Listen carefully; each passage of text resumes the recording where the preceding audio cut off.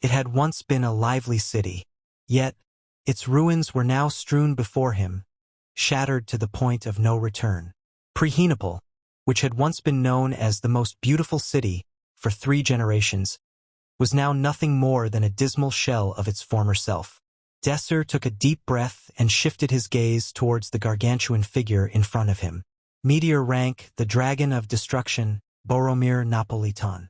The massive hellfire magic above Desir blazed like the sun. The dragon, Boromir Napolitan, glared menacingly at the 100 humans gathered before him. Mere humans would dare to stand against me. The dragon's deep voice bellowed toward them, capable of overwhelming others through its sheer power. Even then, not a single one of the people present lost their resolve. Desir spoke, his voice determined. This is the end, Napolitan. This place was the end of hell, the end of his suffering within the Shadow Labyrinth. The Shadow World had presented humanity with this final labyrinth. Inside the labyrinth, Desir Arman had witnessed countless deaths, losing friends and loved ones, all in the hope of reaching this point. Friends with whom he had spent his school days, a classmate he'd had a crush on, and juniors who had tried their very best to follow him. While Desir was not familiar with every person in the Shadow Labyrinth, he was at the very least acquainted with them. The battlefield had claimed each and every one of their lives. Night after night, the Shadow Army poured forth endlessly. Day after day, untold scores of people died. Amidst the never-ending slaughter, those lucky enough to survive would recite the names of the dead and continue their struggle for survival. After 10 years of repeating this cycle of carnage, there were only 100 survivors remaining. A single cry echoed from the group, renewing the fighting spirit of these few survivors. "We will slay you here and now," the lone voice roared. "Finally, we will put an end to this hell." Boromir Napolitan's fire breath, which had once annihilated an entire civilization, marked the beginning of their final tribulation. It was a battle of epic proportions, truly an event which rivaled any previous legends of old. Hundreds of draconic spells rained down upon them as the survivors fought back desperately. Preheniple was once the jewel of this desert. Now, its remnants were ravaged further by the dragon's ceaseless barrage, returning the city to the sands from whence it came. The earth was split asunder as the heavens were torn apart. Defensive spells which had been boasted of as impenetrable, shattered like glass, and precious one-of-a-kind artifacts were destroyed as if they were no more than a child's toy. Even those who had overcome innumerable life-or-death situations succumbed to the dragon's overwhelming strength. As their battle dragged on, the survivors found themselves at an even greater disadvantage. Despite this bleak reality, no one wavered, no one gave up. They remained steadfast through sheer determination. They all knew that this was it. There was nowhere to fall back to if they failed here. If they could not slay the dragon before them, the world would come to an end. Therefore, they readily gave everything they had to defeat this powerful foe. Fueled by their sense of duty, they would fight to the last man. Perhaps it was this unyielding spirit which called forth a miracle. In the heat of battle, Desir yelled out to his allies, "The analysis of the first spell, Absolute Zero, is complete." Attempting to block it using the Eilon system, Desir shifted his weight to his left leg and dashed towards safety. "I'll be able to seal it in 8 minutes." One of the frontliners let out a hope-filled cry. "The bone armor is completely destroyed. Focus on attacking its back." "You maggots!" The dragon used its strongest spell, a spell powerful enough to be considered its final trump card. With the release of its spell, an enormous explosion blasted the surroundings. The burst of magic crashed down upon the ground, waves of energy billowing out like a tsunami. However, the force of the attack was significantly weaker than before. Finally, the once impregnable dragon had slowly been weakened. It was time. Desir knew it was now or never. "The analysis of the 13th spell is complete," Desir's voice rang out. "Solar Storm is completely sealed." Dr. in New Malden reveals a simple way to shrink a hanging belly. Incoming breath attack from the front. "Mages," Zod commanded. "Try your best to disperse it." Frontliners. Retreat to a blind spot or to the side. Like that, the dragon's attacks were effectively blocked. At the same time, Desir analyzed the dragonic magic patterns by the tens of thousands. One by one, all of the dragon's powerful spells were sealed as the mages devised a defensive formula to stop any remaining attacks. Slowly but surely, the dragon's offensive abilities declined. Horrified, the dragon gave an anguished wail. How could I lose to mere humans? The analysis of the final magic pattern is complete. Desir yelled hastily. All of the draconic spells are now sealed. With a triumphant shout, Raffaello gave the command they'd all been yearning for.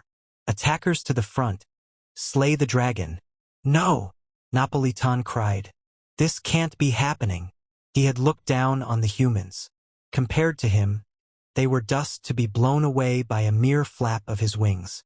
Yet, against all odds, their spells had brought him to this helpless state.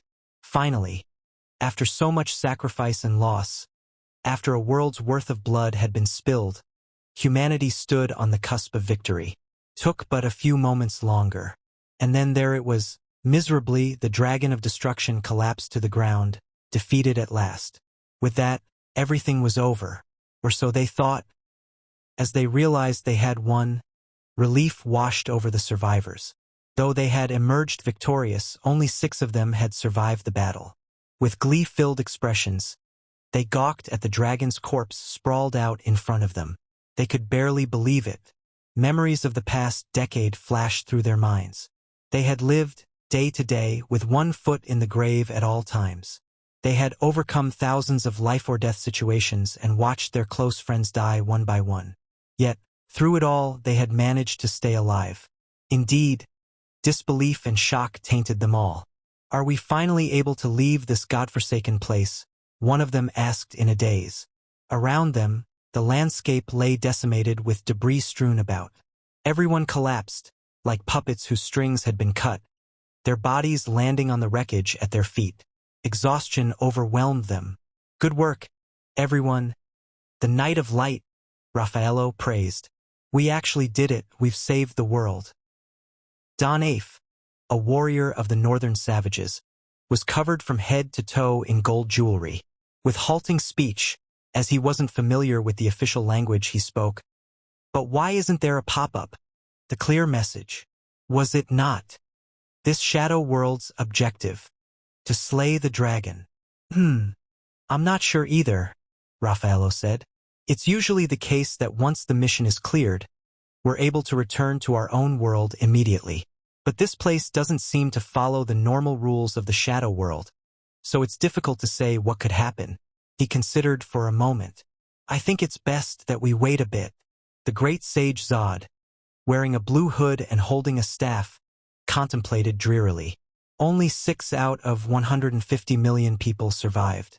That's a survival rate of about 0.000004%. What terrible odds. Hearing that, anger surged in the pure white St. Priscilla's chest. Stop doing useless calculations. They won't bring back the dead. Zod began to justify his previous statement. After any incident, especially one like this, his voice droned condescendingly.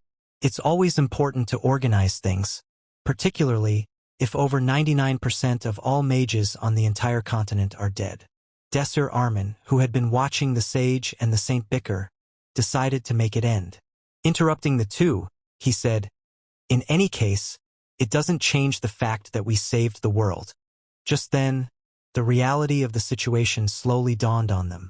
The survivors felt the muscles in their bodies loosen, their hearts relax. With that, they started to discuss the battle with each other. Amongst the discussion, the spell's word of the dawn, a jest, sat away from the rest. She didn't say a word but simply listened to their stories. It would have been really hard if you weren't here for us, Raffaello, Priscilla said. Raffaello waved his hands in modesty. No. As a paladin, I just fulfilled my duty to protect everyone. Sir Desir played a bigger role than me. Desir, who had been staring at the ground this entire time, looked up. As their eyes met, Raffaello smiled. Right? Don Afe said. This would have been impossible to clear without you, Desir. Naturally, Danef agreed. He had received help from Desir twice during their time in the Shadow World. Zod, ever gloomy, spoke. To be honest, I thought you would have been long dead by now. He cast his gaze onto Desir. Even if you had received help from artifacts, it's difficult for me to believe that a third circle mage could analyze draconic magic and seal it. Even I, as a seventh circle mage, cannot succeed in the reverse analysis of draconic magic like that. How come you're only a third circle mage with so much talent? He narrowed his eyes. Is there any special reason? Everyone stared at Desir. Silence expanded between them. Finally, Desir spoke. As a commoner, I never received a proper education. The academy drew a line between nobles and commoners. Because of that, it became impossible for any of us to become stronger. We could have saved countless. Without such plain bigotry, we could have won long ago, with a lot less sacrifice. That's too bad, Zod said. If only we'd had more people like you in the Tower of Magic, then your talent wouldn't have been wasted for so long. Let's stop talking about the boring past, Raffaello said. With one hand, he covered his face from the sunlight and surveyed the survivors. We're the heroes who saved the world. When we return, we'll certainly receive a grand welcome home. But after all of that, what will everyone do after we get back? Danef, who was now sitting across from Raffaello, spoke first. I'm going to stop by the homes of my fallen comrades and return their belongings to remember their honorable deaths forever. The barbarian had hundreds of pieces of jewelry. Each piece had a different initial engraved on it, in remembrance of his fallen brethren from the north. While Desir was lost in thought, Priscilla spoke up. I'll be returning to the Western Kingdom to comfort the families of the deceased soldiers. I must take responsibility for their livelihood. For everyone that lost their lives here, I'll build a memorial tower or a shrine in their honor. I'm sure it'll make them happy. I'll just continue my research, but I'll shift my field of study to the Shadow World, Zod said. If another shadow labyrinth of this scale were to appear again, it would definitely be the end of the world. We don't have the troops, the resources, nor the time to prepare again. So I'll do my best to prevent recurrence of a shadow labyrinth. As soon as Zod finished speaking, Raffaello looked at Agest, who still hadn't said a single word. What will you be doing, Lady Agest? He asked. Silence followed Raffaello's question. With a blank expression, Agest stared at Raffaello for some time and turned away. With an awkward smile, Raffaello's gaze landed on Desir. What about you? Sir Desir, I'm certain that you'll be welcomed anywhere you go. You can go to the Western Kingdom or our kingdom or even Sir Zod's Tower of Magic. Or maybe you're planning to return to Hebrion Academy. Taking a moment to mull over the question, Desir began to speak. Without warning, a powerful surge of mana roared forth, setting the previously carefree survivors on edge. Did we miss something? Zod exclaimed. Wait a minute, Priscilla screamed. Didn't we clear this shadow labyrinth? I thought the objective was to slay the dragon. Shocked, Danef said. Did we not completely kill the dragon? That's not possible, Zod yelled. I definitely confirmed its death. Their cries of disbelief melded together into a swirling storm of confusion. While everyone continued to panic, Zod spoke up again in an unexpectedly low voice. The heart. Zod mumbled to himself. Confused by his ramblings, someone asked, What do you mean by the heart? I read about it in a book many years ago, Zod said. A dragon's heart acts like an engine for magic, just like our mana circles. It's an enormous magic engine that sucks in the surrounding mana. Mana circles. Mana was absorbed into mana circles so that it could be controlled and used. This was elementary knowledge for a mage.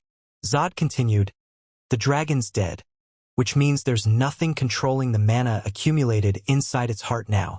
Since mana is very fluid, it's continued to flow around, which has resulted in this engine overheating. If this continues, I don't understand what you're saying, Priscilla interrupted. Say it in simpler terms. Desir spoke up. reaching the conclusion quickly. The overheating engine is about to explode. What? Priscilla shrieked in a shrill voice. A terrible rumbling arose from the body, punctuating Desir's words. The uncontrollable mana overflowed, overwhelming everyone present, and causing their faces to turn deathly pale. Why didn't we know about this before we killed it? Zod's usual empty eyes gleamed with despair. He spoke in a dead and monotonous voice.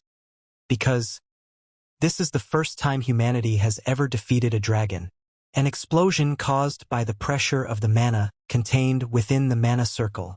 This kind of phenomenon would be equivalent to seventh circle magic. No, even that's too low of an estimate.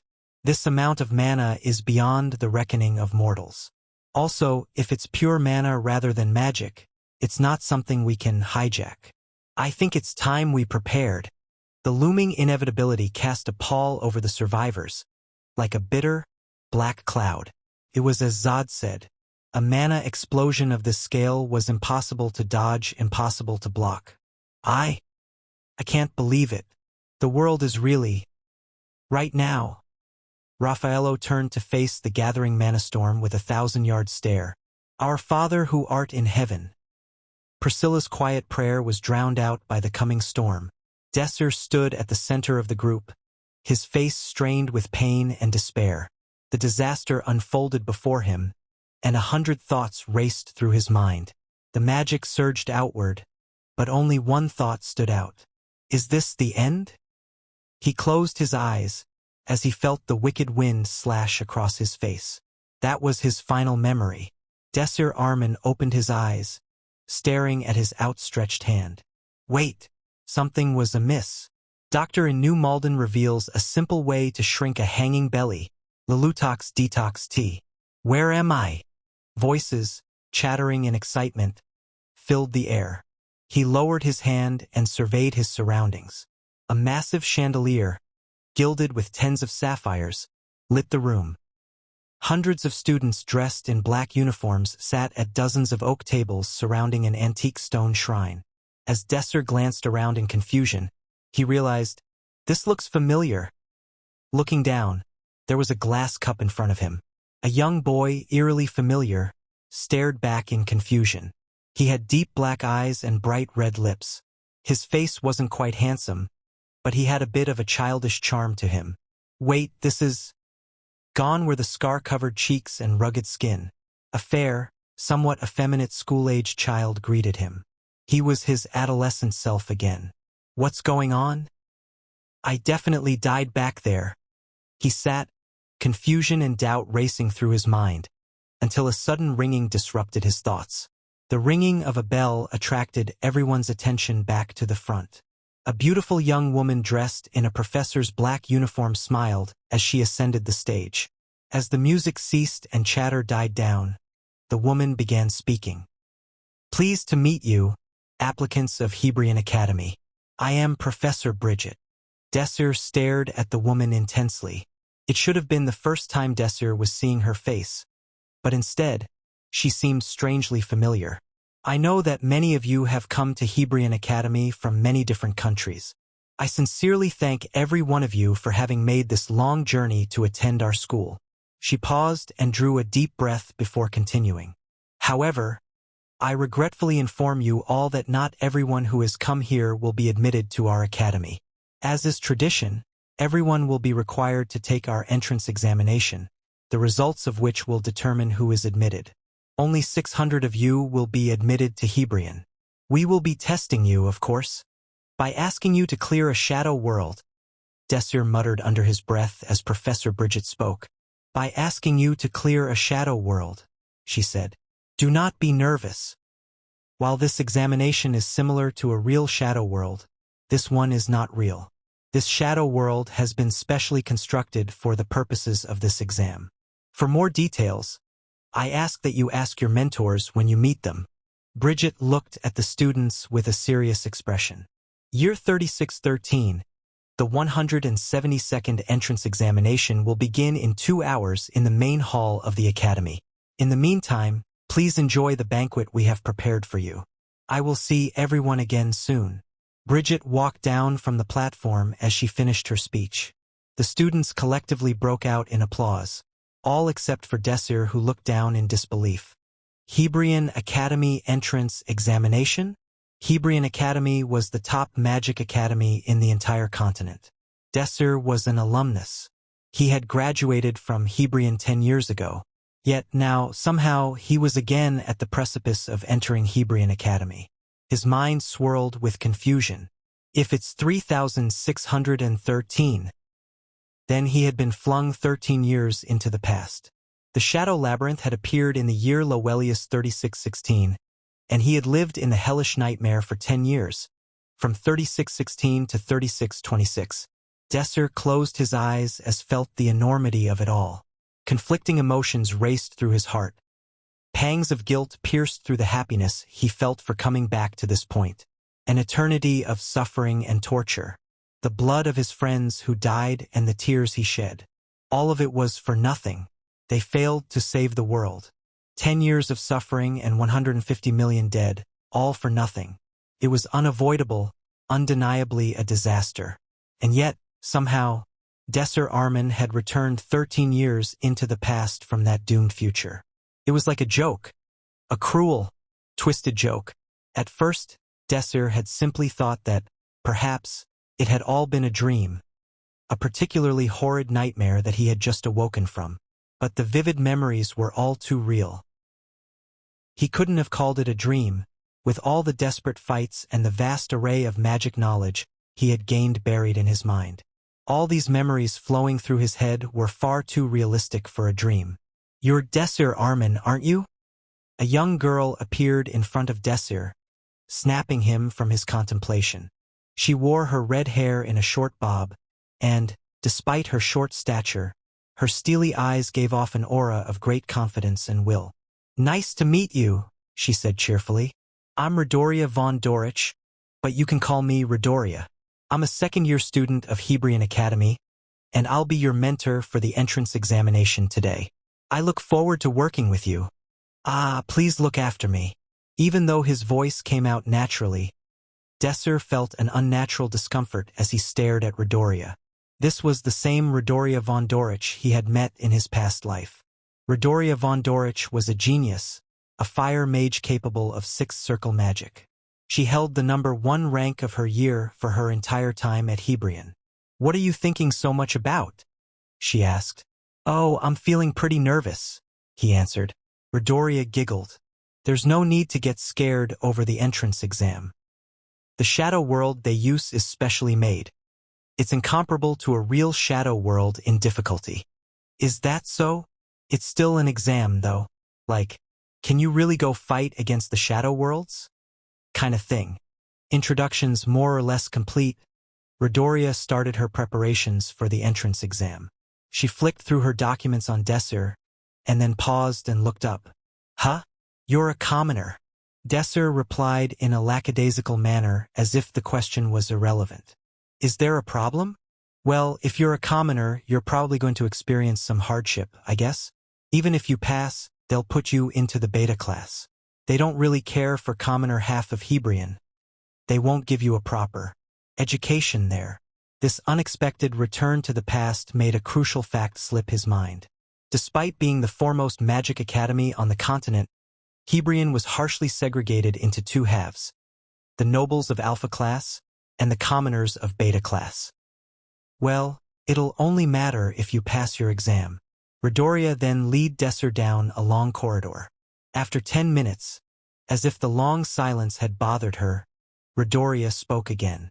"Oh, I forgot to ask before. Do you know what a shadow world is?" "More or less." Redoria furrowed her brows in suspicion. "Do you really know, though?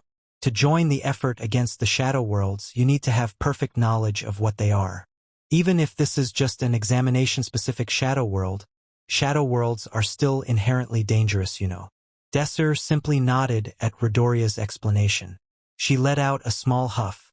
"All right, if you're so confident then, why don't I test you with a few questions?" "Okay. First question." Redoria's voice held a clear note of mockery. "What is a shadow world?" Desir cleared his throat and began speaking. "Shadow worlds. They occur each year, and they are the most dangerous phenomenon mankind has ever seen. Like an infinitely long corridor with countless rooms on each side, there are countless worlds, each with their own bizarre set of rules. These worlds are a glimpse into the past, and each world has its own risks. While some shadow worlds are weak, others can be extremely dangerous. The Magic Society determines the power and implicitly the danger of a shadow world and assigns it one of 10 classes. It's usually possible to estimate the number of deaths likely to occur by knowing the class of a shadow world. Without a doubt, however, the most dangerous characteristic of a shadow world is its potential for an encroachment event to occur. Encroached land is smothered in a thick, black fog, and it becomes impossible to know what's happening inside. Only one thing is certain. No living being has ever entered encroached land and returned alive. It is simply a place where life cannot exist. This is why humanity must fight against the shadow worlds. Desir had given a flawless explanation. His description sounded like it was straight from a textbook. Not to be outdone, Redoria held up 2 fingers. There are 2 organizations that manage the shadow world. The first is the Western Kingdom, and the second is our Hebrion Academy. The 2 are at odds. After all, both parties want the magic cores that come from the shadow world. And, as students of Hebrion Academy, we naturally participate in the 2-party race for magic cores. Well, there are other factions, like the Outsiders, but you don't need to know about that. Redoria continued. And you know about clearing the shadow world, right? Of course, that's common knowledge. To Desir, describing the shadow world was second nature, and so he went on to explain. In a sense, the shadow world was a universe that ran parallel to our own. The events that occurred in the real world's past would also eventually occur in the shadow world. And during that process, the shadow world would continually threaten to erode our world. There is only one way to stop that from happening. The clearing. To put it simply, clearing the shadow world prevents it from encroaching upon our reality. If the event of a given shadow world is based off of a past war in our world, the background, and the victory of that war consisted in demoralizing the enemy, then the clearing would involve defeating the enemy in the exact same manner. This would be the shadow world's objective. Every shadow world has its own background and objective, and completing that objective clears the shadow world. The goal, then, is to clear all the shadow worlds that appear. And the 2 rival organizations, Western Kingdoms and Hebrion Academy, stand at the forefront of this movement. Redoria wore an amused expression. Not bad. I guess I don't have to worry about explaining things to you. As the pair talked, they arrived at their destination. An extravagant, awe-inducing structure shining under the sunlight, the main building of Hebrion Academy. Redoria flashed her ID at the entrance. Student identity pass confirmed. Welcome, 4th Circle Mage, Redoria von Dorich. With an electronic voice, the door opened, and the pair stepped into the main building. They were greeted by a grand hall. The building's enormous interior was just as splendid as its exterior. Countless students and faculty walked in and out of the innumerable corridors in the main hall, electrifying the atmosphere. Desir looked around the area, nostalgia gripping him. You don't look that surprised. Redoria had expected more of a reaction out of Desir, so his nonchalant attitude sparked her curiosity. With a somewhat dismissive tone, Desir said, Yeah, I've seen something similar in the past. More accurately, he had seen this exact building. The pair began making their way up a winding staircase. Though the complicated layout of the corridors almost resembled a maze, Redoria confidently led the 2 through the various hallways. While following his companion, Desir passed by a number of people, most of whom he recognized. Their familiar faces warmed Desir's heart, but he concealed his emotions and quietly walked behind Redoria. Suddenly, a tall, handsome man and a girl who looked about the same age as Desir approached the pair. When Redoria saw them, she halted in her tracks. Do you know them? Desir asked. Yeah, Elhim. He's a real scumbag. Desir remembered that name. Elhim. He was the polar opposite of Redoria. Elhim was a water attribute mage, and Redoria was a fire attribute mage. And like their magical elements, Their personalities clashed violently. Obviously, they did not get along. Feigning ignorance, Desir commented, "You must really dislike that man." "Oh yeah, he's one of those water attribute mages," Redoria said. "He's real arrogant, too. And I hate the way he speaks. He's like a damn cockroach." After Desir and Redoria's brief exchange, Elhim, a young man with blue, bobbed hair, with arrogant eyes and a stuck-up nose, walked up to Redoria. His voice laced with derision. Elhim commented, "Oi, Redoria, you just got here? I guess having short legs makes you walk slower." Huh. Without losing her composure, the young fire attribute mage retorted, "Grow up, Elhim. Do you kiss your mother with that mouth?" Doctor in New Malden reveals a simple way to shrink a hanging belly. Lulutov tetohtea. Elhim scoffed in response. Such crude speech, as expected of a crude fire attribute mage. "I'm surprised you have the balls to mouth off less than a month after getting trounced by this crude fire attribute mage." Redoria jeered. Elhim rolled his eyes. "You still can't tell the difference between defeating someone and them going easy on you? No wonder you have such a long way to go." Redoria sneered. "I sure hope you weren't trying. If that was all you got, then you really should consider dropping out." The tension in the air was potent. Desir could almost feel the sparks flying between the two bantering mages. He unconsciously took a step back.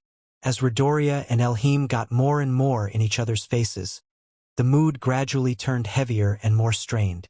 Finally, realizing that he wouldn't win just through a contest of words, Elhim shifted his attention to Desir. "Are you this vulgar girl's mentee?"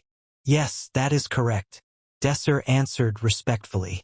Surprised, Elhim said, "Well, you certainly have better manners than Redoria. What's your name?" "Desir Arman." Desir Arman. Let's see." Elhim took out his tablet and entered Desir's name. In just a few seconds, all of Desir's information appeared on the screen. As Elhim read the data, the corners of his mouth rising ever so slightly. "What's this? He's just a commoner." Elhim smirked. "Well, I guess it fits that you're mentoring a pathetic commoner." Redoria scrunched her face. Elhim looked up to the ceiling with amusement. "Honestly, this contest won't even be close." "Contest? What do you mean, contest?" Redoria asked. As if he had waited for the question, Elhim responded, "What? Did you not even check the group lists?" He indifferently flipped his tablet toward Redoria. "We're in the same group." Desir and Redoria quickly read through the list of names. D group members: Trevuri Tygus, Romantica Eru, Agest Kingscrown, Desir Arman. Elhim stared at Desir with a condescending gaze. It was like he was looking at a rotten fish. "There's no way your mentee will survive with this lineup." Redoria spoke up, seemingly unperturbed. "I wonder about that. Even if you're in our group, that doesn't mean that we'll fail. In fact, we just might win." "Don't make me laugh. You don't even have a chance." Then Elhim raised his voice and declared with confidence, "My mentee is a spells word." Redoria's eyes widened in shock. "A spell sword? You're lying." Spells word. Those who were innately talented in both magic and swordsmanship. This title was reserved for geniuses blessed by the heavens. They were on a whole different level than the mages who simply used magic. It didn't matter if combat occurred at close or long range. These specialists could fight on all fronts. And as to be expected, these exceptional talents only numbered in the single digits worldwide. And Elhim just said that his mentee was one of those single digits, an unrivaled genius. Redoria could not believe it. With a conceited facial expression, Elhim taunted his stunned rival. "You can check it if you don't believe me." After a brief moment of hesitation, Redoria took out her tablet. She addressed Elhim's mentee, who had remained silent the entire time. "What's your name?" "Agest Kingscrown." The girl spoke with a dour and ice-cold voice. Redoria entered the name into the tablet. When the information popped up, Redoria quickly scanned the results. Twin attribute spells word. Shows excellent talent with both ice and lightning attribute magic. Third circle mage. Swordsmanship exceeds the level of a pawn-rank swordsman. My God! Redoria's jaw dropped. She thought Elhim had been bluffing. But here was the truth right in front of her eyes. With smug assurance, Elhim piped up, "Where did that fire from earlier go, Redoria?" Redoria, for once, was at a loss for words. The victorious water attribute mage strolled past the dumbfounded woman.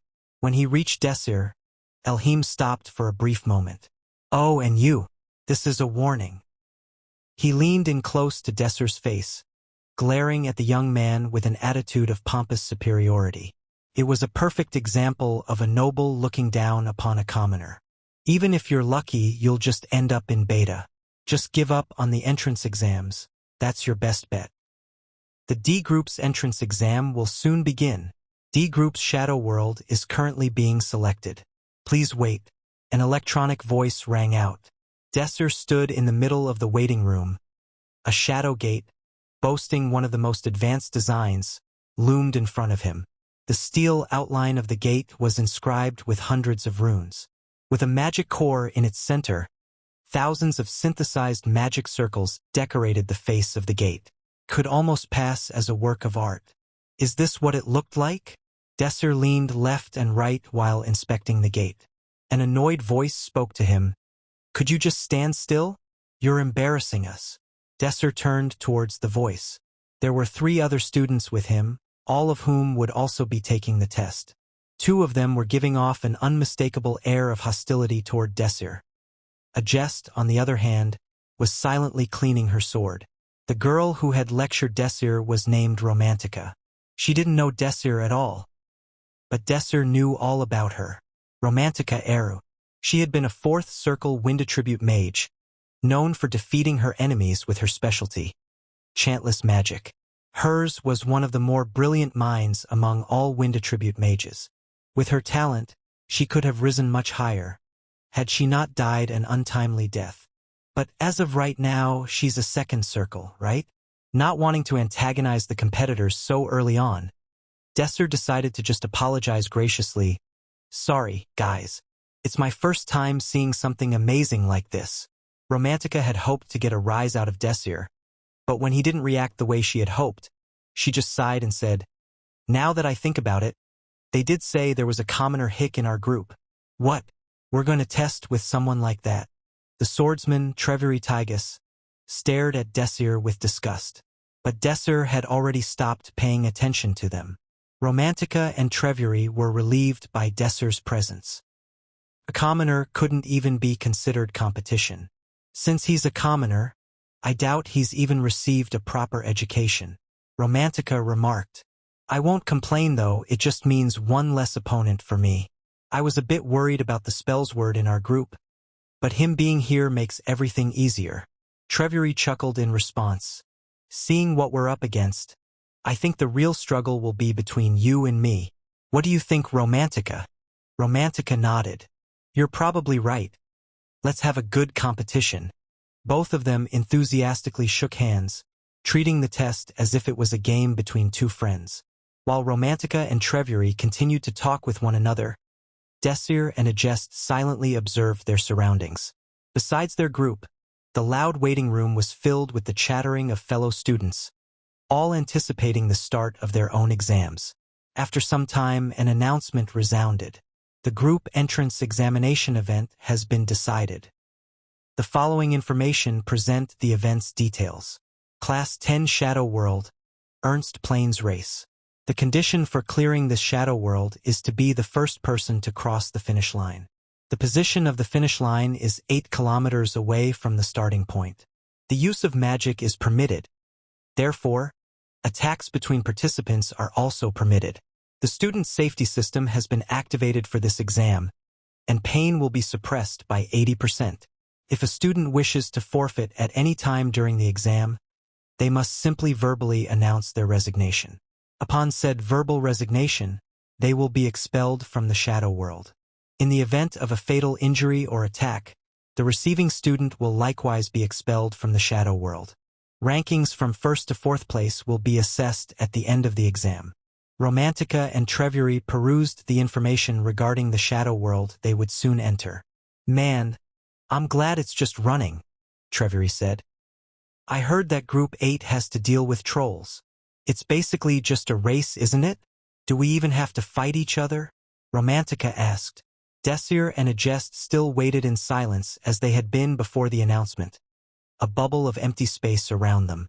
Agest sat down and swept down the length of her scabbard with her finger while Desir stood away from the boisterous crowd, leisurely leaning against the wall.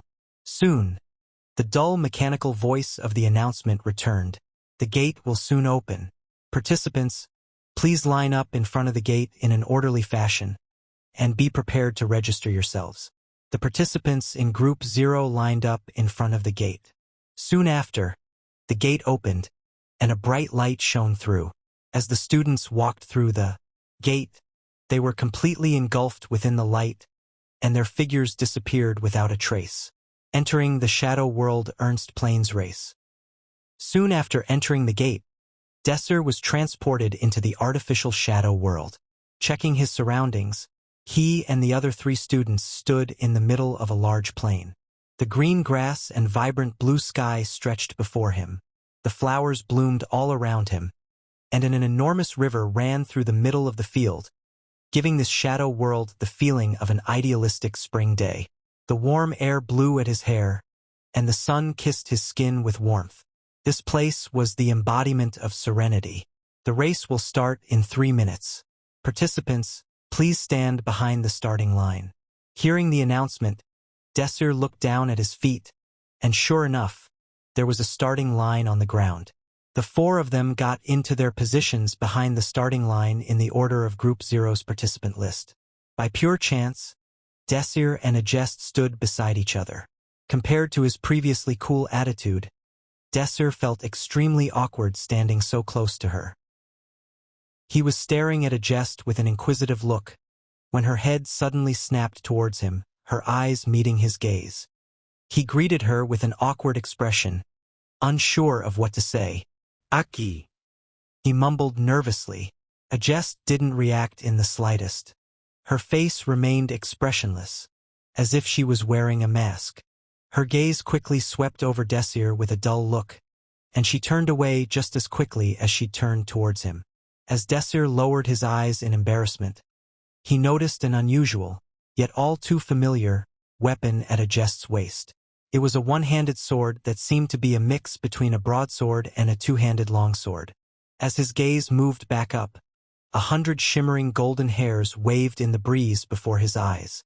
Seeing her face was as cold as it had been before, Desir thought that rather than coming off as bashful, she was more like the personification of a frigid blade.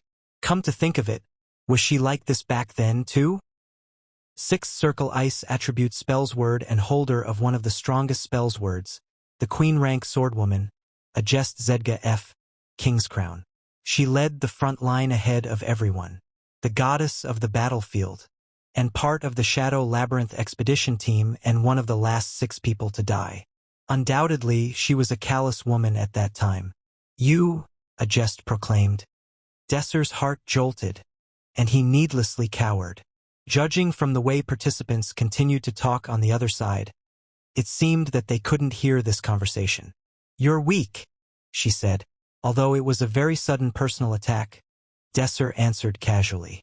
I know. No, you don't know, she said in a way only Agest could. You're weak. The lowest rank spell level. Physical ability is below average. No matter how high you take it, Class 6 Shadow Worlds are the limit. He already knew all of this, so of course she'd have to point it all out. Their eyes met. An odd current ran between Desir and Agest, making the air around them extremely tense. Desir knew this atmosphere very well. It was a situation he had experienced several times in his previous life. It was like the calm before the storm, the twitching of gunpowder just before it burst. Desir tensed. You want to fight me here right now? You can relax, Agest said. I'm not thinking of attacking you like what the mentor said. Desir raised his eyebrows, taken aback. Why is that? He asked. Agest's long eyelashes fluttered slightly in the wind. She shifted her attention and looked straight ahead, clearly stating that her business with him was over.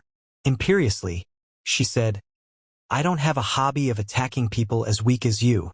Desir smiled bitterly. That, too, was also very much like her. The sound of an alarm rang out. The race starts in 10 seconds. Participants, please prepare. Desir took a deep, steadying breath and then let it out slowly. Race, start.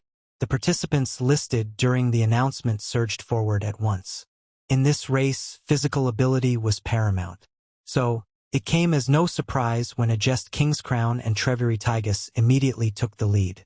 Of course, mages didn't excel at such physical pursuits. As such, it also came as no surprise that Desir and Romantica were eating the dust from Agest and Treviri's feet. With their physical prowess and swiftness, it didn't even take 5 minutes for the difference between the two courses to emerge. Desir and Romantica lagged far behind. So far behind, the dust had already settled in front of them. Coincidentally, when it came to speed, there was hardly any difference between Desir and Romantica. With all that pretending to be good, Desir panted for breath. This is what you are in the end. Romantica scowled. Why don't you focus on the event? She refused to let it be known that her pride was even a little bit wounded. Even if I focus on the event, Desir gasped. At this rate, we both are going to be eliminated. He took another big heave of air. Is what I'm saying. Romantica had nothing left to say, because it was an accurate point. What was worse, she was already beginning to breathe roughly. At this rate, catching up was out of the question. Well, you don't look any better than I do, she said. Please, he wheezed. Just shut up. Please. Romantica glared at Desir like he was some sort of bad luck charm, hoping he'd somehow magically disappear. But every time she looked back at him, he was still staring at her. And it made her more and more anxious. She couldn't take it. Ugh! This whole thing is annoying, she thought. So she yelled at Desir. Why the hell are you making that kind of annoying face? Well, Desir quipped. I just thought this wouldn't be a big deal for a second circle mage. Romantica's eyebrow twitched. He had just dismissed her skills. This commoner had just insulted her. This bastard has the nerve? Romantica's chest burst with fury. Fine, she exclaimed. You asked for it. I was waiting for just the right moment. Romantica thrust her arms in front of her, and the wind's current began to subtly shift. Open your eyes and take a good look. A commoner like you will never reach the level of a second circle mage. Romantica released her magic power and concentrated on the forest far ahead of them. A high-speed incantation rushed from her mouth. Sweep the air. Her spell manifested itself and shot in the direction of the forest, towards where Treviritigus and Agest Kingscrown competed against each other. At this rate, isn't this an easy victory? The pawn-rank swordsman, Treviritigus, had already convinced himself that he had won. After all, the figures of Romantica and Desir had long since disappeared behind them, and the gap wouldn't diminish unless he decided to take a nap. The corners of his mouth curled upwards. Those guys back there are mages.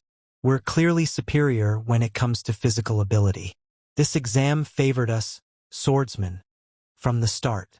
Treviri looked towards Agest, who was keeping pace with him. Her ability surprised him.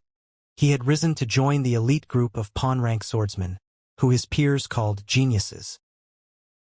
He was confident that, among those of his age, there were only a few other people faster than him. I didn't think I would find someone on my level. Treviri chastised himself for slightly underestimating his opponent. Treviri looked back, wondering where the rest of the participants were located. Right at that moment, the wind's direction changed and whooshed past his face, the sound roaring in his ears. An extremely powerful gale tore through the azure sky. The trees in the forest buckled and shrieked under the force of the wind. Wait! Treviri yelled. The wind's overwhelming force pressured him back. He quickly drew his sword and stabbed it into the ground before he could be blown away. The sheer force of the wind felt like it would tear Treviri's limbs from his body. It can't be magic? But with this power, it has to be Romantica. It took all of Treviri's strength to hang on for dear life. My armor weighs nearly 100 kilograms. You can't send me flying. If I just keep a firm grip on my sword, I'm not going anywhere. But he still had to use all of his strength to struggle against the wind. He used every trick he knew in order to endure for even a bit longer. And then, finally, while straining against the never-ending wind, the swordsman found his footing. He shook off the initial embarrassment and started to think through the current predicament. Trevury had been correct. It would be impossible to send him flying. If Romantica had intended on sending him flying with wind pressure alone, she would definitely have failed. What were you hoping to do to me with this pathetic level of magic? Trevury smirked. This lousy spell is unbecoming of a second circle mage. He lifted his head and looked ahead with renewed determination. But what he saw made his eyes widen. Wow, what is that? A jest? The lead runner had advanced even further. She had drawn her sword from its scabbard and pressed on, slashing the gale in front of her as she moved. Her movements, swift but almost desperate, made it seem like she was trying to blast through that area as quickly as possible. The sight of a jest piercing through the typhoon-like wind amazed Trevury. The swordswoman sliced through the wind as if it was cloth. She certainly deserved his respect. But the swordsman couldn't figure out why a jest was trying so hard. Why? You're just gonna get tired. It would be much better to go after the wind. His attention was forced towards the massive trees in front of him, swaying precariously in the wind. The roots of the trees didn't seem particularly deep, and as the fierce wind blew, they quivered ominously. Wait! With a deafening roar, a tree was ripped out at its roots. They were aiming for this from the start. Trevury looked around, desperately searching, to no avail, for a solution. A jest was already long gone. A terrible sound of wood twisting and tearing filled his ears as the trees in the forest were ripped out by their roots. Clumps of dirt flew about in every direction as the massive trees began swirling about in the wind. To his rage and horror, Trevury was right in their path. Fuck! A terrifying, flying forest filled Trevury's eyes. Worse, he had no doubt that the moment he let go of his sword to dodge them, he would get swept up by the magic currents as well. He cursed at the top of his lungs. Damn you! Romantica dash! His voice was abruptly cut off and a heavy slam echoed through the forest. Trevury Tigus has been struck with lethal force and has been eliminated from the Shadow World. There are 3 participants remaining. The announcement rang out across the once forested wasteland. Romantica looked across the space with a smug expression. Seems like the spell's word survived. How unfortunate. She turned to Desir, her every word bursting with pride. Now, this is the power of a second circle mage. Feeling honored yet? Desir smiled back at Romantica and said, it was definitely quite creative, that the true attack wasn't the wind itself, but the flying trees. The accuracy left something to be desired, but the power was quite high. Romantica smiled, seemingly pleased with the compliment. She spoke with pride in her voice. Now it's your turn. My turn? Desir asked, his voice tinged with confusion. Hands on her hips, Romantica explained. Your turn to be eliminated. It is a competition after all. It's always better to take out the other competitors. But since I'm so nice, I'll bestow some mercy upon you, Mr. Commoner. I'll give you the chance to resign. There's no need for you to suffer, is there? As she spoke, Romantica snuck a gleeful glance at Desir's face. Any normal human would have shown a response. But strangely, it appeared as if Desir wasn't at all intimidated by the overwhelming difference in power. Sorry, but I refuse, he said calmly. His voice was strangely relaxed. Romantica's mood soured. There was no mistaking it. He was looking down on her. HMPF. Have it your way, she responded, her tone filled with contempt. Don't blame me if this hurts. Remember, I gave you a chance.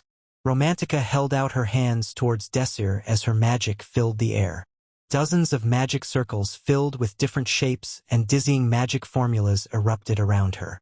The wind in front of her began spinning into a circular shape as the flow of mana seized control of the very atmosphere. A violent gale whipped towards Desir. Romantica had put just as much power as her previous spell into this new one. She shouted over the noise. They just said you can't die in this entrance exam shadow world, right?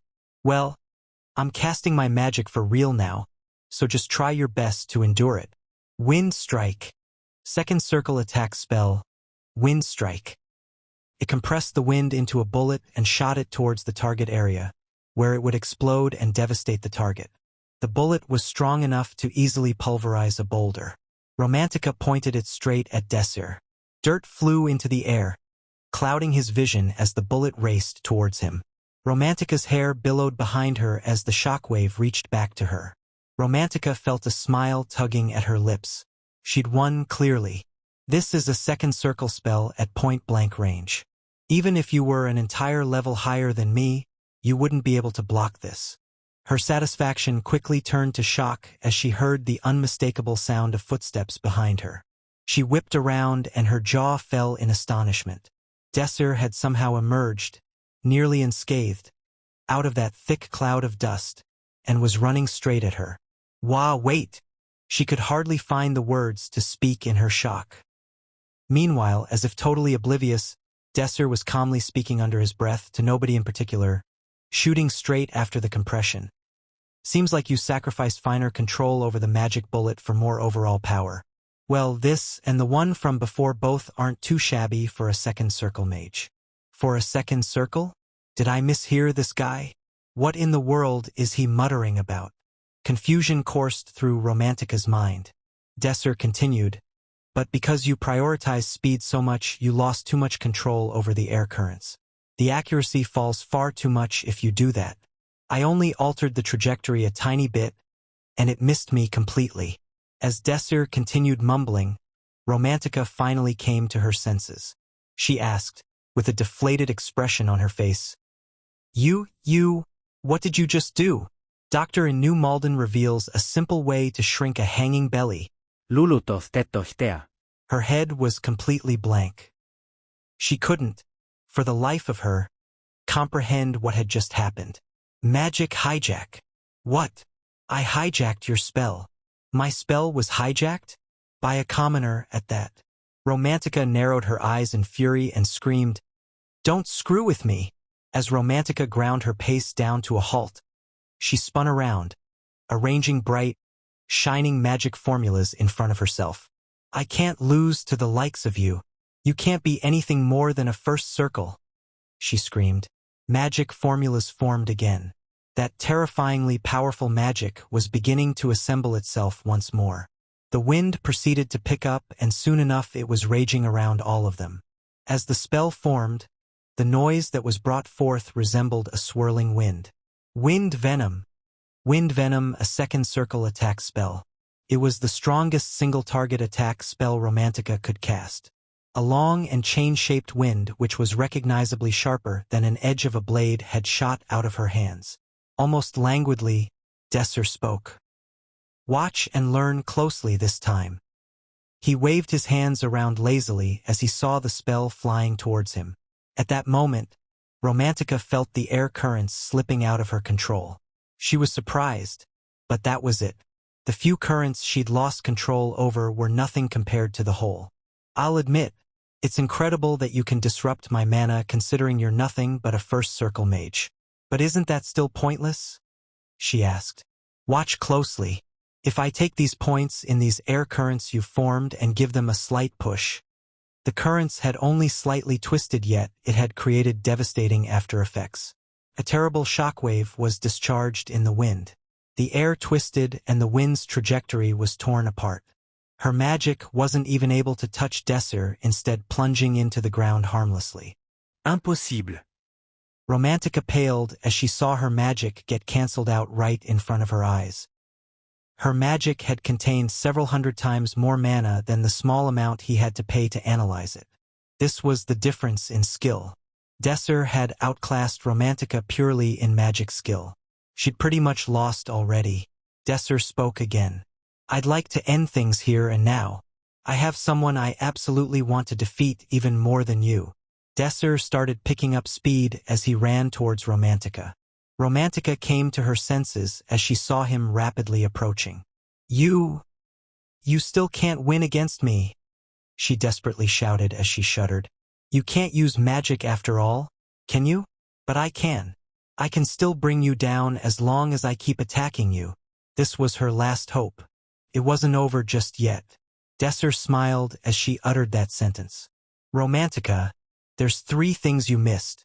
Desir raised 3 fingers. He continued as he lowered 1 finger. First, I may be helplessly weak, but I can still use magic. Magic formulas appeared in front of him one by one. His magic may be dreary and impure just like his unstable mana circle, but it was definitely still magic. Desir lowered a 2nd finger. Second, your target wasn't even me from the start. As soon as the magic activated, the completed magic formulas appeared right in front of their eyes. Desir began chanting, Sled on ice. The power to slide forward endlessly. Grease. First circle physical type spell, Grease. It simply removed friction and was one of the simplest, most basic spells. The mana cost implicated with activating such a spell was so insignificant that even a first circle mage like Desir could easily use it without worrying about his mana count. Damn it! Romantica cursed. This was his plan all along. If she fell down here, she would definitely fall behind. Romantica instantly lowered her center of gravity in a desperate attempt to avoid slipping. It's not slippery. To her surprise, nothing happened. Desir lowered the 3rd finger. Third, it seems you forgot, but this shadow world isn't a magic competition, but a race.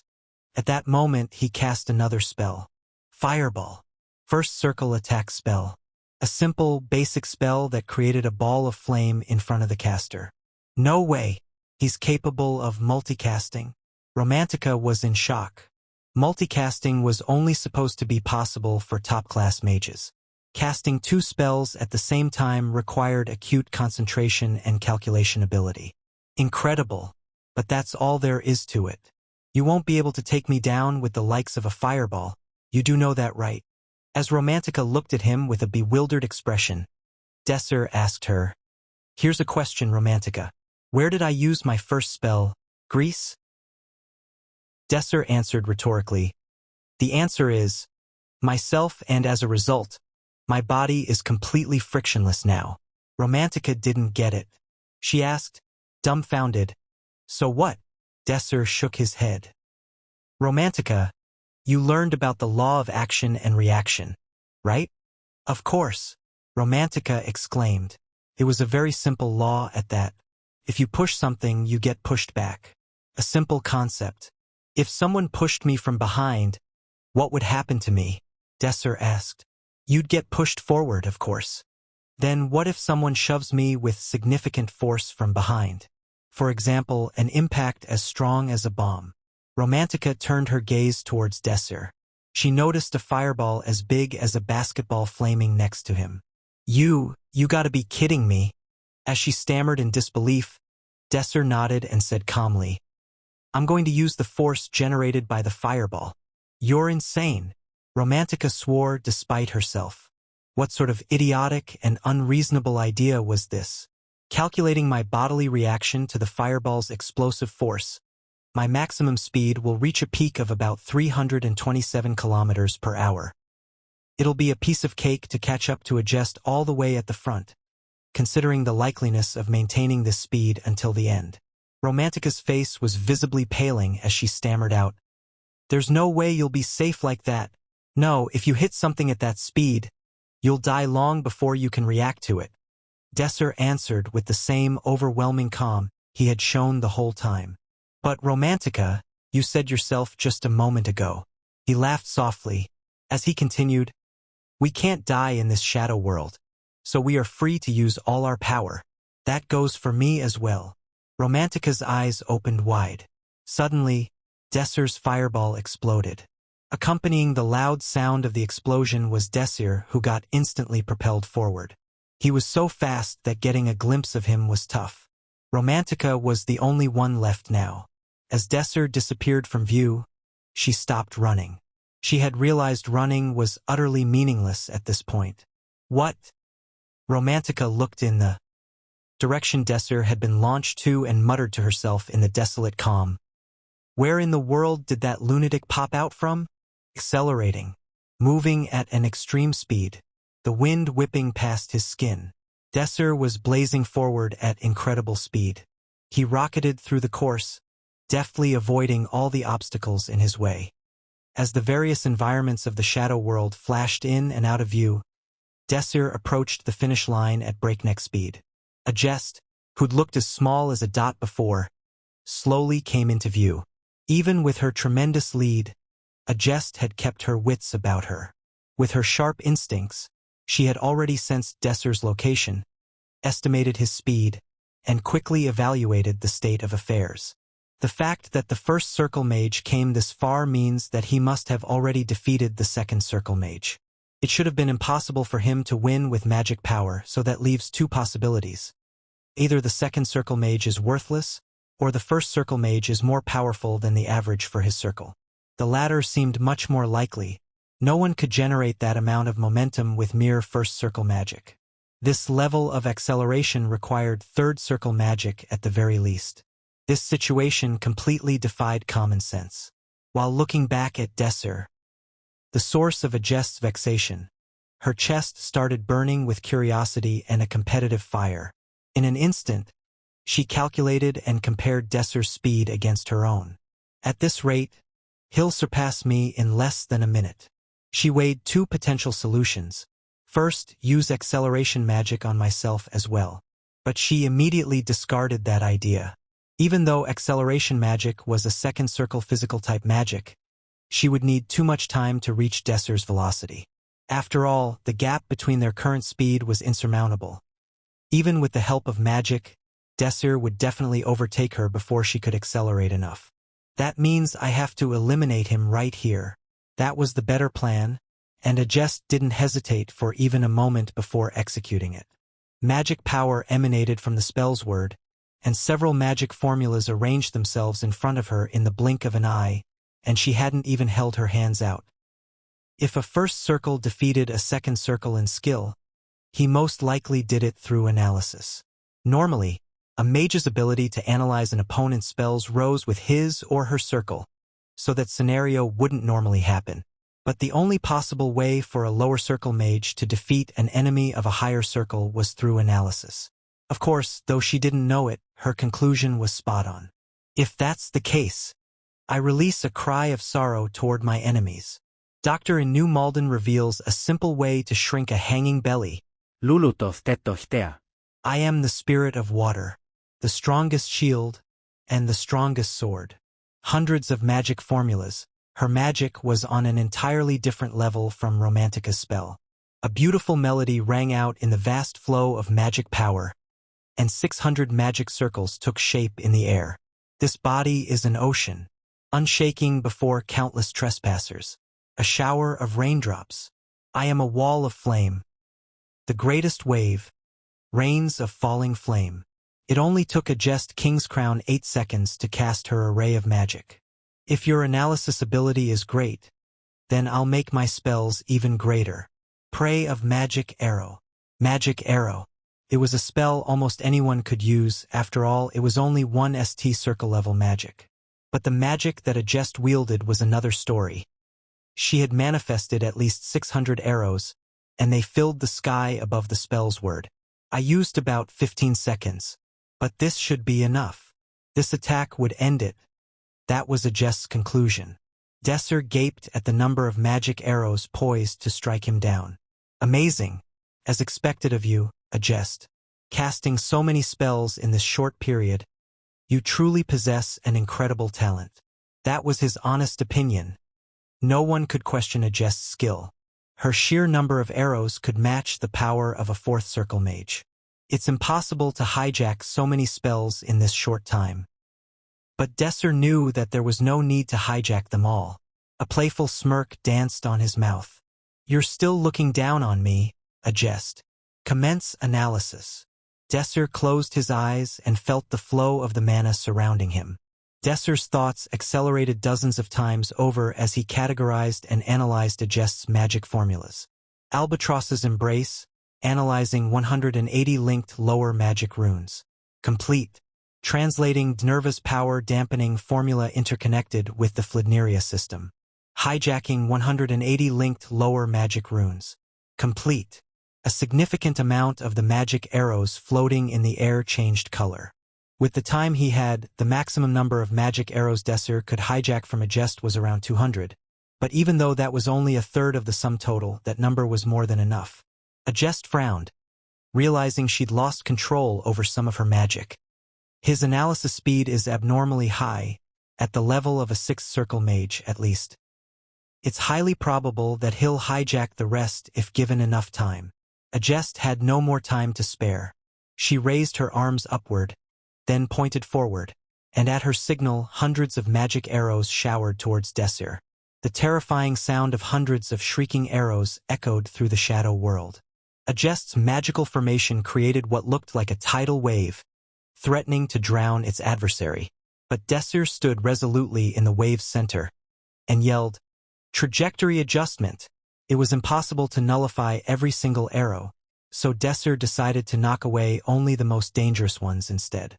Magic Arrow was still only a first circle spell, so one or two of them didn't pose much of a threat. At the very least, I'll deflect the most dangerous arrows. Desir read the velocity of the arrows, the wind, and a jest's intentions, and taking all that data, he deduced where each hostile arrow would land. Then he used the arrows he'd taken control over to knock away the lethal ones. Their flight subtly diverted. A number of arrows simply flew past Desir. In this way, he created a path for himself through the gigantic hail of arrows. Quack! Ugh. But his plan wasn't flawless. Sharp pain pulsed through Desir's arms, shoulders, and legs, as stray arrows managed to land a hit on the mage. Even with his best effort, a few arrows still made it past his defense, and the pain slowed Desir down significantly. A jest was dumbfounded. She had failed to eliminate this measly first circle mage. She expected her attack to swiftly eliminate Desir. But how was he still alive? I can't afford to panic. A jest calmed her breath and gathered her thoughts, returning herself to a state cool-headedness. Once she had gotten rid of her panicked emotions, she calmly read the situation in front of her, and the whole process took her less than a second. He's making a path by altering the trajectories of the most dangerous arrows. Just like Desir had read her magic formulas, a jest read through his plan. The reason? The arrows were destroyed. The solution? A jest's eyes shot back and forth. 21 magic arrows remained in the air. Desir had 4, she had 17. And there were less than 200 meters left between them. He would overtake her within 5 seconds. A jest manipulated her mana. Change calculation. Lower the number of arrows, prioritize power and accuracy. The arrows resonated with her overwhelming magic power. 7 of her remaining 17 arrows lost their form and fused with the rest. Now strengthened, a searing light beamed from the remaining 10 arrows. Each arrow's individual power was comparable to a second circle spell. Then she adapted her pattern of attack, changing operation method. The arrows repositioned in the air as if waiting for their commander's signal. They lined up head to tail and arced towards Desir in a single file, much like machine gun fire concentrating on a single point.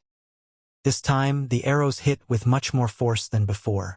With the new arrow formation, Desir knew that if he failed to knock even one of them away, it would be the end. Their power far exceeded the magic arrows Desir controlled. She's using her head. Desir shot all of his arrows forward to intercept a jest's attack. Using 4 arrows, he was able to nullify 2 of hers. But a jest still had 8 magic arrows left. However, Desir still had no intention of losing. You used your head, but you came up with the wrong answer. Desir gazed at the incoming arrows as he began running through more mental calculations. Hijack. Acquired control of 4 magic arrows. Desir had the capacity to hijack up to 200 arrows before. He'd intentionally left some leeway at the start, not using up all 200. This was his buffer room so he could negate anything a jest threw at him. Deciding to concentrate every arrow onto the same point was too reckless.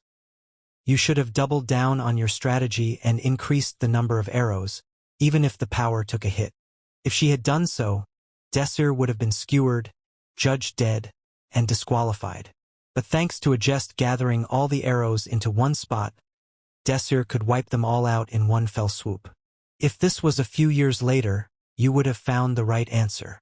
Judging from a jest's tactic, Desir confirmed once more that he was the only one who had returned from the future.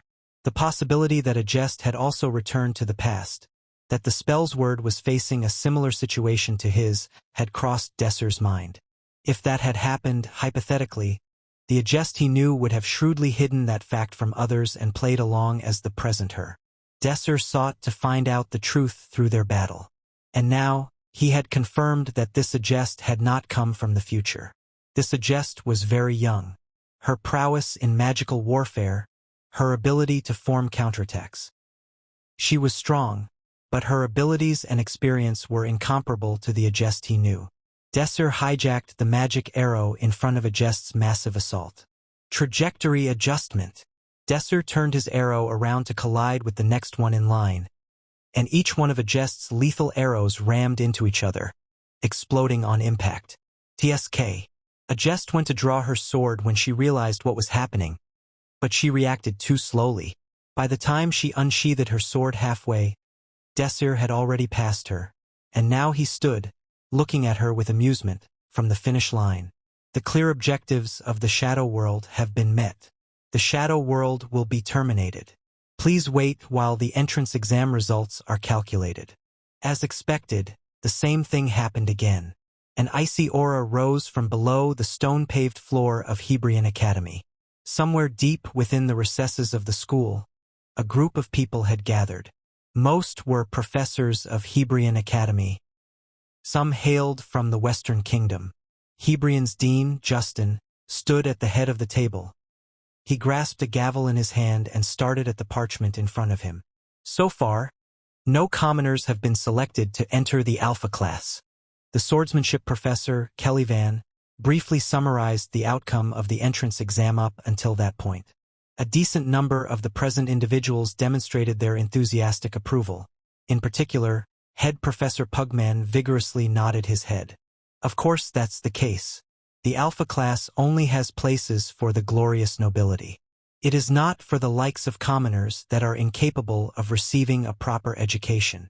Professor Pugman, intoxicated by the pleasure of his own words, was unaware of Professor Bridget's face stiffening across from him. Those commoners should thank us for even being admitted to Hebrion Academy in the first place. Justin pounded his gavel. All quiet. This is the final student for consideration. The dean read aloud the document before him. First Circle Mage, Desir Arman. The members of the audience murmured between themselves. Ah, this is that student. The one that bested the spell's word. Justin interrupted their musings with a question. From what I hear, this student is a recommended commoner. Who recommended this student's entry into Hebrion? A hand rose from among the professors. Magical Science Professor Bridget. I gave the recommendation for that child. On what grounds? He has studied magic theory for a long time and his willingness to study has remained strong. As such, I wholeheartedly recommend him. I very nearly took him in as my personal assistant instead of admitting him as a normal student. How did you come to know this child? I met him by accident in an orphanage from the ruined country of Iolita. Iolita. That is. Yes, Dean. It is indeed the place that you are thinking of. Ahem. Justin cleared his throat. He turned to the supervisor. What were the results of his pretest? Magic aptitude, des ranks. Though we gave him the rank of First Circle Mage, it seems that was only a tentative rank to meet the bare minimum requirements. His mana is very unstable and impure. By all accounts, he seems like a completely talentless student. Doctor in New Malden reveals a simple way to shrink a hanging belly. Lulutov tetohtea. Is that how you see it? Please take a look at this. Assistant, if you could play the video. At Justin's request, his attending assistant placed a crystal ball on the center table. As the attendant injected the crystal ball with magic energy, the ball emitted a short fizzle, and a video began playing in the air. It was a recording of Group D's entrance exam. Everyone concentrated on the video as it played from start to finish. Oh, oh, oh. The clear objectives of the Shadow World have been met. The Shadow World will be terminated.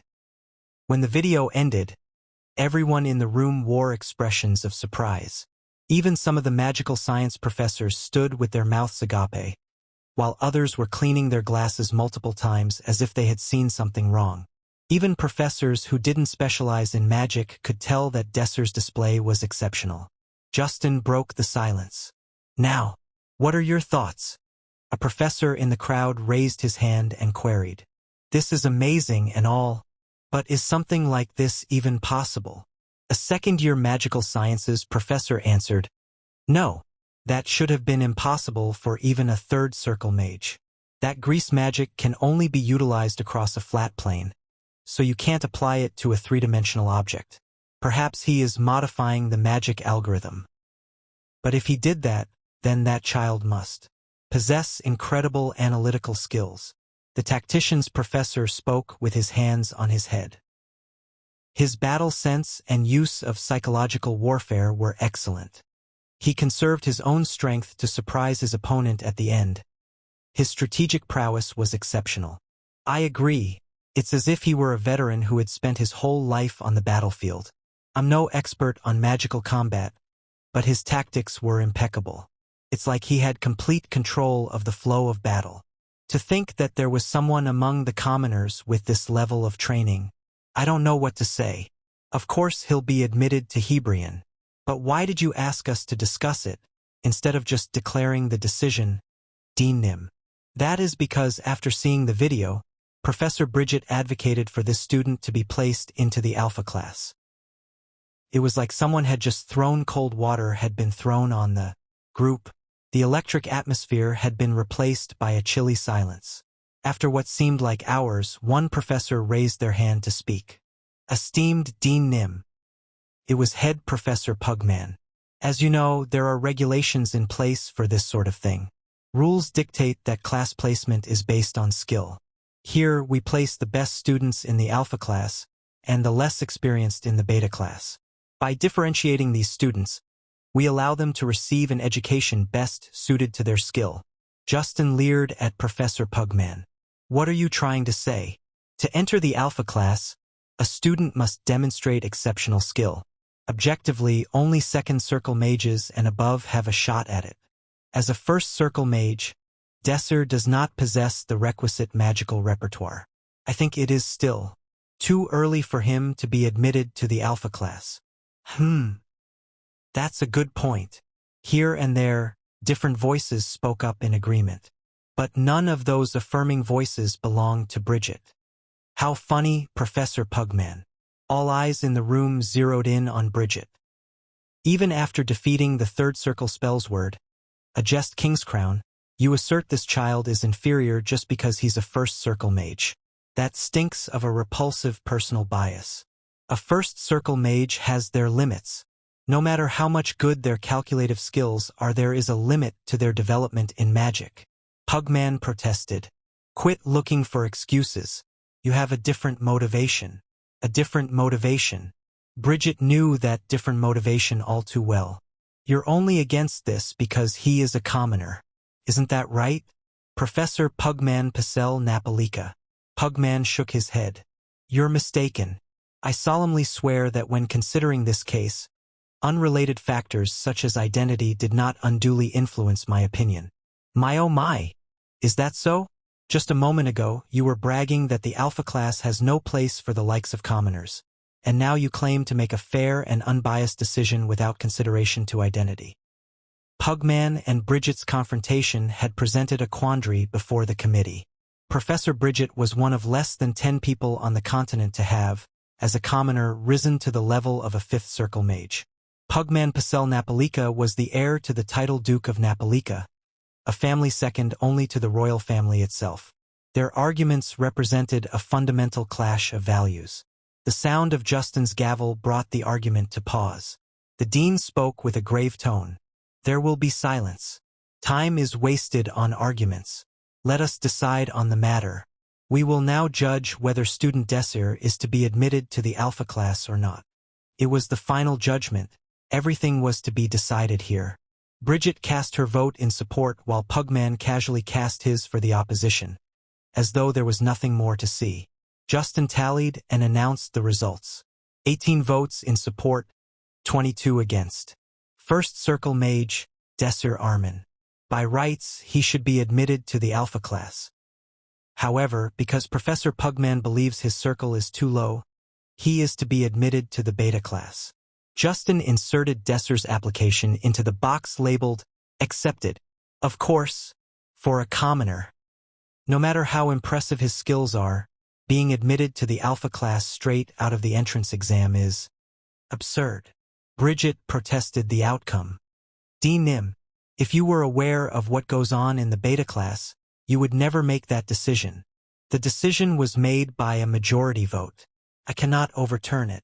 Justin rose from his seat, indicating that he would entertain no more arguments.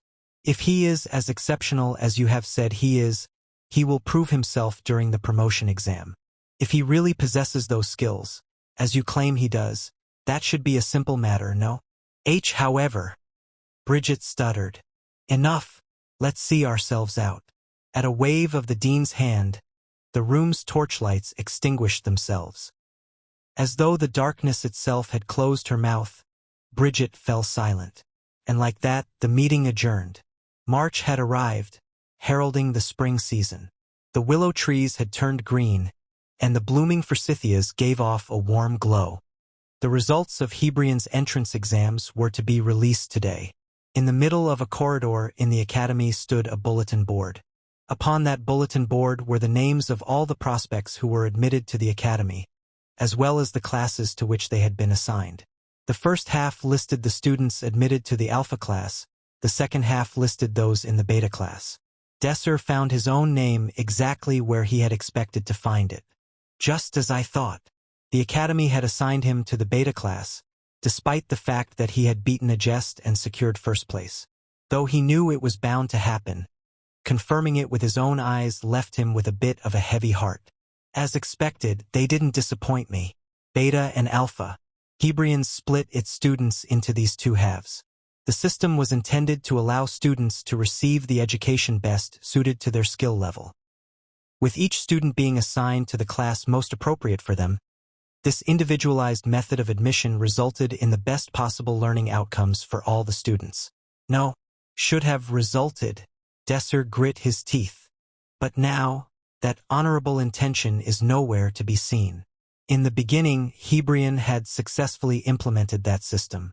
But now, so long after its inception, things were different. Technically, Hebrion Academy still placed the most skilled students in the Alpha class. But most of those students were nobles who had been systematically trained from the beginning of their education. That's why the Alpha class had an aristocratic, superiority-obsessed air to it. And in that sort of atmosphere, a commoner with the appropriate skills would sometimes rightly qualify for the Alpha class, but they would always be pushed back into the Beta class, just like they had done to Desir. And thus, this is why students who were sent to the Beta class are unable to properly grow, Desir thought. Alpha class students received excellent lessons from the faculty's most brilliant professors. As such, the faculty, carefully and with great passion, nurtured the Alpha class and ensured they received the best attention the professors could offer. With this, their talents would surely awaken. They would inevitably become excellent combatants that would conquer the shadow worlds. Yet Beta class was the complete opposite. It was mostly composed of commoners who lacked any kind of support. Care and passion was not pointed towards the students of the Beta class, as almost none of the lectures had proper professors assigned to them. Because of this, it was extremely difficult for these students to reach their full potential. Desir smiled bitterly. Even in my past life, I was a Beta class student. Desir had been born as a commoner. So, of course, due to his social status, he had been assigned to the Beta class. And without proper education, it had been impossible for him to improve. So, when he'd first entered the Shadow Labyrinth, he had only been a first circle mage. In an environment like this, many talented people were buried. The system was at fault. If it weren't for a system like this, Beta class students would have been able to become stronger. They wouldn't all have been massacred so easily, nor so quickly. Yet, the only person who had survived to the end as a beta-class student was Desir. Being reminded of such end results, Desir decided on one goal in his heart. I will make sure the most talented students in the beta class will be promoted to alpha class. In the past, Desir had failed to clear the Shadow Labyrinth. But there were many hidden gems in the Hebrion Academy. And he knew that if he was able to properly nurture them and guide them to their best potential, then it wouldn't be impossible to clear the Shadow Labyrinth. To do that, he thought, I must move together with them. In other words, I'll create a party. He would find the ones with the most potential based on his past life experience and knowledge. He would find these hidden gems, convince them to join his party, and then he would ensure their promotion into the alpha class. And he knew who the first gem would be, Romantica Eru, the wind mage who had taken the entrance exam with him. She was the esteemed daughter of Baron Eru and was called the Tempest Sage. Her specialty was chantless magic. In the past, she'd also been a veteran mage who'd survived in the Shadow Labyrinth for 8 years, and Desir was determined to win her over and make her his first party member, to ensure she advanced from beta to alpha class, thus increasing her power for the future. A girl with clean, lustrous hair cascading down her shoulders sat at a desk in a lecture room. Her snow-white skin clashed with her red cheeks, and her usually bright coral green eyes exuded a gloomy darkness. To think I would end up in beta class, she sighed. The ancient clock on the wall screeched with every movement the minute hand made. The lecture room's damp atmosphere, creaking chairs that gave off a rotting cucumber smell, and marked-up desks with gashes carved into them only proved to make the girl's shoulders slump even more. It was truly a horrifying scene.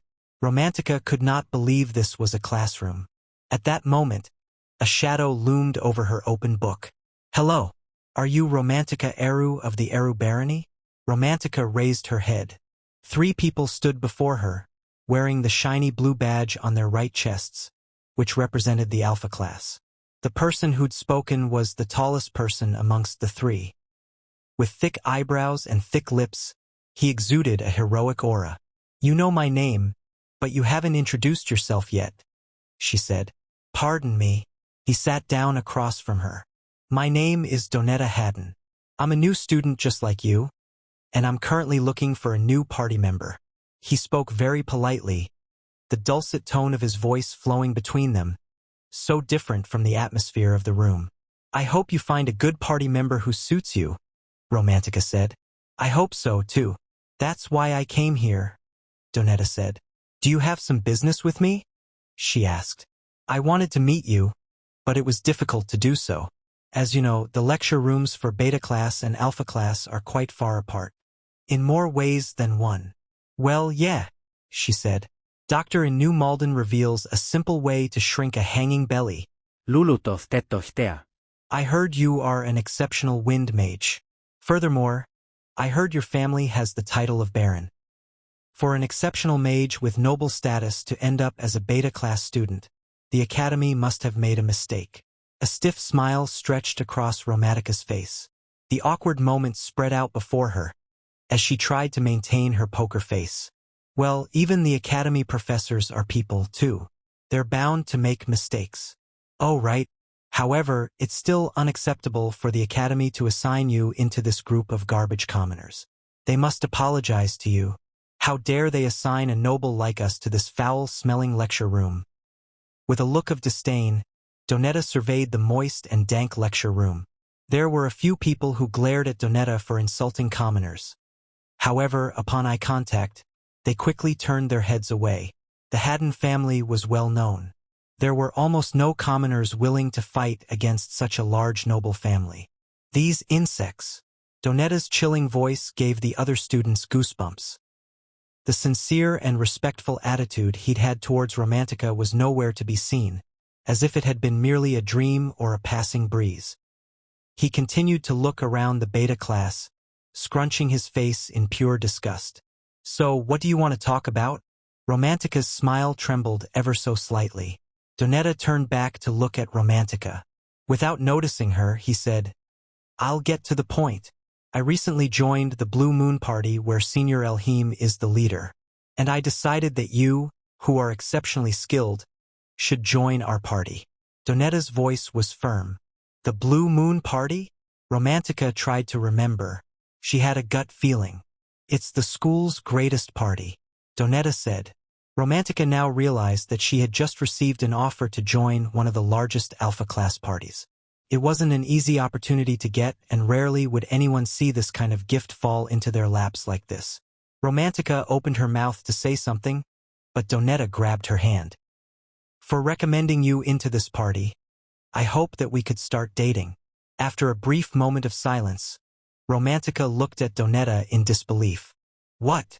I said I wish we could start dating. So, she hadn't heard him wrong. Have we met before? Romantica asked. At the entrance exams banquet hall. It was love at first sight, Romantica. She forced Donetta to let go of her hand. There are no reasons for you to decline, Romantica. I just need some time to think about it. Donetta's face wore a dumbfounded expression. Why? I need some time to think. Of course, but... This is... Romantica's green eyes, which looked like the wind itself, glittered sweetly at Donetta. You should give this lady some time to think. If you truly are a polite gentleman. Polite gentleman. Hearing those words, Donetta leaned back. Ah, of course. Also, Donetta stood from his seat. As Romantica was about to stand up, too, Donetta took something from his pocket and spread his palm towards Romantica. It was a wooden dagger. I hope you would accept this from me. A finely detailed and colorful pattern was etched into it. For a dagger, it was too thick. It looked almost like a box that was shaped as a dagger. Romantica thought she could open the lid, and her thoughts were correct. It's a tradition followed in my kingdom's military, where we gift this chemubin to the person we love. Pushing the groove of the handle with his fingers, the knife and the handle separated with a click. At the same time, a smooth golden chain necklace trickled down from inside the dagger. Donetta gave the necklace to Romantica, but she shook her hands to politely decline. This is too much. You don't have to feel pressured. After lightly bidding his farewell, Donetta headed towards the exit. As soon as Romantica saw him leave, she went limp. She felt like a tempest had passed by. But without even a moment's reprieve, another person approached her from behind and stopped at her side. You surely are popular, Romantica. Kia, she yelped. With a crash, Romantica's chair fell back. She had been lost in thought, so she did not notice another person's presence from behind her. It was her bad habit to yell when she was taken by surprise. As if untouched by this scene, Desir Arman nonchalantly sat next to her. I greeted you 5 times, but you wouldn't respond. So, I decided to personally come to you. Embarrassed, Romantica quickly pulled her chair back to its original spot and settled back into her seat. We first met at the entrance exam. So, I guess it's been 2 days since we've met, Desir said. What do you want from me? Romantica cleared her throat, her face pinched with annoyance. Naturally, Desir was unfazed by it. I came here to invite you into my party. Party invitation. She responded back, uninterested. I have nothing to talk to you about any party. Are you declining my invitation because you don't want to date me? Don't worry. I won't ask you to date me. Romantica scoffed. Enough with the lame jokes. I'm not in the mood. If I ask for a reason, would you answer me? Desir asked. Romantica sighed. Opening her palm, she showed him the golden chain. You see. For the first time, Desir lost his usual calm composure as one of his eyes slightly widened. The lights of the dim, magical lamp flickered, dyeing Romantica's hair a bright red. She blew out a breath. If you were me, which party would you choose? One of the largest alpha class parties where I'm guaranteed success? Or a no-name beta class party? Desir knew how sweet Donetta's offer sounded to her. The Blue Moon Party was one of the few powerful guilds in the academy. Party activities were the main focus of Hebrion Academy, making the offer even more charming. She couldn't decline. There was no reason to decline. But Desir knew one more thing. Choosing the Blue Moon Party would be the worst life decision she could possibly make. But you still haven't decided yet, Romantica. Desir's voice was certain. That's because I needed some time to think. But thinking about it now, I made a bad call. Donetta was right. From the beginning, my answer was already determined. I can't think of a reason to decline his offer. Even if you have to date him? He asked. It's actually more beneficial for me to go out with the Haddon family's child as a condition to join the best party. That's quite cold and calculating, Desir said. Despite Desir's sarcasm, Romantica's decision did not change. Rather than being shaken, it seemed like her conviction became stronger. Since we're done talking, can you leave? I guess it can't be helped. Desir reached into his pocket, feeling as if he was pulling out a knife, but his hand only held a slip of paper. A letter. Calmly, Desir passed the letter to Romantica. However, Romantica tried to get rid of the letter without reading it. But then Desir spoke. Best to dispose of that quickly. Though, you should be more careful with it, since it contains all of your secrets. Startled by his sudden declaration, Romantica looked back and forth between the letter and Desir, now unsure of what to do. Her previous haughty attitude had vanished, and Romantica sat frozen in place. Raising his eyebrows, Desir simply urged her on. Slowly opening the letter, her eyes began scanning the lines of text filling the page. As she digested the words before her, Romantica's eyes widened. She whipped her gaze to meet Desir's. Confronted with the seemingly impossible, she read the letter again in its entirety. And then her gaze darted back to Desir. Her eyes opened even further. In denial, she scrutinized the letter once more, as if she was willing the contents contained within to change through the act of rereading. But the words on the page simply stared back at her, defiant. The details were all there, written out with intimate precision. The naked truth of why Romantica Eru had actually been assigned to the beta class. As she read down the contents for the third time, she shuddered. As she reached the final sentence of the letter, she found herself frantically ripping the entire letter into shreds. Her trembling eyes met Desir's carefree gaze for a final time, and the two stared at each other in silence. The air was thick with tension, and with each breath Romantica felt like she was slowly suffocating. Suddenly, Desir leaned towards her, causing Romantica to jump in fright. "Do you want to talk to me now?" His calm voice matched his lackadaisical expression. Romantica could not say no. Afraid that someone might hear, she whispered, How do you know about this?" Her shaky voice had been drained of all the vigor it previously possessed. "I don't think I'm obligated to tell you," Desir answered. Hearing that, Romantica's mouth went dry. She knew that, in this moment, Desir held all the cards. "Have you told anyone else?" she quickly asked, her question sounding more like a single word than an entire sentence. Desir shook his head. "No, but most of the professors are already aware. How else could you have been assigned here? But this place is hundreds of kilometers away from the Prileka kingdom," Romantica exclaimed in disbelief. Desir chuckled at her naivety. "You've sorely underestimated the intelligence-gathering network of Hebrion Academy." Self-assured as he was, Donetta had been mistaken about the reason why Romantica was assigned to the beta class. The entrance exams and its participants were subject to much closer scrutiny than most students were aware of. Even the most closely guarded secrets of one's past was bound to come to light eventually. And at this current moment Romantica's own secret past was streaming forth from the lips of a man who she barely knew. Years ago, a humble merchant family amassed a substantial fortune through conducting business in the Prileka kingdom. That commoner family then bribed a struggling baron in the south for his title and thus came to inhabit the Von Eru castle. This happened when you were 4, right? Your family bought their way into nobility. Even if you claim that you're a noble, there's no denying that you were born a commoner. Desir finished summarizing the contents of the letter with a satisfied smile. "You!" Romantica desperately fumbled to find the words that matched her tumultuous emotions. Desir leaned forward conspiratorially. "We were both born commoners.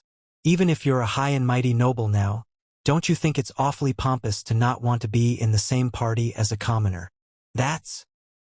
Righteous indignation turned to ashes in her mouth as Romantica realized he was right. Desir's knowledge of Romantica's most intimate secret was only natural. Romantica Eru was a beta class member who had weathered 8 long years in the Shadow Labyrinth. One of Desir's closest companions. As his teammate, Romantica often told him about her past. After all, with the specter of death lurking behind every blind corner, what is there left to hide? Knowing this, each of them treasured the opportunity to live on in the memories of their allies. And in return, they all listened carefully to one another's tales. Desir was no exception. He remembered all their names, their faces, and their stories.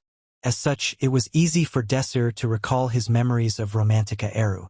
Romantica Eru, the daughter of Baron Eru who had paid his way into nobility. The little girl who paid for her father's decision with a lonely childhood. Desir continued, "You know, the Blue Moon Party's assigned professor is Professor Naflika, one of the few professors who knows about your little secret. The man loathes commoners. If you end up in his party, he's not going to just roll over and do nothing. Donetta will protect me." Romantica weakly protested, gaze lowered to the floor. Doctor in New Malden reveals a simple way to shrink a hanging belly. Lilutox detox tea. Desir raised an eyebrow. "Did you see the way he looked at commoners? Are you sure about that?"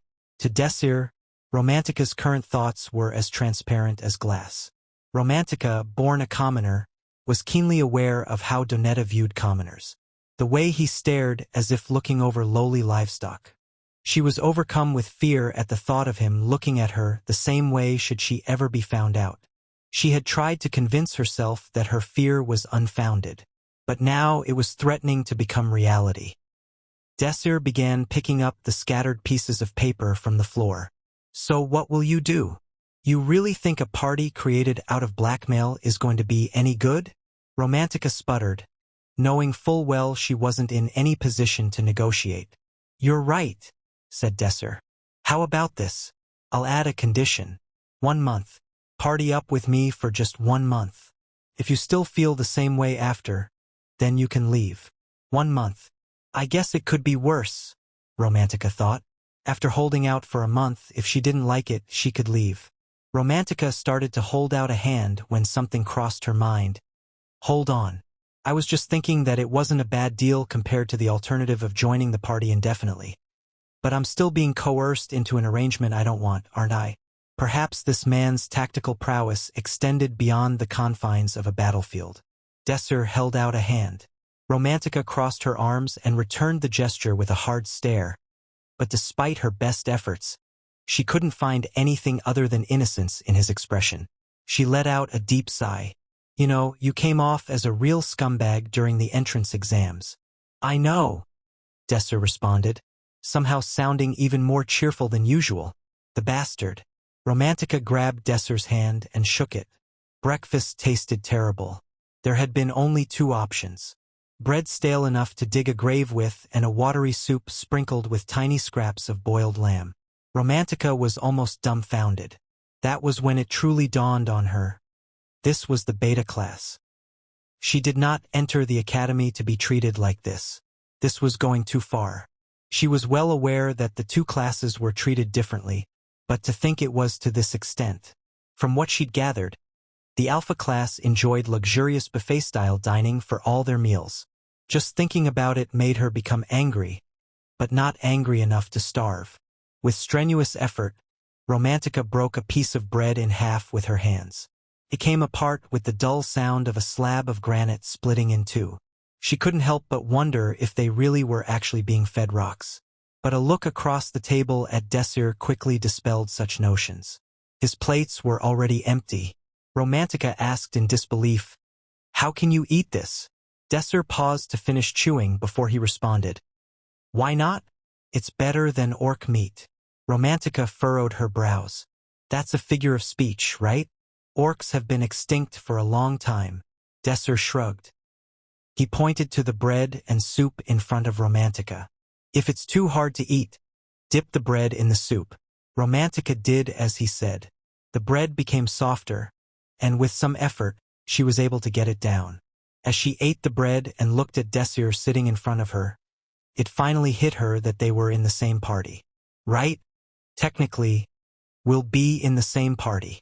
After all, they weren't official yet. The minimum requirement for a party was 3 people. But right now, the members only included this bastard and her. According to him, they hadn't even found a professor who was willing to be assigned to the party. Nothing about this sh*TTY party was in any way proper. And she was in it. I think I'm done eating. Having lost her appetite, Romantica put down her spoon. When they came out of the cafeteria, Romantica's face was darkened with dismay. She made sure to keep a steady distance behind Desir as they walked. Desir broke the silence. Don't worry. We won't have any problems setting up the party. But the look of concern did not leave Romantica's face. You do know how hard it is to create a party, right? There were 2 conditions to creating a party. A roster of at least 3 people and an assigned professor. Setting aside the problem of the professor for now, they still needed another member to meet the headcount requirement. There are already a few prominent parties in the beta class. All the new students will want to go to those, you know? Nobody's going to bat an eye at a newbie party like this one. Romantica spat into the cold night air. Say something. You dash. Desir cut her off with a grin.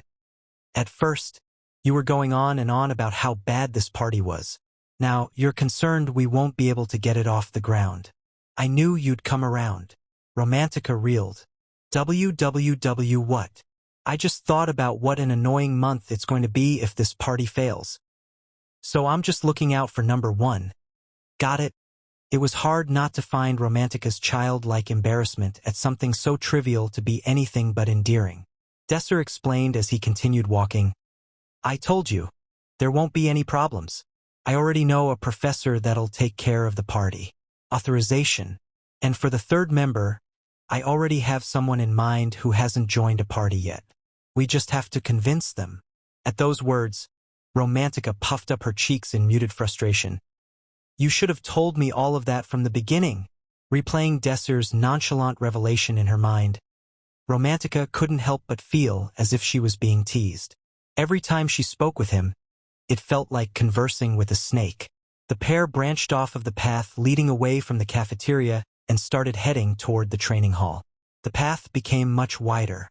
Romantica caught up to Desir and asked, So, who's this kid you have in mind? Desir replied, Pram Schneezer. The sun was shining brightly in the sky. The first thing they noticed when they entered the glass-roofed beta-class training hall was the state of disrepair it was in. Signs indicating lack of care or proper maintenance were everywhere they looked. The wooden bleachers had several holes large enough for careless students to fall right through them, and one of the load-bearing pillars had deteriorated to the point of needing some hastily applied magic support to prop it up. Everything about the training hall was worn down.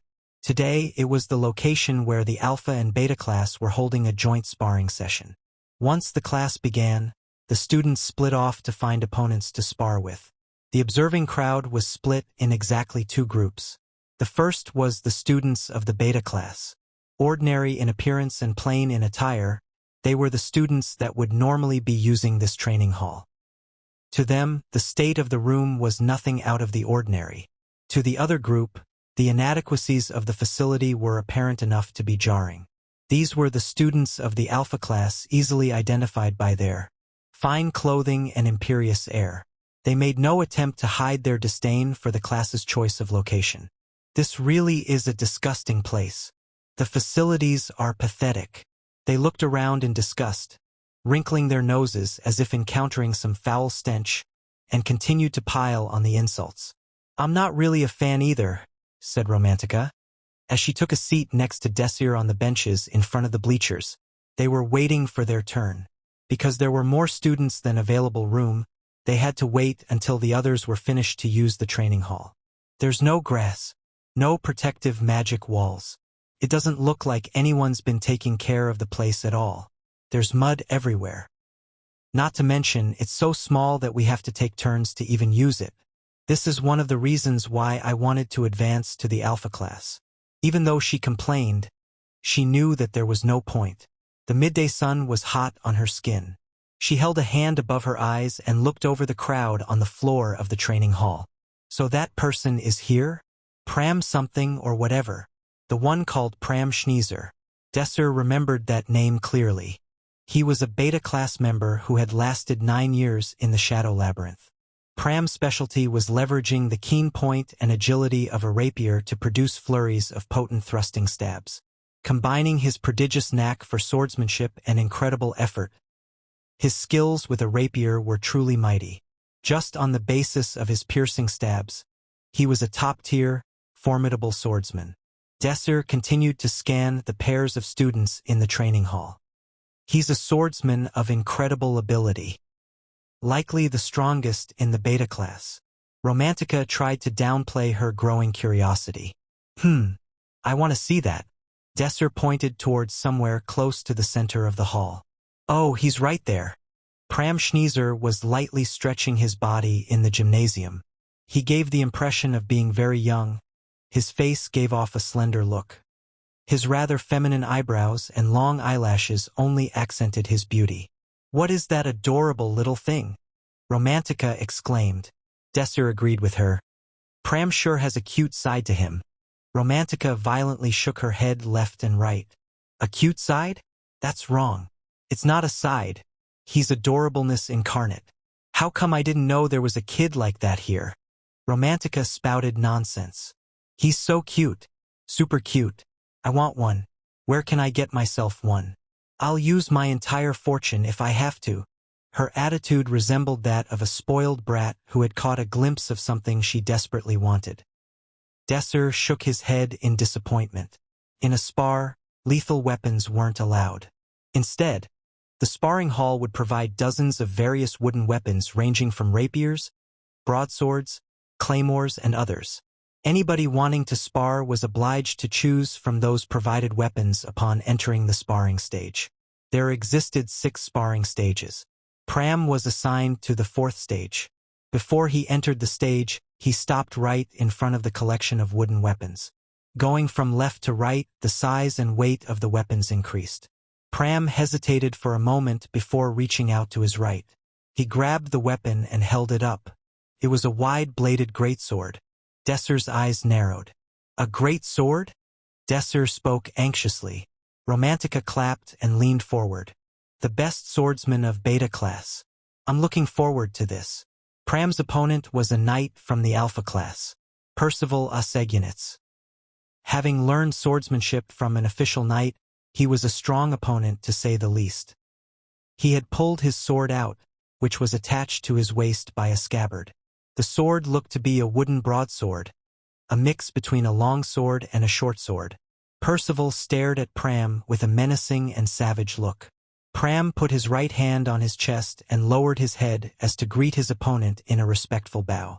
Beta class. I'm Pram Schneezer. I have no need to introduce myself to some filthy beta class. While both were fixated on each other, the referee lowered his flag announcing the start of the battle. Hyatt! The first one to move was Pram. He charged at his opponent, keeping his intimidating greatsword close.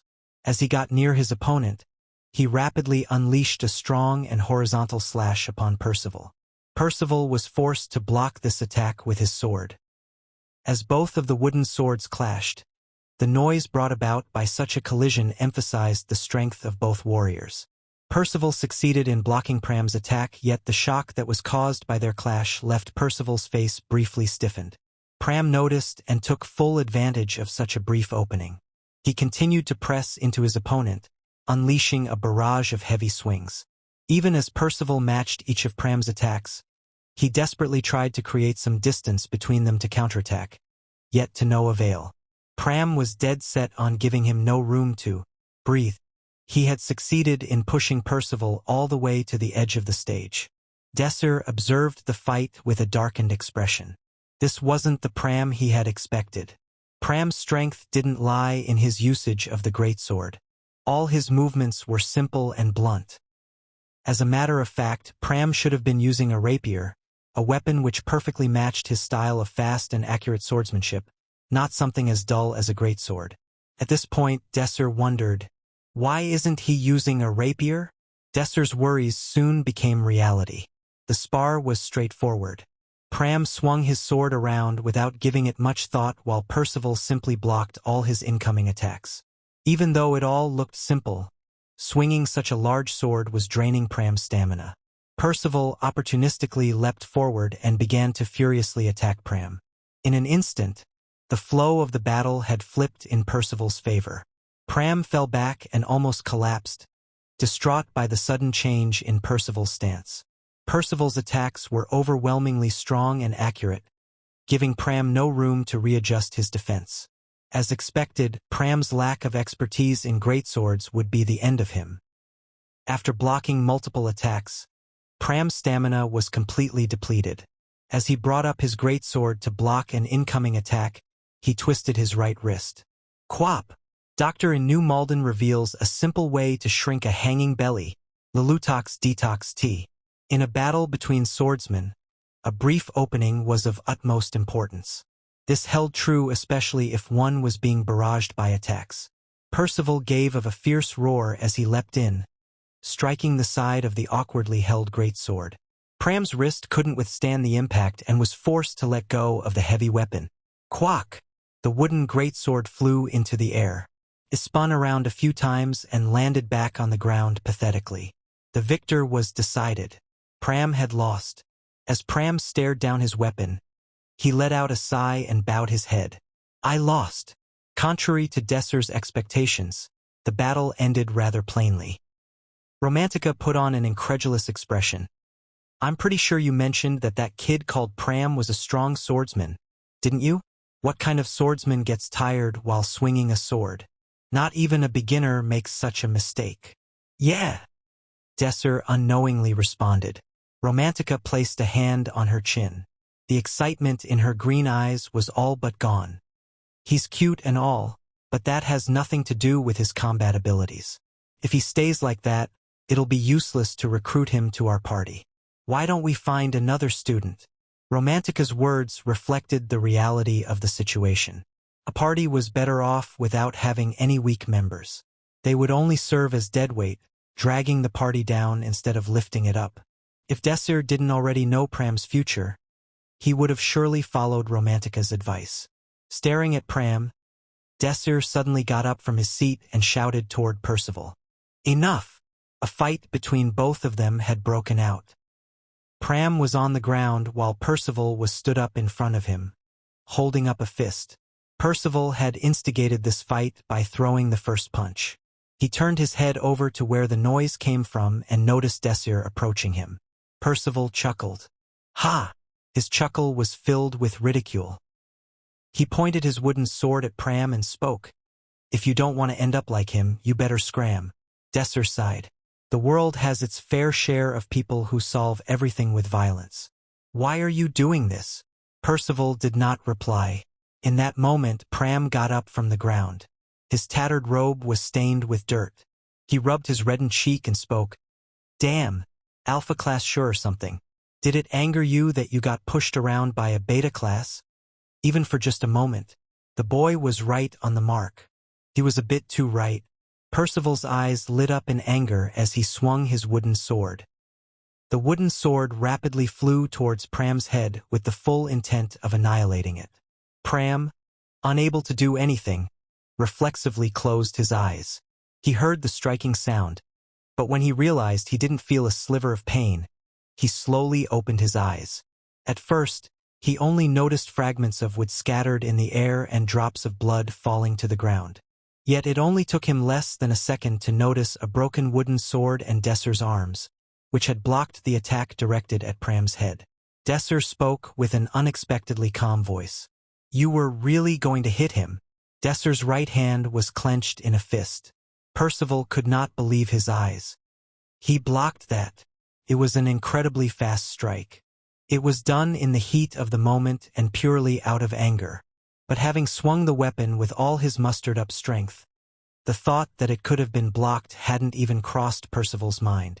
A single droplet of cold sweat ran down Percival's spine. So what? Desir inhaled a deep breath, then proceeded to stare down Percival. Percival felt like Desir's penetrating gaze were a dark abyss that could swallow him whole. The battle is over. You won. What else do you want? Desir's eyes were completely devoid of any emotion. No anger, no fear, no irritation was shown. He was just plainly staring at Percival. Without Percival having realized it, Desir emanated an incomprehensible and strange atmosphere that left him dumbfounded and without breath. Percival had felt something like this before. He recalled a time when he was very young. The knowledgeable veteran general who had taught him everything would stare at Percival with the same eyes each time he made a mistake. Be thankful that a professor isn't here right now. If a professor saw your conduct just now, Desir exclaimed. Don't you lecture me. Percival snapped back. Percival rapidly turned around and left to go somewhere else. As though he did not want to stay in that place a second longer, Percival left Desir's sight with a half-run.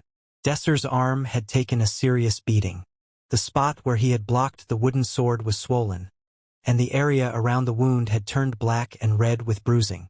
It was a silver lining that his bone hadn't been broken. The wood splinters were removed, and his wound was carefully disinfected and bandaged. Your wound hurts a lot, right? Pram asked, concerned. After moving to the infirmary, Pram had begun providing first aid to Desir. He carefully wrapped bandages around the wound, making sure they would not unravel. For some odd reason, the ends of the bandages were tied into a ribbon. Desir had to hold back laughter at that fact. It truly was a meticulous handiwork. I'm really sorry. Pram was on the verge of tears. He blankly stared at Desir's arm wrapped in bandages. Even now, blood was seeping through the wrappings. I am truly sorry. Life is going to be a lot tougher with a wounded right arm like yours. It's all right. I was the one who decided to intervene. No. This was all my fault. If I don't take responsibility, I told you it's fine. Well, if you say so. Even as he said that, Pram remained restless. Seriously, don't worry about it, said Desir, trying to appease Pram's worries. But Pram took a seat next to Desir and cast a downtrodden glance. You've made yourself an enemy in Alpha class just to help someone you didn't know. I was well aware of that as soon as I decided to step in. When Desir said that, Pram raised his head. His eyes were filled with surprise and awe. Anyways, thank you. I'll never forget this. It was nothing. Pram suddenly realized something. Now that I think about it, we've just been calling each other you. A light-hearted laughter was exchanged between the pair. Pram pointed to himself and spoke. I'm Pram Schneezer, Desir Arman. Nice to meet you, Mr. Schneezer. There's no need to address me with such formality. If that's the case, Schneezer? Pram shook his head. No. Just call me Pram. You can just speak casually with me. Desir spoke defeatedly.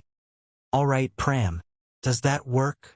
Pram's face lit up as soon as he heard Desir concede. He truly was happy. As long as Pram approved, Desir was happy with it. At the same time, Desir noticed that Pram's face had become unnaturally red. Unable to understand why, Desir decided to ignore it and continued speaking, his tone belying his embarrassment. You don't have to speak to me so politely, you know? Pram's own face showed a steely determination as he responded. No, it's fine, Mr. Desir. This is more comfortable to me. We're the same age. Mr. is a bit much, don't you think? No, really it's fine. I want to call you Mr. Desir, Pram insisted. He appeared bizarrely resolute. Desir sighed a little inside, but, ultimately, decided to drop the topic. He could let Pram speak how he wished. Oh, it's this late already? Blurted Desir in surprise. He had been so caught up in the conversation that he hadn't realized that the clock was already pointing at 1. It was lunchtime. Having finished the first aid, Desir got up to move. But as he opened the door to leave, Pram suddenly moved in front of Desir and lowered his head. Thank you for today, truly. I'll never forget this debt. I only did what anyone would do in that situation, Desir responded. They left the infirmary together, and Pram spoke up again. If there's anything I can do to help, please tell me. You can ask me any time you'd like. Desir's brows suddenly furrowed.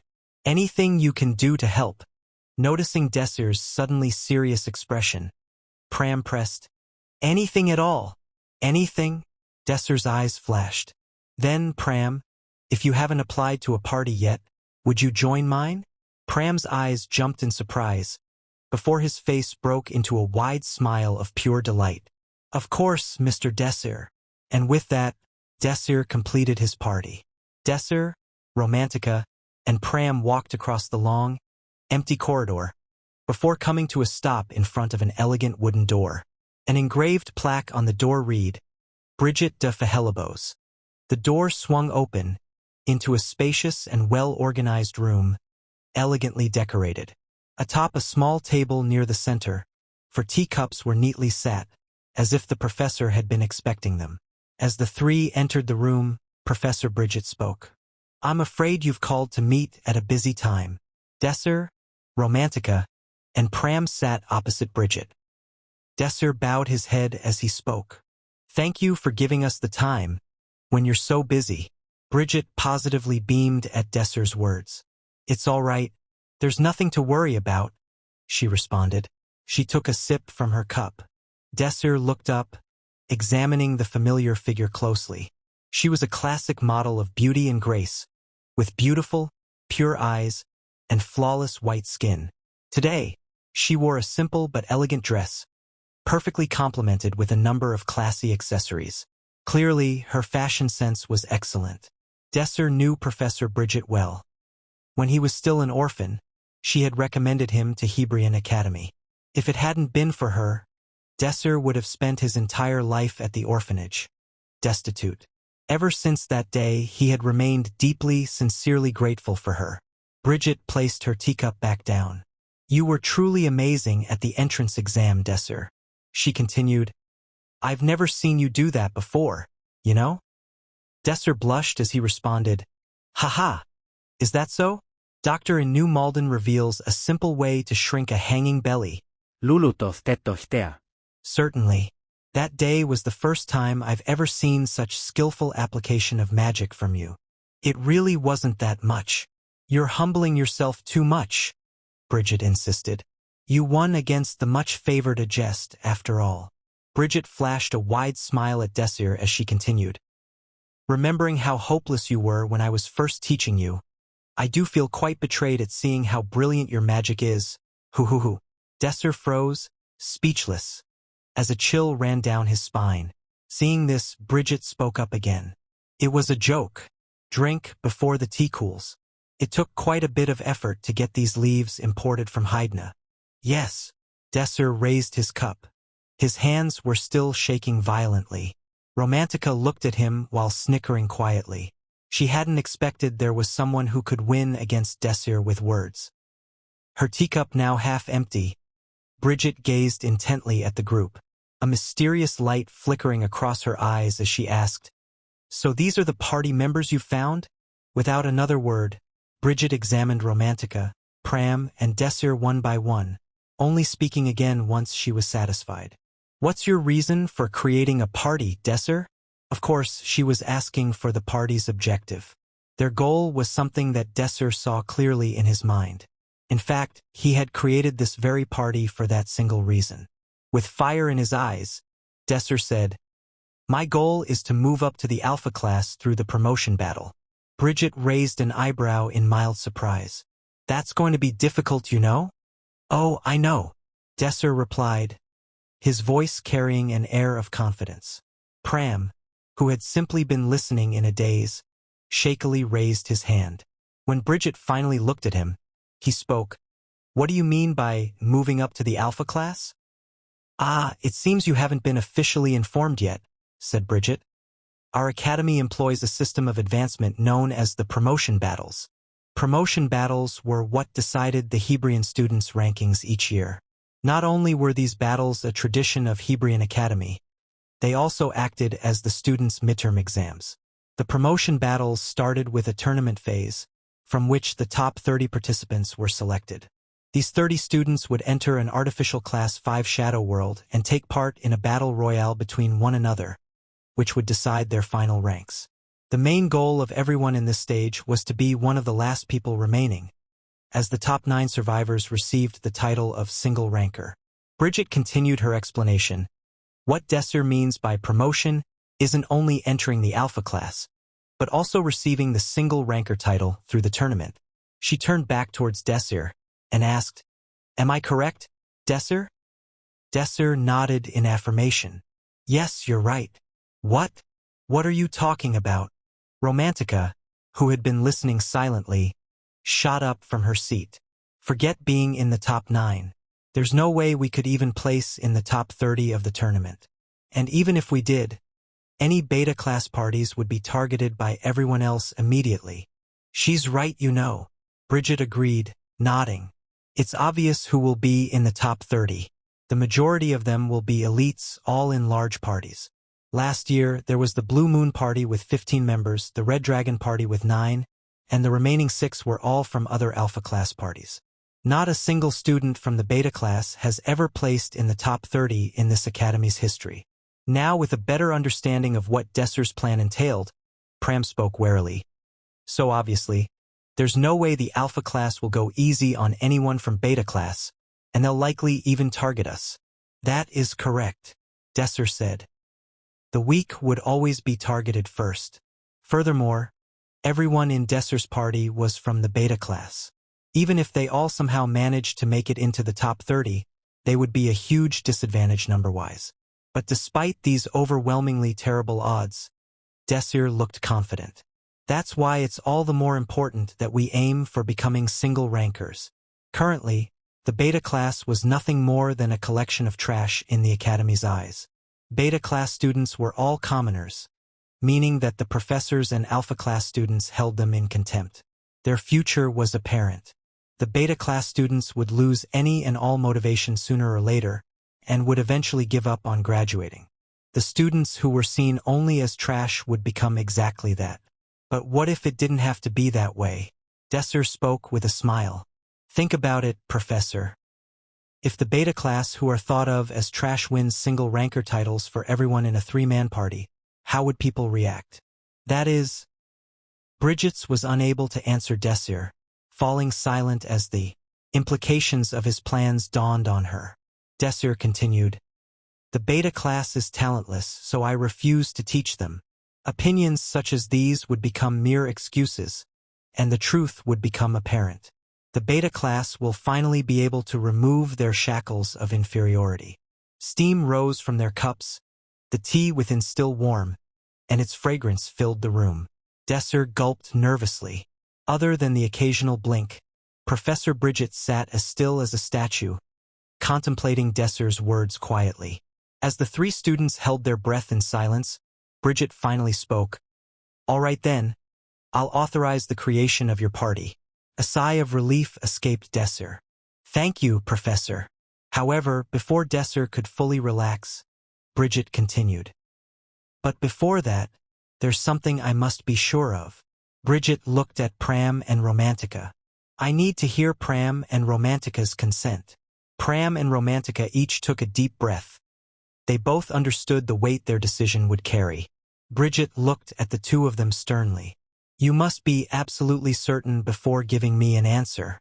Joining Desir's party also means agreeing with Desir's ideals. In other words, you're throwing in your lot with him. You must obey your party leader's commands and follow his instructions at all times. To join this party under these constraints, what matters most of all is your own determination." Pram showed no hesitation in reaching his decision. "I will apply to join Mr. Desir's party." Bridget passed a paper over to Pram. "Then please sign this contract." The pen moved without reserve, and Bridget picked up the completed contract. While quickly checking the contract in her hands, Bridget said, "Now there's only one person left." With that, everyone's gaze fell on a single person in the room. Romantica was holding her chin, lost in thought. She was currently holding a heated internal debate. Was it really possible to enter the alpha class this way? To reach the top 9 in the academy that gathered the greatest talents from around world? She was only a second circle mage. The spell's word adjust included, there were surely much more than 9 people who were easily stronger than her. To be honest, Romantica thought that even the notion of entering the Alpha class was little more than a pipe dream. That is, if I were alone. Romantica looked at Desir. What she saw was a man with overflowing confidence. His look was one that said, "There's no way I could possibly lose."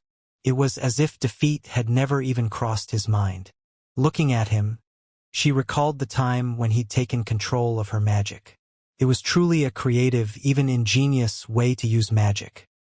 It was the first time Romantica felt like she'd caught a glimpse of an unreachable level. Her horizons were expanded that day, and she had decided to never allow herself to become conceited again. Romantica thought for certain that if it were Desir, if it were him, she felt he could create something incredible. Phew! Romantica sighed deeply and turned to Bridget. Where do I sign?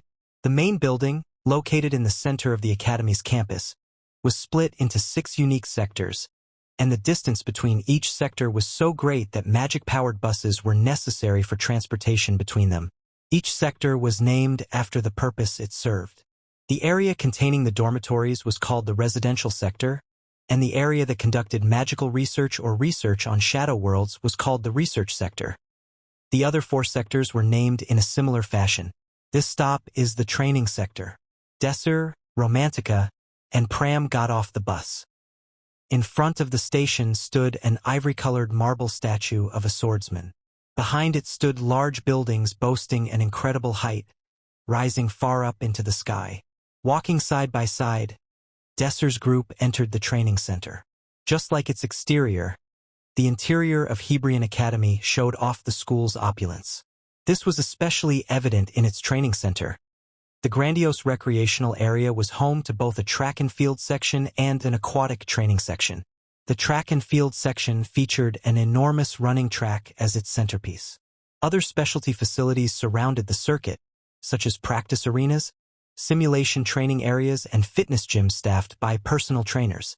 The Academy had also spared no expense on its aquatic area, which showcased an Olympic pool with over 30 lanes and many other arenas to prepare students for underwater battles.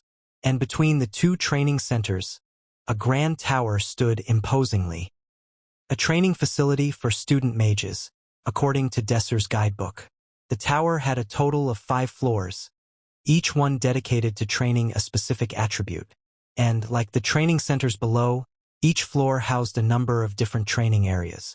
Hebrion Academy's massive training section could easily accommodate the entire student population at the same time. The sheer grandeur of the facility took Romantica's breath away. Anyone would feel honored to train with such amazing amenities.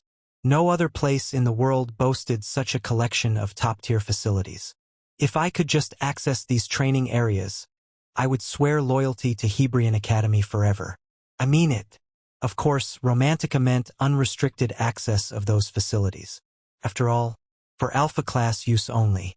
That sign, posted above the entrance to those luxurious training facilities, spoke to the reality of the situation. Blatant discrimination in treatment between the Alpha class and the Beta class. The trio moved on, leaving the Alpha class training area behind them. After climbing a winding staircase, they reached the shabby and dingy Beta class training facility, at the very top of the training area. By size and convenience of access, the Beta class facility couldn't compare to the Alpha classes. It looked like an old attic. The rusty door, left unoiled for an untold amount of time, creaked unpleasantly as it opened. The sight was enough to destroy all their motivation. Unbelievable. This isn't even comparable. Layers of dust swirled up as the trio entered the room, and their noses met a rotten smell. Ah! Pram's outburst rang through the room. Romantica was already on edge, and almost yelled, "What's wrong?" Something just ran across my foot and skittered away. As soon as Romantica heard Pram's answer, she hurriedly turned the lights on. But whatever Pram felt had already disappeared. Relying on the dull, flickering light, Romantica peered around nervously. Then, she noticed a small mouse hole in the wall. She screamed as though the grim Reaper himself had come. "Desir, we need to get out of here right now. There aren't any other training facilities we can use, Romantica. I absolutely cannot ever train here. I hate mice." Let's look on the bright side. Desir rubbed his hands together. No one ever comes here except for us. Again, this is the best training area for us. Romantica uneasily began to inch away towards the exit, but Desir was one step faster. Desir blocked the door, Romantica's only way out. Let's clean this place up and use it as our office. Desir grinned at Romantica. Why, you're joking? Please tell me you're joking? Please. We're going to become an amazing party here. Look at this place. Look at this absolute mess of a place. It's a rat's nest. Click asterisk at that moment. The light that had struggled to stay on went out. Romantica inched towards the light switch to try to turn the light back on. But before she could, a flood of red eyes appeared in the darkness. Dr. in New Malden reveals a simple way to shrink a hanging belly. Lelutox Detox Tea. Oh! It took a full 3 seconds for the dire situation to register in Romantica's head. Squeak! Rodent and human squared off against each other in an interspecies stare-off. And as expected, the rodents achieved the victory. Squeak! A swarm of angry rats charged at the humans. Kaya-a-a-ia! An ear-splitting scream rang out, and Romantica flew into the air and latched onto Desir. The girl had gone hysterical, and her whole body was shaking like a leaf. As the light blinked back on and the darkness retreated, the army of mice skittered away. Desir blinked. Lots of rats, huh? Squeawak! Though the rodents had disappeared, Romantica had no intention of letting go of Desir. She channeled even more strength into her arms and legs and clambered even further up Desir's body, as if touching the ground would kill her. Desir sighed as he looked at Romantica's face, milliseconds away from bursting into tears. Fine. We're leaving? From here? Right now? Romantica's face lit up in an instant. A small sliver of hope had pierced the heavy clouds of despair. Romantica gripped that small hope with everything she had and looked at Desir with puppy-dog eyes, hoping beyond hope that he would fulfill her wish. But that desperate hope would be short-lived. I'll block the mouse holes, and I'll leave the sweeping to you. Then we're going to clean this place and use it. Romantica's eyes darkened in despair. 6 hours later, the beta-class training room looked totally different. The fully recharged magic light cast a bright gleam across the room, reflecting off the spotless, almost mirror-like floor.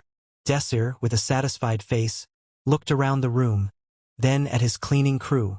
Everyone wore a similar expression. Well done, you all worked hard. Wow! Whoa! Without any further words, they all collapsed in exhaustion and relief on the floor.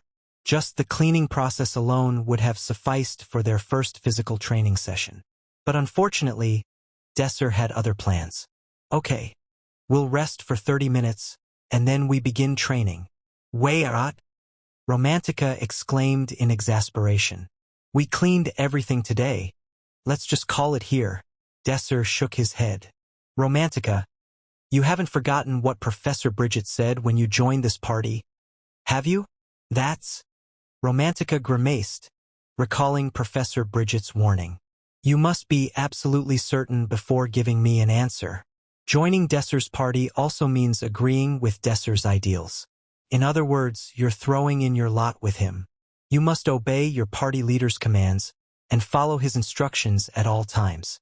To join this party under these constraints, what matters most of all is your own determination. The professor's words had contained no ambiguity. Desir continued, and I also have the contract that you signed. I get it. All right, fine. I'll just do it. Nothing but a series of hardships. Little by little, Romantica began to secretly regret her decision to join this party. 30 minutes later, Desir kicked off Romantica's training by bringing out a blue ball. First of all, we'll have you work on your casting speed. My casting speed is already plenty fast. You saw it during the entrance exam. Romantica took pride in her renowned casting speed, a remarkable talent for a wind attribute mage. Desir agreed with her to an extent. Truth be told, your level of speed is pretty good if you were just a regular mage off the street. But within the alpha class, your skills are just SOSO. The top-tier students from around the world gathered in the alpha class, so its members would naturally progress leaps and bounds faster than the commoners in the beta class. Nobles received the best training and tutoring from a young age, so their power levels couldn't even be compared to that of the commoners. Thankfully, Romantica had received some of that education herself, so she had some skill to show for it. But still, we'll be fighting them with a disadvantage. Even if we were on their level, we would still have difficulty competing against them. We'll have to get your skills up to par. Romantica raised her eyebrow. But how are you going to raise our skills in such a short time? It's simple. You develop a new ability. A new ability? You'll be learning chantless casting. Instead of processing mana through a spoken formula, chantless casting utilized one's senses to manipulate and shape the mana, thus manifesting the spell. Desir knew the Romantica from his previous life very well. She had already specialized in speed chanting, and the danger of the shadow world pushed her to constantly hone her skills and discover new talents. Her efforts had given rise to chantless casting, an ingenious new method of releasing magic without ever having to speak. But the Romantica of his previous life had spent an unimaginable amount of time and effort developing that method. Desir would help the present Romantica develop those skills in a much shorter span of time. That impossible! But as for right now, that was Romantica's immediate reaction. Desir had expected as much. No, it's possible. You just feel like it's impossible. I told you I can't. If you can't, then you can just stay in the beta class eating stale bread. The thought of the stale bread broke the stubborn stalemate. You're not lying, right? She knew as long as she was part of this party, she would have to follow Desir's directives. Romantica sighed. All right, let's give it a try. Desir smiled. Great. Here, watch this ball. Desir placed the ball at Romantica's feet, then proceeded to draw 2 circles on the ground using a pen, one around the ball, and another 5 meters away from her. Try moving the ball from that circle to this circle over here. Romantica placed the ball down and tried to push the ball across, but Desir interrupted her. No physical contact. You are not to move from where you are. Now, and of course you can't speak. Use nothing but air currents to push the ball. Air current manipulation. Trying to control the air's current was like a human trying to flap a pair of wings. It wasn't just exercising one of the body's 5 senses. Rather, it was an entirely new, unfamiliar limb.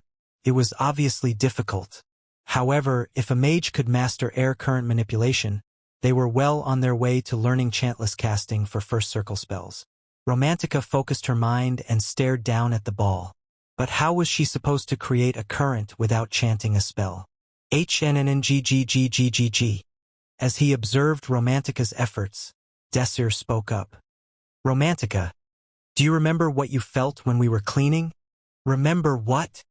Romantica grew frustrated, both by her current inability to move the ball and by the memory of their slave-like labor.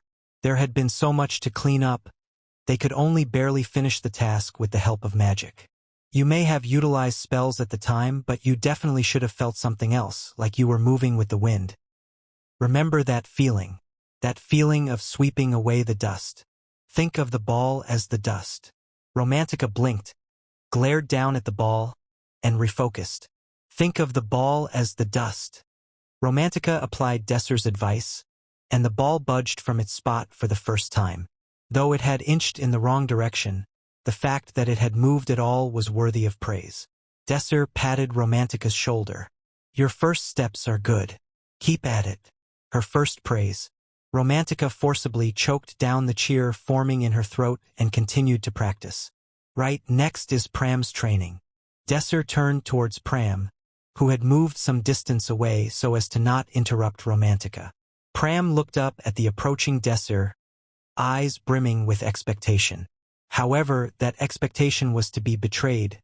Desir had no intention of training Pram. The reason was simple. Truth be told, I have nothing to teach you. Really? How come? Asked Pram. You're already a fully fledged swordsman. You know all the basics, have great senses, and your flow isn't bad, noted Desir.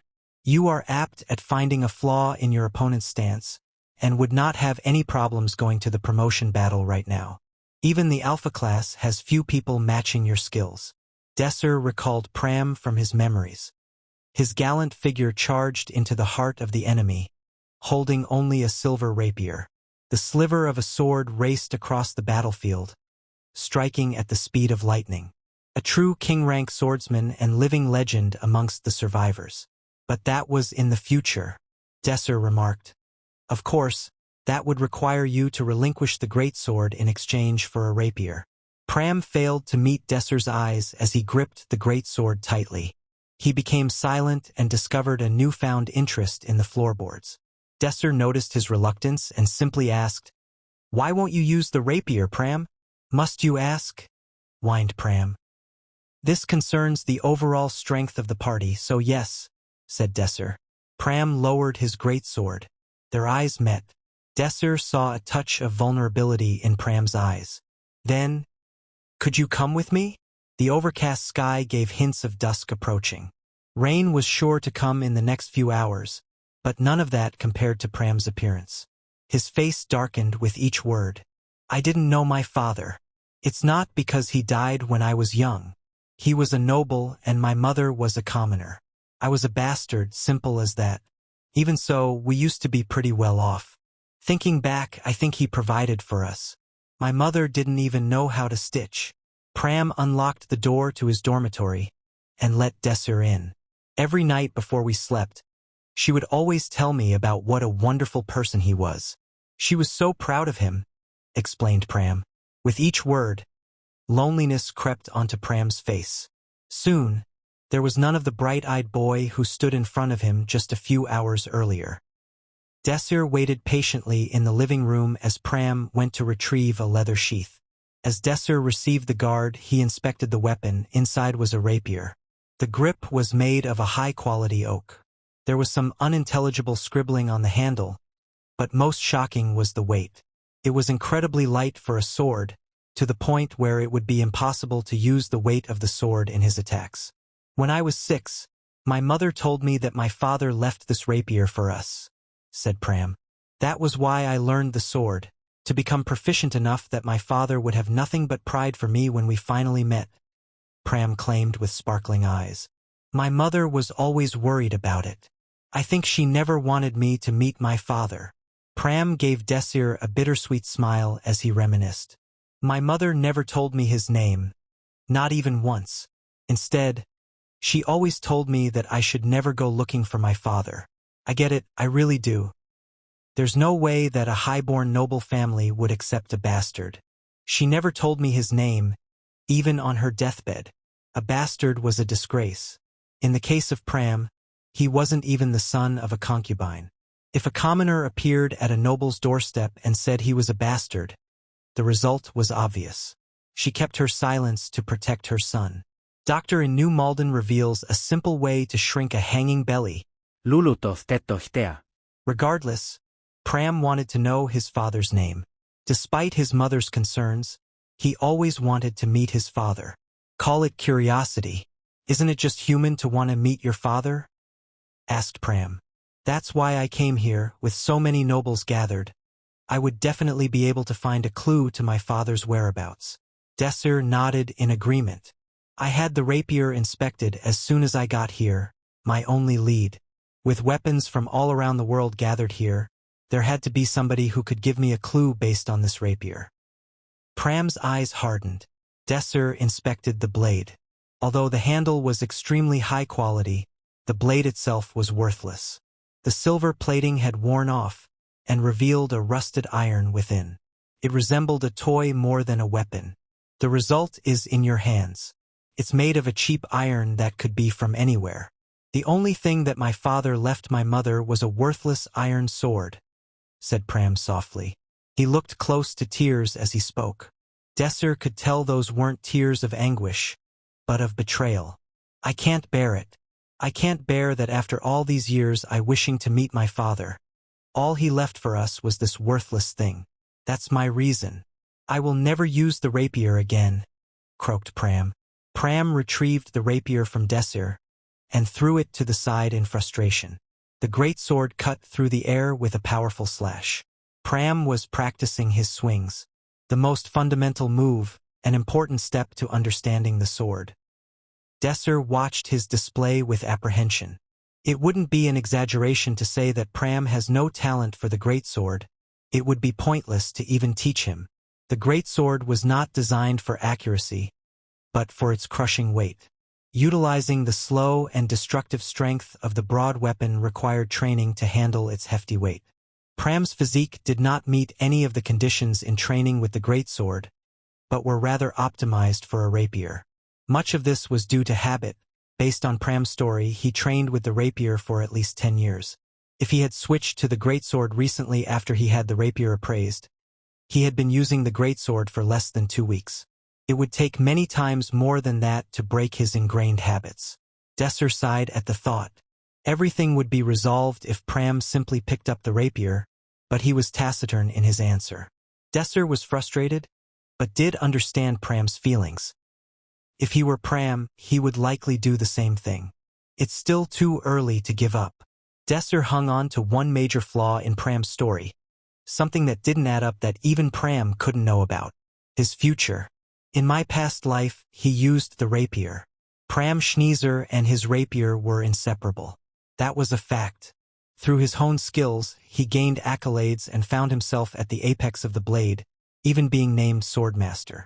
His future was completely different, and in that was where Desir found his clue. There must be a clue. Something that shook his heart and made him take up the rapier again. Desir walked up to Pram and cleared his throat to get his attention. With that, there's only one thing it could be, his father's heirloom. Pram stopped his swinging and turned to face his party member. "Sorry for getting in the way of your training," said Desir sheepishly. "What's the matter?" responded Pram. "That sword you showed me yesterday. Could you let me see it one more time?" asked Desir. Pram's ever-gentle expression froze at the mention of the weapon. His face was marked with anxiety. Desir tried to appeal to Pram. "I know it is rude of me to ask this, but could you please do me a favor and show it to me one more time? Even if you say that, it's impossible," replied Pram bluntly. Pram raised his head. The next 4 words that came out of his mouth were completely out of Desir's expectations. "I've already sold it. This stop is the business sector." Stepping off the bus, they were enamored by the sight of a wide avenue lined with thousands of street lights. The hustle and bustle of the street vendors as they bartered with the city folk was lively. The crossroads, plaza, and even the alleys were filled to the brim with shops as far as the eye can see. This sector was the only area in Hebrion Academy open to the public. People from across the world would come to inspect their wares, and the crowded streets left barely any space to move, save for a few small gaps. "Can I ask you one thing? Why did you sell your sword?" questioned Desir. Passing by a smith's stall with swords on display, Pram examined the swords available. "It became clear to me during our talk, Mr. Desir. That sword was of no help to me," said Pram politely. Desir realized that he had changed the future. Pram may never use the rapier ever again in his life. He shook his head to get rid of the thought. It's not too late. The most important thing now is to find a reason for Pram to use the rapier. The 2 students entered an alley, covered in a shadow cast by the nearby roofs. As they traveled deeper into the alleyway, fewer and fewer stalls propped themselves out for display. Eventually, the 2 made their way to a large, imposing building in the distance. "I can't see why there's a store all the way out here," said Desir with a tinge of doubt. Pram responded, "They said they also purchase illegal goods. That's probably why." The building was adorned with marble, with a simple sign written in common in front of the door.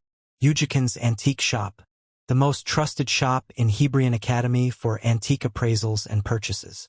Do not touch unsold items. No refunds even if you change your mind. No refunds for damaged items. No refunds under any circumstances." Desir frowned. There was another line obscured when Desir originally read the sign. "Top-class security always present. Cannot guarantee the lives of thieves." "Looks hard-fisted," said Desir. He fanned himself with his hands as he read over the sign again, ensuring that he didn't miss any additional information.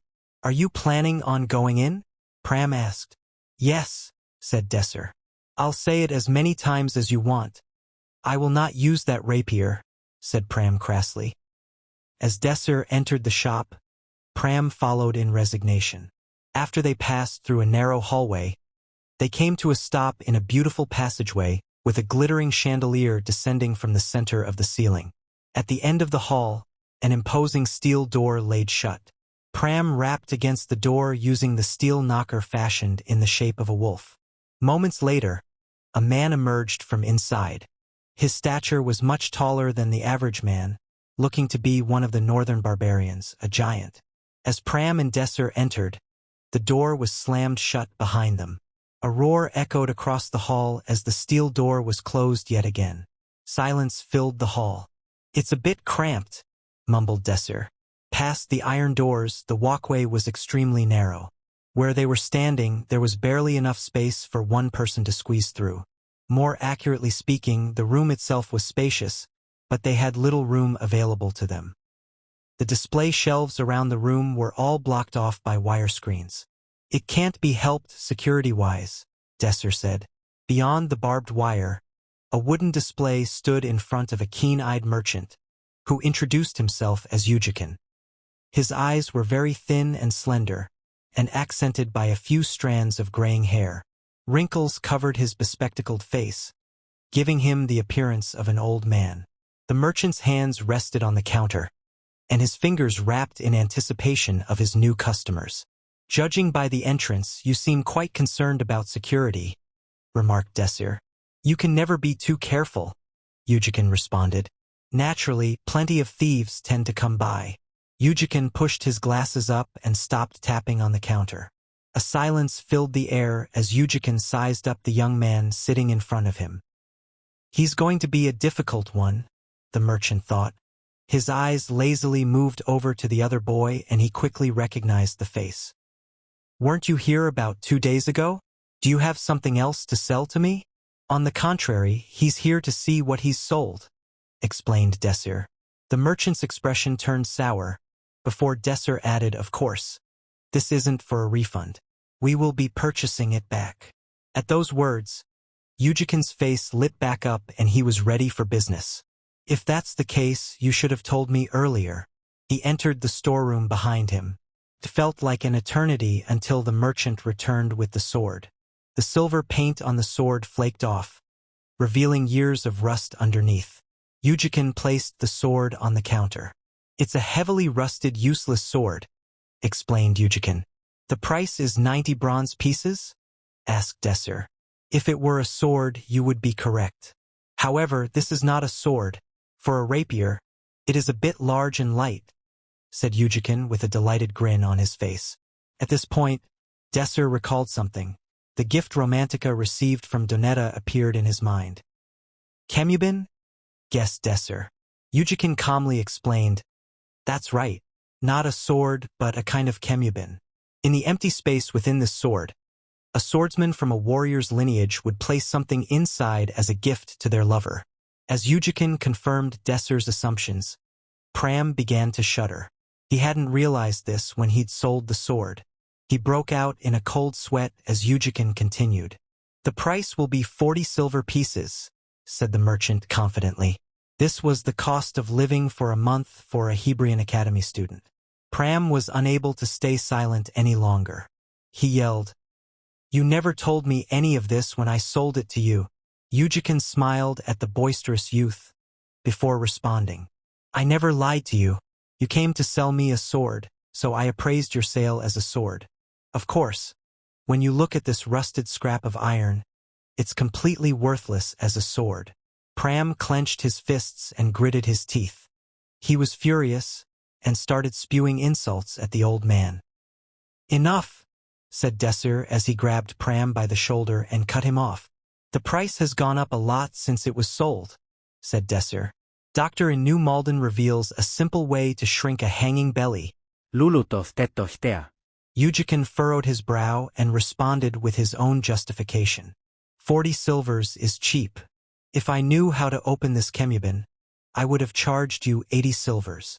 Even high-grade Kemubin would rarely cost more 10 silvers, unless they were specifically laced in pure gold. No matter how they looked at it, there was no way this item should be worth 40 silvers. This sword is definitely the reason Pram wields a rapier. Desir thought about it hard but quickly made a decision. If Pram once again picked up the rapier, 40 silvers was a price more than worth paying. "I'll buy it, Mr. Desir." Pram was reluctant to have Desir pay the cost of his mistake. Desir ignored Pram's cry and took out his wallet. He counted out the silver pieces and pushed them towards Yujikin. The merchant gazed greedily at the coins in front of him. 38, 39, 40. It's all there. Take it. Simultaneously, the steel door opened and the Kemubin was laid in front of Desir's eyes. He raised the Kemubin and swung it around lightly. As expected, this is far lighter than you'd think. Desir paused and gave it another thought. Is it possible that the Kemubin is empty? Why is the handle in such good quality but the rest of the sword worthless? The young man could have wrapped his head around the Kemubin. The sword Pram wields in the future had the exact same handle as this. Desir shifted his attention to the handle. He glanced at it from different angles, felt the contours and looked at it intently. The handle was extremely high quality. The rusted iron blade didn't match the intricate handle whatsoever. As Desir ran his hands down the spine of the blade, he continued searching for any sort of switch. As he felt around the edges of the handle, a smile appeared on his face. Found it. There was a small indentation on the sword handle. It was carefully hidden by the design of the blade. Looking at it, it appeared to be a simple black line blended in with the wood grain. If Desir hadn't seen Donetta's Kemubin, he would have never been able to find it. Desir offered the Kemubin to his fellow student. Take hold of the sword, Pram. Pram was speechless. Wah, but do you see the indentation on the handle? Insert your fingernail and lower it like so. Desir insisted. Mr. Desir, I won't use this sword, replied Pram. Flashbacks of betrayal welled up from inside Pram. He couldn't know. He wouldn't let his father's legacy hurt him again. Pram, this isn't the sword as you knew it. It was simply a Kemubin, said Desir, encouraging Pram to take a closer look.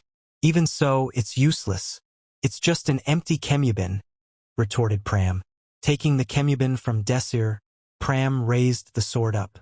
He had this sword for years, and he knew. It was simply iron and nothing more. Pram looked at Desir apologetically. It's unfortunate that you spent 40 silvers for nothing, Mr. Desir. If that Kemubin was empty, you would be correct. However, the situation is a little different from that, smirked Desir. This sword, Kemubin or not, has nothing else in it. It only weighs so much as the iron sword and the wooden handle. Pram frowned. Desir wasn't making any sense. It's just that you can't feel it. The item inside has no weight, explained Desir. Pram looked at Desir with doubt, as if he was going crazy. His expression was earnest, but his words sounded like a joke. There is no such thing, answered Pram. He wasn't sure if he was answering Desir or trying to convince himself. If you're having doubts, why not open it for yourself? Questioned Desir. Pram bit his lip. A pregnant pause filled the air. Desir did his best to reassure him. Listen to me, Pram. Trust me. After a moment's hesitation, Pram inserted his fingernail into the indentation. The sound of metal fixtures clicking into place rang in the storeroom. At the same time, the handle loosed itself from the previous iron blade. Now freed from its rusted prison, a sword emerged from the Kemubin, giving a luminescent glow. Blanchume, muttered Desir. Blanchume, that's impossible, exclaimed Yujikin. Blanchume was precious. Swordsmen from all over the world heard legends of the mystical metal and coveted its existence. Weapons and armor forged from this metal were unbreakable. In addition to that, Blanchume was nearly weightless.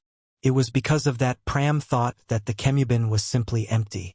Pram didn't dare take his eyes from the luminescent glow of the rapier.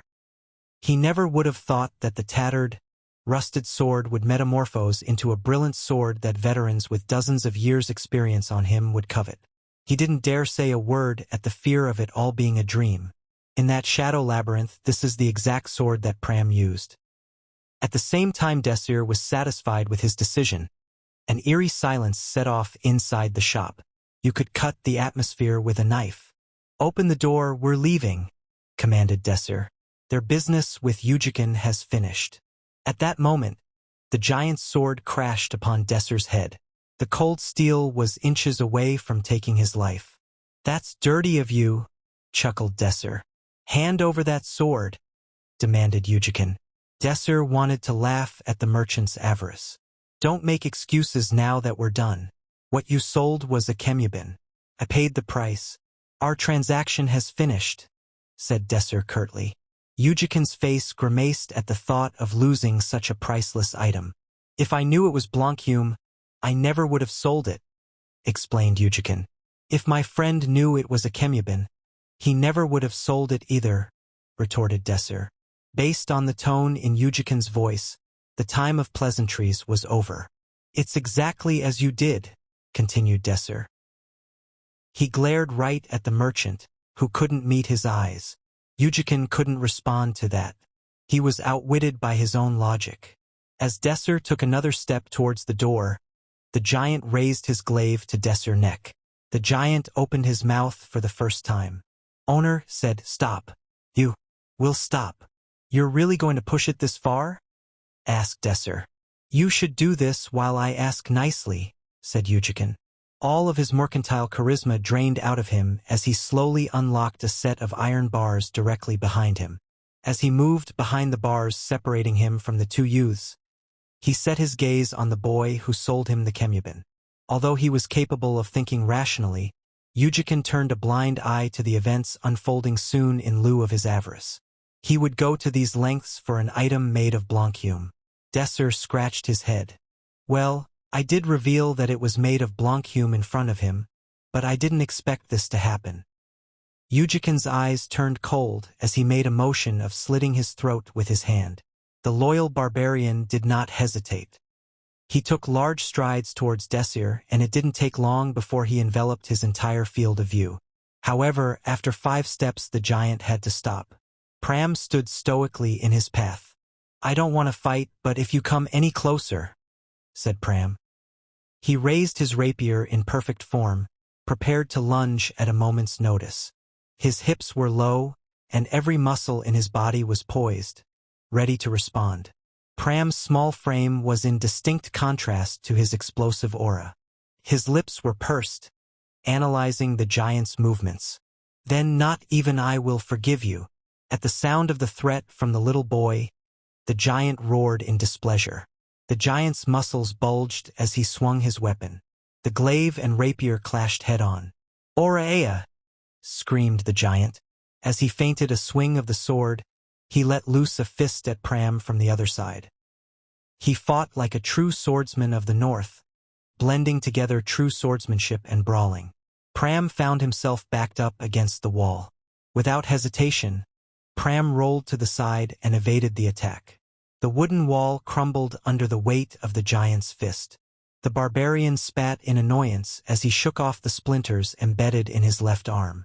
If Pram hadn't moved immediately, his head would have shattered like a watermelon. The behemoth let out a guttural cry. He unleashed a frenzy of strikes at Pram. The student, now equipped with his legendary rapier, was on his back foot in lieu of the reckless barrage. Swords clashed in the storeroom, one side with unbridled fury and the other with confident vigor. The hulking figure showed no signs of stopping his assault, and the rapier could only just parry the attacks. Pram dodged the glaive by the skin of his teeth. A split second of indecision was all it would take to signal his end. As the battle ensued, Pram began to dodge, roll, and parry all of the incoming attacks. The giant became tense. With the current pace, he would undoubtedly lose the duel. His attacks became more vicious and frightening. When Pram tried to sidestep the next attack, the enemy narrowed the distance with a single stride. The distance was too short. The glaive swung down like a guillotine, a vertical strike with nowhere to go. "Quarg!" the hulking figure roared in triumph. The ferocious blow landed on Pram's body. But nothing happened. The barbarian felt no resistance as the glaive completed its sweeping downwards arc. The only thing he had struck was air. Grew? The barbarian stared quizzically at Pram. He hadn't cut so much as a single hair on his head. A glint of silver was now jutting out from the wooden wall behind Pram. Something sharp with the silhouette of a crescent curve. The barbarian snapped his neck down to look at the glaive in his hands. Except it wasn't a glaive anymore, the blade was cut clean off. He was left with a wooden rod. Pram raised his rapier. "Shall we go again?" The barbarian flung the wooden handle aside and closed the distance with a swing of his fist. In an instant, his knuckles were close enough to obscure Pram's entire head from view. Pram wove to the side, letting the punch rocket past him like a battering ram, and seamlessly vaulted into the air with a backflip.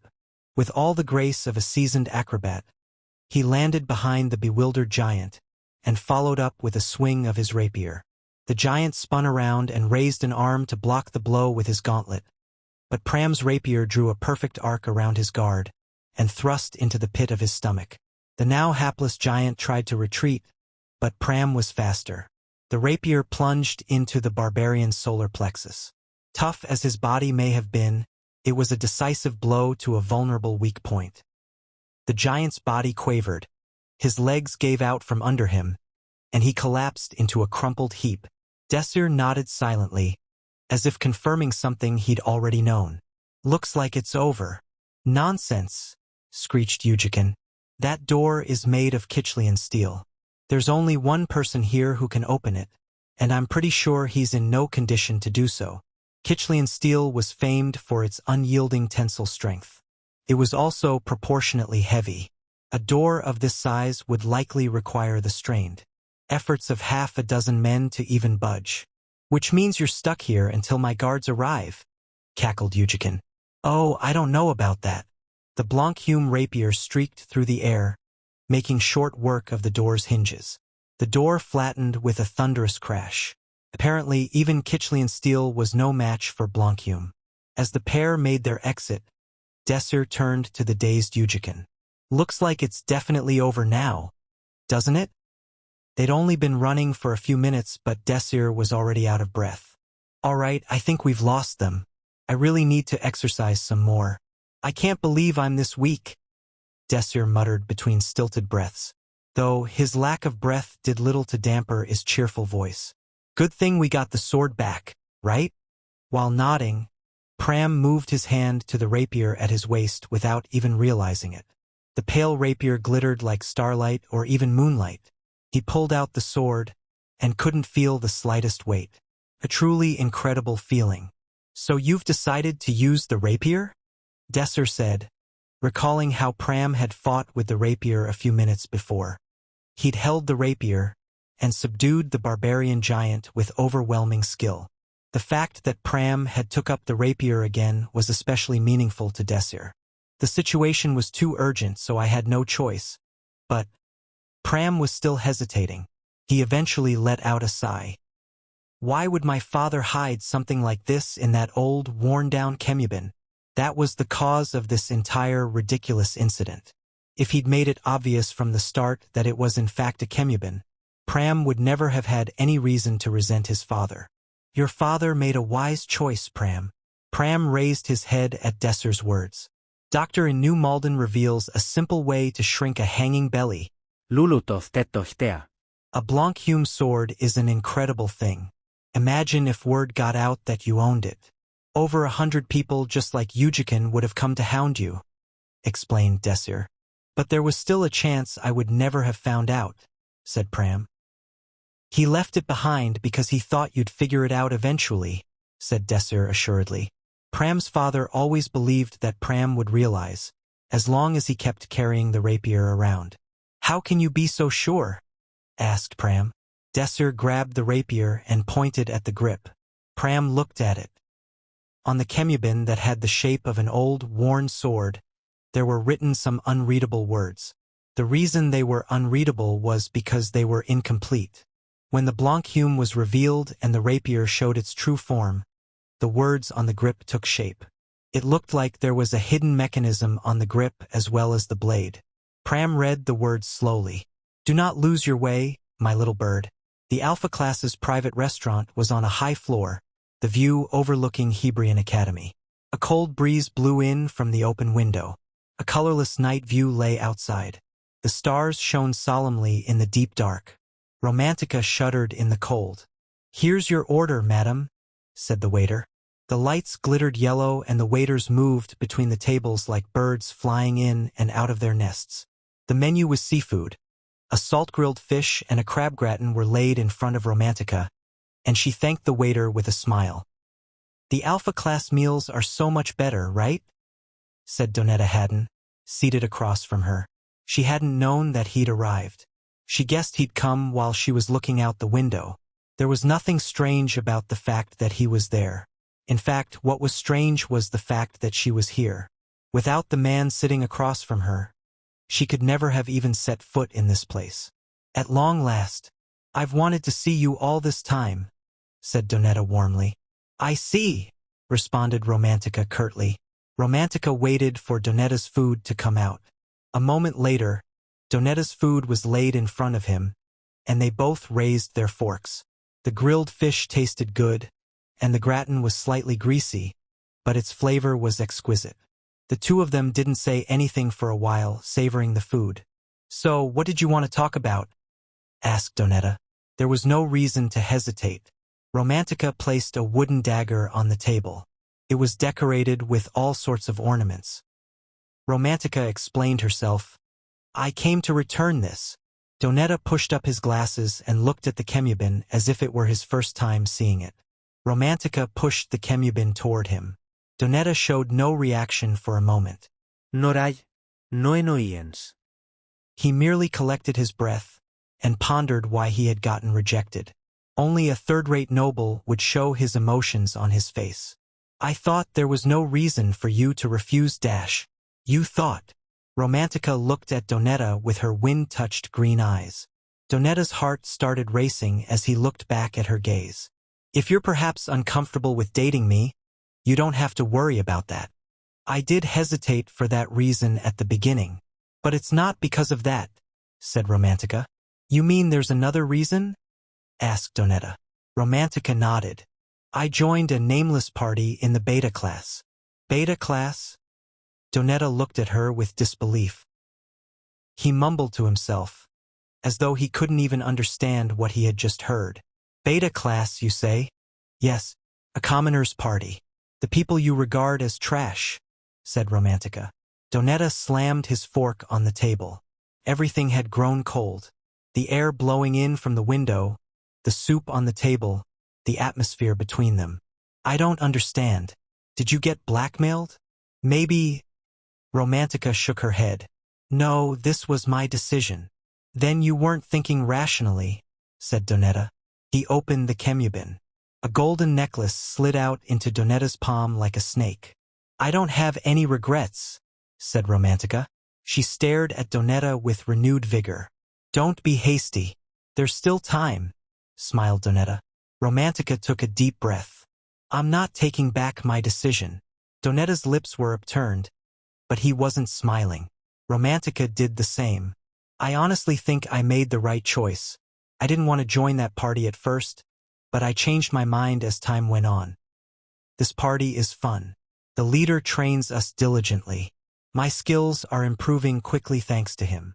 With each word, Romantica became more sure that she made the correct choice. If it's improving your skills, our party can do that as well, refuted Donetta. Of course, that's only one of the reasons.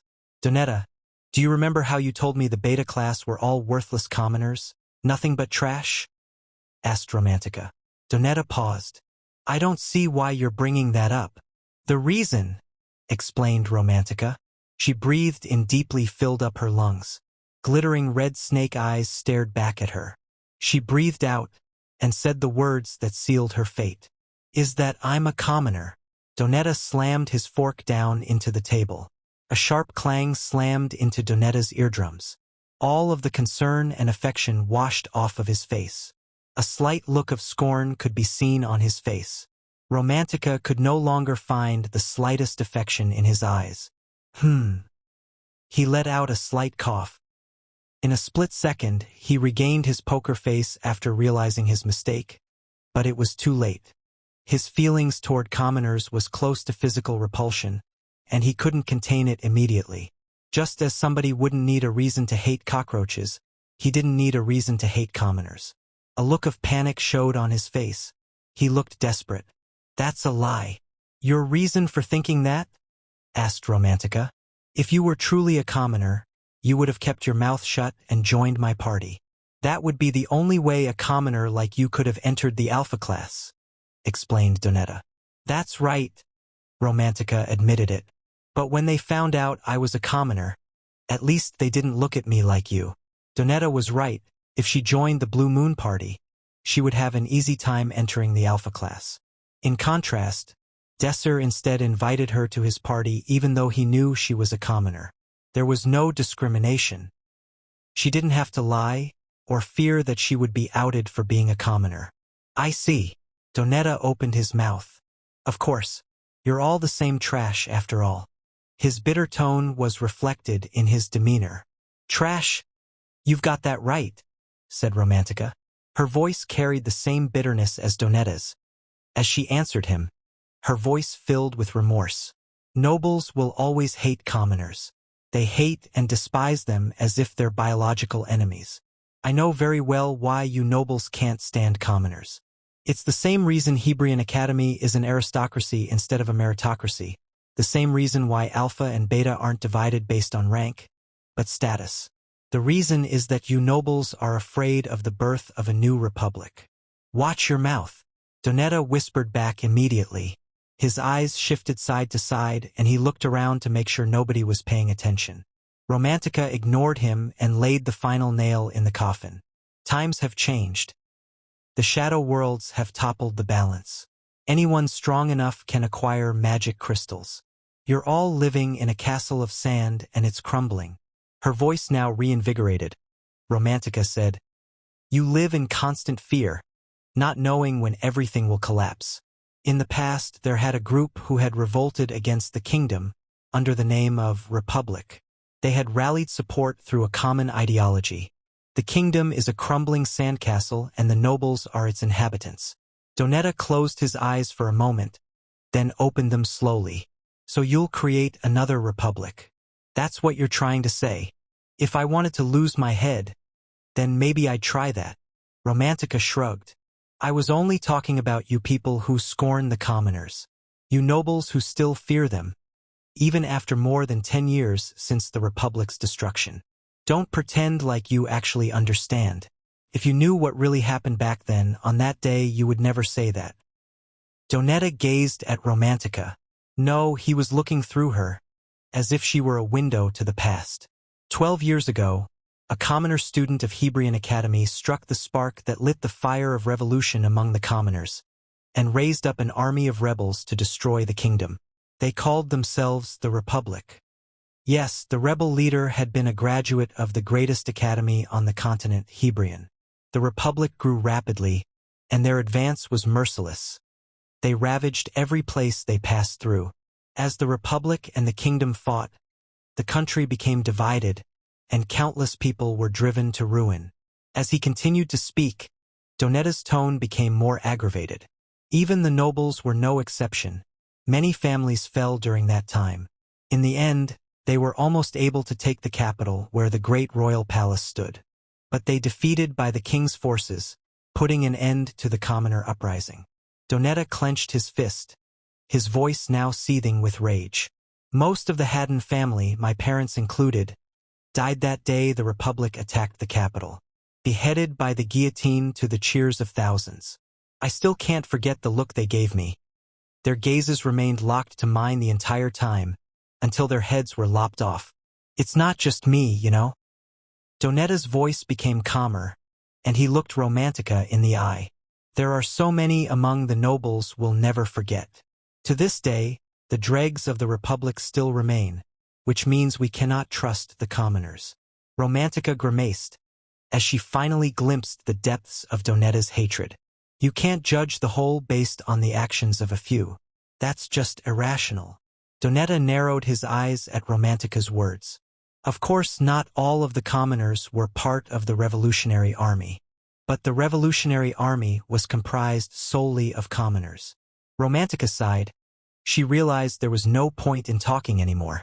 They were enemies now, and nothing she said was going to change that. Good, plenty of reason for us to be enemies.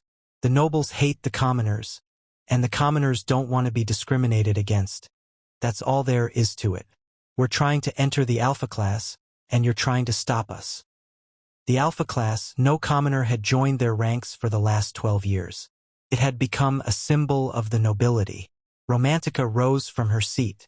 I'll wait for the day we meet in the shadow world. You won't make it. Donetta's eyes flashed menacingly.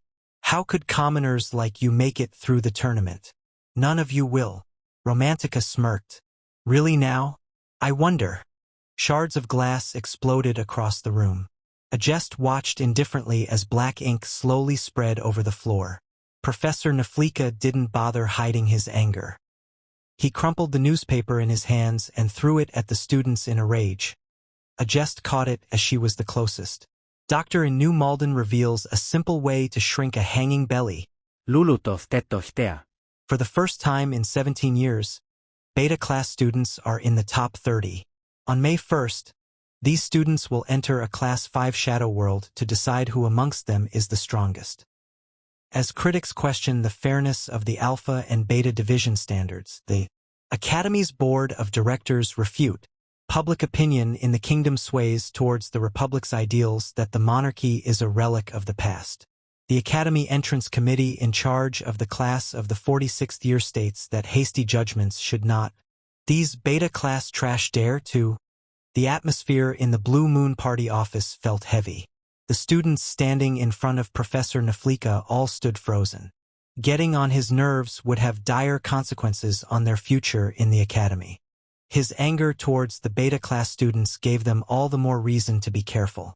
There were 9 students in total in the office with a jest at their head. 12 students should have been present, as there were exactly 12 students among the first years who had joined the Blue Moon Party. If it weren't for that nameless party from the beta class, they would have all made it through the tournament. Professor Napolitan's rage would not subside. They would dare to mock the sanctity of the Alpha class. Napolitan slammed his fist down with all his might, and his desk shook as if it were about to break. Pugman Napolitan was the director of the Blue Moon Party, the greatest and most famous party in Hebrion Academy. He expected nothing but perfection from the members of such a prestigious party, and this unexpected failure had focused his rage entirely onto one person. The student who had stolen a prospective Blue Moon Party member from them. The same student who was in the beta class but was aiming for the alpha class. The student who had stood out so much in the entrance exam. Professor Napolitan said the student's name, his voice oozing with bloodlust. Desir Arman. Desir's name echoed throughout the room. Pugman was in a rage, his eyes were bloodshot, and veins pulsed on his neck. To think we have to take this humiliation from that B***TCH because of him. There was only one person in the entire academy who Pugman would call B***TCH. Professor Bridget Redwin, the target of his long-standing hatred. A jest stared at Professor Napolitan indifferently. Even the director's rage was of no concern to her. In fact, this situation was to her benefit. A jest focused on a single thing Napolitan had said. She whispered it to herself after tuning out the raging professor. Desir Arman. A wave of heat swept across her body. Her heart began beating strongly, as if it were trying to break out of her chest. A jest forcibly held still her shaking hands. She hadn't forgotten it even once. How could she? She still couldn't let go of the bitter taste of her first defeat. Desir Arman had won against her, and that fact had been engraved into her mind. The memory of her loss had at some point morphed into a burning desire to win. But Desir had been assigned to the beta class, and her hopes of a rematch had only grown further away. She'd started to think she'd never meet him again. Desir is coming. A light flashed across her previously ice-cold eyes. He had returned to her. He had overcome all the odds and would come fight her once more. I can finally fight against him again. While a jest was lost in thought, Naflika continued on. It's still fine. All that's left for us to do is to stop those insects from becoming single rankers. Our Blue Moon party will henceforth use any method at our disposal to eliminate Desir Arman's party. Your final ranks don't matter, as long as they fail. Naflika wouldn't stop at mere threats. So, with that out of the way, let's move on. Now that I think about it, we haven't chosen a leader yet. Naflika looked over the party for a moment. His eyes stopped on Agest. You've fought Desir before, haven't you? Agest finally spoke. Yes. The professor's question had dragged her back to reality. Naflika's gaze sharpened. Then you should more or less know how to deal with him already. Agest nodded. I've thought of a few methods. Agest was someone who excelled in every field. When someone as skilled as her said she had a method to deal with Desir Arman. Naflika's eyes shone with glee. Good. That's more than enough. Agest Kingscrown. I appoint you as the leader of the Blue Moon Party's first-year group. Selecting the group leader so hastily was shocking to the students present, but not a single one of them objected. Agest Kingscrown. A spells word, a pawn rank knight, and a third circle mage on top of that. Peerless in politics, history, and every other field. She was the subject of awe and admiration. It was only natural that nobody would doubt her abilities. Professor Naflika looked upon Agest with a smile. Do your utmost to eliminate Desir Arman's party. His words clearly had a more insidious undertone, but Agest Kingscrown was happy nonetheless. She would absolutely beat Desir this time around. The situation was similar to when she was with Elhim, but now Agest Kingscrown's mindset was completely different. She no longer thought of Desir as a weakling. Instead, he had become someone she had to unquestionably defeat. He had become her rival. Desir spoke, smiling from ear to ear. First, I want to congratulate both of you for a job well done. At this rate, we'll pass the final stage of the tournament with flying colors. Still smiling, Desir dropped a small stack of books on the table, causing dust to fly everywhere. There were 3 books. An incident timeline, the structure of the previous clock tower, and finally an analysis of the creation of the Republic in 1218. Each book was large and thick with pages. What is all this? Romantica asked. Even though it was the lounge, it was still disrespectful to make such loud noises in a library. Pram raised a finger to his lips to shush her. Romantica flinched, but her stubborn nature wouldn't let her admit she was in the wrong. So she snorted in reply. Desir spoke, wearing his usual enigmatic smile. Starting today, we won't be training anymore. Romantica and Pram went wide-eyed at Desir's words. This was the first time they'd ever skipped training since the formation of their party. But of course, Desir had no intention of letting them rest. We're going to study history today. Huh? History. Romantica frowned. She wasn't pleased. Not pleased at all. Suddenly studying history? What kind of stupid idea is this, she wondered. Desir chuckled. It's actually very important. It's because we need to learn the original history of the Class 5 Shadow World we're entering. Class 5 Shadow Worlds always required proper planning. Class 7s had simple objectives, such as traveling from point A to point B or gathering objects. From Class 6 and onwards, the Shadow Worlds became fashioned after historical events and settings. For example, traveling with a knight, or guarding a caravan in a time period before the invention of modern vehicles, when trade relied upon such archaic methods of transportation. Understanding and preparing for the time period was one of the most crucial elements in clearing a shadow world. Class 5 shadow worlds were all copies of certain historical events, most of them important enough to be recorded in the history books. Desir stroked his hand across the cover of the history book. By clearing a shadow world, we can obtain magic crystals. This magic crystal contains all the information about the shadow world it comes from. The shadow world being used in this promotion battle will be one such reproduction of an already cleared shadow world. Desir continued, that means the conditions can be controlled. Safeguards are an example of this. Pram nodded his head in understanding.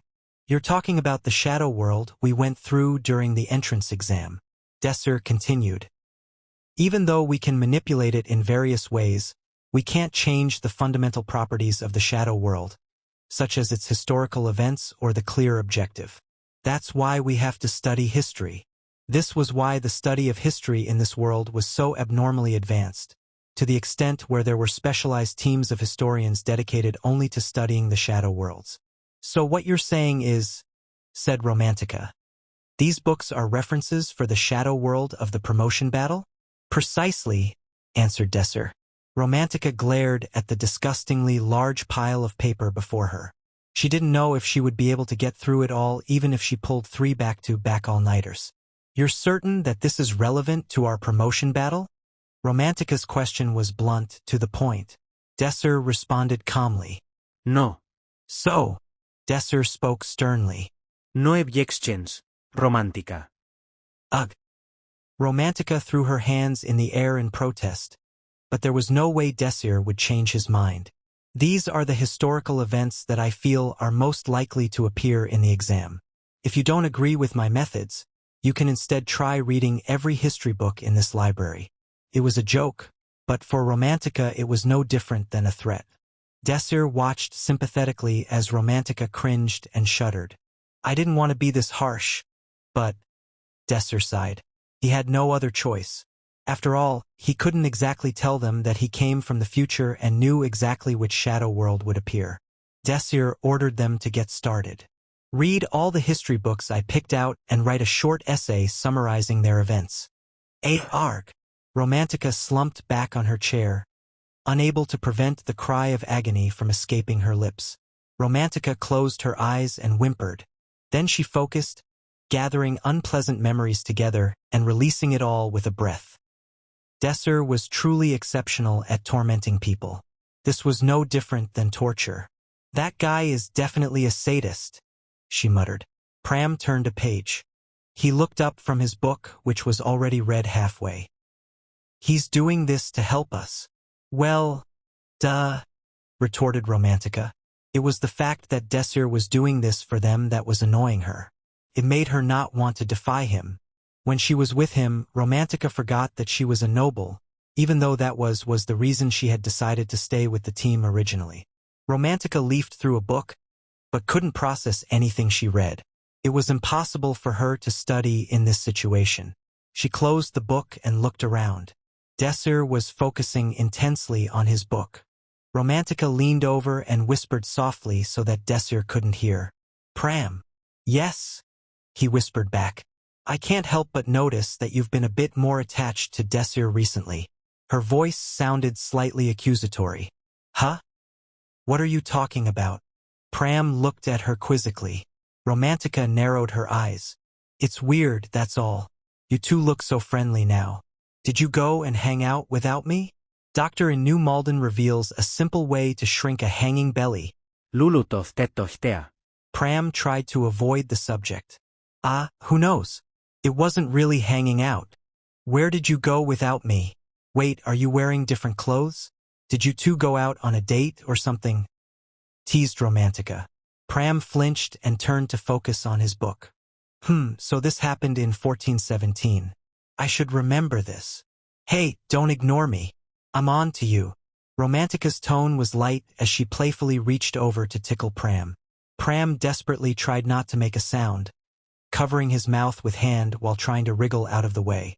As they messed around, Pram's elbow accidentally bumped the desk and a precariously placed book fell on the floor loudly.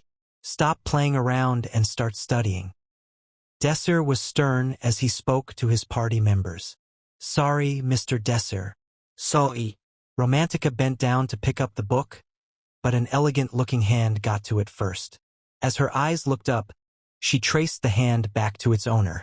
Once she saw who it was, she gasped in shock. Standing before her was a goddess of beauty with eyes cold enough to shatter ice. Her platinum blonde hair swayed gracefully by her waist. A jest, king's crown. Romantica's eyes immediately fell upon the blue moon crest on a jest's chest. The Blue Moon Party. Their enemies. As a jest looked around the room, Romantica spoke coldly. What are you doing here? A jest did not react to her at all. As if to say, I have no interest in you. She walked brusquely past Romantica and sat across the table from Desir. It was as if the only thing she was interested in was Desir Arman. "It's been a while," she said, emotionless as always. Desir answered her with his usual lackadaisical tone. "So it has." This was true, as the two had not met again since the entrance exam. This was their first encounter in 2 months. 2 months. For some, this was a long time, whilst for others it was short. Regardless, it was long enough to decide one's affiliation. "The Blue Moon Party. You chose well. It's very fitting for you," complimented Desir. "What's fitting?" Agest responded with doubt. "That you and the party both stand at the top." Desir had nothing but praise for Agest. "Not anymore, unfortunately." Agest paused for a moment before elaborating. "After all, you're here, Desir Arman." Desir put his book down and rested his chin on his hand. Agest's implication was clear. "You brought me down. I heard you passed the tournament." Her voice contained a tinge of excitement, something unusual for Agest. "We did. We were lucky," said Desir. Agest was dissatisfied with his answer. "You can hardly say that you were lucky when your specialty is analysis." "Well, no matter." By passing the tournament, Desir's party moved into the top 30 of Hebrion Academy, which meant that they had earned the right to participate in the promotion battle. "So when we next meet?" Desir's question was abruptly cut short by Agest. "It will be on the battlefield, in the shadow world." Desir followed Agest's train of thought. He was certain what was coming next. There was only one reason for Agest to visit them. "Have you come to declare war?" Agest was silent, as if she was at a loss for words after having her intent clearly read. "That's your personality, right? Paying respects to your opponents and declaring war before the battle." Agest met Desir's eyes. The two stared at each other intensely, trying to fathom each other's thoughts. "You've recognized me as your rival," Desir stated. He was confident this was the case. Desir got her, but Agest couldn't read anything from Desir's eyes. It had been like that from the start. His smiling face was so strangely serene, without a hint of uncertainty. Reading his thoughts was impossible. It was the expression of an experienced politician. "You know me too well, Desir Arman," Agest relented. "It is as you say. I think of you as my rival. It's an honor. To disregard you before was my error, a misjudgment. I apologize for that." Agest bowed her head, her voice steeled with resolve. As she looked back up, her bright platinum blonde hair swayed. She was truly beautiful enough to make one speechless. Her elegant, delicate appearance was more becoming of a charming princess than a battle-worn knight. But she was indeed a knight, and a flawless one at that. From her perpetually restrained attitude and speech to her abnormally incredible talent. "Still, I have no intention of losing to you. I'll use all my strength to defeat you. That is all." A slight tremor in her voice betrayed her competitive spirit. Her drive to win against others, to rise up while breaking her enemies apart. That was the driving force behind her growth, her strength. Acknowledging her feelings, Desir secretly felt happy. Things are going according to plan. He had been planning it from the start. In the entrance exam, he'd revealed much more of his strength than necessary. He had defeated Agest Kingscrown, the clear favorite, in an overwhelming fashion. He could say that he'd done it in an attempt to enter the Alpha class, but Desir had already known that, as a commoner, he would be assigned to the Beta class. No, the main reason was Agest Kingscrown. By defeating her, his plan was to make himself her target. The mighty spell's word. The woman standing at the top in the Shadow Labyrinth. Desir would gladly become her rival if it meant that she would become stronger. No, she absolutely had to. Because you're the key to clearing the Shadow Labyrinth. Desir's eyes were looking far into the future, as always. Looking at the big picture. This woman was the shining ray of hope in Desir's plans. "I look forward to an honorable duel." Agest Kingscrown. The cheers were so loud that they could have blown apart the main building of Hebrion Academy. There was a magic-strengthened metal frame supporting a gigantic panel that covered the ceiling.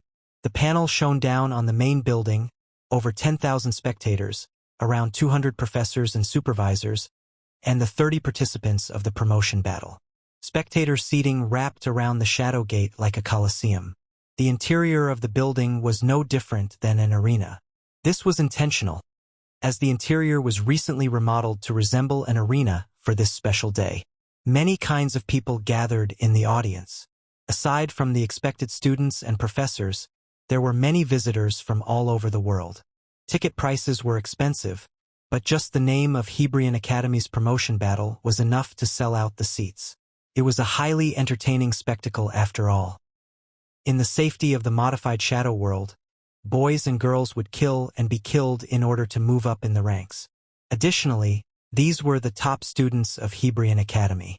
They would surely display skills worthy of the greatest school in the world.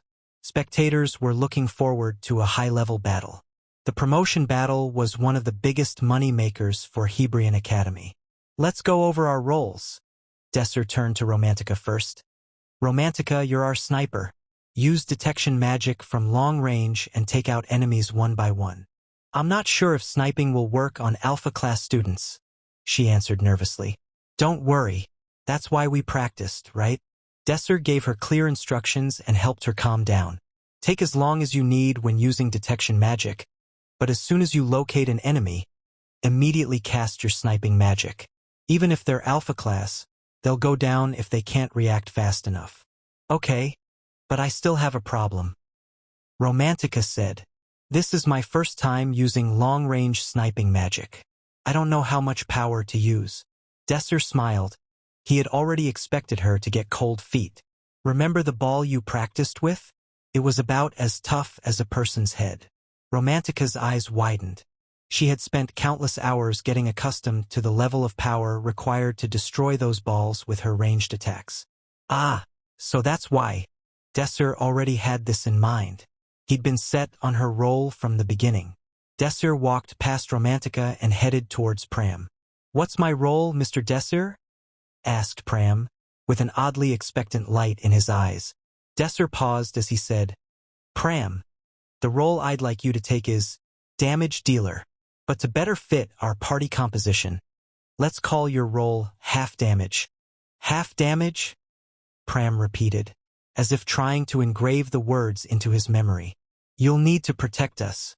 We're mages, so we're very vulnerable to melee attacks. Your role as our sole melee attacker is very important. I'll do my best, Pram exclaimed as he saluted playfully. Desir couldn't help but smile, seeing how insanely cute he was, and Pram smiled back at him. Romantica piped up as she observed the exchange. Desir, what will your role be? My role is anti-mage. Well, to put it simply, he paused, as he pondered his choice of words, before finally speaking, a playmaker, I guess. It was time. An announcement blared out. The shadow gate is opening. Students, please proceed into the shadow gate. Desir took a step forward. The shadow gate bulged outward, enveloping him in a blinding light. He closed his eyes reflexively. When they opened again, the scenery had changed completely. Birds chirped noisily around him, and a gentle, soothing fall scent drifted up from the fallen leaves crumpled underfoot. The location was a forest, and the time was 11 a.m. Desir took a deep breath as another announcement sounded out. Objective: locate the enemy's base. Failure condition: an unknown input has been entered. Participants in this world cannot die. Upon taking lethal damage, the failure condition will be met, and you will be ejected from the shadow world. You are a soldier. You have received information on the location of the hostile forces base. As a soldier of the Allied forces, you must find the hostile forces base. Pain limit is reduced to 20%. He looked around, but couldn't see either Pram or Romantica. As expected, the 30 participants had all started in different, randomized locations. Lucky for me, Desir sensed the flow of magic power behind him simultaneous to the sneering voice. He ducked, as an ice bolt flew over his head and stabbed deep into a tree with a thunderous crack, chilling the air around him. He turned to see a girl, around the same age as himself, smiling maliciously. Lucky I found you so quickly. That is, Desir arched an eyebrow in response. Was I that famous? Not in a good way. A pulse of magical energy radiated from her as formulas appeared in front of her. In response, Desir began casting his own spell. I'm Desir Arman, party nameless, he said, almost casually. Lapras. Blue Moon Party. Doctor in New Malden reveals a simple way to shrink a hanging belly. Lulutov tetohtea. Their spells shot forward simultaneously. The throne of ice sinks into a freezing cold. Ice Blast. Lapras' spell was Ice Blast, a higher-tiered version of Ice Bolt. It was a spell produced by encasing an ice bolt in an orb of ice, before shattering the orb and releasing the bolt again. The orb shot towards Desir, leaving frosty air in its wake. The road of flame burns stronger than any other. Fire Road. Fire Road. A first circle flame spell that shot a ray of condensed heat. Desir had expertly predicted the trajectory of the ice blast and released the fire road directly into its path. But Lapras wasn't done yet. Aqua Wave.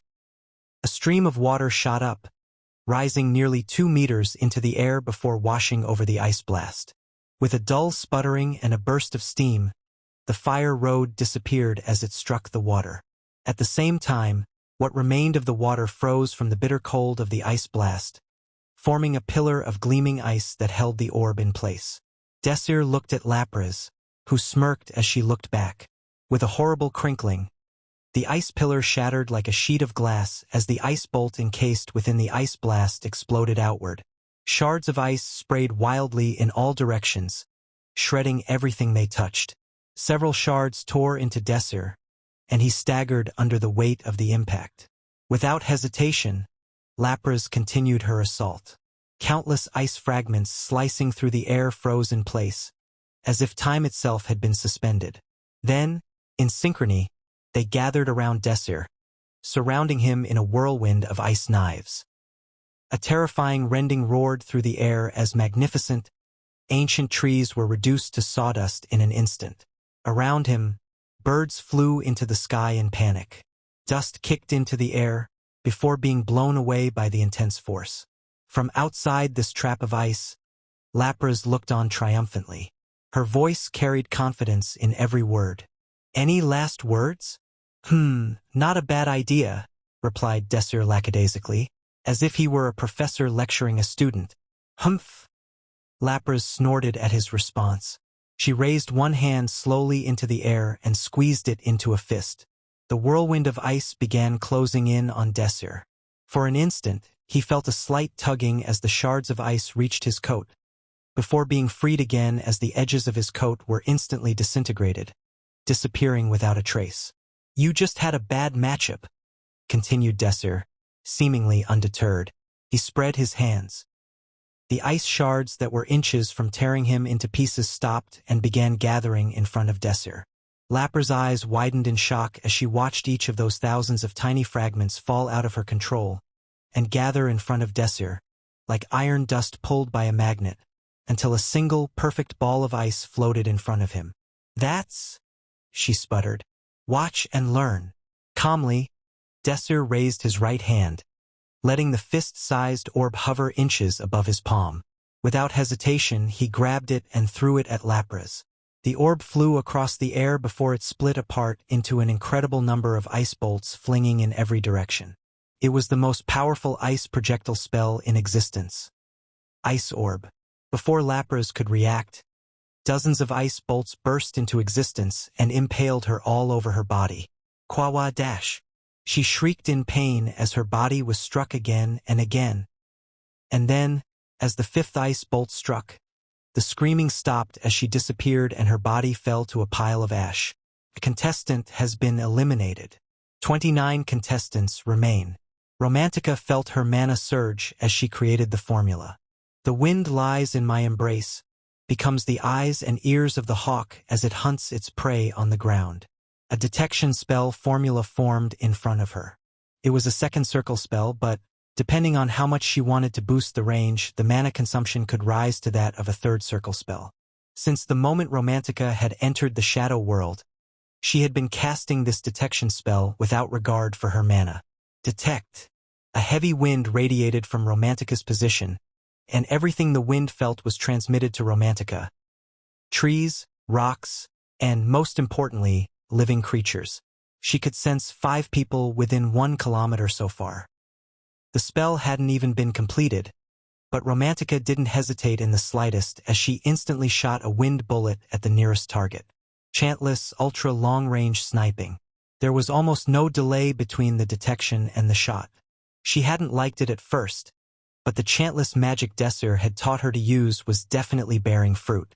The bullet tore through the air. She had little problem controlling the power. After all, the ball she'd been training with this whole time had been around the same strength as a human head. So all she had to do was match that same level of power. She heard the slightest thump before an announcement sounded. A contestant has been eliminated. 26 contestants remain. Okay, that wasn't him, she vocalized, before preparing to cast her detection magic again.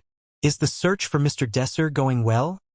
Interrupted Pram, who stuck tightly to Romantica. Fortunately for the two of them, Romantica and Pram had ended up with fairly close starting locations. Romantica had found Pram the first time she'd cast her detection magic. And now, there was only one member of their party left to find. Not yet, but we'll find him soon, assured Romantica. Once again, the heavy wind spread from Romantica, transmitting what it felt back. There were 4 living creatures in total within range. She raised her hand and a bullet formed in front of her. Once again, she fired and began counting down the seconds until the inevitable. 3, 2, 1. She waited for a moment, but the expected announcement never came. Instead, she felt the bullet slip out of her control before dissipating into a light breeze that blew back past her cheek. Romantica grinned as she spoke. Found him. Found what? Called an unexpected voice from behind the pair. They whipped around to see a 2-man group, comprised of a swordsman and a mage. You're broadcasting your own location by flinging around detection magic like that, you know, said the mage haughtily. Romantica smirked at the mage's mocking attitude. Even if you know, I wonder why you're so sure you can take us down, finished Pram as he drew his rapier. Stop spouting bull. The swordsman started. He had just grabbed the handle of his blade as he spoke, but before he could finish his word, Pram had already closed the distance. In an instant, the rapier pierced through the swordsman's heart. Huh? Simultaneously, Romantica fired a bullet at the totally unprepared mage standing behind him. It was perfect coordination. Both bodies vanished into a pile of white dust. 2 contestants have been eliminated. 24 contestants remain. Now then, should we go find our stupid party leader? Romantica asked rhetorically as she stretched her shoulders. Dark clouds rolled across the sky as an ominous rumbling rang out through the air. The light breeze from before had quickly grown into a powerful gale, and the temperature had begun plummeting rapidly. Rain was all but inevitable. I took out 2 people by myself, Romantica preened as she looked at Desir with a smug expression on her face, her arms folded across her chest. Desir smiled and patted her head. Looks like you haven't been slacking off on your practice. Romantica looked up at Desir, annoyed. Wait, don't touch someone's head without getting permission. Desir hurriedly retracted his hand. He had pet her head without thinking because of how cute she looked, but wisely withdrew. Mr. Desir. Out of nowhere, Pram slipped in between Romantica and Desir like a ghost. I took out someone too. He quickly moved Desir's hand on top of his own head and stood quietly, patiently waiting. Romantica looked at them as if she were annoyed and turned away. Stupid Desir. In any case, they managed to accomplish their first goal: get the party together. Unfortunately, they had been fighting the entire time and were exhausted. After casting detection magic constantly, Romantica was looking much worse for wear. Desir motioned towards a tree stump and spoke. For now, let's rest. The party cleared out the fallen leaves and sat down. After sitting down, each of them opened up the packets supplied by the Academy. Inside were 2 energy bars and a bottle of water. Desir took out an energy bar and started eating.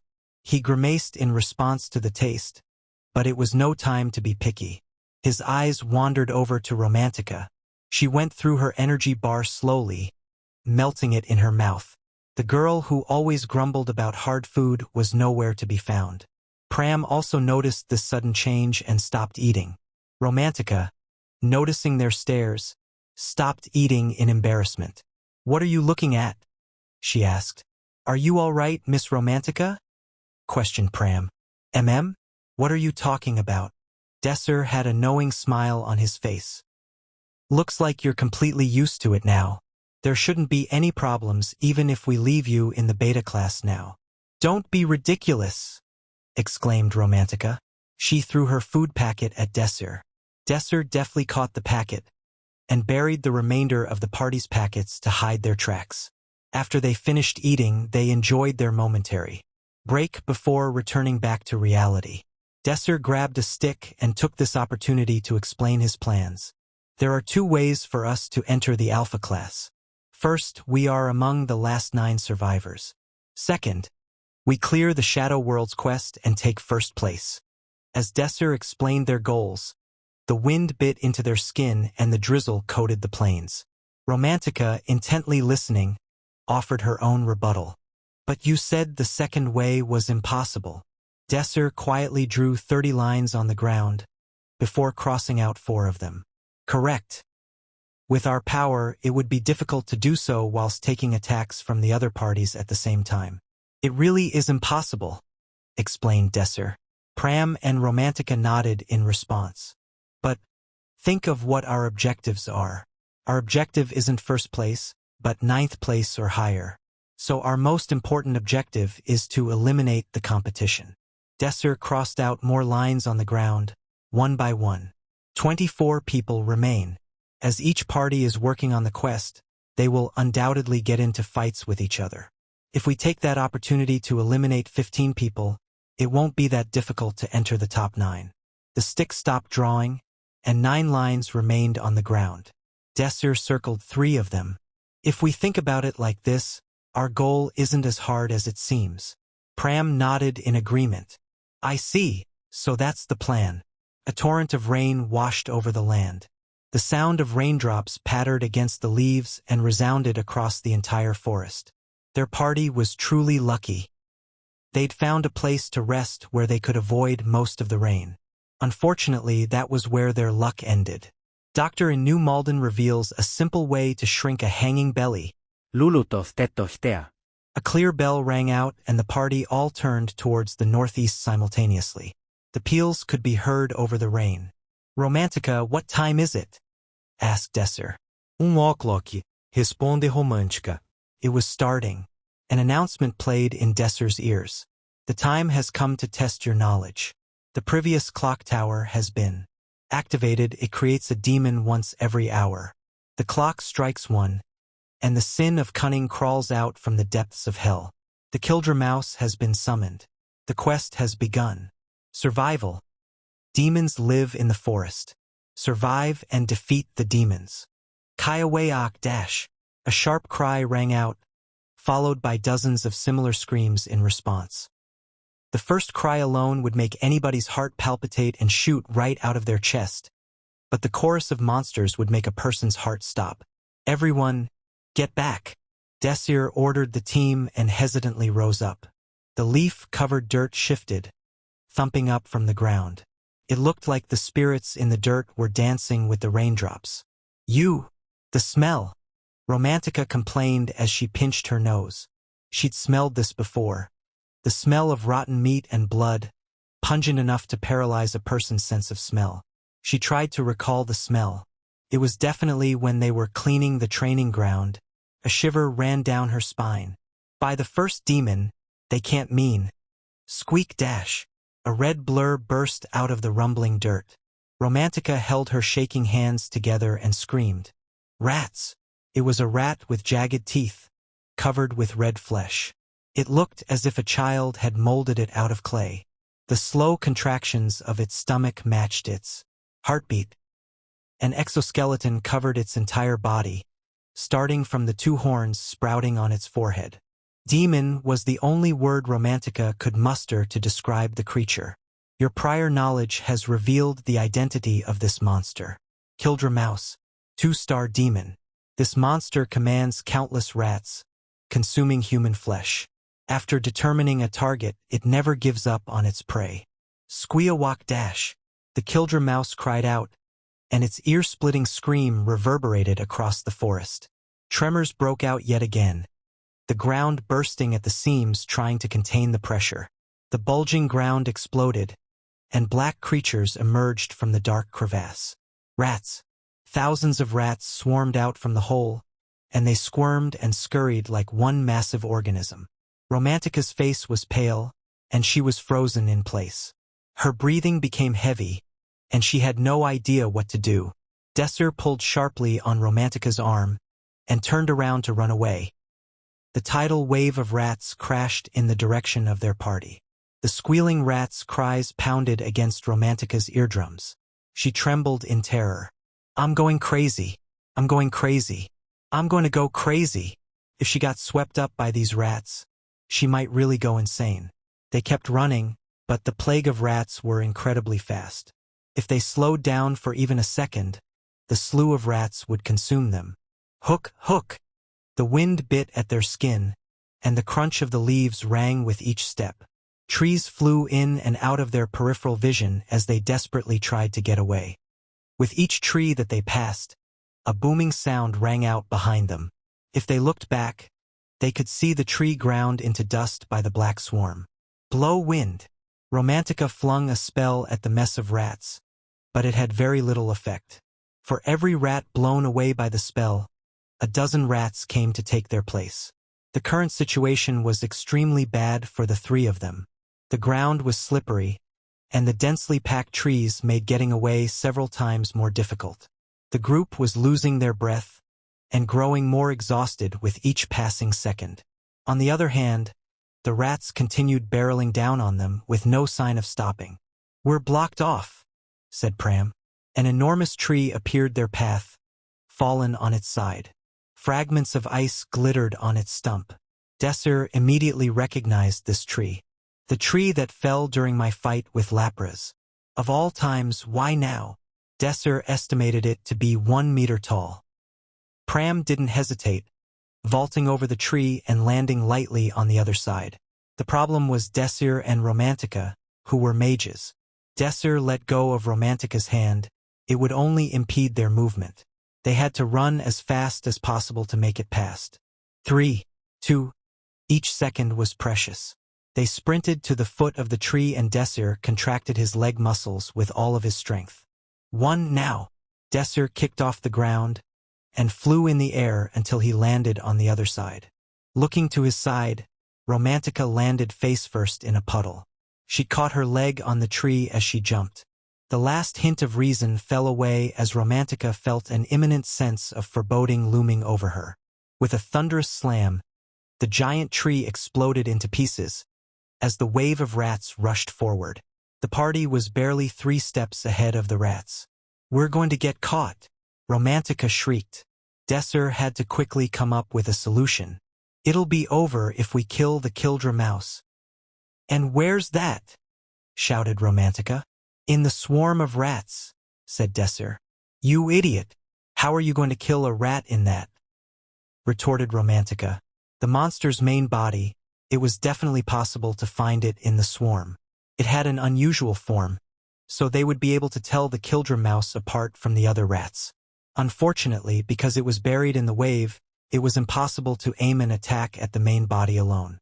But what if we can draw the Kildra mouse out?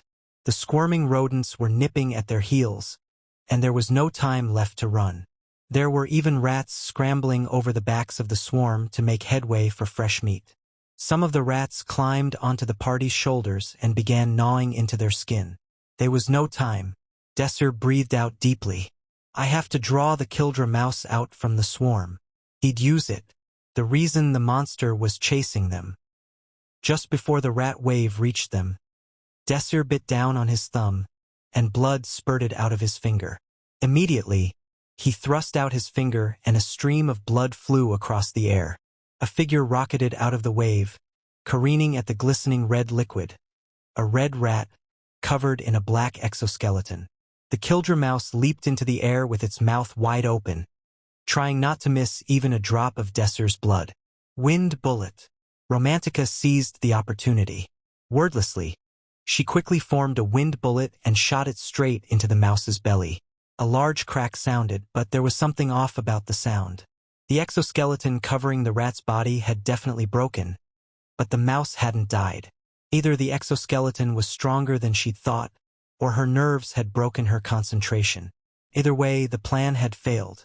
The Kildra mouse fell back down and retreated into the torrent of rats. It was impossible to get to it now. Suddenly, Pram sped past Romantica. Pram? Faster than Romantica or Desir could react, Pram dove into the rolling mass of rats, and thousands of rodents immediately began ravaging Pram's skin. But it wasn't enough to break Pram's concentration. The Kildra mouse couldn't pass up the smell of blood.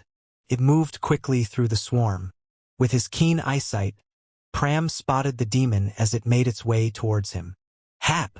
He stabbed at it, his sword splitting the wave of rats like a beam. Squee-eek! A silver light pierced through the dark mass of rodents. The grotesque sound of skewered flesh echoed out. The Kildra mouse, pierced by Pram's rapier, shivered and went limp. The rodent swarm, which had previously operated like a well-oiled machine, suddenly devolved into an incoherent mess. Squeak! Squeak! As if they'd just woken from a dream, the rats looked around for a moment, dazed. But when their eyes landed on the gigantic humans next to them, they scattered back into the forest like a retreating tide. Survival quest complete. You have defeated the Kildra mouse. Survival. Success. It's over. Pram breathed out and collapsed on the spot. Desir flicked away the remaining rats clambering on Pram's shoulders. Good job, Pram. This much is nothing. Everything had returned to normal, as if nothing had even happened. The ear-splitting sound of rats was nowhere to be heard. The rain, indifferent to the fierce battle that had just taken place, poured relentlessly on their faces and bodies. Cold, Romantica muttered, her entire body soaked to the bone. She looked like a soggy rat. Desir smiled and pointed northwest. It should be a bit better over there. The thunder rumbled, and the clock tower, far to the northwest, cast a long shadow on the ground. The quest objective has been revealed. You already possess knowledge of this place. The quest description has been altered to account for this. The previous clock tower is a large-scale magic device containing the highest level of dark magic. Each hour, it will summon a demon that can summon other demons. The summoned demons will each have unique characteristics depending on when they are summoned. The final quest has been revealed. Doctor in New Malden reveals a simple way to shrink a hanging belly. Lulutoth tetohtea. Quest objective: stop the clock tower. At the top of the clock tower lies the clock's power source. Destroy the power source and the clock tower will stop. The sharp ring of a sword slash rang out, and the frozen Kildra mouse shattered into pieces. Blood and meat danced together in a macabre waltz as its corpse fell to the ground. A jest, cold and indifferent, flicked the blood off her sword. You have defeated the Kildra mouse. Survival success. The rats had been surrounding the Blue Moon party, pushing in from all sides. But after the boss rodent perished, they stopped in their tracks and soon scattered. Their cowardly natures restored themselves after being freed from the control of the Kildra mouse. We're alive. We won. Excited cheers rang out from the group. A jest looked around. There had been 10 party members, including herself. That number had been reduced to 8. 2 eliminated. Overall, out of the 30 participants in this quest, over 10 had been eliminated, more than a third. The Blue Moon party had put up a decent fight, but a jest's mood had soured, though nobody noticed the change in her emotions because of her indifferent expression. Percival walked toward a jest. We have the lead now. Almost half of the 18 survivors are in our party. Mathematically, the remaining survivors could only be small parties of 3 to 5 people. Once we take care of the other parties, we're guaranteed to rank first. The rain was still falling. The water soaked their bodies, washing away the sweat. It was a refreshing feeling after their long fight against the rats. A jest's silver hair blew in the wind. It was a weak north wind, blowing in with the rain. One couldn't even feel it without paying attention. At that moment, a jest's eyes flashed open. Telbrix's shield of ice protect us. Magic formulas formed in front of a jest at an incredible speed. Within a matter of seconds, a transparent pillar of ice emerged in front of Percival. As soon as it reached full height, the ice pillar shattered and fell over. Wah! What was that just now? Percival's voice shook. Sniper! There was no trace of any emotion in her voice, but a jest also felt some shock. It was because there was barely any gap between the detection magic, the wind, and the snipe. If she hadn't noticed the detection magic, Percival would have been eliminated right there. There shouldn't be any mages here capable of casting this quickly. More accurately, there was nobody with that level of skill among the freshmen, herself excluded. Regardless of her expectations, the important thing was that a high-level wind mage was targeting them. And no matter how skilled her alpha-class teammates were, a sniper of this level was incredibly dangerous. A jest commanded the party members standing behind her. Enemy, tankers in front. Wind mages, disrupt the air currents. Her team moved into the defensive formation, following a jest's orders. The tankers stood in front, shields out. The mages stood behind them, disrupting the air and preparing to counterattack. But no more attacks came. The enemy had likely realized that sniping was pointless without the element of surprise. So a jest's party kept waiting, but to no avail. Leader? They're not sniping us.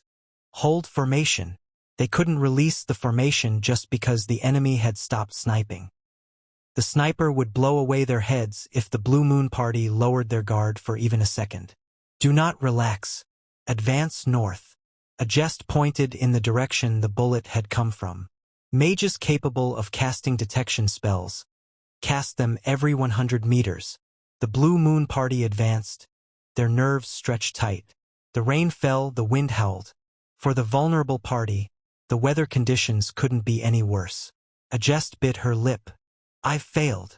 From the third floor of the clock tower, Romantica looked out the window at the forest below, eyes furrowed in frustration. Desir stood next to her. It doesn't matter. I didn't expect the snipe to work as long as a jest was there. What? You told me to snipe them knowing it wouldn't work. Romantica scowled and puffed up her cheeks. Yes, to tell them that we have a sniper on our side. They'll have to spend every moment looking out for a snipe as they move, and they'll have to constantly use detection magic to prepare for it. That alone should be a huge mental burden for them. Romantica released the air from her cheeks, but she still wasn't convinced. Since the snipe failed, they found our location. And that is the core of the plan. Romantica raised an eyebrow. What? Desir spoke again. Snipe every party, not just the Blue Moon party. Let them know our location. Romantica's shrill voice berated him. Did you hit your head? Desir smiled in response. Their objective was to lower the number of survivors below 10, whatever it took. Of course, since the Blue Moon party held the majority, it was impossible to avoid an eventual conflict with them. There was no way his group could win against the Blue Moon party in a direct confrontation. But a melee's a different story. A melee? We make every party fight at the same time, right here in this clock tower. That was the best option for their party, considering their small number. Right now, the Blue Moon party has an absolute advantage. But what would happen if every party gathers here? There's no way the other survivors will fight each other when there's such a powerful group sitting right there. They'll team up against the overwhelming enemy. Desir paused to breathe, then continued. When that melee happens, we'll balance them out. We'll take out any enemies if we have the chance. If we see one side winning, we'll tip the scales toward the other side. We'll slowly reduce the number of survivors down to 9. In other words, we make them work for us, Pram concluded. How scummy of you, Desir. Desir raised an eyebrow at Romantica's insult and spoke with a smirk. What matters is that we win, right? Pram folded his arms. But if we use that strategy, it'll be so unfair for the other parties. After coming all the way here while defending themselves at the same time, they'll be stuck in a huge melee. It'll truly be hell for them. Wouldn't it be heaven for us? Peculiar twinkle flashed in Desir's eyes. Romantica shivered. He was a master at tormenting others. A demon in human form. Desir clapped his hands. Well, that's just the way it is. Our job right now is simple. Keep sniping every party to tell them our location. Tell them their enemies are right here, in this clock tower. Romantica moved to the window. She spoke as she cast her detection magic silently. I don't know if they'll come even if I keep shooting them like this. What other choice do they have?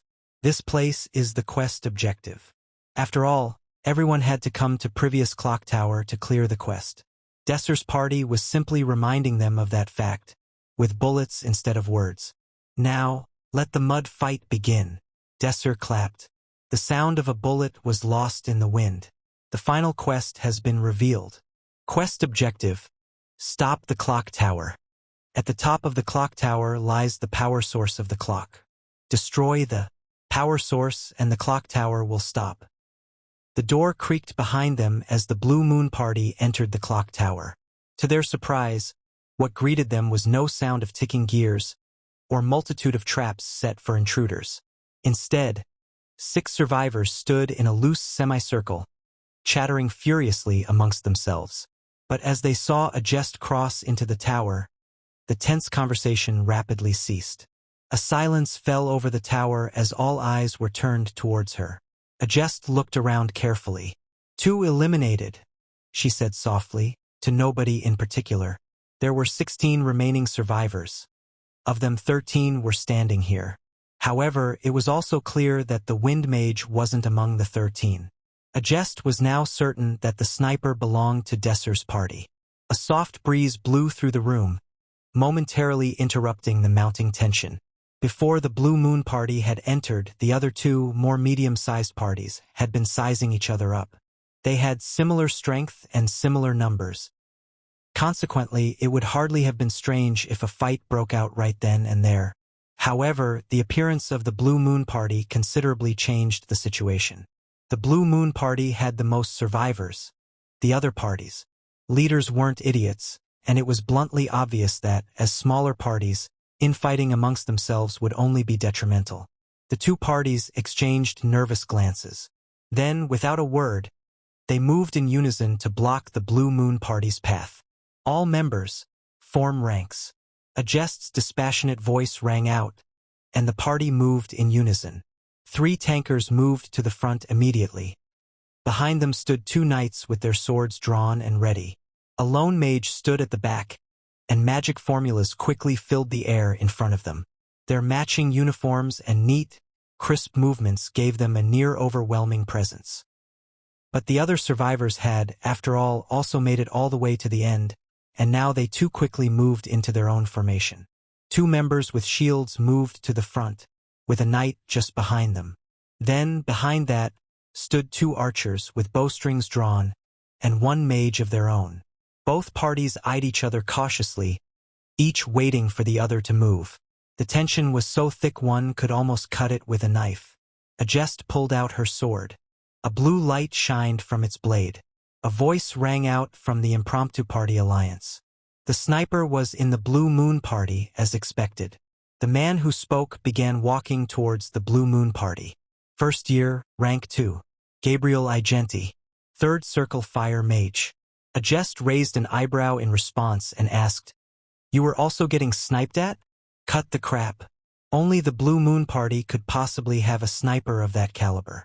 A jest narrowed her eyes. It wasn't because of anything Gabriel had just said, but rather, she now realized. We weren't the only ones Desir Arman was sniping. He had clearly found the clock tower first. But instead of continuing the quest, he had instead elected to gather every other party. Does he think he can snipe us all down? But that doesn't make sense. He wouldn't give up his enormous lead on the quest progression for such a reckless plan. A jest blinked slowly as comprehension dawned on her. Clearing the quest wasn't his objective, she thought aloud. Doctor in New Malden reveals a simple way to shrink a hanging belly. Lelutox detox tea. Igenti frowned. What are you talking about? Without a word in response, Jess took a step forward. Her eyes were already behind him. He blinked. She disappeared. A cloud of dust exploded from where she had stood. In an instant, Jess' sword was past him. There was no warning. Agenti turned to look down at his body.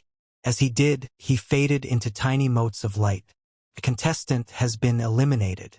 15 contestants remain. Ah! The party leader died. Everyone, charge. The screams ran out from panicked students.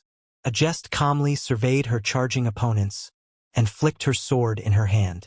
5 people and spectators. She looked up.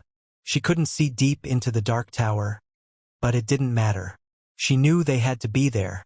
All members, stop Desir's party sniper, she ordered as she pointed at the stairs. All members? What about these guys right here? Percival replied, incredulous at the absurd order. She looked back over the other survivors. Without hesitation, she coolly responded, I'll take out the 5 of them myself. All 5? By yourself? He spit out in disbelief. Jess never answered him. She had already entered the fight. A low, whining creak came from the rusted hinges of the door as it swung open. A silhouette illuminated against the open doorway. As the figure silently drew closer, it came into view. It was a girl, wearing a strange leather coat embedded with metal plating. Blood ran down the side of body, leaving a trail of droplets as she walked. She held a blade in her hand. Blue light glowed along its edge. Her long platinum hair was unmarked by blood, striking a sharp contrast as it flowed behind her. She examined the 3 of them as she approached, like a lion stalking its quarry. Instinctively, his party members shifted back behind him. A pointless scheme. Her voice was ice-cold. Desir's face froze at the criticism. It would have worked if not for you. He meant it truly. After all, his opponent was a just king's crown. She was the strongest spells word in all of Hebrion, and one of the 6 who had survived to the very end. When they'd all united under the expedition's banner, she had been the commander, so gifted was she in battle. Desir had expected her to figure out his plans, to some extent, anyways. It wasn't as if his plans had been suddenly, unexpectedly seen through. Rather, he had made quite the serious miscalculation.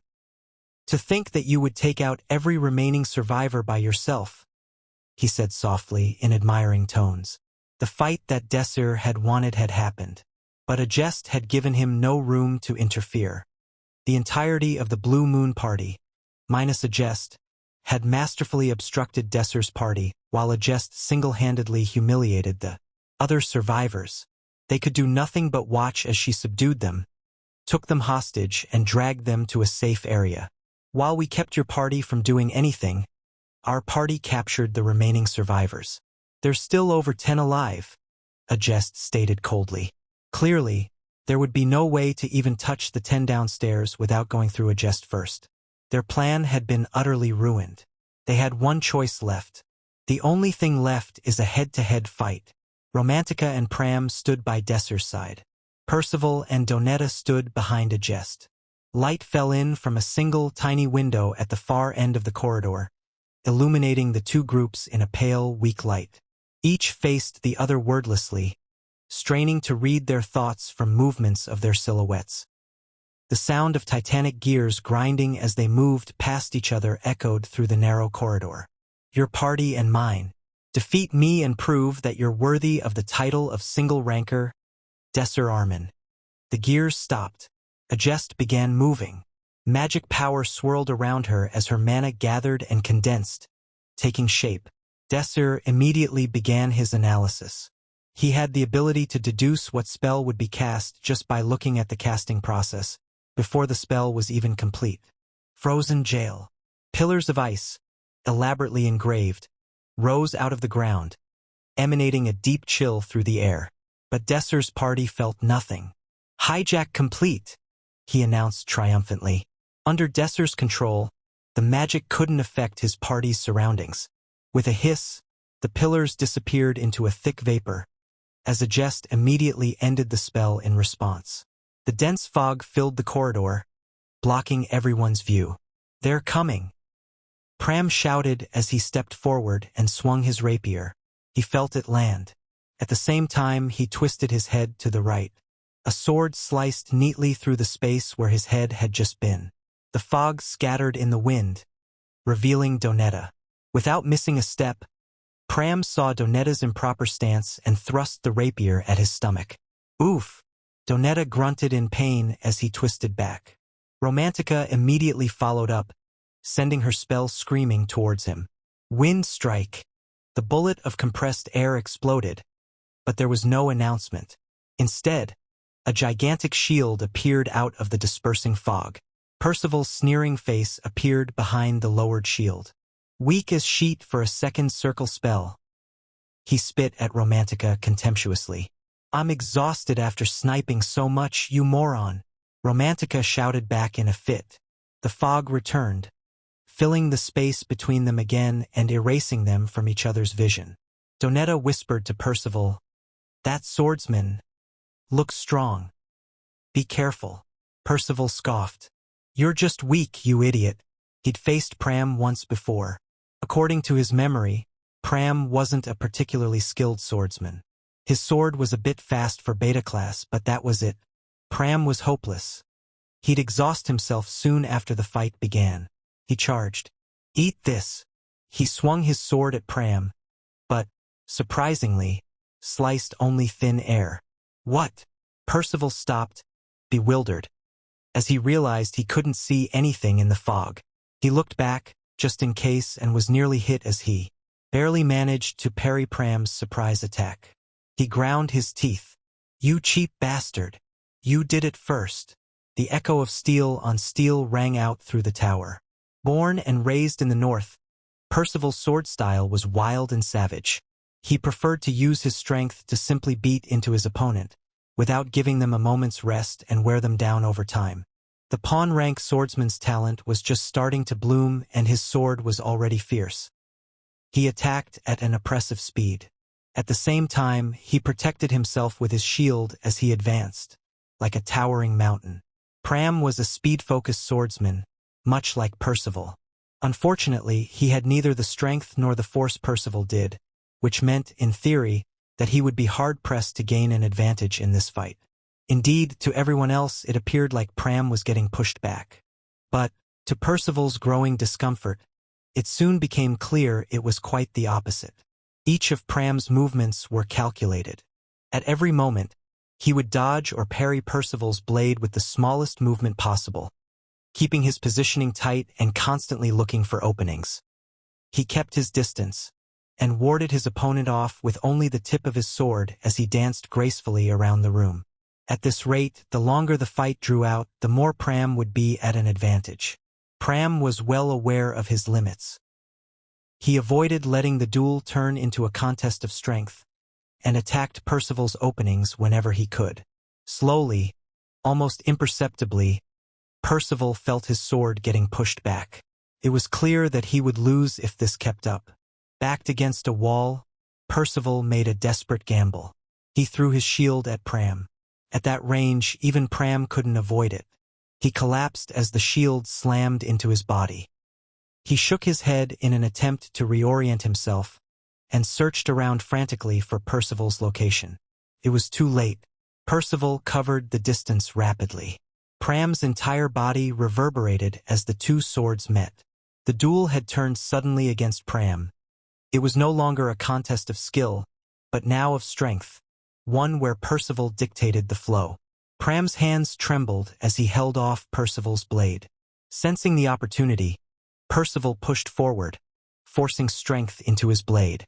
Pram felt his arms giving way, but Pram still had a few tricks up his sleeve. Suddenly, he shifted the angle of his rapier, subtly manipulating the point of contact to let Percival's sword glide down the blade. Percival's strength worked against him as he suddenly found the resistance lighten. He stumbled as momentum carried his body forward. It was too much of an opportunity to present someone of Pram's skill. Like a lightning bolt, his rapier thrust forward into Percival's shoulder, and the Blanchume tore through the steel chestplate like a hot knife through butter, splattering blood through the air. Staggered by the pain, Percival instinctively rolled back several times. rapidly making distance between himself and Pram, before barely standing back on his feet. I was injured?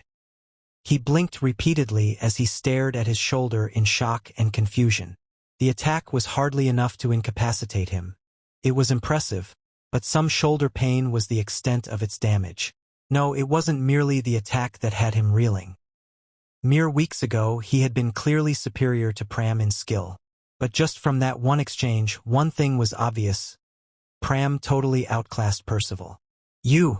The hell happened to you?" he shouted at Pram incredulously. "To what might you be referring? How did you change so much in just a few weeks? Is there a reason I should tell you such a thing?" replied Pram, with a mischievous smile across his face. Percival scowled at Pram's non-answer, and he cursed under his breath. It was clear that he could no longer take Pram so lightly. Rushing in would almost certainly result in his defeat. Unable to hide his intense frustration, he shouted, "Damn it! What the fook is Haddon doing right now?" "Fook!" Donetta drew his sword and held it out in front of him. It was meaningless. The whole area around him was covered in a thick fog that made it impossible for him to find Romantica. "Are fogs normally this thick?" he asked aloud, before shaking his head. "Of course not." No, according to Donetta's memory, the fog should simply have lifted after the first strike. But instead, it had seemed to only be getting thicker and thicker over time. "Humph, you're quite clever utilizing the fog like this," he said, seemingly to nobody. It was clear what was happening. The fog was being held in place, indeed more than that, magically enhanced entirely intentionally. Unfortunately, even if that was the case, there was little Donetta could do about it, which meant he staggered as yet another wind bullet slammed into him, but endured the throbbing pain on his hand and kept a firm grasp on his sword. It was a truly bizarre situation. He had no idea where Romantica was hiding. In contrast, she clearly knew exactly where he was all the time, and was wasting no time using the information disparity to rain magic upon him with impunity. To top it all off, whenever he chased down where the attack came from, it was clear that Romantica had already disappeared to another spot to continue her merciless barrage. Is she detecting my movement through the wind? Damn mages. Donetta felt that it was almost certain that a mage would be able to, which would explain his current predicament. It was quite the exhausting situation, having to simply sit and take the enemy's attacks. Well, it seems like they're using their heads. But that won't be enough. Donetta stood up straight and tapped the golden necklace he was wearing with a slight smirk. In an instant, the fog cleared. "That necklace? It was an artifact?" Romantica asked in shock. Artifacts, items imbued with magic power. Compared to a regular item, it would be many times more expensive. "I told you that you'd regret it, didn't I?" Donetta asked smugly. He raised his hand and aimed the ring on his thumb towards Romantica. She quickly realized that the necklace wasn't the only artifact he possessed. Fire ring. Second circle fire magic. A ring of fire formed beneath Romantica's feet for a moment, before a wave of heat shot upwards, pinning her within the circle. She was trapped. Doctor in New Malden reveals a simple way to shrink a hanging belly. Lulutoth tetohtea. Donetta raised his blade and held it inches from her face. She simply shrugged her shoulders in response.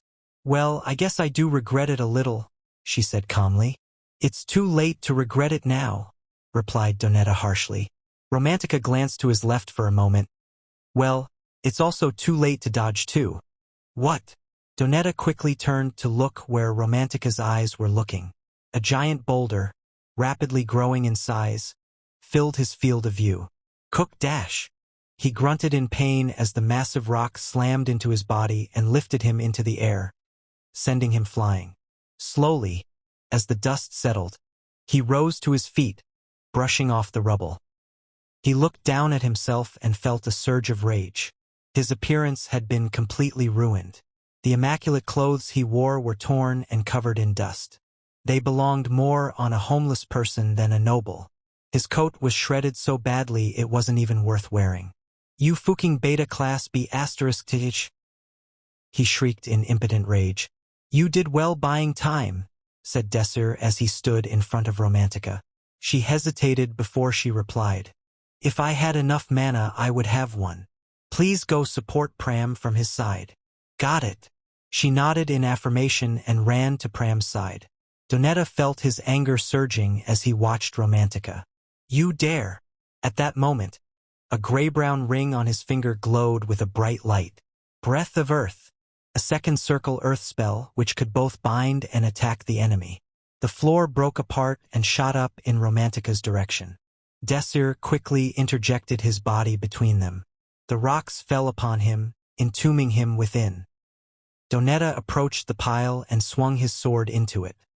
He winced, unexpectedly, as he felt his hands go numb for a moment. What? He asked in total confusion. Somehow he wasn't able to cut through. The simple earth that surrounded Desir had become as hard as steel. Don't use magic against him. The voice came from behind the bewildered Donetta. A silhouette flew past him in a blur. In an instant, a jest swooped down upon Desir.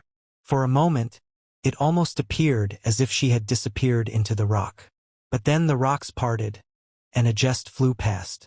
She turned back, just as Desir rose from the rock and rubble. As their eyes met, Desir opened his mouth. Stone break. The earth exploded outward. The explosion rocked the tower and sent a jest flying with its shockwave. From where Desir stood, fragments of dirt flew towards a jest like shrapnel. She dodged the shots and executed a perfect backflip to land gracefully. Then she nearly jumped in shock as the earth beneath her fingers melted and encased her wrist.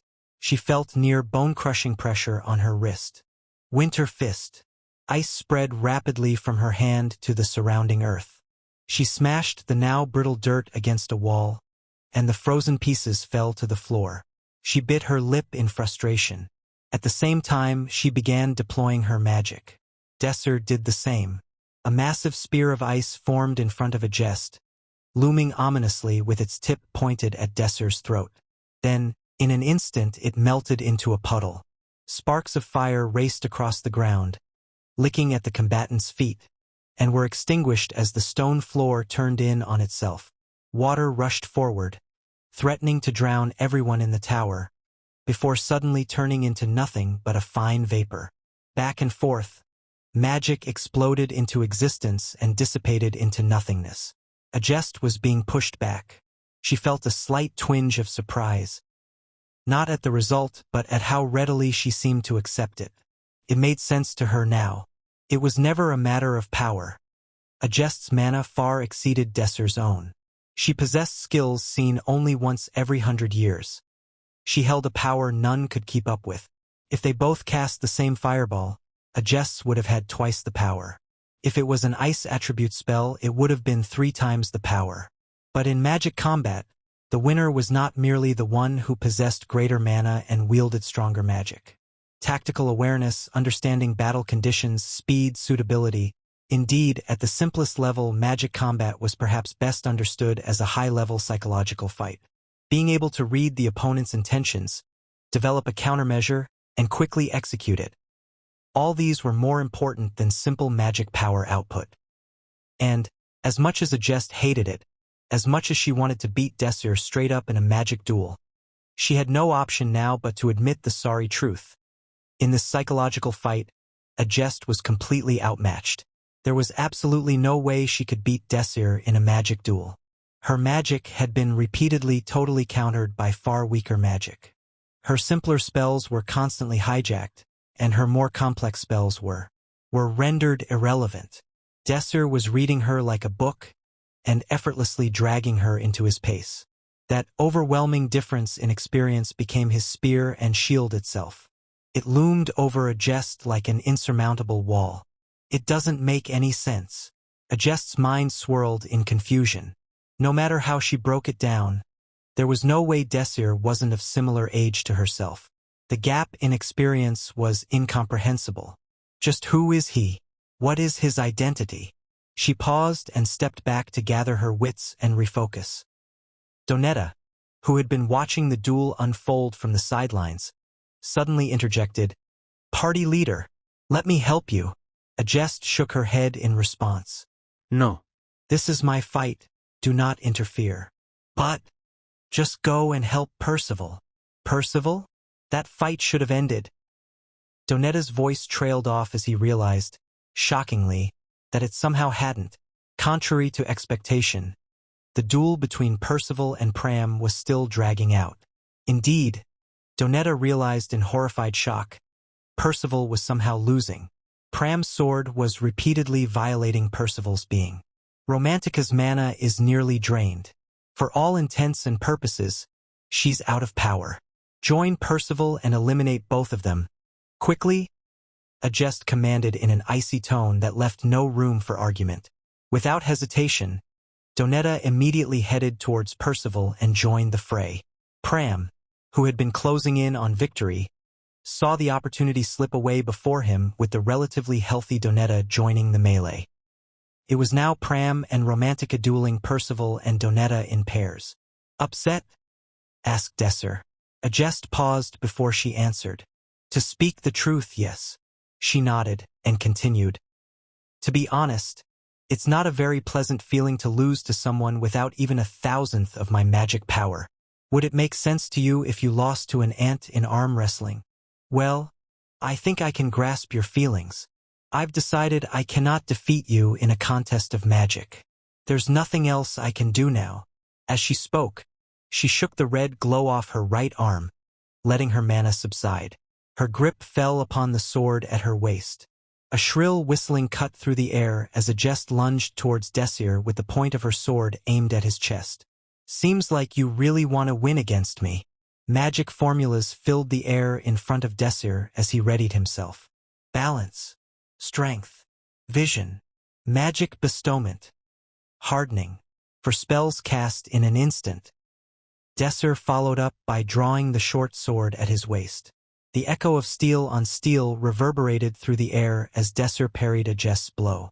The ground beneath Desir cracked and shook from the force, as if an earthquake had struck the tower. A jest's eyes widened in shock. You blocked? Why? Did you think that just because I'm a mage, I would be weak in close-quarters combat? Replied Desir calmly. Her lips twisted in distaste, and she shoved Desir back forcefully. A loud thump accompanied a cloud of dust where he hit the far wall. He rose, slowly, and dusted himself off, seemingly uninjured. A jest's eyes narrowed and she bit her lip. So you're prepared for close combat as well? Sure, but with my magic power, 5 minutes is my limit, Desir admitted with a smile. A jest wasn't naive enough to trust somebody revealing their weakness, but she didn't doubt his honesty. Desir's mana was being expended at a visible rate. Hearing those words, a jest approached without pause. Outside of expectations, Desir faced the prodigy's sword head-on. A jest had the lead in the head-to-head melee, but Desir was holding on. He read the trajectories of her swings and led his sword in advance to parry. Even with his body strengthened with magic, he straddled the line between life and death, each blow heavier than the next. Aren't you having fun, a jest? Said Desir, as he received the third strike. A look of confusion appeared on a jest's face as they dueled. Fun. Of course. You've always reigned from the top. You've probably never met anyone who could be your equal. Desir parried another blow and pushed a jest back. With all of your being, you hate losing. Isn't that right, a jest king's crown? Desir knew this woman very well. The future commander, a jest king's crown, hated losing. Beneath her icy surface, she honed her talents and refused to let anybody surpass her. The entire time, she led a lonely life on her throne, without a single person able to match her in combat. This time, things will be different. Desir pointed at himself. You want to defeat me, right? To use everything at your disposal and beat me down. That's why you came to me to declare war and led me into this duel, so I wouldn't be able to avoid this fight. Ultimately, that's what you're aiming for. Now that you've accomplished that, you're having fun. Am I right? A jest was speechless. She was seen through completely, even though she wasn't wholly aware of it herself. She gathered her thoughts and replied, I admit it. I want to win against you with all of my strength. You are correct, you could say I'm enjoying this, but what's the point of all this talk? What is the point in making me admit this? How does this have anything to do with our fight? Because I plan to respond to your spirit in kind. Desir Arman spoke to his ally from his past life, the apex of humanity. Don't hold back. At the top of the clock tower, they stood in a plain white room, ornamented with a singular pillar that bisected the room. Agest and Desir stood apart on top of the space, 80 meters in a standoff. Magic began to surround the Ice Queen as she channeled her trump card. Frozen Throne. A throne of ice emerged in the center of the room. Hexagonal pillars of ice burst out from the ground and shot up to the ceiling of the clock tower. A frigid air exuded from the pillars of ice, covering the room with a layer of frost. The frost grew at a visible pace, eventually forming a grand hall, with an intricate chandelier and windows adorning the lavish room. Dr. in New Malden reveals a simple way to shrink a hanging belly. Lelutox Detox Tea. Frozen Palace. The magic continued to grow, transporting the top of the clock tower back to the Ice Age. Desir looked around to find that the ice formed into architecture befitting the Northerners, with sculptures lining the interior. The beautiful room would have been gorgeous to explore if they weren't in the middle of a fight. In this space, a mage is able to use an unlimited number of spells without calculation. My ice magic has no limits in this space, said Agest. Hundreds of magic circles formed in the air, clustered so tightly that Desir could barely see through them. All of them were directly right at him. An area with access to magic without limits. The frozen palace formed with a single throne of ice at its core. This was her palace, and the throne from which she ruled.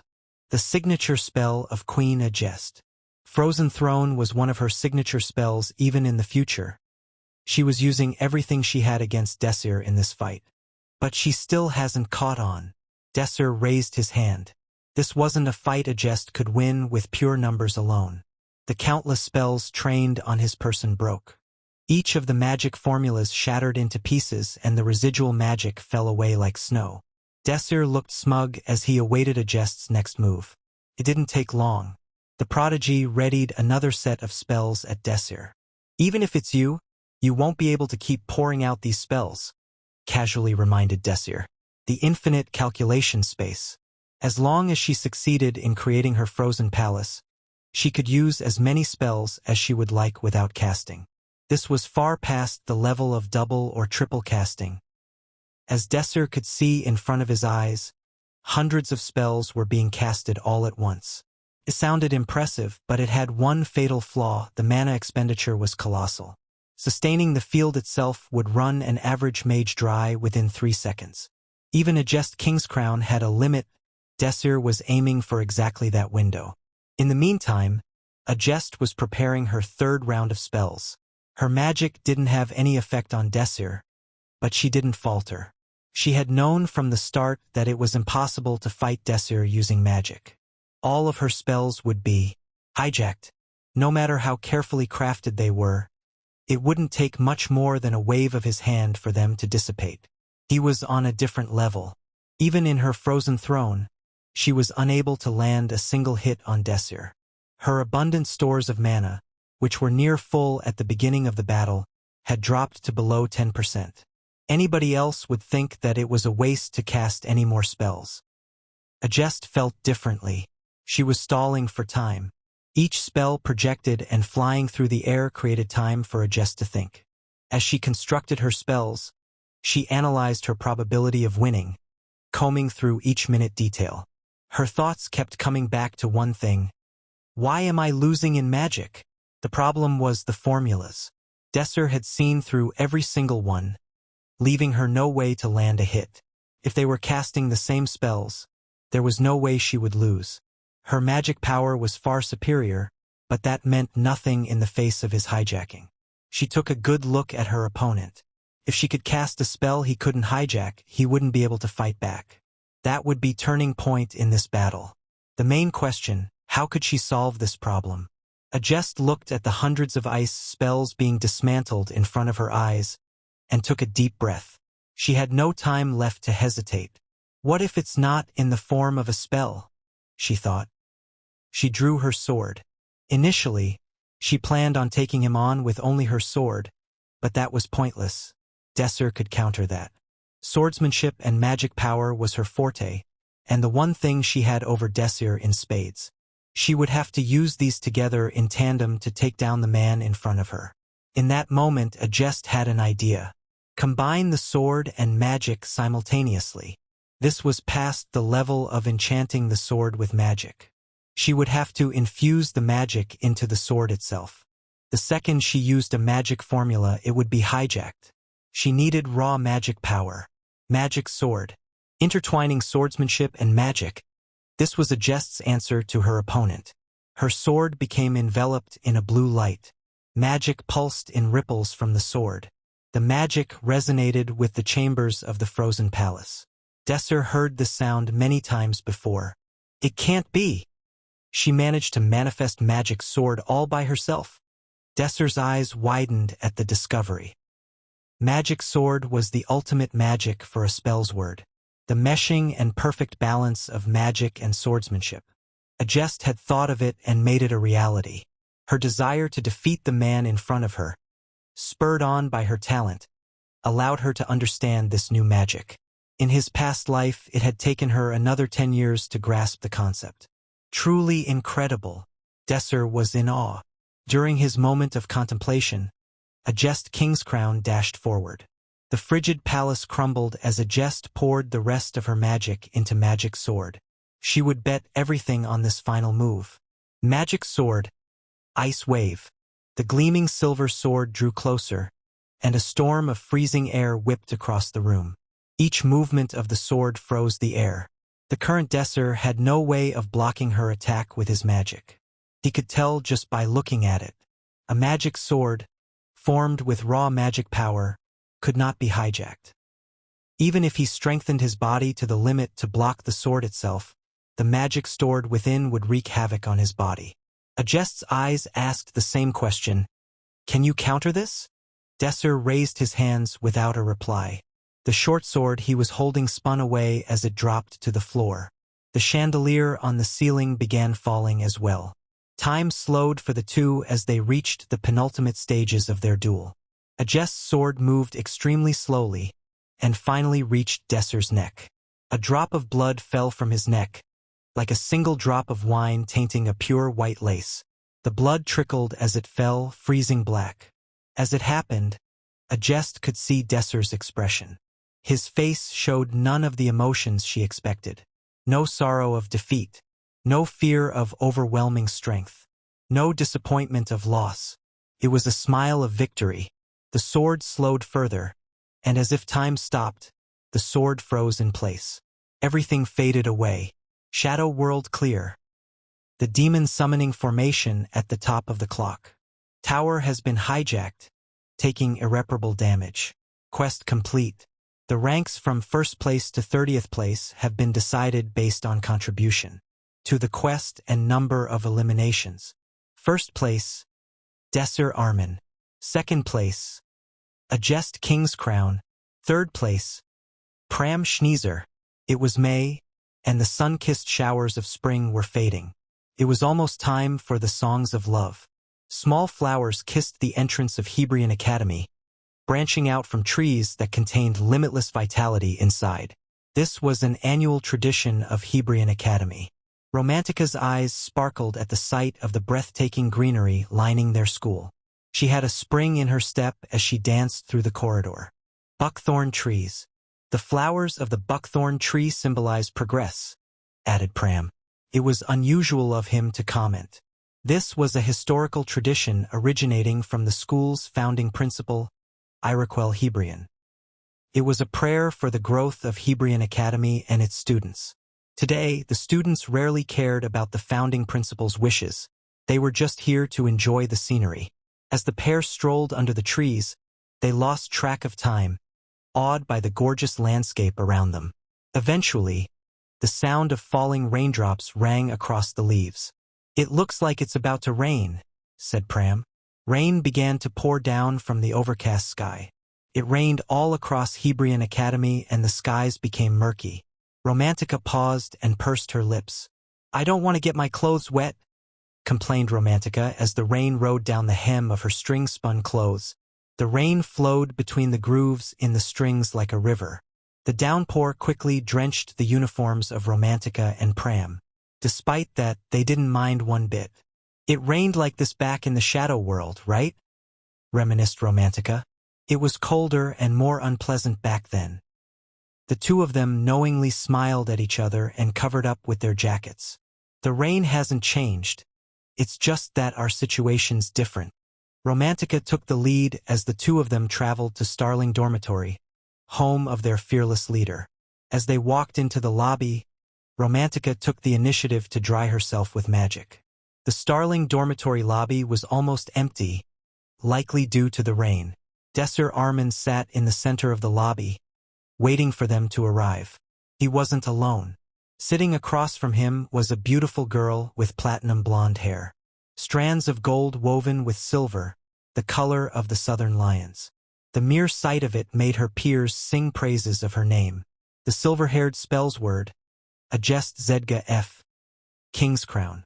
They were in middle of a heated conversation. It was already past 2 o'clock by then. It was past the time for the 2 o'clock demon to appear.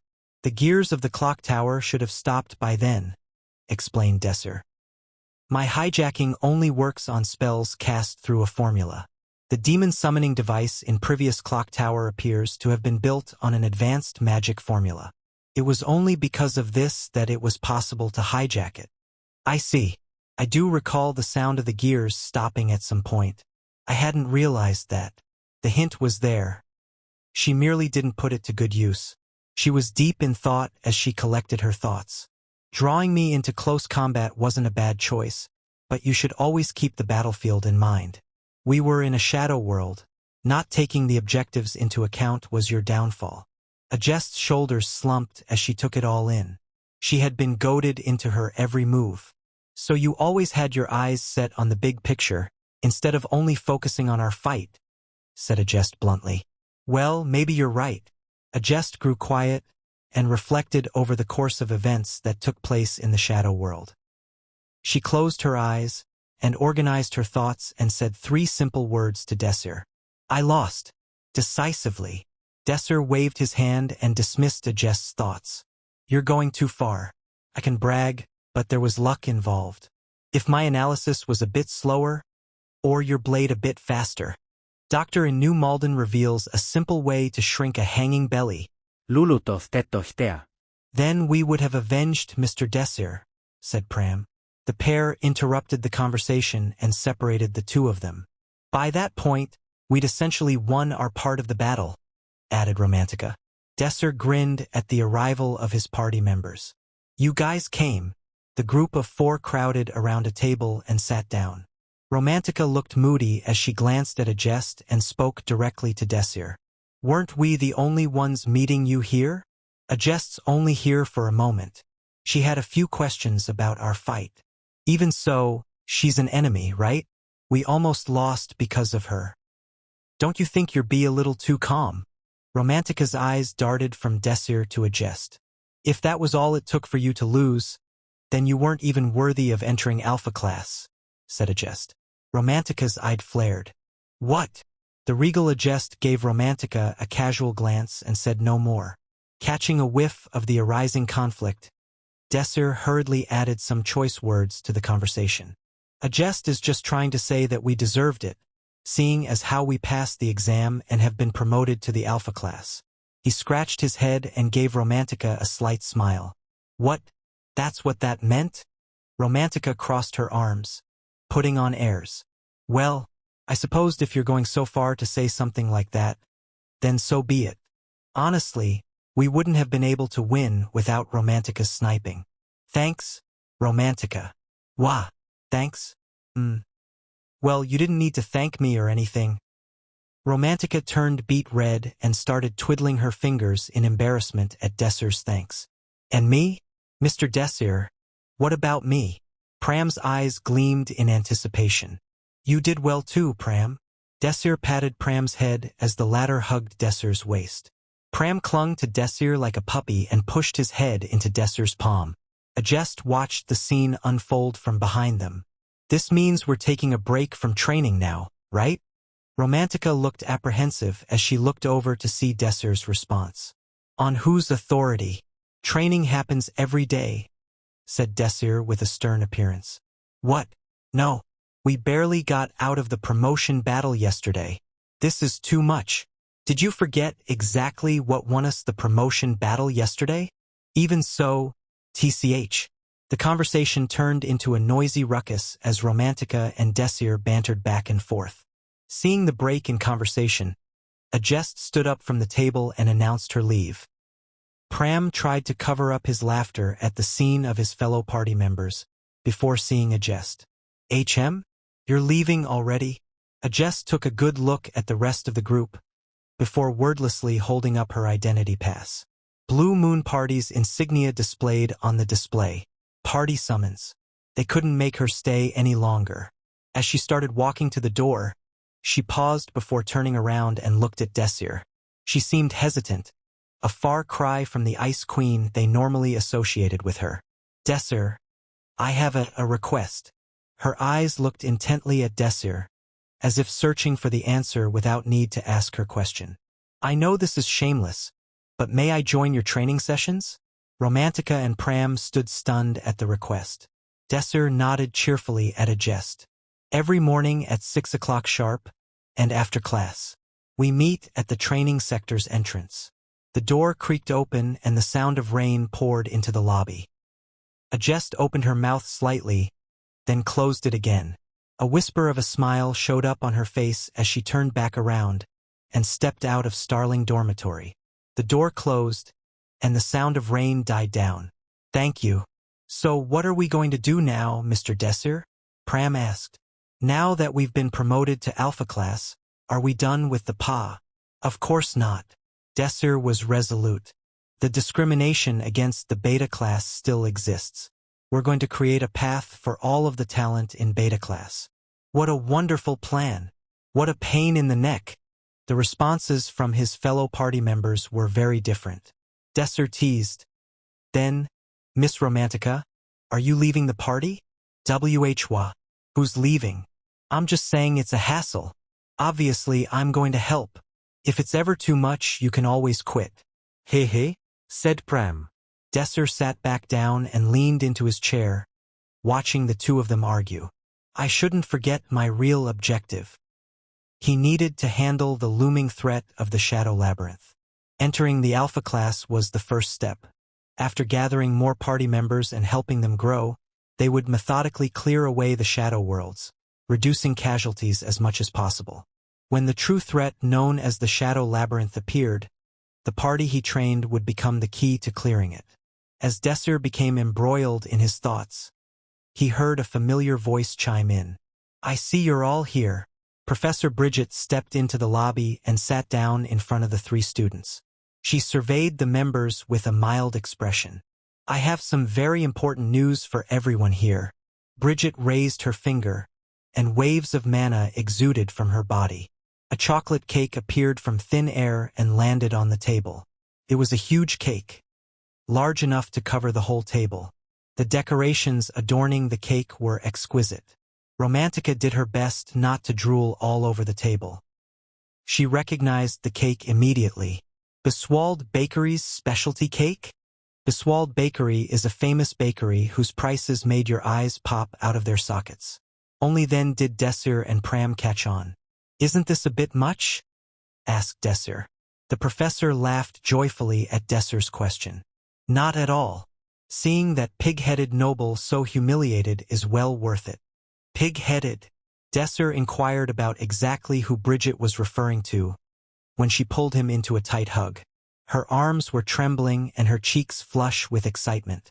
Desir was shocked by the current state of events and he tried to reel back in confusion. Professor! What are you doing? Romantica blurted out. In quick succession, Pram also whined. Wait your turn.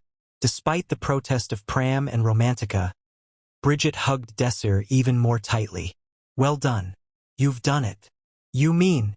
She held up 3 Alpha Class badges, and the 3 youths were ecstatic. They jumped in the air and were wild with joy. Congratulations. You have been formalized as single rankers of the 217th class. Humanity is currently at war with the shadow world, the guest lecturer explained. Desir nodded along as the memories of his past life raced through his mind. Shadow world, a calamity that occurred every year. The greatest threat humanity had ever come in direct contact with. The lecturer continued, "It is the characteristic of the shadow world to continuously encroach on the real world. Encroached land will become surrounded by a dark fog. To date, no human has survived stepping foot into those lands. A devoured land becomes unable to sustain human civilization. The Tower of Magic has come to refer to this phenomenon as shadowfication. We fight against the shadow world to stop this process. We have been fighting the shadow world for a long time, but the majority of our efforts have been marred with failure. Humanity has experienced defeat again and again, and much of our land has become shadowfied.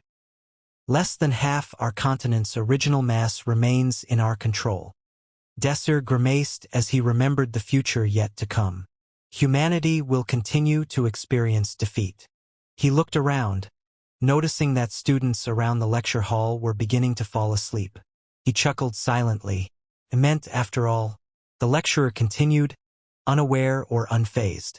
"Of course, this story must seem unbelievable to all of you.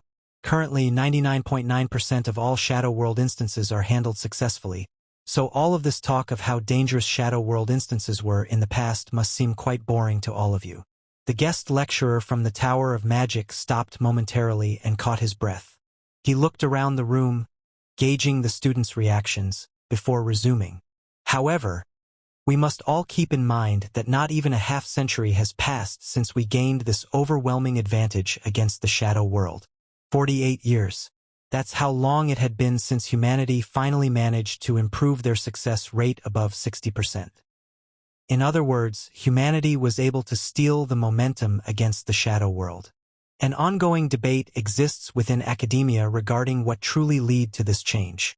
Some academics may identify 3 key reasons, while another might point to 5. However, all academics are in agreement on one particular factor. We became capable of using magic crystals. All academics agree that this discovery represented a turning point that ultimately led to our current success against the shadow worlds. Magic crystal. Mana condensed into a crystallized form. Magic crystals could be earned by clearing the shadow world instances. Prior to 48 years ago, magic crystals had been disregarded as worthless, but that had been the strange consequence of their composition, which was based on their creation. Magic crystals are largely divided into 2 parts: the exterior mana and the interior mana. The exterior mana is, as the name implies, an exterior covering of solid crystallized mana. Underneath the hard exterior is a flowing liquid interior, the interior mana. The exterior mana's crystallized state rendered it unusable. Humans could only make use of the interior mana if they could access it. A peculiar characteristic of the exterior mana is that it blocks all access to the interior mana underneath. Under normal conditions, the interior mana, no matter how vast and powerful it might be, is completely inaccessible. At the same time, we also couldn't simply break the magic crystal to release the interior mana. Desir nodded in understanding. If the exterior mana broke, nothing held back the interior mana. As a result, it would rapidly dissipate into the air, like steam from an open kettle. However, this problem and similar such problems were resolved 50 years ago, when the Tower of Magic developed the enchant technique. This topic evoked a bit of pride amongst those from the Tower of Magic for good reason. In simple terms, a minuscule hole is formed in the exterior mana by a technique developed by the Tower of Magic. The interior mana is directed to flow in a single direction, through this hole, and a formula is laid on top of the hole to permit the crystal to be activated. Indeed, once a method of utilizing the interior mana of the magic crystal had been established, magic crystals were no longer useless rocks, but critical resources. They enabled the development of a countless variety of magic equipment, leading to an explosive growth in magitech and magic industry. A magical revolution.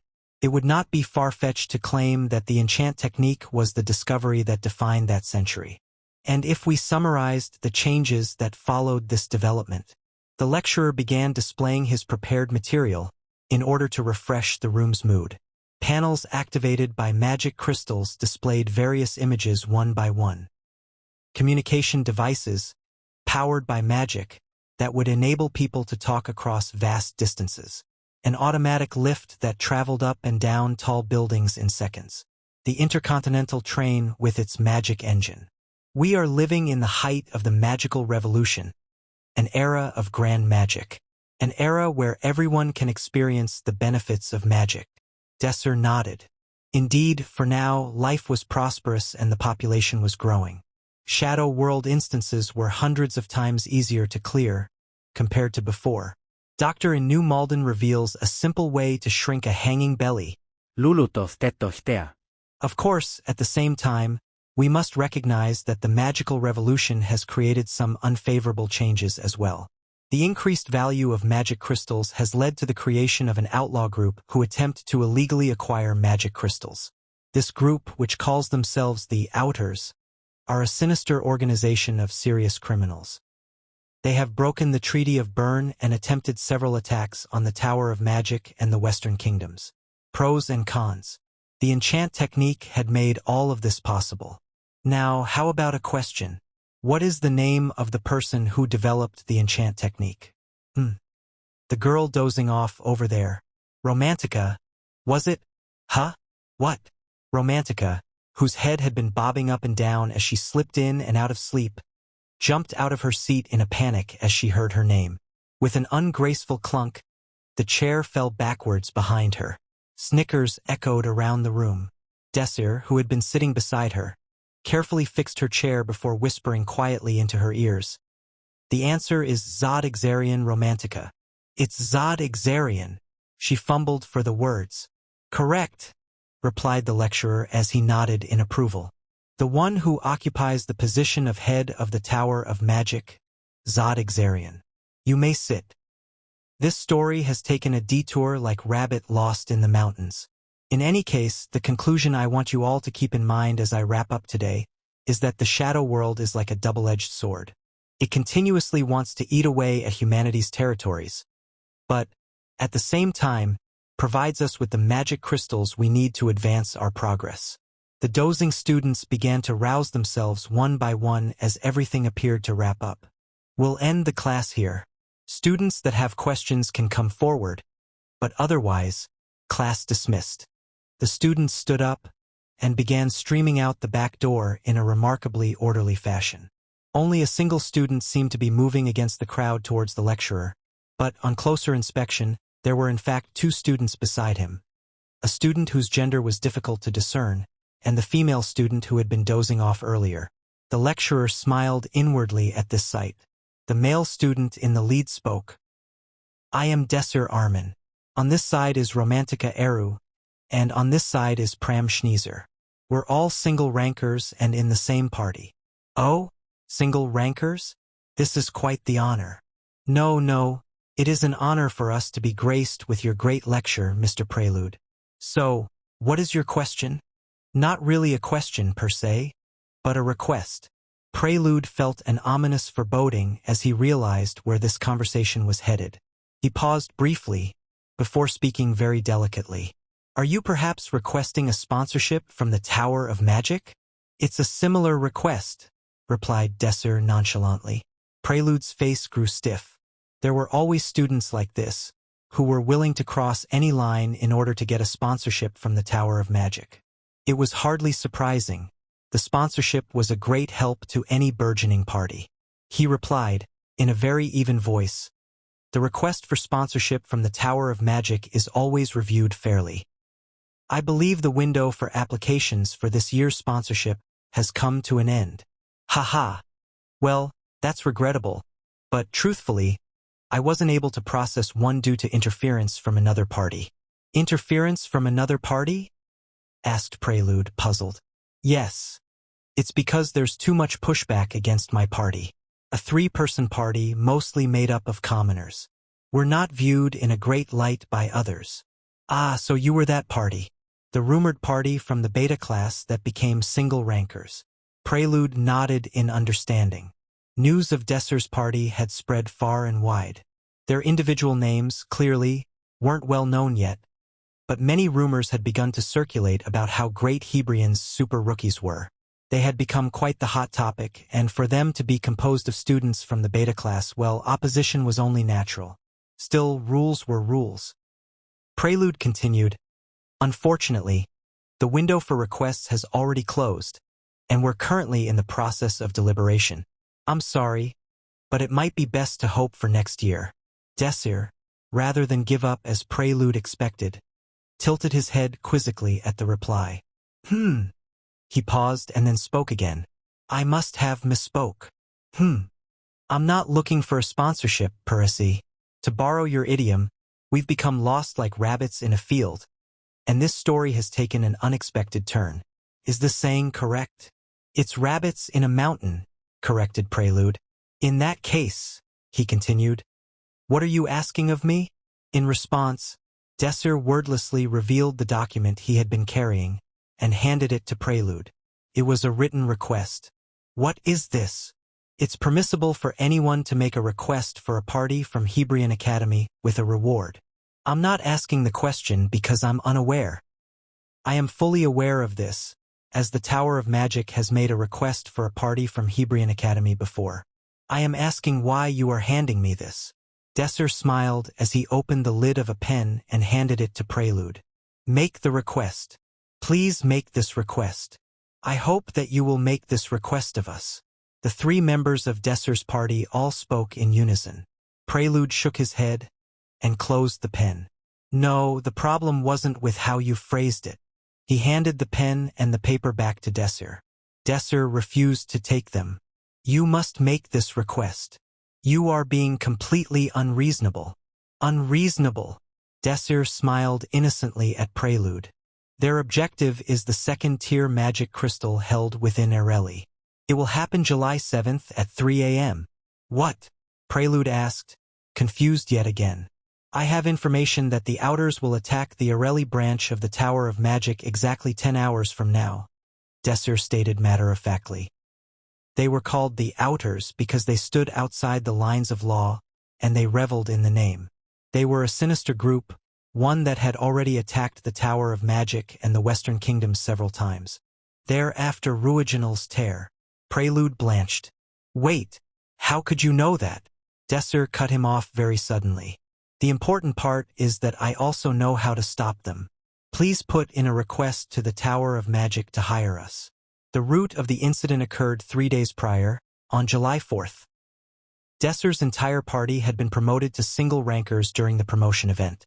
As part of the promotion, they also gained access to a new, substantially nicer office. The interior walls were a calming white, and the space was filled with plush chairs and gleaming desks in a comforting brown, with a view of the beautiful emerald lake through the windows. As usual, Desir's party was spending their afternoon at this office, once their training had concluded, and it was here that Desir made a very important decision. I should definitely marry a woman like Pram. Of course, this decision certainly wouldn't affect who he was actually going to marry in the future. As usual, there was a mountainous pile of documents stacked on top of the desk. As Desir worked, he grabbed at the cookies laid out before him. They were flour cookies baked in butter, and although they didn't look particularly appealing, they were surprisingly delicious. Pram had made them all by hand. Desir nodded in his mind in approval. He's pretty, with a good personality, and capable in the kitchen. He really isn't lacking anything. Pram had taken on all the housekeeping tasks for the party. Nobody had asked him to. It was something he had taken on of his own initiative. He was impressively good at them too. He did a fantastic job of cleaning, but his cooking skills were even better. And not just cookies, he brewed an excellent tea. Really, Desir thought, would a professional maid be able to outperform him? His mind continued to wander. How amazing would it be if Pram were a girl? No, wait, is he actually a girl? If that were the case. A voice suddenly interrupted Desir's thoughts. Mr. Desir. Pram wore a light blue apron on top of his clothes, staring intently at Desir. Hot steam billowed out of the teacup he just placed on the table. Pram's rosy cheeks accented his flush complexion as he explained. It's a new type of tea I brewed. Thanks, Pram, Desir said absent-mindedly. It's nothing. Anyways, what were you thinking about? What do you mean? You've been staring off into space for a while now, without even a glance of your papers. Oh, was I? Desir was tempted to say, I was thinking about you, but he held his tongue. As he prepared to give Pram a sloppy excuse, Romantica prattled, It's obvious if you look at him. He was definitely thinking of something stupid. Mr. Desir doesn't think of stupid things. He's obviously thinking of something important. Really important. It's probably something about our party, or incredibly serious.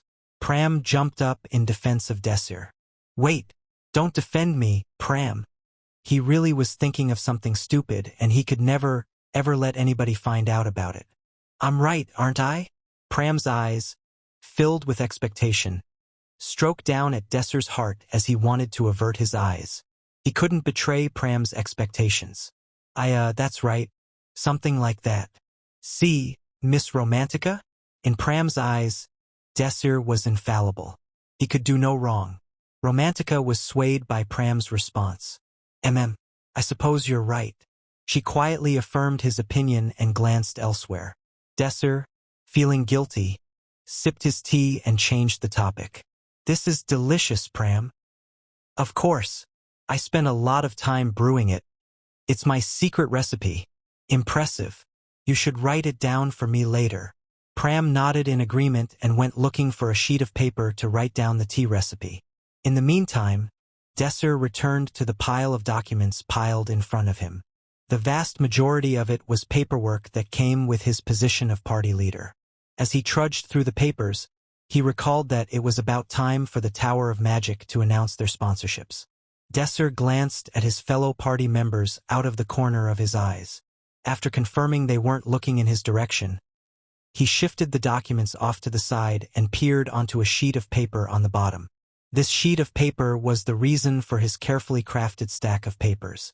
It detailed a timeline of events so that he could better organize his future plans. A few of them were crossed out. 5 points. Entrance exam March 1st. 5 points. Single ranker promotion battle. May 1st. Doctor in New Malden reveals a simple way to shrink a hanging belly. Lulutoth tetohtea. 2 points.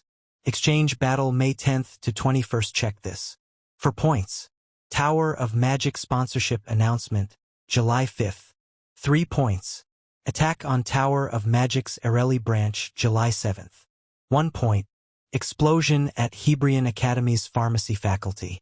0 casualties. Approximate July 9th to 14th. 6 points.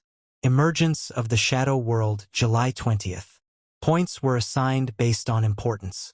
The more impactful, the more vivid the memory was for Desir. This in turn made the dates clearer for him. On the flip side, there were a few events that had less of an impact, and it was difficult for Desir to recall those dates. July 5th. The application date for the Tower of Magic sponsorship is due tomorrow. Hebrion Academy, being famous as one of the greatest magic academies on the continent, became a breeding ground for countless corporations to advertise their names. Parties would get stronger through sponsorship and use their newfound power to clear shadow worlds. As the party grew, their fame would bolster the reputation of the corporation, so they spared no expense to help foster these parties. The most illustrious of these corporations was the Tower of Magic. The Tower of Magic, an international conglomerate that pioneered magical engineering, spanning across multitudes of industries. From military equipment to household products, finances, and education, the Tower of Magic's influence had no limits. The party sponsored by the Tower of Magic had access to the most cutting-edge equipment on the market, giving them a significant advantage in clearing shadow worlds. Countless applicants would be willing to pledge themselves to the Tower of Magic, but they were only looking for the best. The Tower of Magic was very peculiar with their sponsorship. They only sponsored one party each year. Any party selected by the Tower of Magic was publicly acknowledged to be filled with potential. With diligent growth, they would become the foundation for humanity's war against the shadow world. The Tower of Magic. Desir's thoughts brought him back to his previous life. He had deep ties with the Tower of Magic. The head of the tower was his comrade in arms, Zod Exarian. Age 91, he was a mage who conquered the Sixth Circle and surpassed the limits of humanity. Head of the Tower of Magic. Seventh Circle Mage. Great Sage. Prodigium Magnum. Leaden with dozens of titles, he stood at the forefront of all magic. And together with Desir, they fought in the Shadow Labyrinth together, the worst shadow world of them all. The expedition, a group of over 150 million people, were sent in to clear it, with only 6 survivors making it to the end.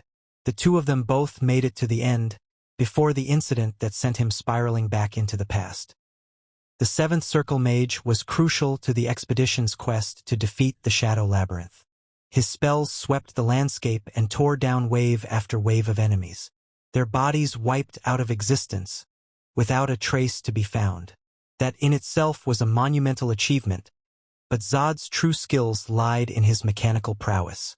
During their travels in the Shadow Labyrinth, Zod's talents manifested and developed themselves out of necessity. His equipment had bolstered the ability of the expedition by several fold. If he weren't there, we likely wouldn't have even made it to the end. Desir was deep in thought. This is a chance. I was planning on contacting him anyways about that. Getting the Tower of Magic sponsorship is the best case scenario. He would put the application in first before contacting Exarian. With that, Desir rose from his seat. He needed to collect the documentation to apply for the Tower of Magic sponsorship. It is strange that the official documents and application forms still haven't been sent when there is only a day left. Desir felt something tugging at him, but couldn't place it. According to his memories, Professor Bridget was the one who took the applications for the Tower of Magic sponsorship. With that in mind, he collected himself and proceeded to head to the professor's office. As Desir arrived at the professor's office, she appeared to be about to leave.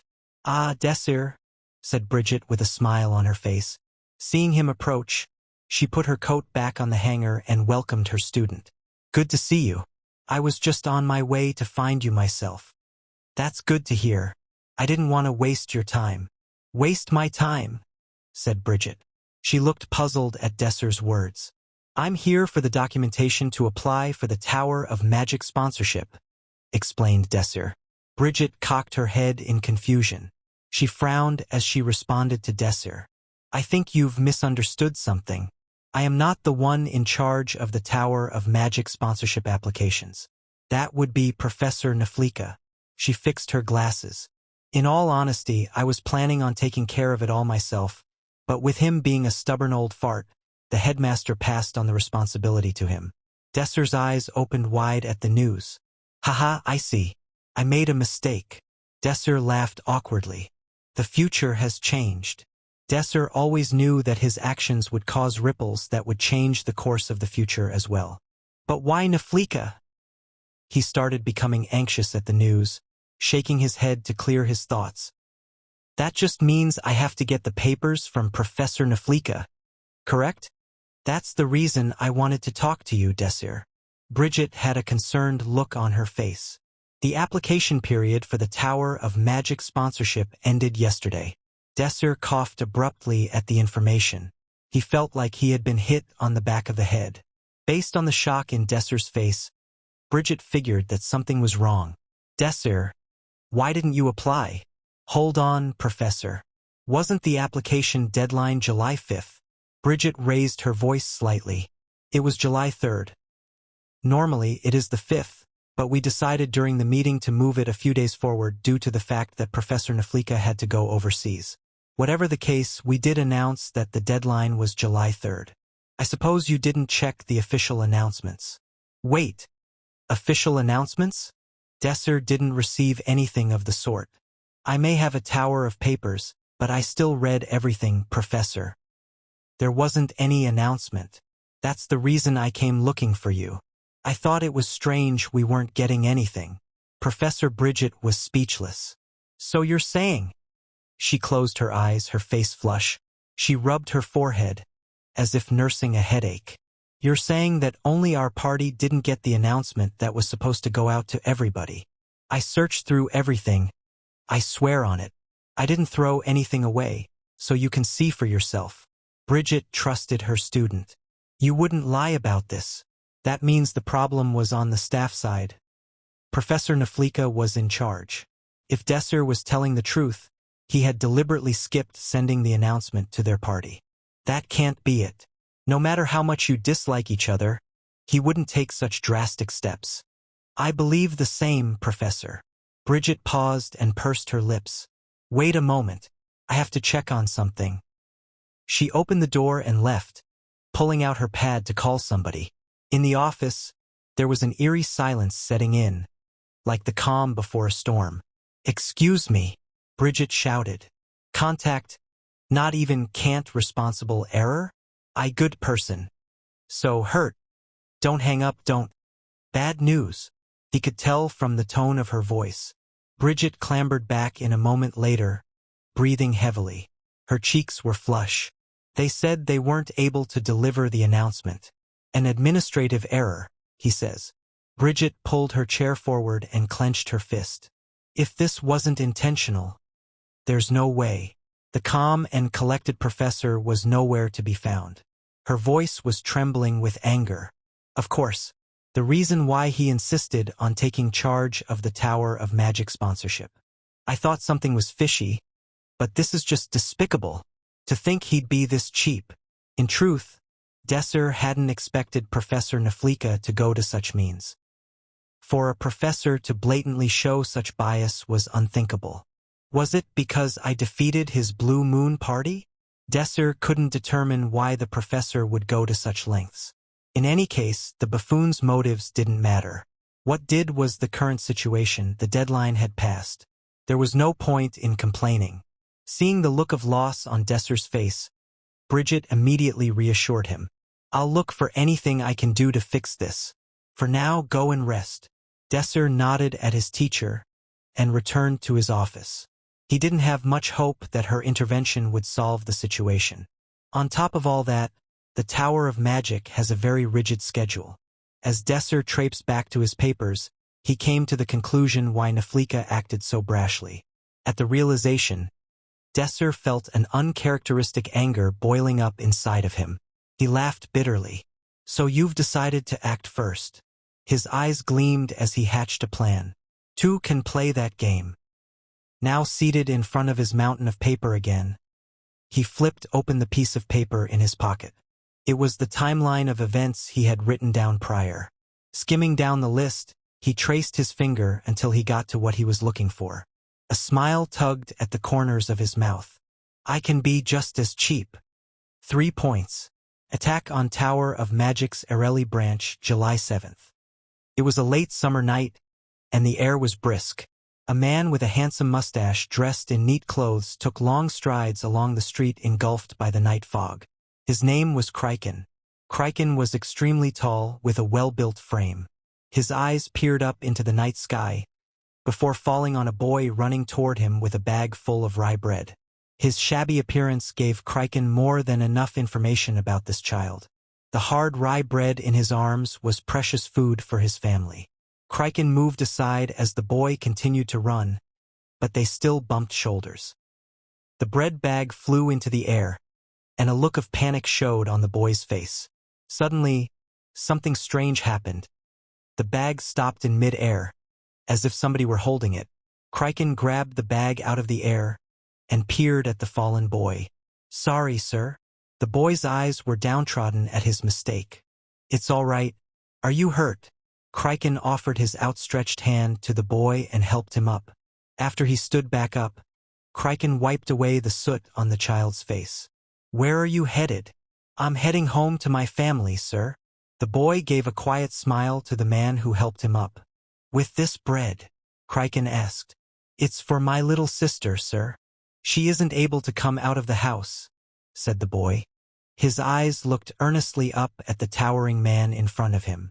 Doctor in New Malden reveals a simple way to shrink a hanging belly. Lulutov tettohtea. Criken's intuition was correct, and he nodded in understanding. Don't walk around outside so late. Your sister will worry. The boy nodded his head fiercely. Yes, thank you, sir. He stared at the bag of bread in Crichton's hands. As Crichton moved the bag to and fro, the boy's eyes were mesmerized by it. He smirked. Right, I should give this back. Crichton held out the bag to the boy. Thank you, sir, the boy exclaimed. Just as the boy's hands touched the bag, Crichton suddenly turned it upside down and emptied its contents onto the floor. In shock, the boy asked what he was doing. Crichton responded by crushing the bread underneath his feet. They broke apart into crumbs and mixed into the dirt, completely inedible. A faint look of amusement appeared in Crichton's eyes as he wandered past the bewildered boy. He was feeling quite cheerful. Whenever he was about to do something important, he would have a bit of fun with things like this. As the moonlight faded away and the darkness grew deeper, the street lights flickered and the shadows disappeared. He rounded a third corner until he could no longer see any lit street lights. Surrounded by pitch-black darkness, he stopped in his tracks. In front of him laid a giant metal door embossed with the words Tower of Magic, Areli branch in an elegant cursive. At this point, he tossed his fedora aside, revealing a mask shaped like a shark with horns. In the dead of night, he said a single word. Assemble. Restless shadows stirred from the seedy underbelly of the city, and 80 silhouettes stood behind him. Each of them wore masks adorned with skulls and dark black cloaks, merging with the darkness. The masquerade began channeling all manners of spells. Waves of mana rippled through the air as a menagerie of spells clashed with the gate.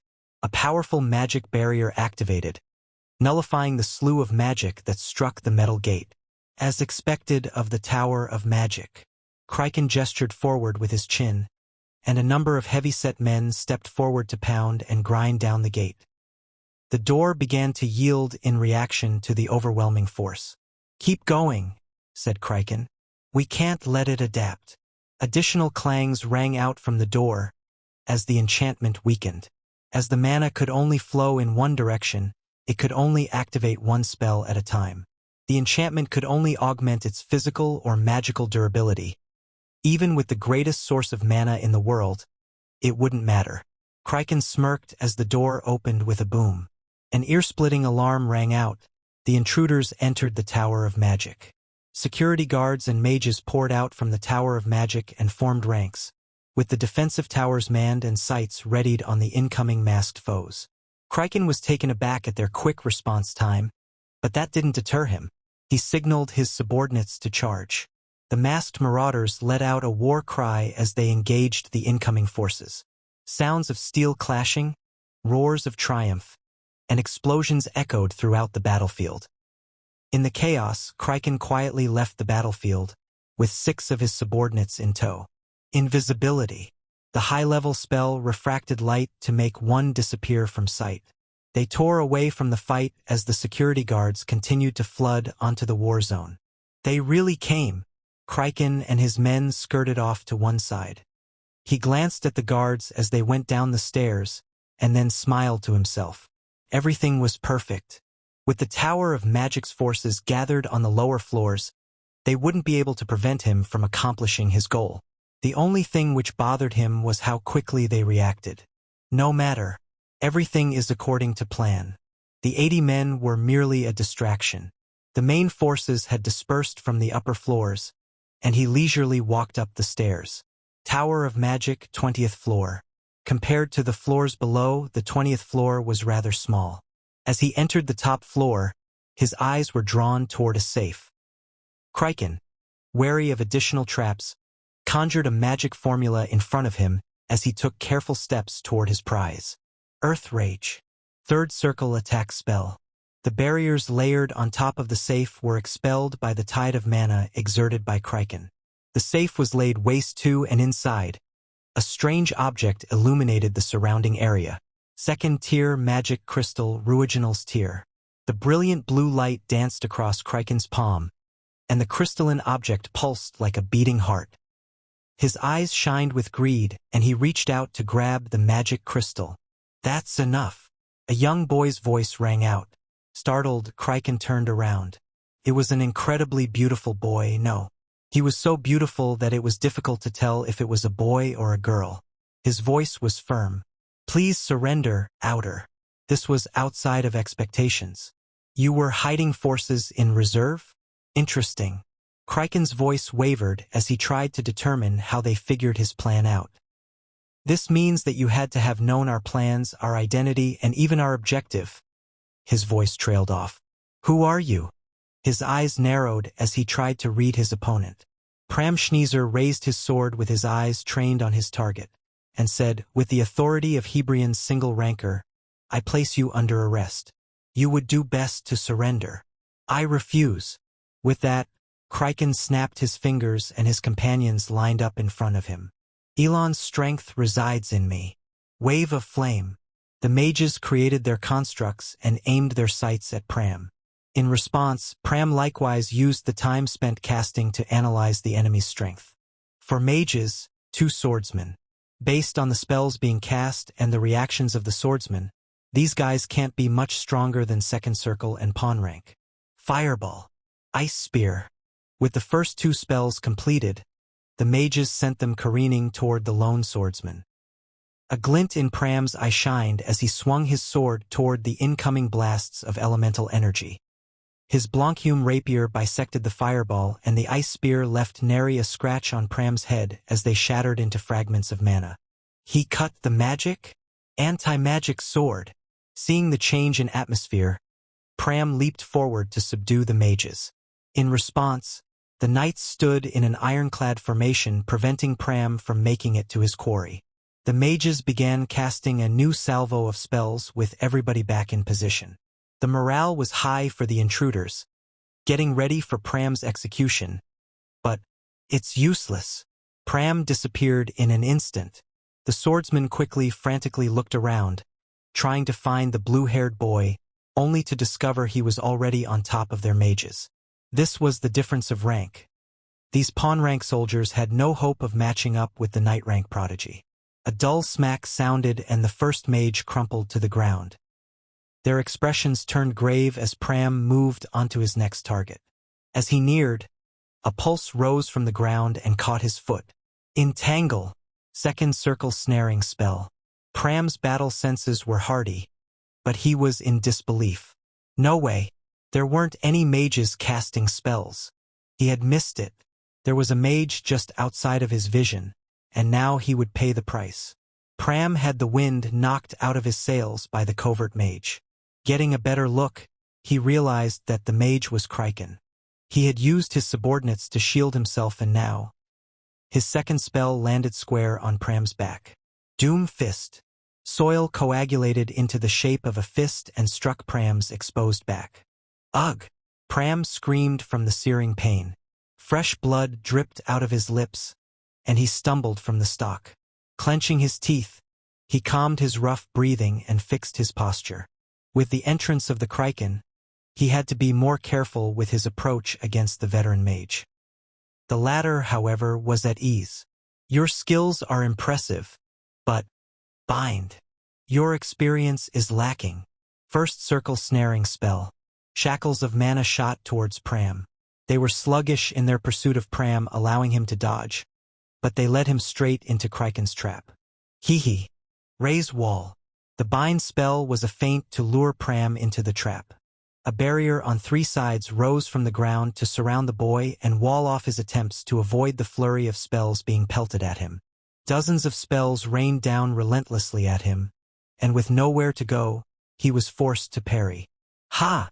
Pram swung his Blanchume rapier without pause at the torrent of magic being blasted at his location. Burning flames, sharpened icicles, and biting gales were torn to shreds by the silvery blade, and the slightest moment of hesitation would take him down. Even with his highest speed, he could only deflect and disperse magic. The mages would never leave him to opportunity to make an escape. Kraken's eyes narrowed at the sight of this unknown boy holding out against his contingent of mages. I'll get rid of that kid myself in one shot. He gathered his mana and formed a third circle spell around him.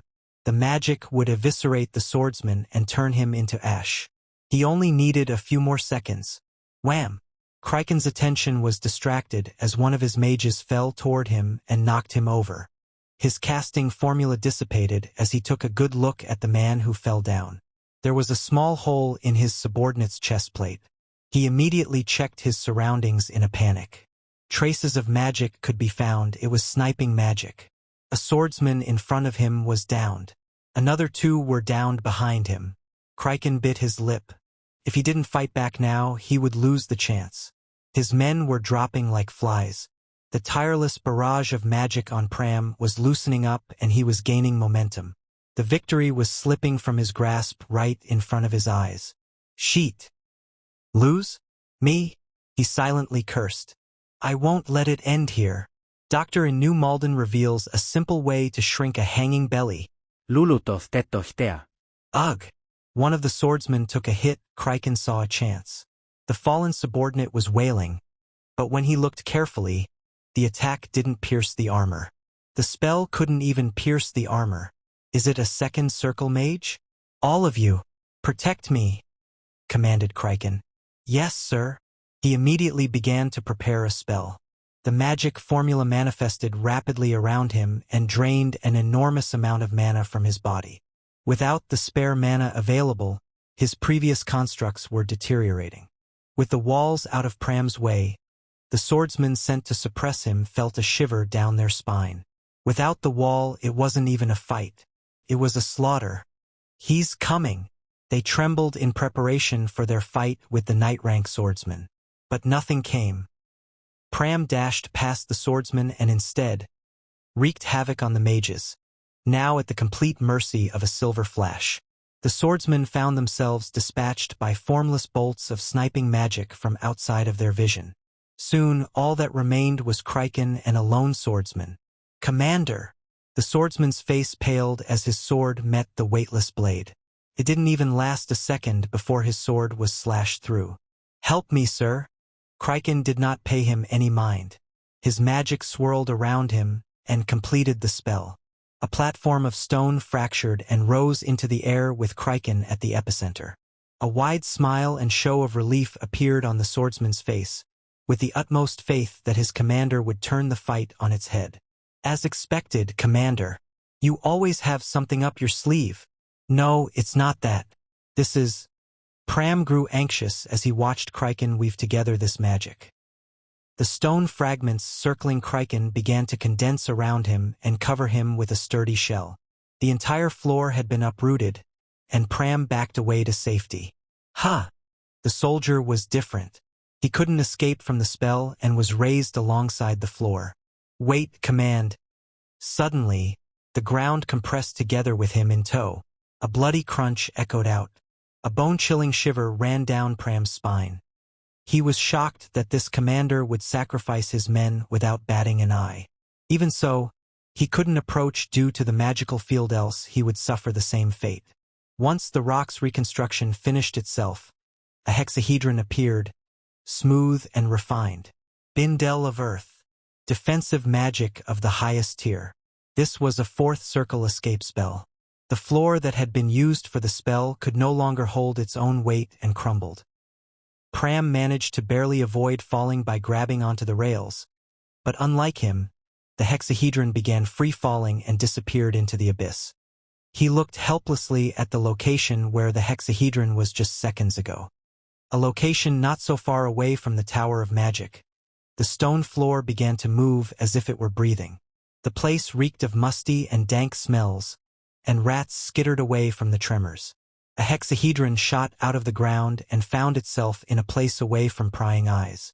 The hexahedron fell back into dirt as the tall figure emerged from within, holding a magic crystal that shimmered in the darkness of the sewers. Kriken sighed. Phew! His forehead was lined with sweat.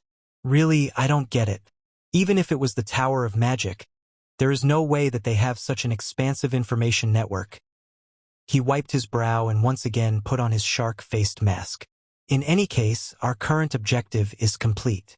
Second tier magic crystal, Ruiginal's tier. His eyes got lost in the luminescent blue light and he smiled. That would be correct if you can make it out of here. Kriken jumped and stared down the corridor towards the source of the noise. How did you find me? I marked you with my mana. It lets me find you in real time. Footsteps rang in the hall as a young boy emerged from the shadows. Kraken recognized the face. It was the boy who had left with the bread. Ah, Kraken sighed. relief washed over his face. You played me. The situation took so many turns and it nearly flew out of my control. But only for a moment. He could clearly feel that the boy in front of him only had enough mana to be a first circle mage. He extended his hand to construct the magic formula to murder this pesky boy, and then the formula fell apart. What is going on? He tried again, but the results were the same.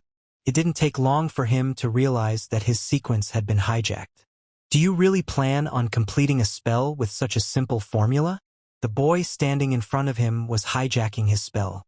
The spell of a fourth circle mage. If Pram or Romantica were here, they would recognize him, Hebrion's single ranker, Desir Arman. Just how is he overpowering me? He could feel that the boy in front of him only had the capacity for first circle magic. It was impossible for him to overpower his magic with sheer force. That was reality. If he didn't see it right before his eyes, he wouldn't believe it either. His defeat was looming before him.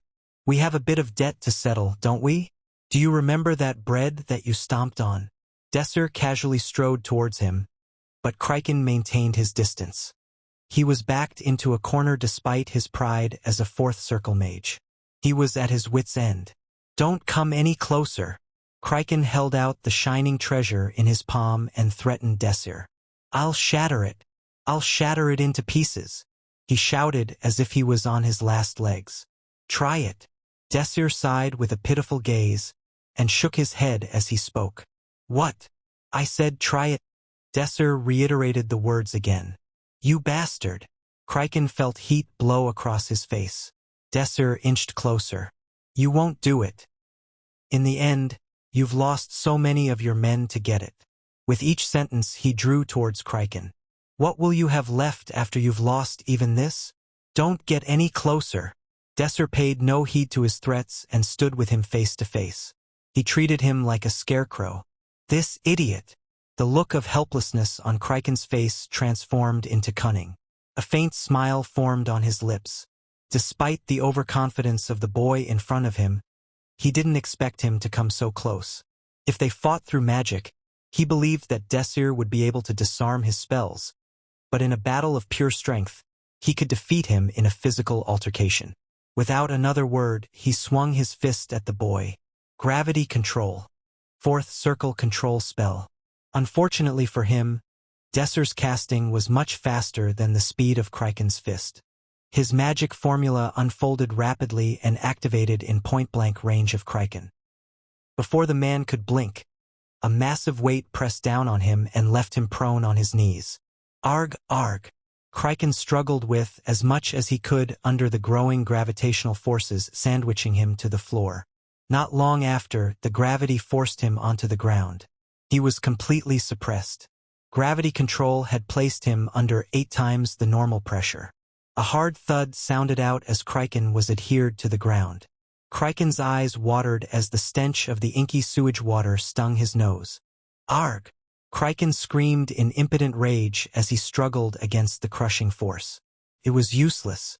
Sharp cracks accompanied blinding pain as the intolerable gravity began rending its terrible toll on his body. He howled in pain as he felt his bones crack. He let his body slump to the ground in defeat. His magic had been rendered powerless and his body was now incapacitated. Kraken looked up at Desir with blurry eyes. It still made no sense. How could a boy who was barely even a first circle mage cast a fourth circle spell? It should have been impossible. All right, let me take this back now. Desir's voice was incredibly relaxed in contrast. On the edge of passing out from exhaustion, Kraken could offer little resistance as Desir pried the crystal from his fingers. Shock ran through Kraken as he saw the magic crystal in Desir's hand. The stone glowed with a fierce blue light. Beneath the translucent exterior, the crystal's interior mana swirled violently. Kraken felt numb. He's using the crystal's mana? How? This should be impossible. No known technology existed to utilize the interior mana of a magic crystal before it was enchanted. What Kraken was seeing went against everything he knew. The crystal wasn't enchanted. This much was obvious. But, as if he was laughing in the face of common sense, the boy was using the crystal's mana like it was nothing. As if Desir could read Kraken's thoughts, he shrugged. It's a fascinating technique, don't you think? I felt the same way when I saw it for the first time. Desir lowered himself to his knees and took Kraken's mask off. Their eyes met. Are you curious? I could tell you if you'd like. Kraken shivered weakly. Of course he was curious. How could he not me? It was an achievement that defied everything everyone knew about magic crystals. A technique decades ahead of its time. If he had this technique, he could take all the riches of the Tower of Magic for himself. And the boy was offering to tell him this secret? Desir calmly asked again. Do you want to know? Kraken nodded quickly. The outcome of this fight was irrelevant. His pride was irrelevant. This technique was worth that much. Desir smiled brightly. Then you should pay up for that bread first. The gravitational pressure increased again to 12 times. Kraken howled for a moment as pain racked his body, before he fell unconscious. Just like that, the Outer's attack on the Tower of Magic on July 7th ended. I don't know how to thank you, Dr. Prelude gushed to Desir's party as they sat around the Tower of Magic's reception hall. Truly, he continued, we would have suffered a serious, no, perhaps even catastrophic loss had it not been for your party, Mr. Desir. I don't even want to imagine what would have happened had the Outers succeeded in taking that magic crystal. Prelude bowed his head in gratitude. Thank you, Mr. Desir. Your party as well. Pram barely kept a giggle down as he watched Dr. Prelude speak to Desir from across the table. Not even a half-day prior, this person had been treating Desir like he was insane. He'd agreed to listen to Desir because Desir had known about Ruiginal's tear, and only on the provision that had the Outers not shown, Desir would have had to shoulder all the cost of the defensive preparation. Even then, he hadn't completely trusted Desir. The looks Desir's party had caught glances of, right up until the Outers appeared, were truly terrible. Although, it's not like I don't understand his perspective, Pram silently decided. In honesty, even he had doubts. The Outers would attack the Tower of Magic out of nowhere? That was considered nothing short of insanity. What kind of crazy idiot would attack the Tower of Magic, the greatest, most powerful corporation in the world? And yet, Pram gulped. Mr. Desir's words turned out to be true. Just as Desir had said, the Outers had come. And, just as he'd planned, they had been tidily, cleanly swept up. Their leader, Kraken, had been arrested, and the second-tier magic crystal, Ruiginal's tear, had been recovered and placed back under security. In short, Desir's party had made a miracle happen. I'm sorry for ever doubting you, Mr. Desir. Silently, Pram resolved to himself to always trust Desir from now on. Pram would never again doubt any of Desir's decisions, no matter how absurd, how baseless they might seem. He turned to Desir, staring in admiration, boundless faith in his eyes. Desir, of course, remained oblivious and continued to talk to Dr. Prelude. I'm glad we could be of help. Moving on, I'd like to talk about the compensation. Doctor in New Malden reveals a simple way to shrink a hanging belly. Lulutoth tetohtea. Ah, of course, the compensation. Cause and effect. Work and compensation. Perfectly natural, perfectly understandable. Prelude continued. Our Tower of Magic will offer you 120 gold in compensation. Romantica nearly jumped out of her seat, startled. 120 gold? Are you serious? Her tone was incredulous. I'm serious, Miss Romantica, Prelude responded smoothly. Considering what you've done for us, at least this much is fair. Romantica poked Desir's side impatiently. Hey, what are you doing? You were complaining about our party's budget not being sufficient, right? If we have this amount of money, we could easily run the party for a year, no, 6 years. Pram eagerly nodded in agreement. Right? And we won't need the Tower of Magic sponsorship anymore. We'll have more than enough money. Prelude nodded very slightly. Desir had wanted the Tower of Magic sponsorship. Prelude had remembered that very well. We'd originally been planning to offer 100 gold, he began explaining. But, unfortunately, it seems that your party hadn't been able to apply for the sponsorship, so I pulled some strings and got the extra 20 gold. It's not much compared to the Tower of Magic sponsorship, but it's still a good sum. The coins inside clinked as Prelude set the leather pouch on the table. Desir didn't even glance at it as he spoke. Dr. Prelude. Yes. Do you remember what I said at the beginning of our conversation? Ah, yes, I do remember. Prelude nodded, recalling the conversation they'd had earlier this morning. Are you perhaps requesting a sponsorship from the Tower of Magic? It's a similar request. Desir's voice interrupted Prelude's memory. Thank you for the offer, but I'll have to refuse. Wah! Beside him, two voices erupted in protest, and angry interjections filled the room. Pram and Romantica, naturally. Desir ignored their voices, seemingly unfazed. I don't want money. Instead, I have a request. Dr. Prelude pushed his crooked glasses up. Boo, but Mr. Desir, the sponsorship application deadline was July 4th. I know how sincerely you want the Tower of Magic support, and I know how much you regret not being able to apply.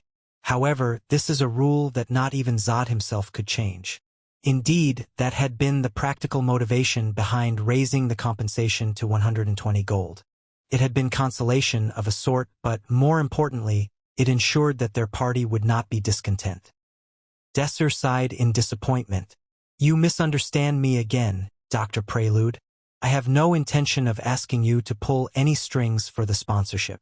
I know very well how much importance the Tower of Magic places on timeliness, and how troublesome this would be for you.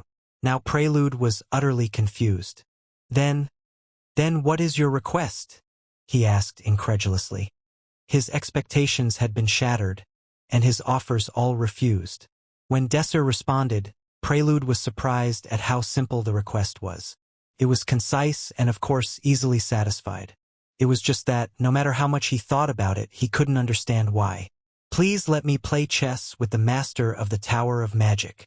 Altaea, the heart of magic engineering. Roads spread across the city like spider webs, and magic-powered cars zipped across them. Around them, titanic buildings soared into the air. It was here that the Tower of Magic, famed as the greatest corporation in the world, had its headquarters. Across its spacious, elegant hallway strode two figures. Some smiled and greeted as they passed the two. Others did a quick double-take in confusion. The two seemed not to mind, and quickly entered an elevator on the far side of the lobby. Is this really all right, Mr. Desir? Prelude ventured. With experienced motions, he sent the cylindrical elevator soaring upwards. He turned to the enigmatic child, puzzled. Pram and Romantica had gone sightseeing, so it was simply Desir and Prelude in the elevator. What do you mean? Replied Desir. Chess. I'm talking about chess. You did, truthfully, something incredible, and yet you're only asking to play chess. Desir shrugged. Everyone wants something different. Even so, it's 120 gold. You know? Prelude sighed in resignation. And to top it off, what was the Tower Master thinking when he accepted such a bizarre request? Desir answered, nonchalantly, as the elevator doors opened. He was probably interested just by how out of the ordinary the request was. They stepped into a room, with enormous bookshelves lining each of its long walls. Neat lines of textbooks ran, unbroken, across each row, top to bottom, and further countless stacks of books were laid out all over the floor. At the front stood a blackboard with formulas crammed into every corner and blank space, enough to give even a casual reader a headache. Around them, the window's curtains had all been drawn, and lamps, containing magic crystals enchanted with light magic, were placed around the room, filling the room with bright light. They even use magic crystals for their lamps, Desir noted. In the middle of this room sat a man with long lashes and a high nose. Pink lips contrasted his pure white skin, unmarked by blemishes. He had a strong charm with his distinct features. Even by the most pessimistic estimate, He couldn't have been older than 30. As he saw Desir enter the room, he smiled and pushed his glasses up nonchalantly. Desir chuckled to himself. He still looks the same, huh? He was Zod Exarian. In past, present, and Desir's future, he was the greatest mage in the world, the man who had single-handedly revived interest in magic. Listing all of his accomplishments was an unenviable feat. They could have filled an entire book. In fact, there was actually a book that detailed all of his accomplishments. It had come out earlier this year. It was thicker than most encyclopedias. "I've brought the student," said Prelude. "Good work. You may take your leave," replied Zod. There was an archaic feeling to his words. He gestured in front of him, to an ivory-colored chess board laid atop a black, circular table. "Sit." Desir sat across from Zod, who peered at the boy through his glasses.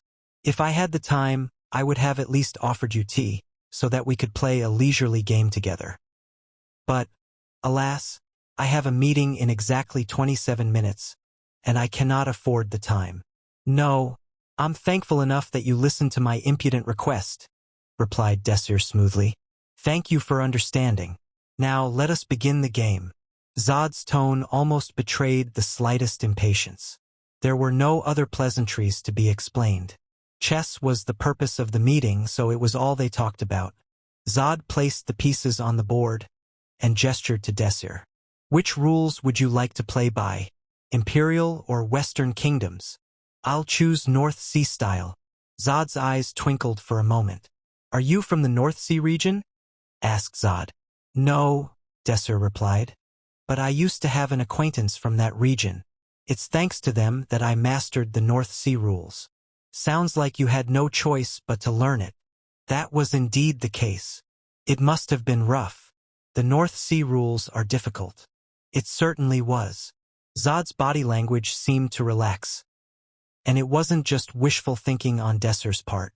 Compared to just moments prior, Zod's sense of urgency had eased off significantly. This was no doubt due to Desir mentioning the rule set that originated from Zod's homeland. "Very well," said Zod. "We shall play with the North Sea rules." Zod flipped the chessboard over, then widened the board on both sides. The usual square board was now lengthened horizontally. The North Sea rules differed from regular chess in several ways. There were 5 more rows and columns, which came with additional pieces for each added column. As a result, there are 4 bishops and knights on each side. Furthermore, there were 2 warship pieces instead of the queen, referencing the naval background of the North Sea region. In fact, the rule set included many characteristics meant to emulate actual warfare. For example, if a pawn does not move for a turn, it may establish a supply line. Supply lines allow pieces within it to move twice in one turn. It was a different take on chess, to the extent that one could say that it was a completely different game that just happened to use chess pieces. "Good luck." "Same, let's have a good game." The clock struck 4 o'clock as the chess match between Tower Master Zod and Desir began. Both contenders were evenly matched through the opening. Zod carefully surveyed the chessboard, his eyes calmly analyzing the position. Zod's pieces were perfectly synchronized. The bishops was on the offensive, supported by the knights, making room for a pawn push. Meanwhile, the rooks anchored the formation, defending the sides of the warships. It was a sophisticated defensive position with no gaps in sight. In stark contrast, Desir's pieces had no organization at all. The warships were in the back, the pawns interfered with the knights' movements, and the arrangement of the rooks were in disarray. Dysfunctionality was the theme that permeated on Desir's side of the board. Despite this disparity, the match was in a deadlock. However, Desir would be the one to contest that deadlock. Pushing a pawn forward, he challenged Zod's own pawn. Without hesitation, Desir's pawn cut down its opponent, threatening Zod's defensive position and earning some praise from Zod. "I must compliment you on your bold strategy," commented Zod as he used a knight to knock off Desir's pawn from the board. Unfazed, Desir continued the exchange using his rook to retake the knight. "However," continued Zod, "I'm afraid you are too hasty." Following his calculated moves, Zod took a bishop from the opposite side of the board and knocked off Desir's rook, ending the first major exchange of the game. Doctor in New Malden reveals a simple way to shrink a hanging belly, Lelutox Detox T. In this war of attrition, Desir's side was considerably more battered. Early on, he had lost a knight and was now even further down on the exchange. However, the peace sacrifices were not in vain. The western side of the board, where Zod's bishop originated, was no longer impenetrable. Desir advanced his pawn, taking advantage of the defensive gap. Zod attempted a response, but Desir had already positioned his warship early on to take advantage of that gap. Thus, Desir's mighty warship broke through Zod's defenses. In an instant, the defense was overrun and the western side of the board was in shambles. Zod looked at Desir in surprise. He's pretty good. He's skilled for sure, but he's still just a student. From the ruined defensive formation, Zod had positioned a knight near some pawns for a special tactic. Desir had positioned his pieces to quickly penetrate through Zod's defenses, but left himself open to a counterattack as a consequence. With a decisive move, Zod tore apart Desir's supply lines, preventing him from moving quickly and allowing Zod to calmly and efficiently capture isolated pieces. Try as he might, Desir was unable to stop the counterattack. His warship was surrounded by pawns and ultimately fell to Zod's bishop. It was a successful counteroffensive. Desir had lost many pieces and would need to regroup before he could make another play. It was the perfect time for Zod to go on full offense. In North Sea rules, when a player sinks a warship, they are granted another turn. Zod utilized this extra move to advance his front line, taking advantage of the supply lines created by his pawns. Desir tried to disrupt the supply lines with his own pieces, but were blocked by the opposing knight. Zod advanced his pieces methodically. With his supply lines securely defended, his army was able to move forward in a tight formation. In just 5 short turns, there was a huge supply line that was stretched diagonally across the playing field. Desir paused to think. He was definitely at a disadvantage. Zod's supply line was particularly bothersome. Through the supply line, Zod's pieces were able to maneuver nimbly through Desir's front line. It was a fierce match. Without missing a beat, Desir repelled Zod's invasion with his own pieces. Sparks flew as the front lines clashed and held their ground. Desir's positioning neither focused on offense or defense. It was almost nonsensical. Zod, on the other hand, was focused on his attack. He concentrated his pieces on a single square and broke past Desir's defenses, successfully penetrating the formation. The casualty of this attack was a bishop and disruption of Desir's pawn formation. Zod then followed up by capturing 2 of Desir's remaining 3 knights. Victory did not seem far away. Desir made an attempt to halt the advance, but it was not sufficient. Zod's pieces moved in sync, preventing any counterplay. His rook supported his pawns as they invaded and established a new supply line, further increasing his advantage. Zod's play was methodical, calmly creating a siege line while simultaneously pressuring with an attack. Ignoring the danger posed to his other pieces, Desir chose to retreat his warship first. Even then, it was horribly outnumbered. It's over, thought Zod. Desir's initial attack was strong, but that was all he offered this game. As the tower master expected, the young student was no match for him. Though the game was enjoyable, it was time to finish the match. As Zod was about to reach for a piece, Desir, who had not said a word throughout the entire game, finally spoke. "Would you like to make a wager?" "A wager? That's correct. If something was at stake, we would try our hardest, right?" Zod immediately understood Desir's intent. A normal person would not refuse a reward of 120 gold pieces and ask for a chess game instead. There were definitely ulterior motives at work. Zod's lip curled into a smile. Building up expectations for Desir's request, Zod asked, "What sort of wager did you have in mind? Let's keep it simple. How about if the loser has to fulfill one request from the winner?" It was a simple wager. However, the stakes were outrageous. "What exactly could I request from you?" bemused Zod. "What could a student like yourself offer to me, the tower master?" You could have me work in the Tower of Magic? Despite appearances, I am first among the single rankers, even though I am a first-year student. When it comes to magic, I am confident that I am second to none. That's fair. In that case, my request to you will be that you come work for the Magic Engineering Department immediately after graduation. Zod, knowing Desir's background, decided his request without hesitation. Isn't a guaranteed job more beneficial to me? Asked Desir. You're still a first-year student and you're already talented enough to be a single ranker. For the Tower of Magic to acquire such a talent without needing to invest in scouting is beneficial enough for us. Don't you think? I see. I guess it's my turn to state my request. Hold on. Before I hear your request, I must say one thing. Zod held up a hand, anticipating Desir's request. I refuse to provide sponsorship. You are being very thorough, I see. Of course. Rules are rules, there will be no exceptions. The application period has already passed and I can't give you an exception. Rules are important. I agree wholeheartedly that rules are important. So there is no need for you to be concerned with such matters. I've said this many times already, but I have no intention of seeking sponsorship. Is that so? Then I am very curious as to what your request is. Zod could not hide the fact that his interest was piqued. You somehow obtained information on an Outers raid and were instrumental in stopping them. Then, you refused the reward of 120 gold and asked for a chess game with me instead.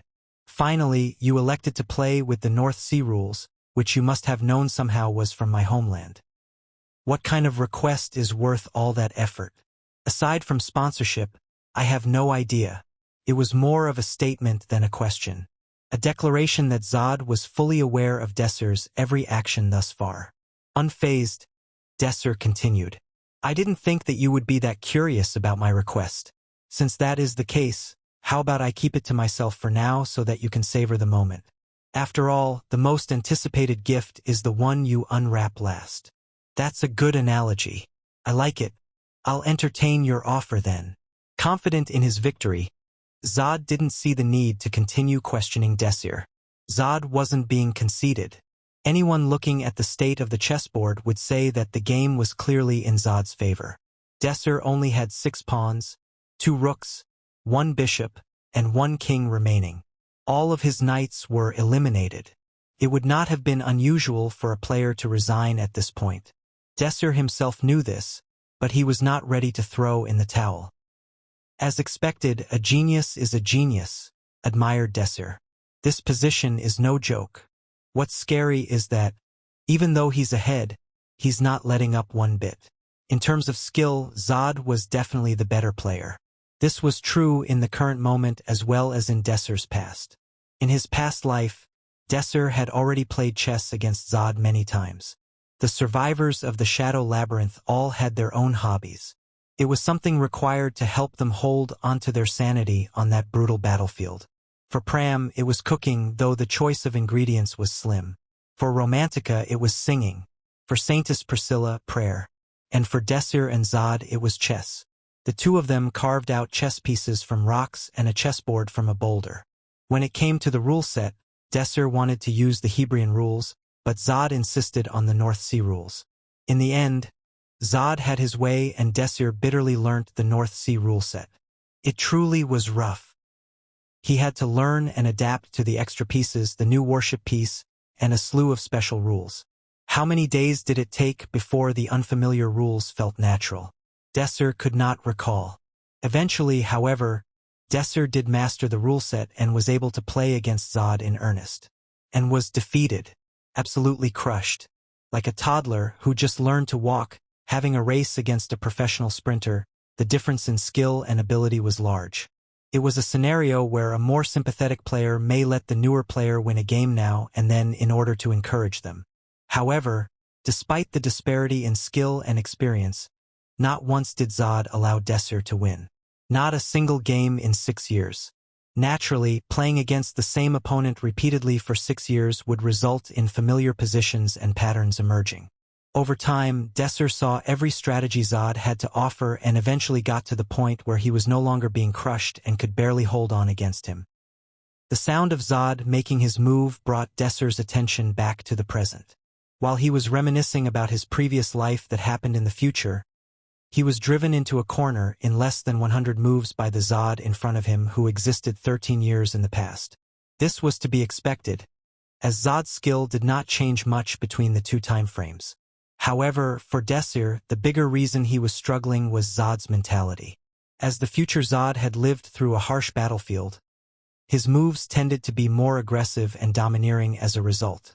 The current Zod, on the other hand, was more reserved and focused on counterplay. Desir, who was expecting the future Zod style of play, found himself unable to read the opponent in front of him. So instead, Desir offered one piece after another in order to analyze the current Zod. As a result, he was close to losing. The pieces were not thrown away wastefully, however. He had sacrificed pieces to test Zod's reactions while making sure to keep enough pieces on the board to mount a comeback. This had been Desir's plan all along.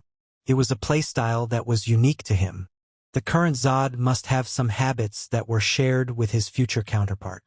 Desir gladly sacrificed his pieces in order to find these habits.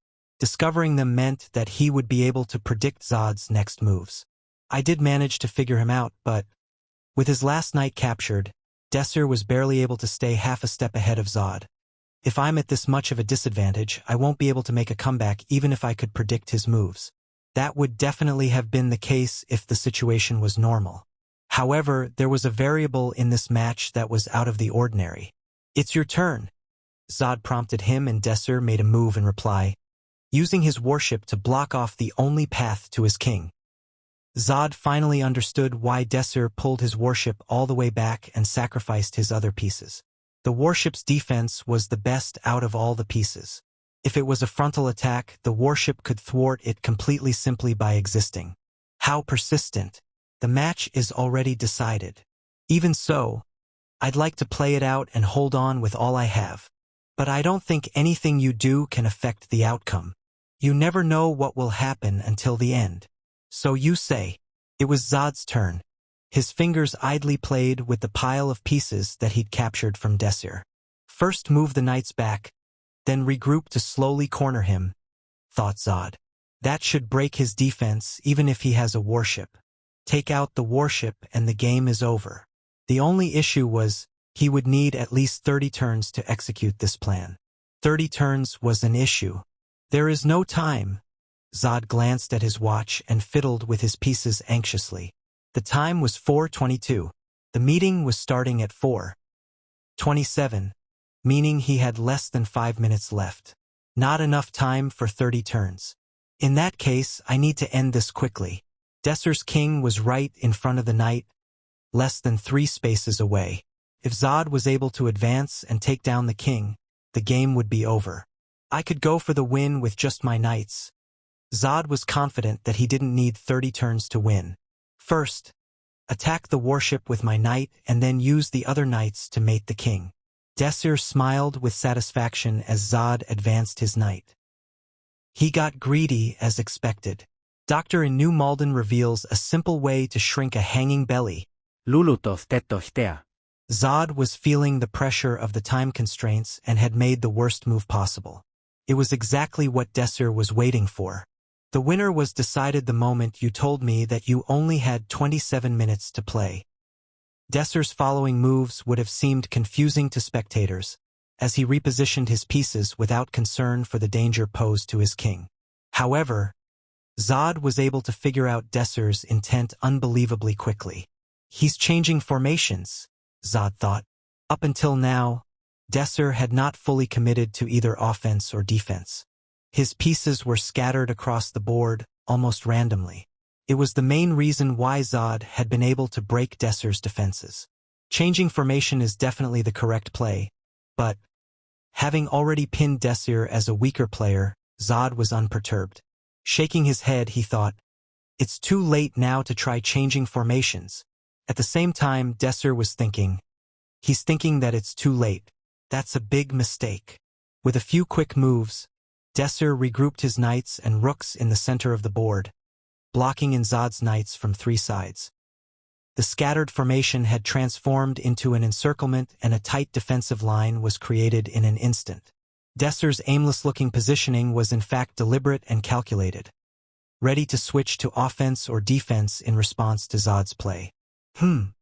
Zod watched as Desir created a concentrated attack using a pawn and a rook, with the warship as their lead.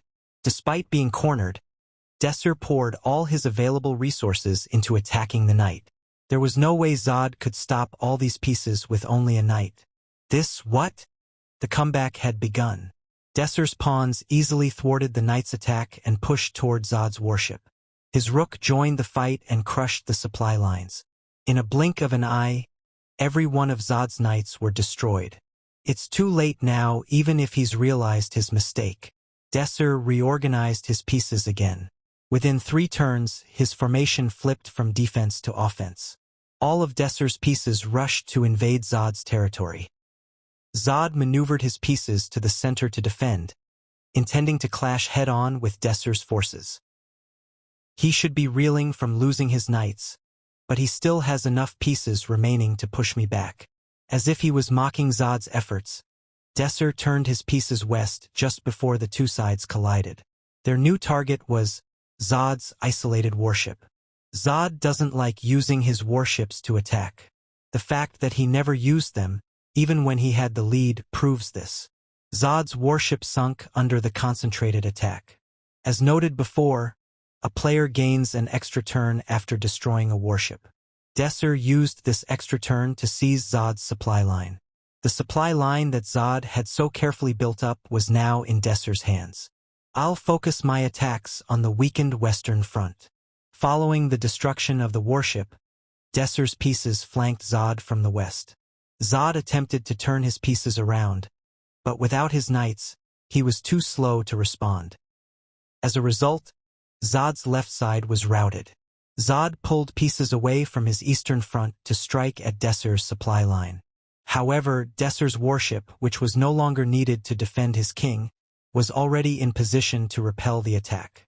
Desir was already familiar with Zod's habit of targeting supply lines. He's got me. A chill ran down Zod's spine. He tried to pull back his soldiers from the supply line attack, but it was too late. He had already committed too many moves to the attack. In the meanwhile, Desir had taken all of Zod's pawns, which were vital for maneuvering his troops. There were too many fires to put out. In a last-ditch move, Zod pushed in all of his pieces, not just the center ones, toward Desir's king. Seeing Zod's tactic, Desir was now certain of his win. Too hasty. Such a quick push leaves many of your pieces hanging. It was rare to see Zod, who had always strived for perfection, panic and lose his composure. Desir could see the path to victory. One by one, he picked off Zod's scattered pieces. The material advantage that Zod held throughout the game was lost in the blink of an eye. Finally, Zod's other warship fell. Check. It was 425. The master of the Tower of Magic tipped over his king. It's my loss. Zod's pad vibrated. He glanced at the screen and told Desir, "My secretary." Please take the call then. Don't mind me. Thank you. Zod pushed a button and a gentle female voice spoke. Sir, the meeting begins in 3 minutes. You should come out soon. I will be there shortly. Please wait a moment. Zod ended his conversation with the push of another button on the pad. He tapped the chessboard with his bejeweled fingers. I didn't think I would lose, Zod said, with a hint of satisfaction in his voice. You would have won if there was no time limit, sir. Spare me your sympathy. Zod pushed the chessboard aside. Now let's hear it. What is your request? My request is a deal. An equal exchange. A deal? Yes, a deal. A deal. And what would be the specifics of this deal? I have an idea that I can give you in exchange for support on the level of the Tower of Magic sponsorship. Zod arched an eyebrow. So not an unconditional support. I suppose it doesn't violate our agreement if it's an equal exchange. Zod thought for a moment before shaking his head. How troublesome. I find this request disagreeable. You lost the wager, sir. That I did. So I must honor a request from you. But what you're requesting here is a deal. An equal exchange. How is this equal? Zod spoke calmly. Think about it, Desir. It's equal if both parties gauge the things being exchanged to have the same value. An idea from a single student versus the backing of the greatest corporation. This is not a deal. Even if there is a bit of difference in value, you're obligated to honor my request. The difference in value here is not trivial. You're asking to exchange a bar of gold for a peanut. You cannot call that a deal. Though we would be using a loophole, it is basically the same as an unconditional sponsorship, which we agreed is off the table. You can say that I'm being cheap. I know you want the Tower of Magic sponsorship, but this is too unreasonable. I'd ask you to make a different request. The Tower Master continued after a moment of silence. If you can't think of anything, I'll make a suggestion. Request for a bigger reward for fending off the Outers raid. I can accept that. If you make that request, I'll offer you funds equal in value to the second-tier magic crystal you recovered. From now until your graduation, I'll donate 120 gold to your party every month. Editor's rant. Can I just say how disappointed I am? As a chess enthusiast, I was happy to tackle chapter 30 and 31. I was hoping for a description of a game that I could imagine and follow along in my head. Even with its nonsensical rule set, apparently it matters which way your pieces are facing in North Sea chess. That's not going to be problematic, tongue sticking out. Instead, author Nim denied me of this pleasure by putting in zero effort to create an actual coherent series of events. How is it that Desir is reduced to 6 pawns, 2 rooks, 1 bishop and 1 king, and then suddenly has a warship available to defend? How can you say that all of Desir's knights were destroyed and then give at least 2 back to him for his counterattack? Is Desir cheating? Did he decide to promote a pawn into a knight? Desir can't be that big of an idiot. It was an incredible offer. With the 28 months to Desir's graduation, the total amount of money he would receive was 3,360 gold by my calculations. That should be sufficient to show that your efforts haven't been in vain. By winning a chess game, you have increased your reward 28 times over. With that, I wouldn't be going against my word, and you would more or less have a sponsorship. Zod stared firmly at Desir, awaiting his approval. Those are very favorable terms. I almost want to accept immediately, said Desir, shaking his head. But that won't change my request. I want to make a deal. Zod expressed disdain at the boy's choice. I expected you to choose more wisely. You've rejected my offer, and I can't accept your deal. With that, the negotiations are over. The man rose to get up from his seat. No, Tower Master. Let's clear this up first. It's not that you can't accept the deal. It's that you can't accept the deal at a loss. At face value, this was evidently the case. However, this means you would accept the deal if it is equivalent exchange. So you think this is a fair deal? The Tower Master was audibly upset by Desir's words. Desir saw the flaws. There's no way that anybody from the outside looking in would see this as fair. It was preposterous. He immediately went to appease his old colleague. I understand completely where you're coming from, Mr. Xarian. A mere student's idea versus the Tower of Magic sponsorship. Logically speaking, there is no way that anybody would see this as fair. Desir rose from his seat and toyed with the warship piece from the chessboard. But you of all people should know better than anybody else that there are plenty of things outside the realm of logic.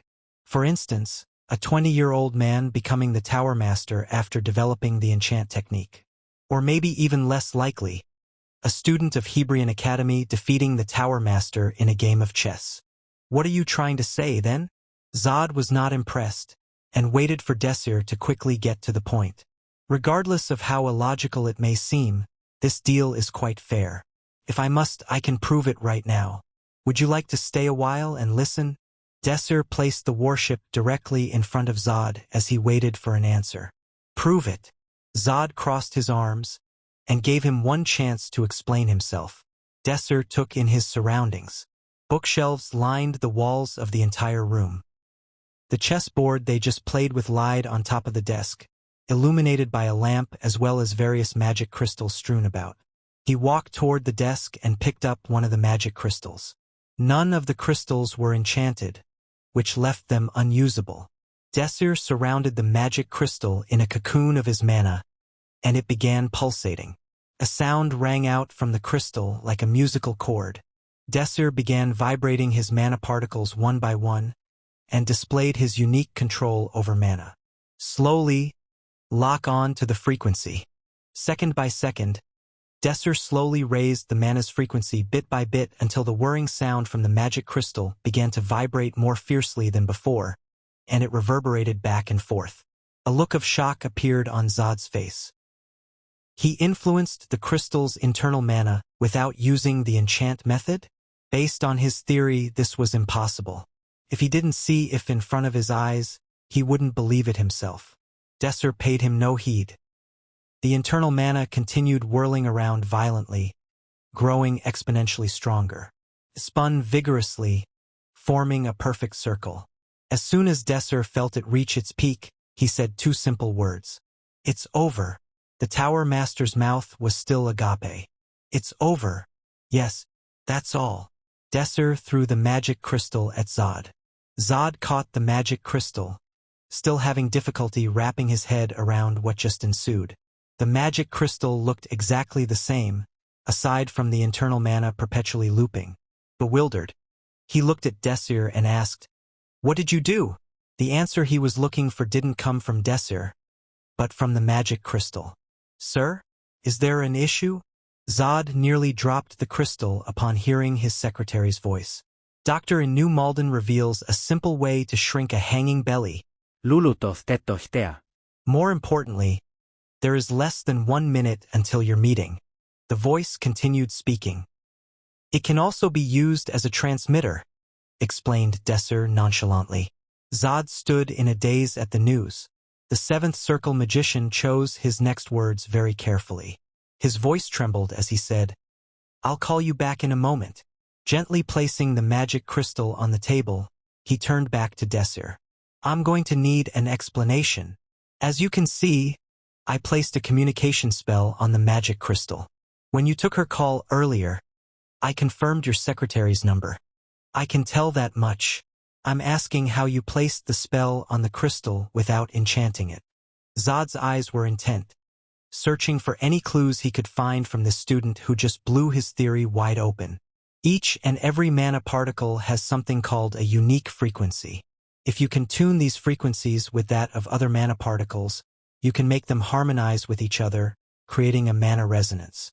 And it was that unique phenomenon that hadn't been discovered yet in this age. This mana resonance can be applied to a myriad of objects. A magic crystal is no exception. If you vibrate its surroundings at the same frequency as the mana, the vibration allows it to travel out through the exterior mana shell, creating this kind of mana resonance. Desir took the crystal back from Zod, and once again displayed how it worked. If you spin the surrounding mana, the stored mana spins with it.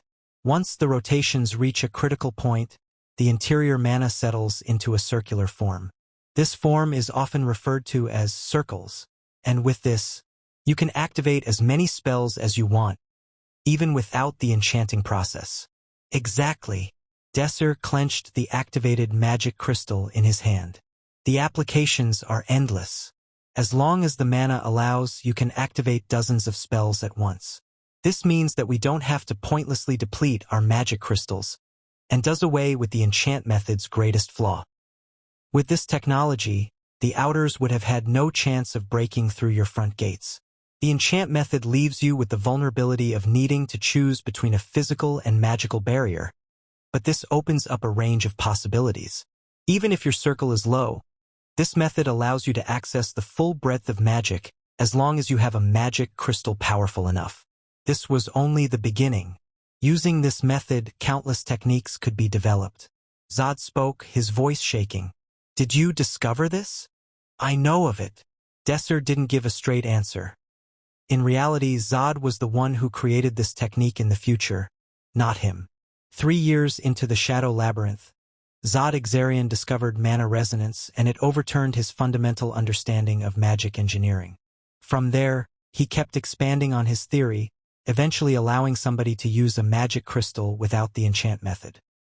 This discovery led to humanity acquiring techniques to survive in the Shadow Labyrinth. Driven into a corner, humanity had no choice but to innovate and bring these discoveries to light. After returning to the past, Desir thought about bringing the techniques from the future to this age. If all of the knowledge gained from their desperate struggle could be brought back to the past, maybe it would increase the chances of clearing the Shadow Labyrinth. With the Tower of Magic's ability, they would be able to bring these techniques to life. That was it. Desir wasn't here to receive support. He was here supporting them. When the Tower Master compared the deal to exchanging a gold bar for a peanut, he was correct. However, he didn't realize where he stood. This is extremely surprising. It will rewrite the history of magic engineering as we know it. Zod's mind was hundreds of miles away, thinking about all of the possibilities that this could produce. I'm glad to hear it, Tower Master. But I just want you to know, this is only a small portion of the ideas that I have. I am willing to offer you every technique that I know of, and the Tower of Magic can use them in their products. All I ask in return is that you sponsor my party with items made using these techniques. This is my offer. Zod snapped back into focus as he heard Desir's words. A small portion. Zod turned on his pad without the slightest hesitation. Secretary, cancel the meeting. Sir? But... The secretary was shocked. No, not the meeting. Cancel everything until I say otherwise. Sir, what are you talking about? You have over 20 appointments to attend to. Tell Hephaestus to take care of it. I'm gonna hang up now. You likely won't be able to contact me for the next 2 or so hours. Beep. Now that the tiresome time limit is gone, we have the opportunity to discuss at length. Zod looked lively and ravenous for more information. I take it that you're accepting the deal? Asked Desir. I should hope so, lest I've gone mad. The Tower Master laughed mockingly at himself and held his outstretched hand to Desir. This way, Mr. Desir. Pram called out to the party leader and waved enthusiastically. Desir joined them at the table and looked around. This was a rare sight even in the capital. So you managed to find a place like this. An ice cream store, huh? Humph. Country bumpkin, said Romantica with a haughty expression. Baskin-Rise 79 is a must-see if you ever visit Altair. You can't leave the city without trying very berry strawberry and cotton candy. They're to die for. Desir had a little chuckle at Romantica's words. So you're telling me to order those, right? He waved down the waiter and made his order as Pram asked him about his meeting. Did it go well, Mr. Desir? Of course, it's all sorted out. Desir chuckled and thought to himself how cute Pram was. Phew, that's a relief. A relief to be sure. But... Romantica took a big breath. Could you explain? What do you want me to explain? The reason you refused the 120 gold reward. In all honesty, I can't possibly imagine why you gave up 120 gold to play chess. That. The main objective wasn't to play chess with the Tower Master, but an excuse to meet him. My real objective was to ask for support, and as I said before, everything is sorted out. For now, we have support on the level of a sponsorship. Wow! Pram jumped up in the air in celebration. To think that the lofty Tower Master had given them his support. Romantica looked at Desir, suspicious. There was no way that he did this legitimately. Did you figure out his weakness or something? Is he corrupt or experimenting with living creatures? Knowing you, you must have blackmailed him. She shivered, thinking of what the Tower Master might have gone through. Just what kind of person do you think I am? Exclaimed Desir. Romantica grimaced at Desir. A complete sadist. I'm definitely not the only one who thinks so. Pram. Tell him. Mr. Desir, USH shouldn't BL blackmail people. It's not good. Et tu, Pram? Desir fell to his knees. It's a joke, Mr. Desir. I believe in you. Pram stuck his tongue out, smiling playfully. He looked so cute that the other two couldn't help but smile. The mood to interrogate Desir evaporated away. Romantica finally came to realize what Pram had said. Hey Pram, that's a betrayal. But Mr. Desir isn't like that. His gaze shifted from to his party leader, and Desir nodded in response. That's right. Pram is completely correct. I didn't get this for free, I made a deal with the Tower Master. Desir then began to explain the sequence of events that had occurred. In order to hide the fact that he had returned, he mixed truth and lies to fabricate a story. As Desir finished telling his anecdote, Romantica still seemed to be deep in thought. It looked like she still had some reservations. Right at that moment, the ice cream they had ordered arrived.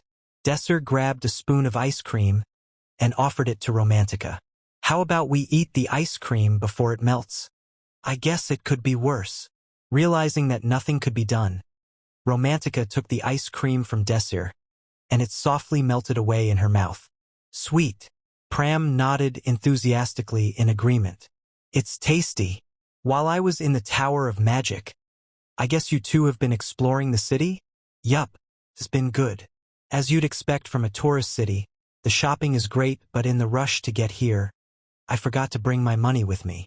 Romantica clenched her fists in frustration. Is it that upsetting? She didn't make any sense to him. How about you, Pram? There are so many fun-looking rides. The gondola ride that follows the river. The pendulum ride. And there was this place. It was called a theme park. Theme park. Ah yes, the theme park place. That place was amazing, and I definitely want to go see it. It's too bad that we didn't have any money for the entry fee. Pram slumped at the thought. Desir lowered his spoon and spoke to his party members. Well, after we finish eating, let's head out to do some shopping and go to the theme park. What about the money? Asked Romantica. Desir smiled as he reached inside his jacket and pulled out a black card rimmed with gold. You don't have to worry about that. The Tower Master gave me his credit card. It looks since we came all the way here, he wanted us to have a good time. Pram and Romantica hugged each other in joy. At times like these, they acted like the closest of friends. The clothing store first, demanded Romantica. No. The theme park, rebutted Pram. Pram and Romantica fought over where the party was going to go first, and their voices kept clamoring as Desir tried to pacify them. Firstly, let's finish eating the ice cream bee.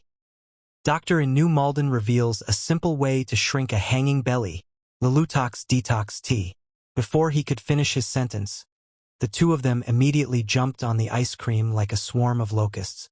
As soon as they finished, they got ready to go in an instant and threw open the doors on their way out. The two of them were waiting by the door expectantly for Desir. Romantica was tapping her foot impatiently and Pram was bouncing off the walls. Come on. What are you doing, Desir? Let's go, complained Romantica. I'll pay for the ice cream and meet you guys outside. Hurry up. Pram and Romantica stepped outside with their last words trailing behind them. Seeing their smiling faces made Desir smile. It was the greatest reward he could ask for. At that moment, the store clerk tapped Desir on the shoulder. Sir, how will you be paying today? Desir handed the clerk the credit card and the transaction was handled quickly. Before he left, he asked the store clerk to borrow a pen. With it, he pulled out a piece of paper from his pocket and crossed two lines out. The Tower of Magic incident and the sponsorship. For points. Tower of Magic sponsorship announcement, July 5th. 3 points. Attack on Tower of Magic's Arelli branch, July 7th. And the most important event. Desir's eyes were fixed and underlined the event to emphasize it. 6 points. Emergence of the Shadow World, July 20th. Today was July 7th. Exactly 2 weeks left until the emergence of the Shadow World. Based on how much time we have left, we need to start training. His voice trailed off as he looked outside. Romantica and Pram were chatting and laughing with each other. Well, I suppose we can take 1 day off. For today, he would show them mercy. For the next 2 weeks, they better be ready to go through hell. While Desir's party enjoyed their time off, a ball was being held in the main hall of Hebrion Academy. The corridors were beautifully illuminated, and an endless stream of exotic dishes were ushered out into the ballroom. Today is a joyous day, said Professor Naflika. About 100 people were gathered in the hall, ranging from officials from the Tower of Magic, professors close to Naflika, and the higher-ups of the Blue Moon Party. The ball was in celebration of the Blue Moon Party's 3rd consecutive sponsorship from the Tower of Magic. Naflika gestured towards the Tower of Magic as he spoke to the group. Our party has once again acquired the support of the tower.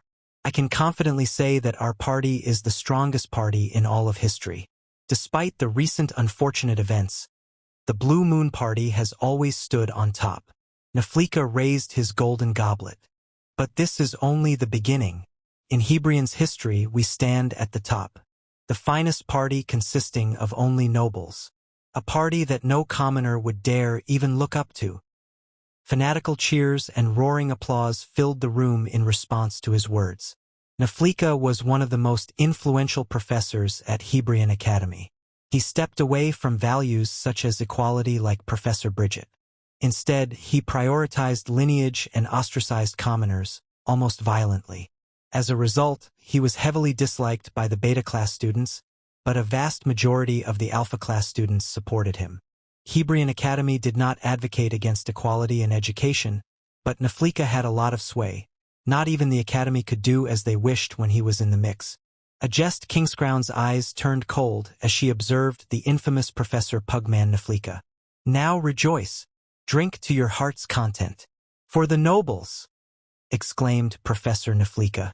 Enthusiastic cheers erupted from the crowd.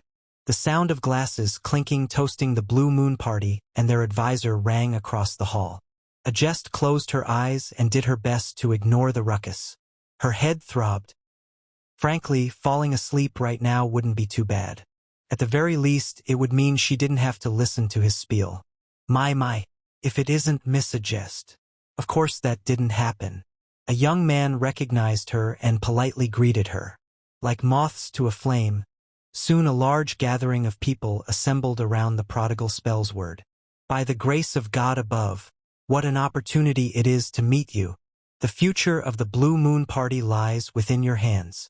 At first, there were just one or two, but soon enough, nearly a dozen people crowded around her clamoring for her attention. Their words were a typhoon, their words rising like a tidal wave and threatening to submerge her completely. Adjest, irritated and aloof, offered no response. I wish to go out for a second. Please excuse me. Her words were drowned out by the wealth of praise she was being showered with. With every moment, she was getting more and more fed up with the group of people besieging her. As she was about to burst, a man attracted the crowd's attention with a few simple words.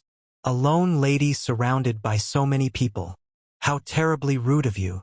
In response to the new stranger's jab, somebody from the crowd demanded to know who they were. Elhim Triquincy at your service. I had a previous engagement with Miss Kingscrown and was wondering where she was. Elhim Triquincy, 4th Circle Ice Mage, mentor of Adjest Kingscrown. Adjest raised her head, and their eyes met. Remember? We were supposed to meet on the terrace as mentor and student, asked Elhim. He certainly had tact in planning the escape path for his student without causing any misunderstandings. Adjest nodded her head in agreement. The terrace is this way, said Elhim as he led Adjest away from the party. To her relief, the atmosphere here was much more relaxed, with the music fading to the background and in lieu of the fervor and hubbub of the party. A breeze indicating a lazy summer night was blowing. Finally away from the party, Adjest relaxed. You didn't enjoy the party? Asked Elhim. Adjest shook her head in response and Elhim agreed. Truthfully, I am the same. I do enjoy parties. But this kind of party is a bit unpleasant. The powerful ice mage downed his drink. I'm surprised. I know that you don't like commoners very much, admitted Adjest. That's right. As it is, my family is in support of the crown. However, I keep these thoughts to myself. I don't express it in such a public manner. Explained Elhim. The Triquincy family supports the crown and we're not fond of commoners, but even so, Naflika was too radical. As far as I'm concerned, I have no idea what Professor Naflika is thinking. He has his own agenda and plans for giving that speech, said Adjest. What do you mean by his own agenda? That overwhelming sense of superiority as a noble, and the fear that you may one day be overthrown. The slightest bit of stimulation, and they immediately go crazy. That's what Naflika's making use of. Adjest glanced back in the direction of the party. For instance, there was Donetta Haddon, who saw Naflika through rose-tinted glasses. He was one of the fanatics that hung onto the professor's every word. Elhim just couldn't understand one thing. What does he have to gain from all of this? If you think about who he has gathered here, it's easy to determine. Nearly all of the students here are alpha class, who vehemently support him. By setting their hearts aflame, he's assimilated them all into his fold. And if you think about the alpha class having the right to vote in the headmaster election, it all becomes abundantly clear. Elhim's eyes grew wide at the sudden realization. He wants to become the headmaster, to control everything at Hebrion Academy. In addition to the alumni, it was a position that manages nearly 1 million mages and knights with power equal to the prime minister. That was why the heir to the Naflika family came to Hebrion Academy. Agest elaborated further. He's almost reached his goal already. He leads Hebrion's strongest party and is a candidate for the headmaster's position. The majority of the alpha class students support him. All he's waiting for is for the current dean to step down. You speak as if you know him very well. Agest bit her lip. That is. Elhim didn't pry any further, and sighed. In any case, Professor Naflika becoming headmaster will result in a slew of potential problems. He might even repeat the actions of Duke Naflika from over a decade ago. 12 years ago, the Naflika family was a mere count's family, but during the conflict between the Republic and the monarchy, they rapidly rose in status to become a duchy. Count Naflika personally led a troop of knights into the Republic-controlled capital and slaughtered all of the rebels before reclaiming the city in the name of the crown. Afterward, he was hailed as a savior of the country and granted the title of duke. During his crusade, 80,000 people had died under his tyranny. He would massacre any commoner suspected of aiding the Republic, man, woman, or child. Even today, the name Duke Naflika was the subject of great fear. Suddenly, a gruff voice called out to the pair from the direction of the party. "I've been looking everywhere for you too." Professor Naflika showed himself from behind the door. "I just wanted some fresh air," said Elhim. Naflika smiled at Elhim's words. "I see, but you shouldn't vacate the party, Elhim. There are so many young ladies who have come specifically to meet you. Ah, the lady of the Redwind family was anxiously looking for you. With that in mind, I suggest you make your way back to the party. I see I have made a lady wait. It would be my pleasure to keep her company." Agreed Elhim. Just as he was about to pass Naflika and return to the party, the professor grabbed his shoulder and pulled him close. "Ah, there's one other thing I must tell you. As a professor." Naflika's eyes narrowed and voice dropped to the sound of a whisper. "You should know when to keep your mouth shut, Triquincy." He spoke not to Elhim, the fourth circle magician, but to Triquincy, a representative of his house of nobility. "A warning. I understand." Elhim nodded in response and left the terrace, leaving only Agest and Naflika in the brisk weather. "It is disrespectful to speak so carelessly. You would do best to watch your words," said Naflika, visibly upset. "I only spoke the truth," responded Agest. "Truth or not, you should first consider our relationship. Acting like this would do no good for either of us. Our families are quite close, the Savior's family, Naflika, the royal family, Rogue Palace. Agest King's Crown, no." Agest Rogepalace's eyes shook. "Try as you might, it is impossible to separate an individual from their family, Agest. Family is key. One's family determines one's life, whether it be position, status, or network. Ah yes, another example would be Mari." Naflika didn't continue. It was because a frigid storm had filled the terrace, threatening to freeze the sweat off of his skin. Seeing her expression, he quickly switched the topic. "In any case, please watch what you say about other families. Would you be taking responsibility if the party is ruined? It'd be better if this meaningless party was." Agest spoke crudely. Doctor in New Malden reveals a simple way to shrink a hanging belly. Lulutov tetohtea. Meaningless? I told you. This party is just a gathering meant to showcase how the Tower of Magic acknowledged your party as the strongest. But the truth is that Desir's party, who you tried so hard to defeat, hadn't even applied for the sponsorship. As soon as he heard that, Naflikas raised his voice. HM? I hadn't heard. But why would I have to know everything that's going on with that commoner? Are you feigning ignorance? You changed the application period at your own whim and neglected to inform Desir's party about it. You were afraid, she continued, not even blinking at his half-hearted retorts.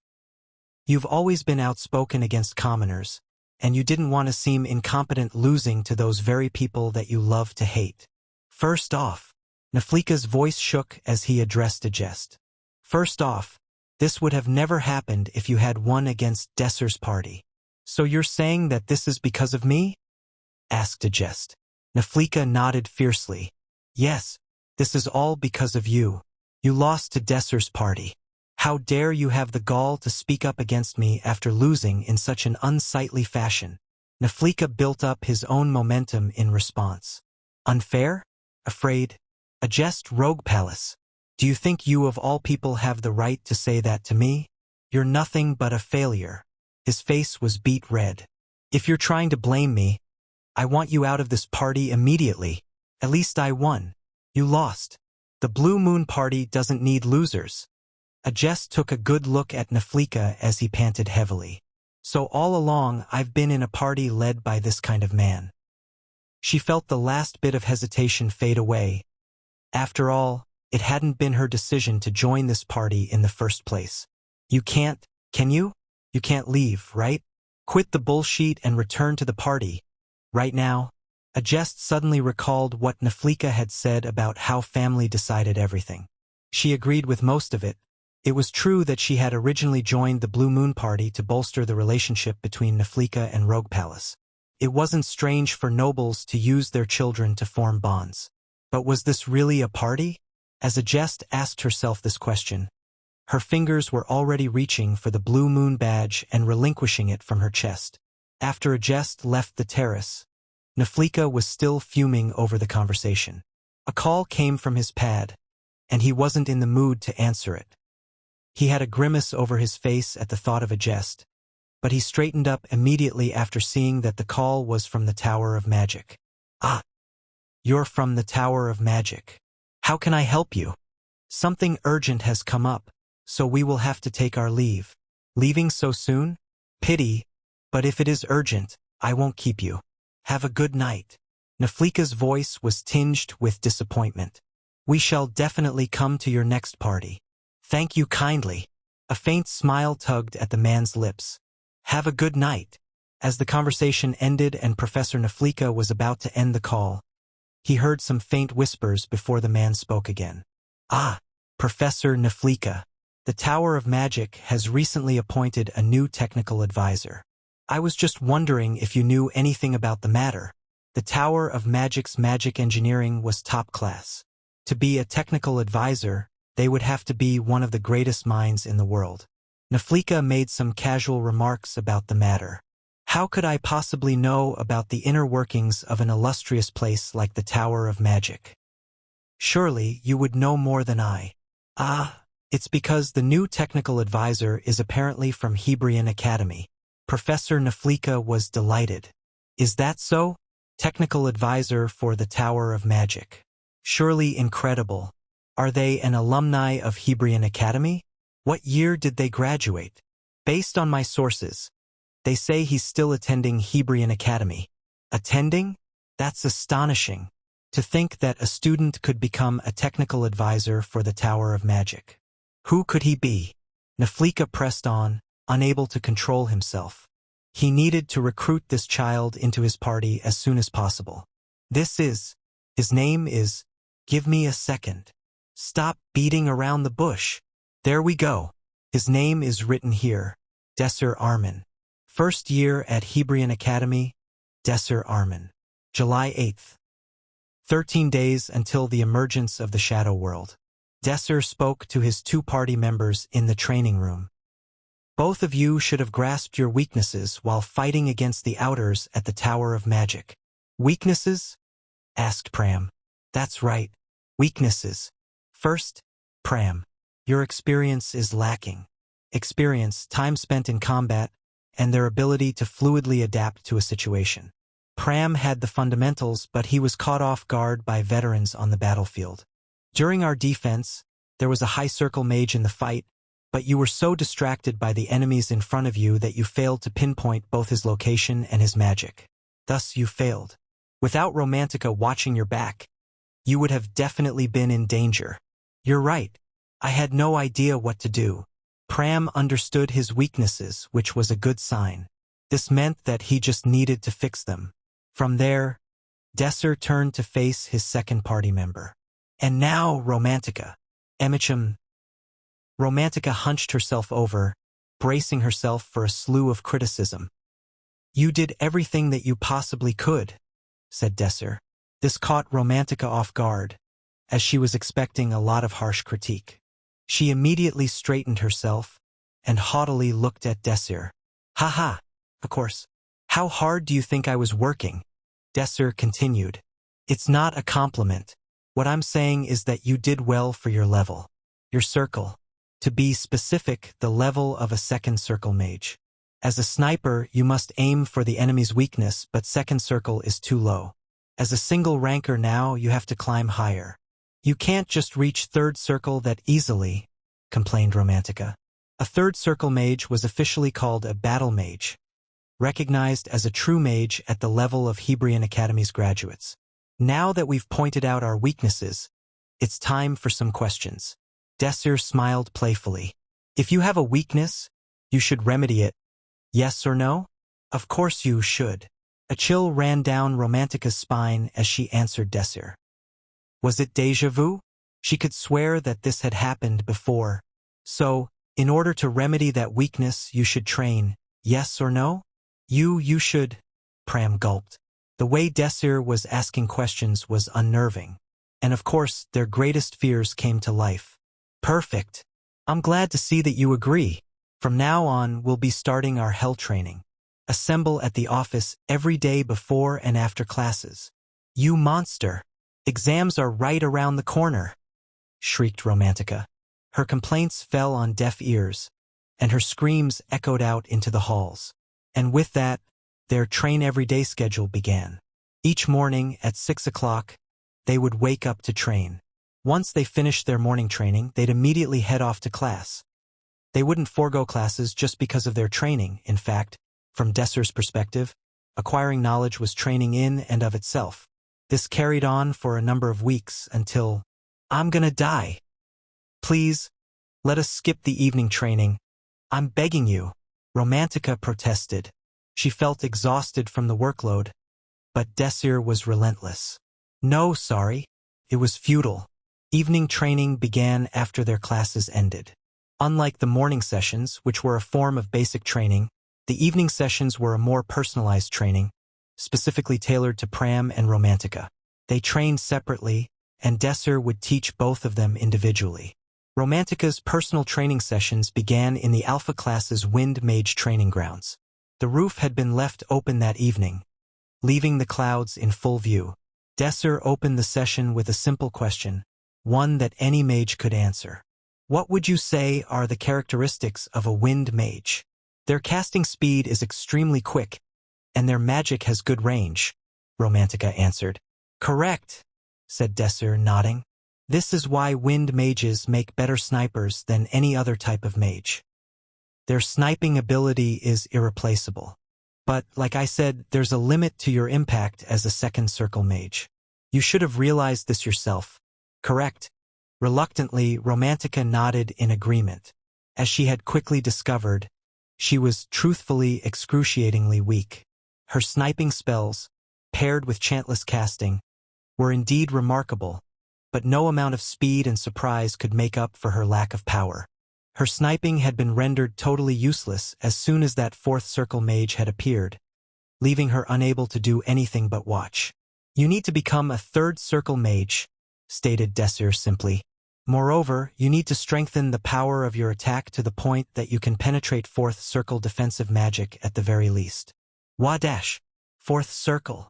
Romantica nearly fell backwards in shock. A fourth circle mage was a high mage. They numbered only in the hundreds across the entire continent. She quickly began arguing back. Hey, I'm telling you, Achieving third circle isn't that easy. You have to cast countless spells and slowly perfect your fine control over your mana, until you can perfect your second circle techniques and then dash. Desir cut her off before she could finish. Sure, that's the normal way to reach third circle. I'm gonna teach you a different method. What are you talking about? I'll teach you a shortcut to reach third circle in a very short amount of time. I'm surprised you know of such a method. You're only a first circle mage. By now, Romantica had moved past bewilderment and was solidly annoyed. Everything he said was utterly absurd. Doctor in New Malden reveals a simple way to shrink a hanging belly. Lulutof tetohtea. So you're not going to do it? Asked Desir innocently. She almost sighed before she answered. No, I will. At the end of the day, Romantica believed in Desir with all her heart. If he said it was possible, it was possible. Good. Let's start with this. He smiled as he pulled an empty Coke can out of his bag and placed it on his palm. What's this for? Romantica had returned to being puzzled. Instead of responding, Desir simply drew a deep breath and began exerting his mana. The can wobbled. Then, with a series of slow crunches, the can began crumpling in around itself. It wasn't quick or haphazard, like crushing a can between your bare hands. It felt almost methodical, deliberate. The corners of the can caved in bit by bit, and the center bent in on itself like a bow, slowly, tensely. The edges folded in neatly, and then, with one last loud crunch, the can neatly collapsed into a small marble, which fell into Desir's palm. He handed the marble to Romantica nonchalantly and explained, "It's similar to the ball movement training we did before. An upgraded version, perhaps. The difference is, instead of simply knocking the ball away, you have to carefully control the atmospheric pressure to compress the can into a sphere." Simple, right? Romantica looked at him, dazed. What is this crazy bastard asking?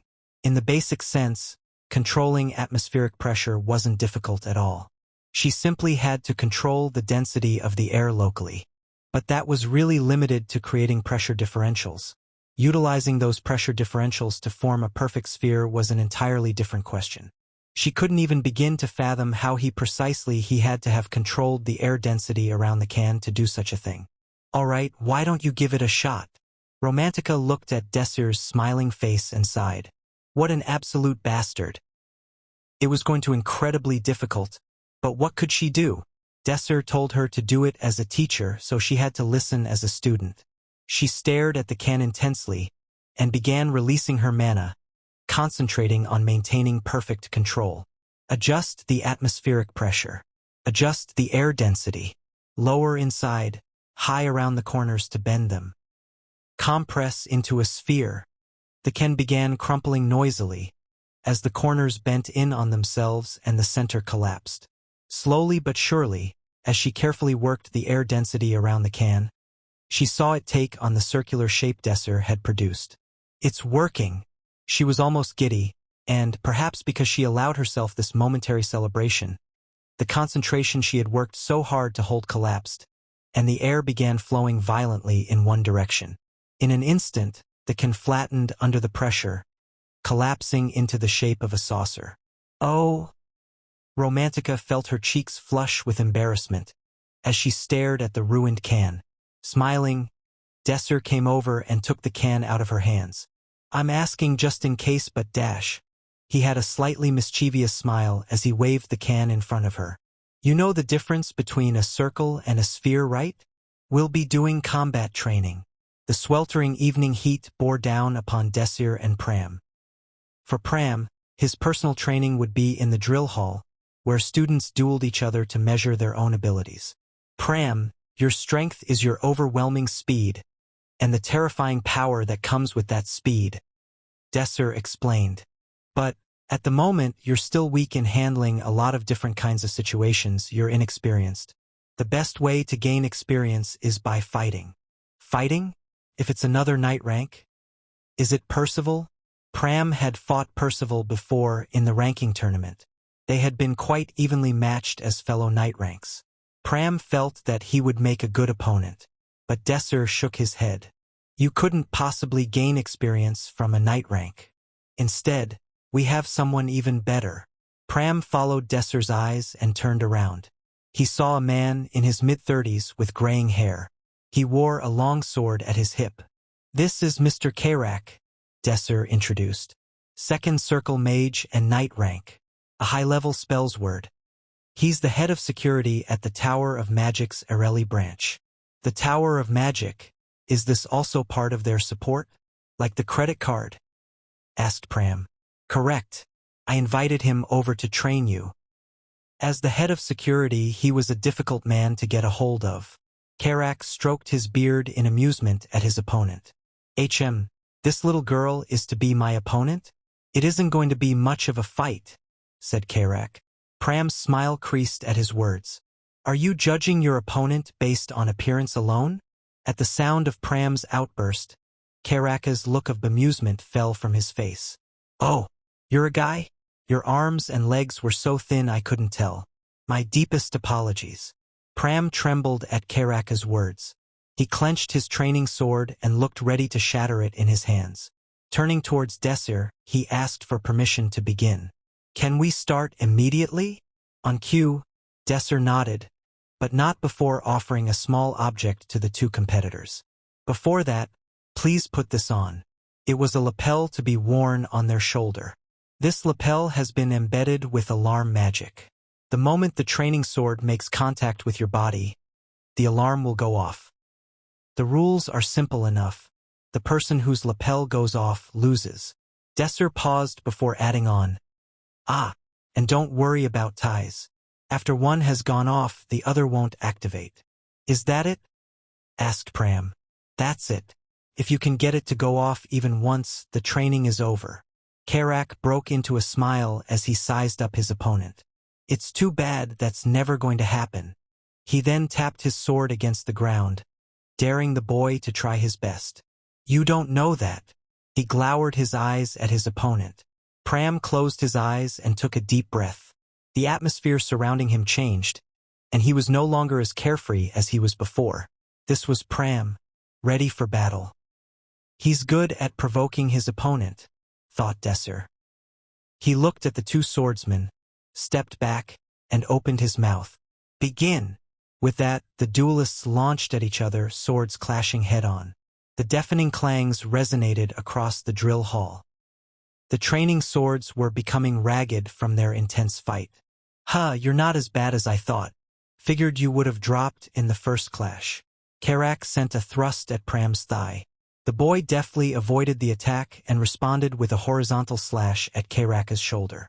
In terms of speed, Pram was unmatched. The torrent of attacks battered Karak from every angle. However, Karak's skill left Pram in the dust. He wasn't the captain of the guard for nothing. With minimal effort, he parried Pram's attacks and retaliated with his own moves. "Watch yourself. You've left openings all over because you're too excited." Karak tore into Pram, exposing numerous openings with his swordplay. With just one move, Pram lost the initiative and was at the mercy of Karak's blade. In an instant, Pram turned his body off to the side. By a paper-thin margin, Karak's sword missed its target. "Let's create some distance." Pram backed about 5 paces away from the captain for a breather. "Oh!" He expected Karak to chase after him, but he stood in place with a frown on his face. "As expected, you are still inexperienced." Karak raised his hand towards Pram, creating distance from a magician. Ice blast. A frigid bolt homed in on Pram. The slender boy ducked to evade, but the missile exploded in mid-air as it came close. A white mist engulfed Pram and a chill encroached on his body. "You still have a long way to go." The weight of a training sword rested on his shoulder, but to Pram, it was heavier than the weight of the world. July 11th. 10 days before the Shadow World event. "I'm dead tired." Romantica's outburst could be heard from outside of the Hebrion Academy cafeteria, where they had just finished dinner. The food they just enjoyed was one which the beta class meals couldn't even begin to compare. Yet Romantica was still upset. Training.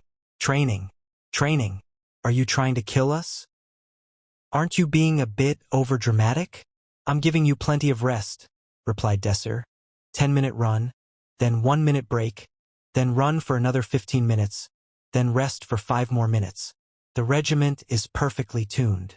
I'm not talking about rest, moaned Romantica.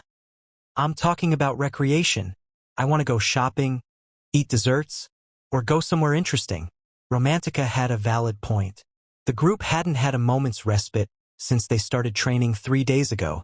Every day, immediately after class, they would go into training or endure whatever exercise Desir had concocted that day. For a young girl of 16 years, it was unbearable. Desir truly felt bad about it, but he wasn't going to change anything. There isn't much time until we go into the shadow world. Of course, Desir couldn't say that, so he offered a compromise. Just endure it for a little longer.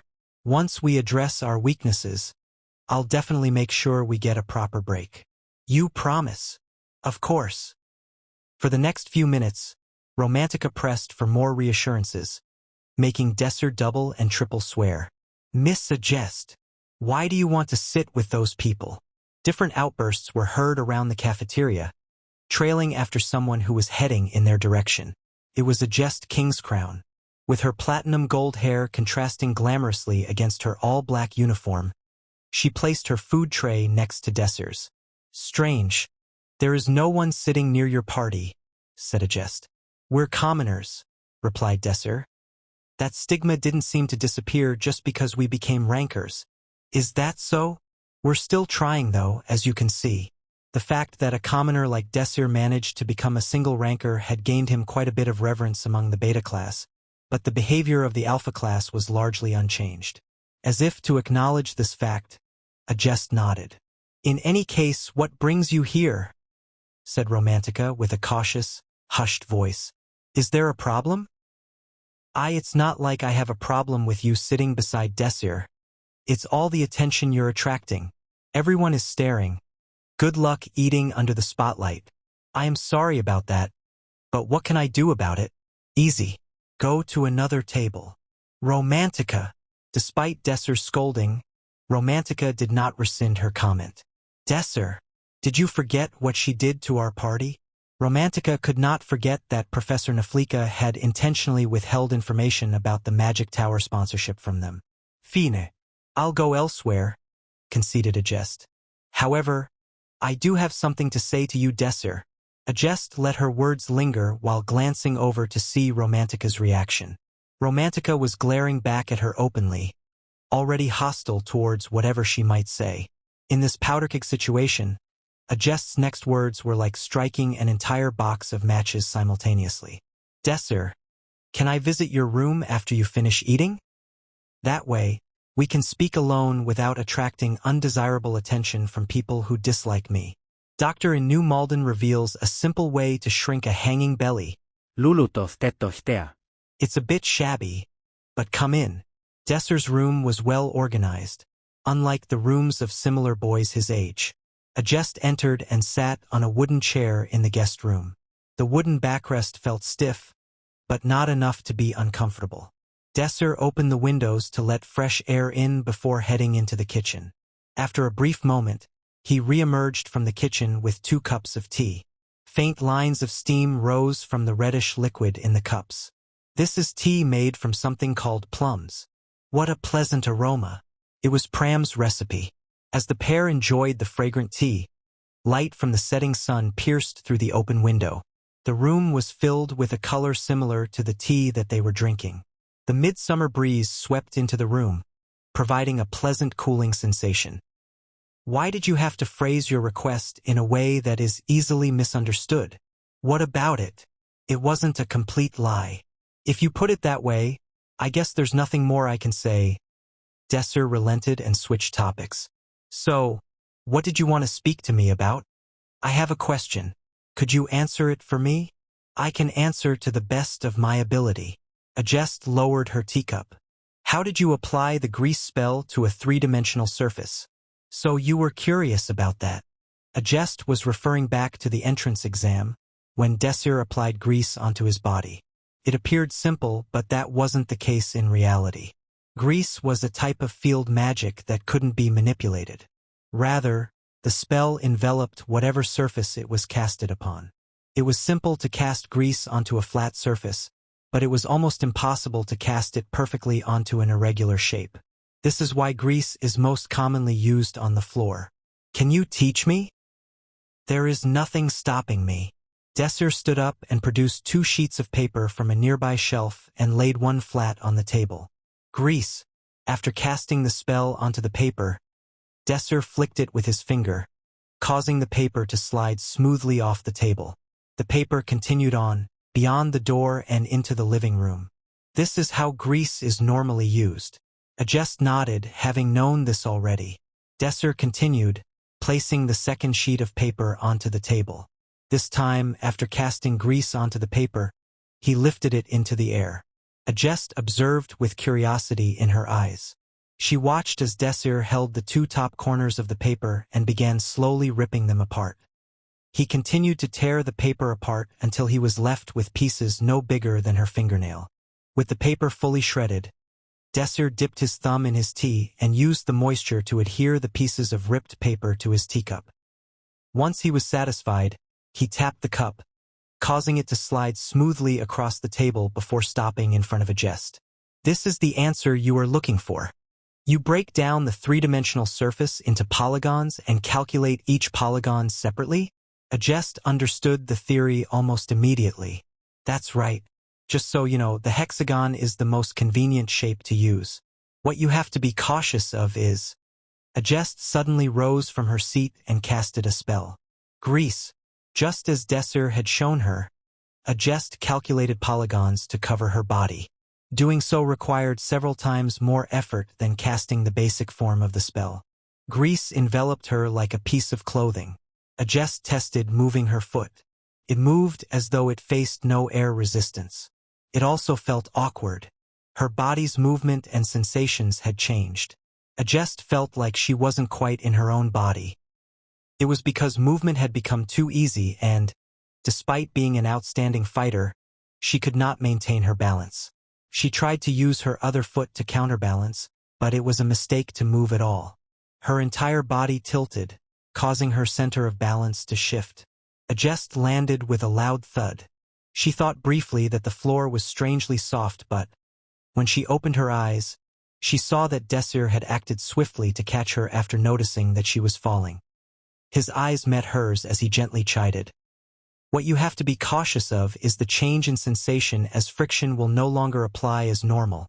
Apparently, it means that training is needed. Ajest nodded understandingly. She then noticed that Desir's cheeks were flushed. I'm sorry, Desir. Are you hurt anywhere? No, it's just that. Ajest tilted her head quizzically as Desir found his words. Can you stand now?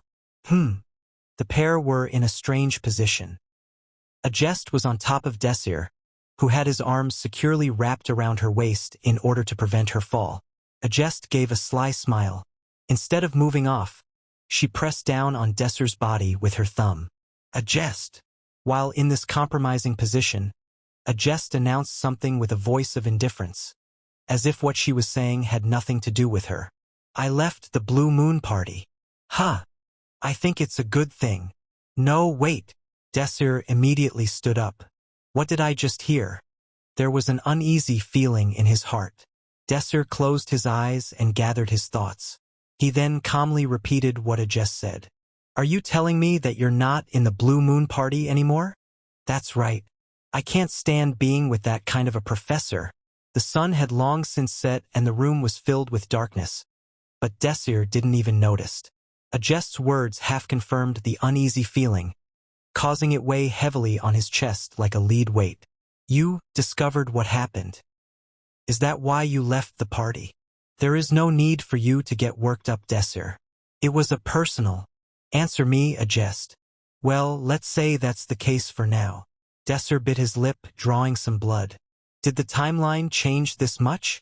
By walking a different path than he did in the past, Desir was expecting to see differences in the timeline, but this was unprecedented. I changed someone's life. In Desir's original timeline, Ajest was the ace of the Blue Moon party. Even in the Shadow Labyrinth, she participated as their member. Desir's actions had caused that ace to leave the party. It's my fault. A lot of things had changed since Desir had become a single ranker. While a jest leaving her party could not be traced back to him, Desir knew that his actions directly resulted in a jest's withdrawal. How did I not foresee this? Desir reanalyzed his actions several times in his head and knew that he had caused this change in the timeline. I'm sorry, a jest. Why are you sorry? A jest did not understand. She couldn't understand, but Desir felt a great remorse. He felt responsible for the situation and a desire to make things right. There was an audible click as a jest found a lantern. Instantly, the dark room was illuminated. Look at me, Desir. A jest pointed to her eyes, her face clearly visible. Do I look sad? Do you see any resentment towards you? If not, then you don't have a reason to feel sorry for me. It's that simple. You are a victim here. I was only able to see the professor's true personality because of you. That's all there is to it. A jest guided Desir to a chair. I didn't come to you to make you feel uncomfortable around me. A jest followed Desir's gaze to the paper on the floor and gave an uncharacteristic chuckle. Of course, one of the reasons was to ask you about something that I couldn't figure out. A jest leaned forward. The light of the lantern reflected in her eyes. I believe a party must be righteous. When in a competition, a party must overcome their opponent, not with underhanded schemes, but through skill. And after doing so, they must remain humble. When I think about the parties that meet this criteria, there was only one that came to mind. A jest, you, Desir. Will you accept me into your party? By the time Romantica's efforts began to bear fruit, a full week had passed. This time, I'll do it. Romantica focused on the can in front of her eyes. Atmospheric pressure wasn't easy to control with magic, let alone using it to compress a can into a smooth sphere. I think I know why Desir told me to do this. Romantica had been training for an entire week, and she had failed countless times because she was lacking in fundamentals, controlling her mana intensity and minute manipulation. As she became more familiar with the process of making the sphere, she gained a clearer understanding of how important it was to master these skills. With a crunch, the can in her hand crumpled and started to condense into a single point. This is enough. I just have to keep this up. Romantica focused with renewed vigor, and the can continued its rate of compression. There was a bit of variance in its speed, sometimes a hint faster or slower, but it was largely steady. After about 10 seconds, the can went from its original cylindrical shape into a perfect sphere. Romantica broke out into a smile. Look, I did it. Desir applauded at Romantica's achievements. Amazing. Humph. Something like this is just the basics for somebody like me. Romantica crossed her arms and sneered at Desir. Her overconfidence was justified. The mana manipulation that she displayed was incredible progress. So, training is over, right? Her eyes shined in anticipation as she waited for permission to leave from Desir. Nope. The goal of training is for you to build the third circle. We'll take a short break and then go for it. Desir turned around and motioned towards the exit. Isn't that too sudden? It's not so easy to get to the third circle. Romantica looked unconvinced. Desir smiled. I can help you with the finer details. There won't be any issues. How is that even possible? I have confidence in mana manipulation. So long as you're okay with it, I can use your mana to build the third circle, with your permission, of course. Well, I suppose there is no reason for me to refuse. Romantica nodded in approval at Desir. Doctor in New Malden reveals a simple way to shrink a hanging belly. Lulutof tetohtea. Ah, we may not be on the same page. Reaching the third circle requires very fine tuning, and in order to accomplish that level of precision, we'll need direct contact. For that to happen, I'll need to touch. Touch where? She flinched back, covering her chest. She immediately recalled that the circle was located at the center of the body's cardiovascular system, the heart. Romantica's face immediately grew hot as she pointed her finger accusatorily at Desir. Shameless. That's why I'm asking for consent beforehand. It's something that has to be done in order to build the third circle. Why, you think this is the sort of thing you can fix with consent? That's just an excuse, you creep. Romantica bore her teeth at Desir's approaching hand. He pulled his hand back to show that he had no intention of doing what she was insinuating. It won't be easy, but in order to build the third circle, Desir gestured towards a certain part of Romantica's body. Romantica stared dumbly at him. The back, the other end of a person's heart and stomach. Whilst unpleasant to show a bare back to others, the alternative was far worse. Well, if that's the case, the back. I guess that wouldn't really be an issue. Her face was downcast, with her face still blushing. Weren't you adamantly against it just a second ago? Why the sudden change of heart? Did you misunderstand that I was talking about, and you thought I was referring to Tach? Shut up. I don't know. Stupid. He paused for a moment before giving her a nod. It sounds like you did, but that's perfectly understandable. Desir snidely chuckled. Well, it's not completely impossible to go from the front. If you really want to, should we do it from the front? Don't make such a perverted request. You did it on purpose, didn't you? Her eyes glared reproachfully at Desir. In any case, they eventually reached an agreement on the construction of Romantica's third circle. Once Romantica had a moment to recover, they would begin preparations to start. All of the entrances were locked, curtains were closed, and all of the lights were extinguished. Romantica slowly loosened her dress and uncovered her torso, before covering her front and putting her back toward Desir. She could feel the warmth from Desir as he laid her hands on her back. Then I'll get started, Romantica. Romantica trembled at his touch, and frowned before looking back at Desir. Do you think I can do it? You have plenty of mana to reach the third circle. You just don't know how to do it yet. Just close your eyes and focus. Take a deep breath, good. Now start circulating your mana. Romantica was calm, and as she let all of her tension fall away, her mana began to circulate through her circles one by one. Good. Now slowly draw out your mana. Romantica obediently followed his orders, and pure mana began to exude from her second circle. It feels like it's going to dissipate. Romantica's face was fraught with worry at the thought. Don't worry, I'll keep it steady. Don't be scared, and bring out all of the mana that you need. Desir caught a hold of her mana and held it together. In the meantime, Romantica brought out all of the mana needed for Desir to form the third circle. Now slowly circulate it into the form of a circle.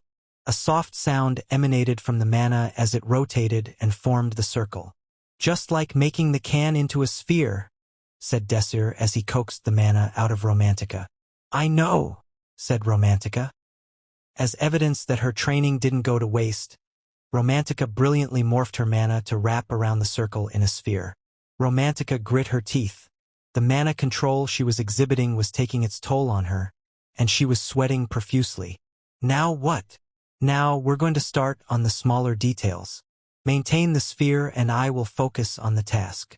Desir began to move the mana from within her body. He refined the mana condensed into the sphere by separating them into section and carving them, then rotating the sculpted mana. As the thousands of small spheres of mana began to rotate, the circle overheated. Arg! It hurts! Yelped Romantica. You have to endure, responded Desir. It was a very fine process. Mana had to be sculpted a precise form and then rotated one by one. As the rotating mana began to gain momentum, it would pull the surrounding mana towards itself. The source mana. This resource, so long as it wasn't consumed past a certain point, would recover by itself. This mana needed to reach an optimum size. If it was too small, the magic produced would be weaker. If it was too large, the source mana needed to maintain the container of mana would crumble. I can't get this wrong. There is no margin for error. Desir had to calculate the outer limits of her source mana, and use that to create the foundation of her third circle. As the engine was formed, the pain would drastically increase. Romantica did her best to endure, but cries of pain leaked from her lips. Despite all of this, Romantica did not falter. She endured purely with her force of will. Desir, however, became hurried as he continued work amidst her screams. As they worked, Romantica's breathing became labored. Desir bit his lip and he endeavored to work faster. He had to stack each ring of mana perfectly. Any more is too much. Romantica practically coughed out the words to Desir. Her focus was hazy, and the binding force of the mana became weaker. She was on the cusp of blackout. Endure. Desir knew there was nothing else he could tell her. As time passed on, Desir's responsibility grew weightier as he had to maintain the mana's form, but had to pick up speed once more. He materialized the entirety of her mana and began to form the circle. Without any other options in front of him, he had to complete the task before Romantica reached her limits. The third circle expanded at a furious pace and, thud, Romantica collapsed like a rock, and her limbs quivered in time with her ragged breath. She wanted to cover herself up, as her back was in full view of Desir, but she couldn't muster the energy. All Romantica could do was close her eyes, as she focused on her breathing. Desir, likewise, fell back onto the floor. We did it. The two swords clashed at a breakneck pace as the two swordsmen stormed across the battlefield. Karak and Pram were almost evenly matched. Countless exchanges happened in an instant. It was a meticulous sword dance, equal parts elegant and deadly. Karak pulled his sword back and lunged towards his foe. It was a perfect display of his refined and unrelenting nature of his swordsmanship. His sword had been honed to the utmost limit. Pram was aware that attempting to block his strike would be reckless. After parrying the blow, Pram closed the gap and began his counterattack. Slash, thrust, slash. Pram used his overwhelming speed to force Karak back. Without any time to retaliate, the captain could only parry and interrupt the surging tidal wave of attacks. You've certainly improved, boy, however.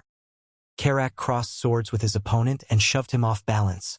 As a result of Pram's unsteady footing, there was no way for him to follow the snaking sword, with its path changing like a willow tree in the wind. Any time Pram tried to trace its trajectory, its direction would change. Free-form sword. Pram had never faced this kind of swordsmanship before. A strong sword is weak against a fast sword. A fast sword is weak against an ever-changing sword. Over the course of the fight, Pram maintained his trademark speed, but it had become repetitive and easy to read. In contrast, Karak adapted his style over the course of the fight, surmounting the difference in speed and taking control of the fight once more. No matter what Pram did, Karak held the upper hand. It would be impossible to persist at this rate, let alone win the duel. Pram retreated 2 steps. Without missing a beat, magic began to manifest around Karak. Ground hole. The ground underneath Pram began to sink, wrapping around his ankles and dragging him into the earth. Your speed is quite annoying. I suppose most of the people you've faced have been focused on restricting your movements. Simultaneously, Karak leaped towards Pram. It's over, boy. In that moment, the ground beneath Pram shattered. The clash of the 2 swords rang out, and Pram disappeared from his gaze. What? Karak was a step too slow. As he looked over his shoulder, he found Pram directly behind him with a grin on his face. A split second later, his lapel fell off. In that brief moment, he had been unable to track Pram's movement. This was Pram's peak performance. You allowed yourself to get caught to create a diversion. Karak reflected on the fight and lauded Pram for his decision-making. Pram scratched the back of his head bashfully. I got lucky. As always, Pram was humble to a fault. Doctor in New Malden reveals a simple way to shrink a hanging belly.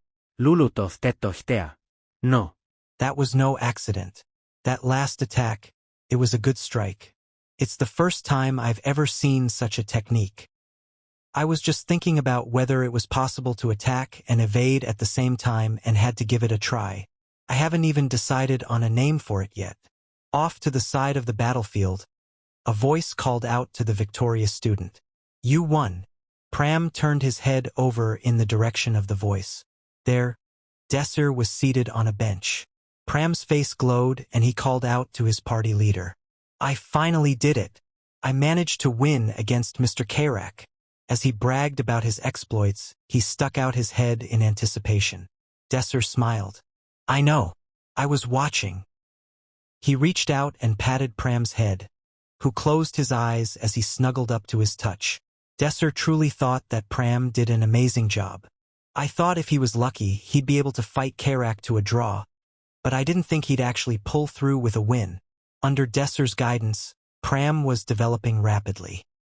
To win against a second circle spells word, Pram will soon be sitting at the top of the Knight rank swordsman. This level of growth was several times faster than his previous life. Karak spoke up. Well, does this mean that training is over? Thank you very much for all of your hard work, Sir Karak. Desir bowed to the captain. Haha, it was nothing. I too learned something from the experience. I have a long ways to go. Karak turned to Pram and lowered his head in apology. You've done well, boy. I want to apologize for my harsh language when we initially met. Can you forgive me? Of course, sir. Provocation during battle is natural, said Pram. Thank you. Before I leave, I have one last thing to ask you. Boy, are you really a guy? July 17th, 3 days until the Shadow World occurrence. A message was broadcast to the entire academy. Ahem. To all students. Please pay attention and listen to this broadcast.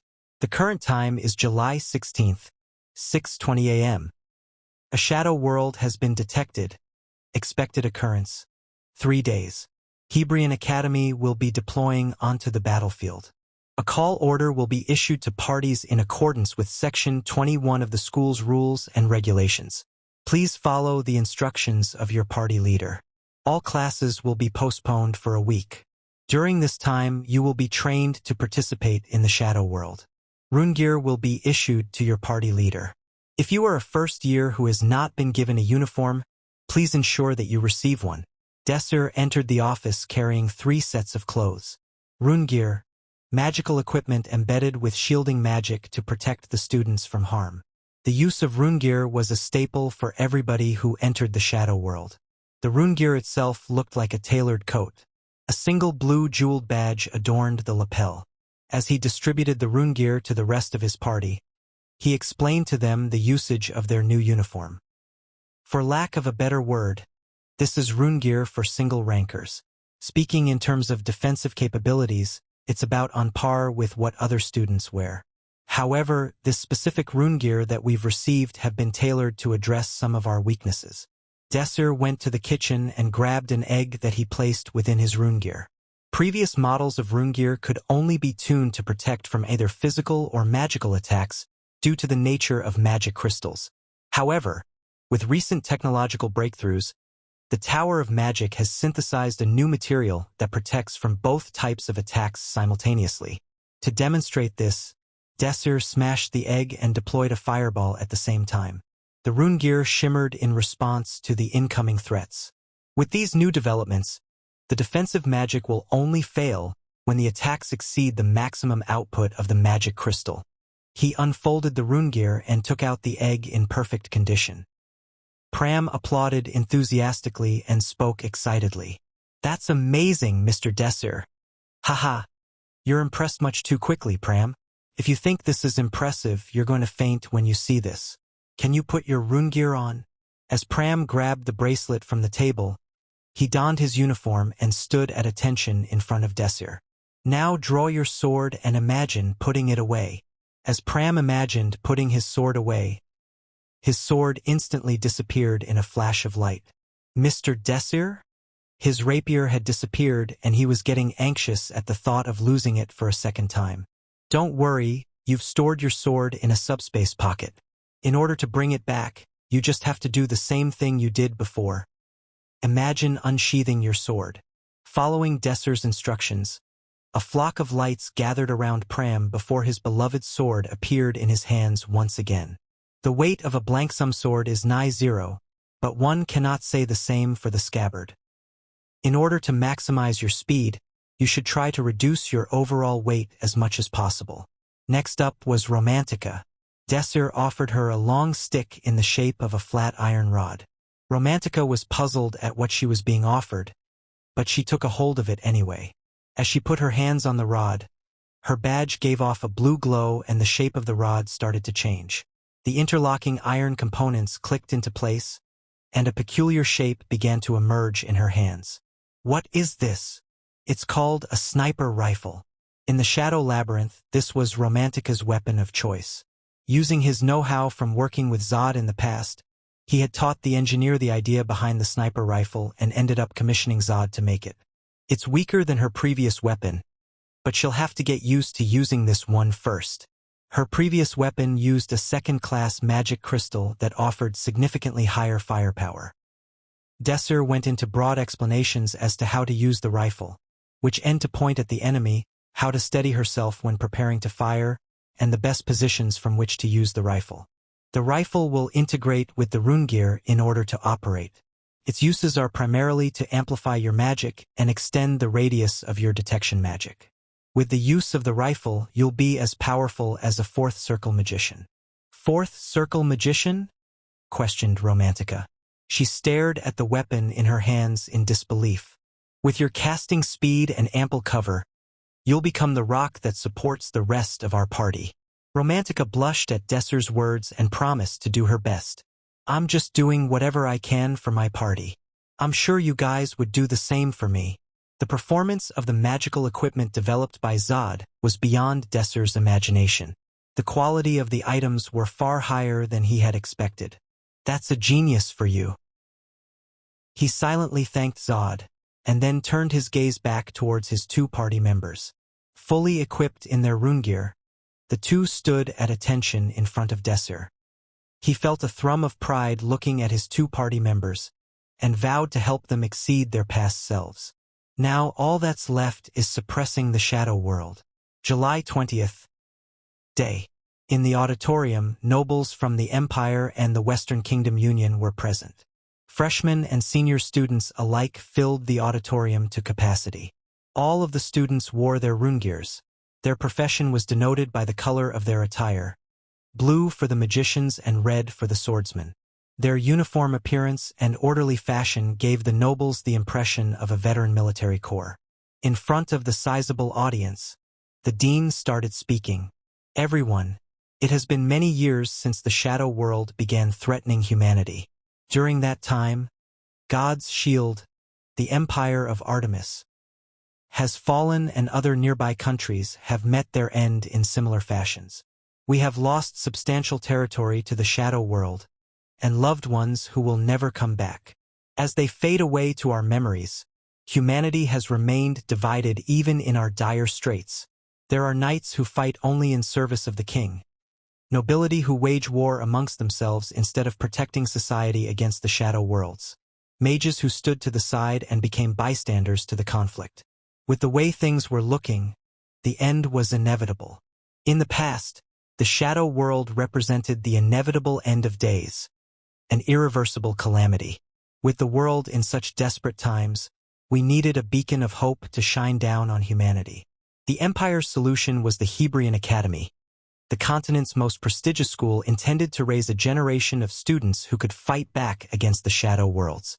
Since its foundation, Hebrion Academy has produced countless knights and mages, people who fought for humanity. And after years and years of hard work, the dean clenched his fist and raised it above his head in pride. The shadow world was conquered in its entirety, subjugated into submission. The ones that appear this year will be no different. As if on cue, an announcement echoed through the auditorium. Detecting dimensional crack. Based on its magical sequence, the requisite shadow gates will be opening. A long time ago, shadow worlds could only be accessed via teleportation gate exactly where the shadow world spawned. With the technological advancements over the past 30 years, we are now able to enter the shadow world from anywhere using fifth circle space manipulation magic. In order to participate, all you have to do is select your preferred shadow world and enter the gate. Something mechanical clicked behind the dean, and a quiet hum whirred as the mana in the atmosphere began to move. The shadow gate had activated. Currently, there are 4,728 shadow worlds accessible. Shadow worlds didn't disappear until they were cleared. As time went on, the existing shadow worlds would continue to pollute and encroach on their territory. With the thousands of shadow worlds available, they were split between Hebrion Academy and the Western Kingdom Union. The most difficult instances were given to Hebrion Academy graduate students, whilst the actively enrolled students would often find themselves in low-class shadow worlds to build experience. Now that humanity had stabilized the shadow worlds, the tasks that the students had to take were relatively minor. The time that the students spent in the shadow world was a rite of passage, and also the first steps they took towards becoming fully fledged heroes. Dr. in New Malden reveals a simple way to shrink a hanging belly. Lulutoth tetohtea. From now on, your devices will be made aware of all shadow worlds that appear. Please work in teams at all times, and remember that points will be distributed based on the difficulty of the shadow world. More important than anything else, please ensure that you know your limits and enter shadow worlds appropriate for your level. Your safety is paramount. Once you have selected a shadow world, consult our historians for more information. If you need anything else, speak with the support team. Our Hebrion Academy offers its full support. Finally, students started to move around with their teams. The Alpha students leisurely browsed their options in groups of 2 or 3. In contrast, the Beta class students were restricted in their options. They were not allowed to enter shadow worlds above class 5. In a different location, 27 students stood at attention and received a briefing from the Academy's Commander-in-Chief, Tashid. For the rest of you, you are Hebrion's finest. The shadow worlds you will be sent to are vastly different from that of other people. In terms of difficulty, shadow worlds class 6 and below are fairly easy. Just about anybody can clear them. The best corollary would be Professor Neffen's exam, I suppose. The students laughed. However, as Hebrion's elite, the shadow worlds that you will be entering are vastly different. Above class 5, you will be exposed to war and murder. Death is a very real possibility. The laughter stopped. Regardless, nobody shrunk away in fear. They were single rankers. They were prepared to die. Seeing their reaction, Tashid had a satisfied grin on his face. This was what Hebrion had to offer. All right, while it's true that you'll be exposed to shadow worlds many times more difficult than your peers, the rewards are likewise that much greater. The rewards for clearing shadow worlds were magic crystals based on the difficulty. As always, remember that the people in the shadow world are not real. They are imaginary and only exist in the confines of the shadow world. Do not feel guilty about killing them. All students were reminded of this year after year, but there were always those who couldn't make the distinction. For them, therapy and psychological treatment were available at the Academy. The introductions have been a little too long. Let's dive right into the shadow worlds you will all enter. As soon as Tashid finished speaking, a prompt showed up on his communications device. On the display, it showcased the shadow worlds exclusive to single rankers. Expected difficulty: Class 4. Location: Keyhole Desert. There are 1 related case to this shadow world. Consult the historians for more details. Expected difficulty: Class 4. Location: Bitlugu Town. There are 3 related case to this shadow world. Consult the historians for more details. Expected difficulty: Class 3 Class 5. Unknown. Location: North Sea. There are 48 related case to this shadow world. Consult the historians for more details. Select a shadow world and notify the Central Committee. They will evaluate your skills and determine if you are fit to enter the shadow world. Without approval, entrance into the shadow world is strictly prohibited. Tashid paused and took a deep breath. As for the magic crystal received from the shadow world, it will be distributed based on your contribution points after taking into account shipping and taxes. Anything that you receive will be free for your use. However, other objects that are found must be reported to the academic department. Failure to report will result in severe punishments as per the 13th Tax Amendment. With that, I wish you the best of luck in your travels. As soon as Tashid left the room, a noisy murmur from the students began to thrum in the room. Everybody was discussing the shadow world selection and their plans moving forward. I heard that for a first-year single ranker, it's normal to enter a Class 5 shadow world. Pram overheard another party's conversation and looked over to Desir to gauge his reaction. No need to guess, Pram. I think I know which one Desir will choose. Which one is it? Pram asked Romantica. Knowing him, he's obviously going to pick the most difficult one. The Class 3. Romantica, I would love to do that one if we could, but we currently lack the strength, explained Desir.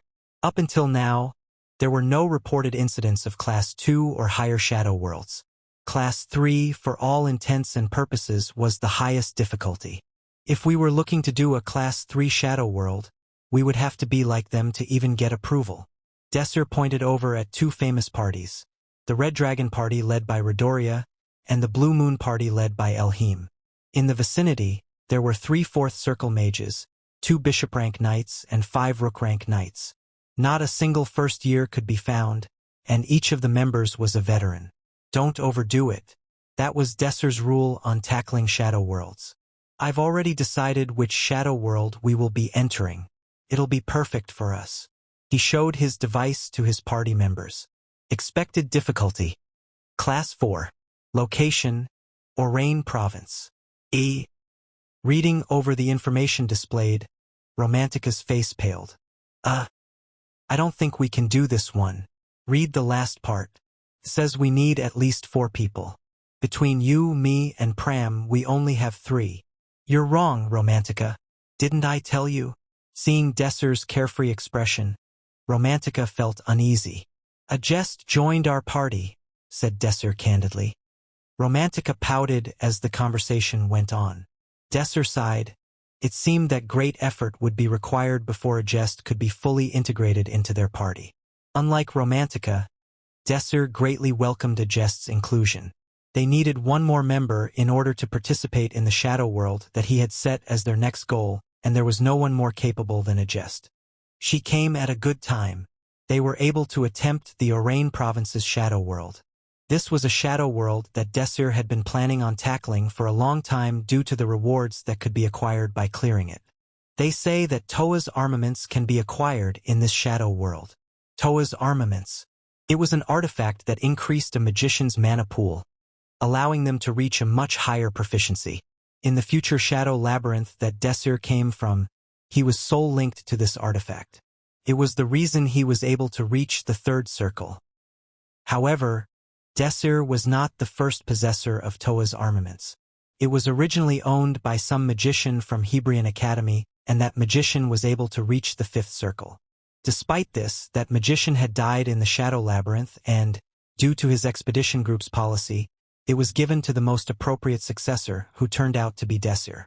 There were 2 reasons why Desir was deemed the most appropriate to inherit the artifact.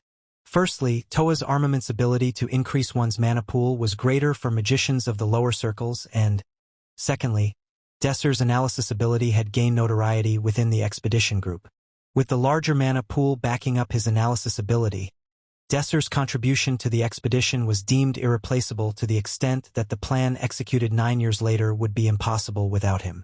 In order to become as strong as I was before, I need to get my hands on that artifact. Knowing that his biggest weakness was his mana pool, Desir sought out information about the artifact. Even though he would naturally come to acquire the artifact due to his predecessor's death, he performed extensive research and planning in order to reach the artifact first. Thankfully, he had already knew a bit about the artifact even before he was bound to it, which is how he knew about the shadow world. Deep in thought, Desir arrived in front of the shadow gate before he knew it. Desir Arman, Romantica Eru, Pram Schneezer, a Jest King's Crown. These are the members attempting to take on the shadow world of the northern province, Orain? Asked the gatekeeper in a professional-sounding tone. That's correct, replied Desir, who, as the party leader, acted as their representative.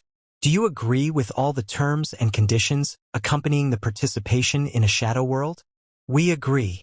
Then I'll open the shadow gate. The connected area will be the Orain province. There may be some disorientation following the spatial transfer, so please be careful. Once the preliminary checks were completed, the gatekeeper opened the shadow gate and a blinding light enveloped the party. You have entered the shadow world.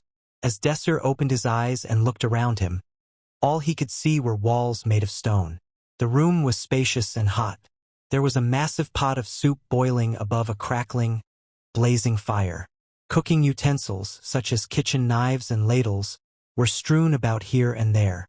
There were vegetables, freshly prepared sauce, and wheat bread, glistening with oil. This must be a kitchen. Desir took a second glance around the room, but found nothing else of note. A jest, Pram, Romantica, the rest of his party, were nowhere to be found. This must be what they meant when they said we'd be assigned different roles. Doctor in New Malden reveals a simple way to shrink a hanging belly, Lelutox Detox Tea. The sound of a door opening drew Desir's attention. An overtly plump man valket in. He appeared to be very angry. Desir was surprised that a man of such stature could appear so hostile. You have met Geoffrey Eastwood, veteran chef. A stubborn professional with a lot of pride and confidence. What are you doing, you stupid oaf? Before Desir could react, the chef pointed at the ingredients in front of Desir and smacked him.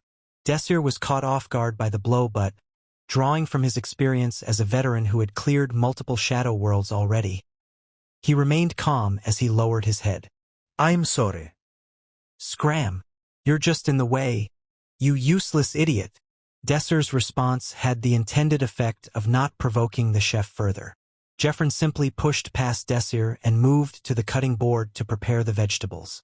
His knife angrily slammed into the cutting board, loud enough to startle people outside. Desir watched idly as he tried to comprehend the scenario around him. The chef shot him a wrathful look. What are you standing around like an idiot? Did you become a statue? I told you we don't have any time. Damn it. Help me with the cooking, moron. Cooking.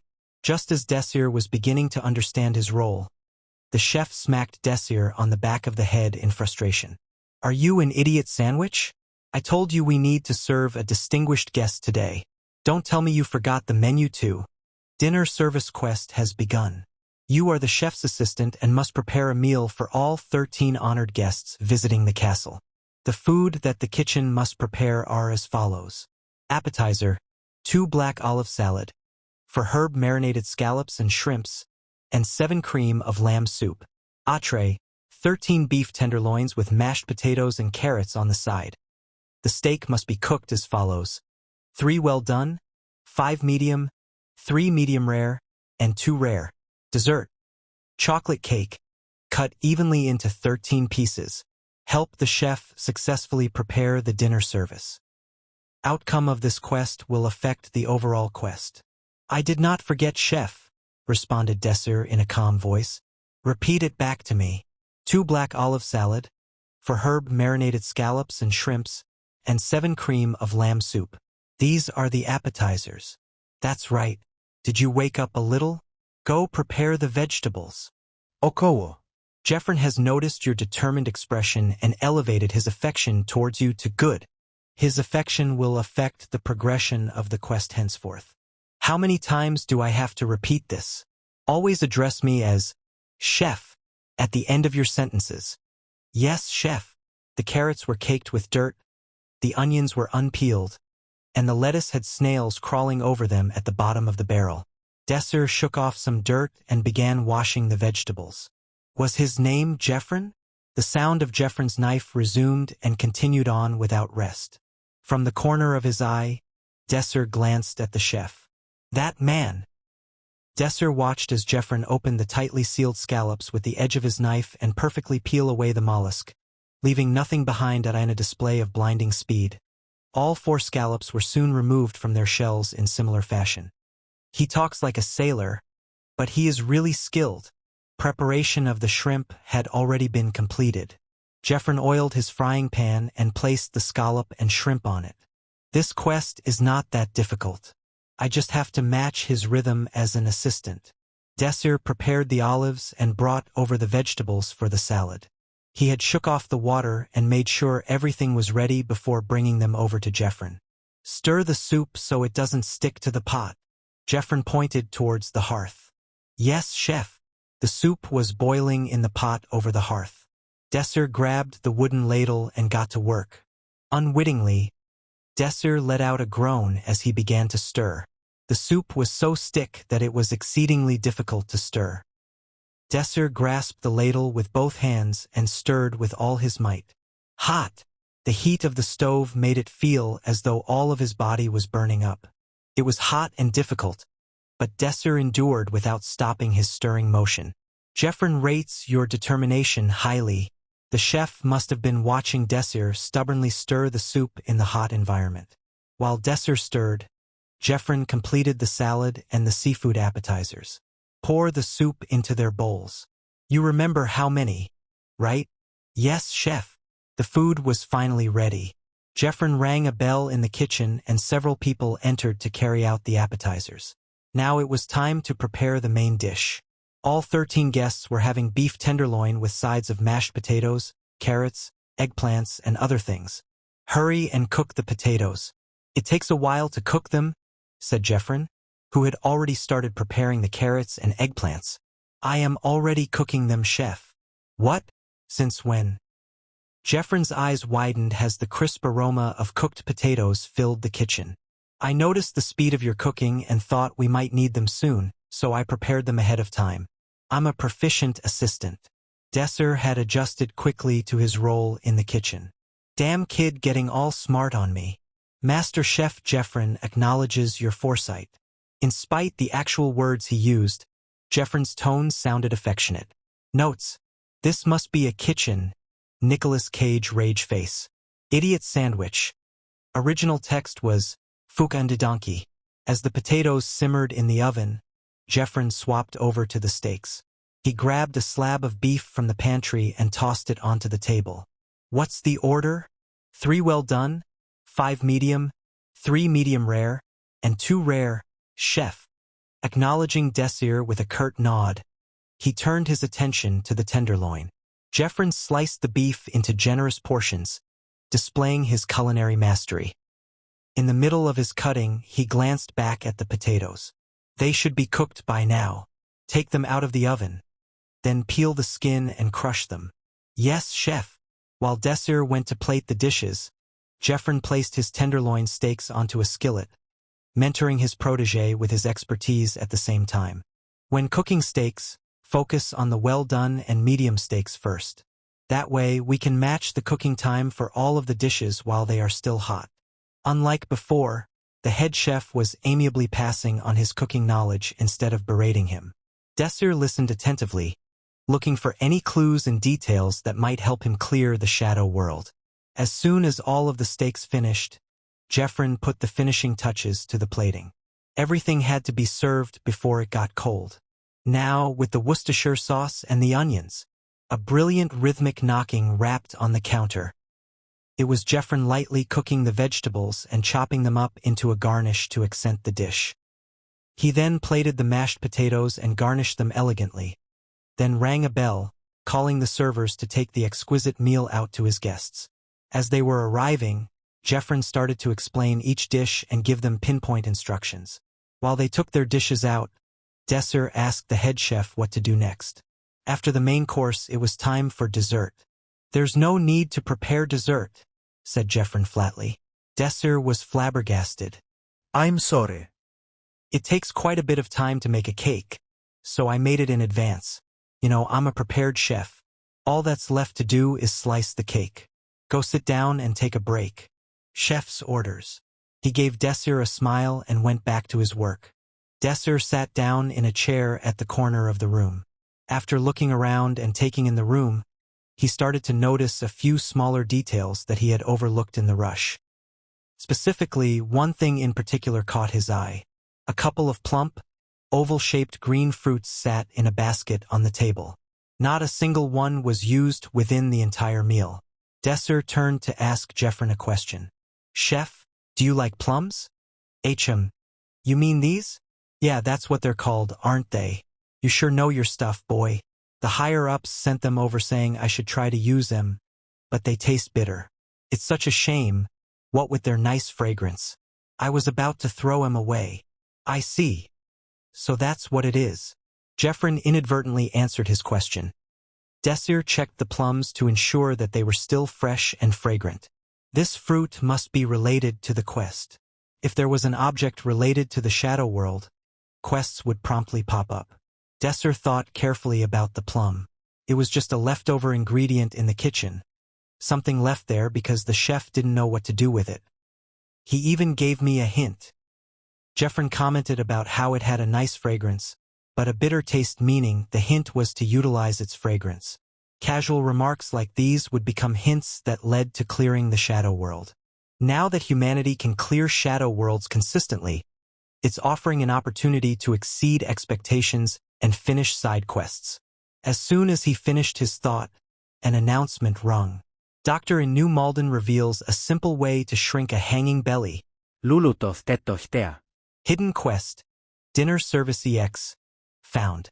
Head chef Jeffrin does not know anything about plums, and they do not grow locally. You must lead him with your culinary expertise. Find a way to use the plums. If the Earl likes your cooking, additional rewards will be offered. If the Earl dislikes your cooking, there may be consequences. Chef, do you have any plans to serve tea with the dessert? Jeffrin looked at Desir and stopped slicing the cake. I need to prepare it. Unfortunately, the guests don't seem to like my choice of tea, so I have to think about what to do with it. Why don't we use this? Desir gestured towards the plums. The plums? You know how to use these? The head chef looked concerned. Jeffrin's impression of you is currently favorable. Due to this, Jeffrin will make a positive decision. Jeffrin inhaled a deep breath. All right, I'll leave this one to you. Tell me what other ingredients you need to prepare the tea. Yes, chef. Thank you, chef. Desir recalled the ingredients needed for plum tea using the recipe that Pram gave him. After we clear the Shadow World, I'll get Pram something tasty. You have successfully served the dinner service, as well as displaying a personal dish. Ex quest unlocked. The Earl knows your name. The following subquests will be skipped. Cooking quest. Cleaning quest 1. Cleaning quest 2. Dishwashing quest. Later that night, Desir stayed in the kitchen to wash the dishes. The assistant chef was responsible for cleaning up, and the clanking of the dishes emanated throughout the silent kitchen. Jeffrin was also there taking stock of the ingredients to be used for tomorrow's dinner. Abruptly, he asked Desir if the tea was an original dish. No. I learned it from a friend. Regardless, can you make that tea again? So long as you have the ingredients? Yes, chef. But why are you asking about this? Did the Earl fall in love with my tea, unable to part from it? Asked Desir with a teasing voice. Quit running your mouth. Jeffrin smacked Desir's head. Seeing his protege rub his head in pain, Jeffrin chuckled and told Desir to sit down. You're right. The Earl liked your tea and requested more. Success. For clearing the EX quest, you have been granted the position of assistant. As an assistant, you will receive hints for future quests. Will I still be able to work here if I served him full-time? You probably wouldn't have the time. I'll have to find somebody else. That's a relief. I don't want to get hit again. With his large palm, Jeffrin smacked Desir's back and gave a hearty laugh. Jeffrin liked your joke. Relationship with Jeffrin increased to trustworthy. I'm telling you this so you don't get the wrong idea. You're not being hired because the tea was amazing. It was fairly standard, but the Earl liked the novelty. He's never tasted anything like it before. If that's the case, what should you be doing? I will try my best to serve the greatest tea, chef. That's right. Always remember that. Yes, chef. Jeffrin stood up. Good. Don't worry about the dishes and go to bed. You'll need to wake up early tomorrow. That merchant that stocks up on plums is leaving tomorrow morning. It's only natural to personally select ingredients for your dish. Due to head chef Jeffrin's high opinion of you, he has recommended you to the Earl, stressing your honesty and talent for the assistant position. Your occupation has changed to assistant. The quality of food provided to you will improve. You can freely move around the castle. The next morning, the two chefs rode in the carriage out of the castle, following the winding path. Autumn was nearing its end and frost was starting to creep up on the ends of the greenery. Leaning towards the shaking window, Desir looked outside. From a chimney, white smoke billowed above a roof. The streets were well kept, and after passing the drawbridge, a city came into view. Under the current governing system, The city was flourishing and there was a lively hustle and bustle everywhere they went. While Desir and the Earl had never met, he was convinced that the Earl had to be a splendid ruler. As they traveled, Desir began noticing something odd. The smiles on the faces of the people faded the further they got from the city center. After traveling past the residential district, they passed the plains with small huts made of wood. The livelihood of the city vanished in an instant. The people here looked exhausted, their faces laced with dirt and grime. "Mr. Jeffrin, what is this place?" Jeffrin clicked his tongue. "A village for wanderers. Recently, we have been taking in wanderers who don't have a place to stay. That's peculiar. I've never seen an earl accept so many wanderers. They were people from all walks of life. Some had circumstances which caused them to lose their homes, others had been exiled. The only thing that bound them together was this: they didn't have any place to stay. Typically, nobody in the right mind would accept so many nomads. There were almost as many of them as there were residents of the inner city. Our Earl is generous. At first, there were only a few and his lordship offered them sanctuary. Soon after, rumors spread across the land and here we are now. Regardless of the cautionary tales of his advisors, he's insistent on supporting them until the end of winter. As you know, the winter's brutal. If we kick them out now, it's no different from sending them to their graves." Jeffrin shivered and rubbed his palms together. He took a parting glance at the men and women huddling together for warmth outside. "I get it. Nobody wants blood on their hands. But I don't like it. We're short enough on food as it is, and these guys do nothing but steal our food. You know what I mean? There's plenty of people around here who feel the same." Jeffrin hacked out some spit. "I see." Desir let out a heavy sigh. "It's just like the academy. The civilians and nomads are just like the alpha and beta students." The carriage rattled as it carried along its path. Leaning towards the window, Desir admired the scenery. The large tracts of land set for farming stuck out in his mind. With so much abundant and fertile farmland, it's no wonder they're able to produce so much food. The Earl didn't make this decision on a whim. Upon reaching the city borders, the carriage stopped outside of a shabby inn. The wood was worn and the door was creaky, but it stood the test of time and didn't smell of mold. That was enough. "Stay here and wait for me." Jeffrin walked into the inn and proceeded to secure accommodations for the two of them. Desir agreed and gave him a curt nod before noticing how sore he was from the carriage ride here. Once Desir got out of the carriage, he started to stretch. He felt much better after getting out of the cramped carriage. Suddenly, he felt something prodding him. He turned around, but couldn't find anybody there. As he was beginning to believe that nobody was there, he looked down to find an emaciated child with cracked lips. The vagrant girl cupped her hands in front of Desir and pleaded, "Sir, could you spare some change? Please." The look in her eyes was desperate, and she couldn't disguise her exhaustion that was either from fatigue or starvation, or both. Desir rummaged through his pockets for something, anything to give to the little girl, but he didn't have a single coin to give her. "I'm sorry, I don't have any money either." The little girl's eyes drooped. She looked like a tree one breeze from falling over. Sigh.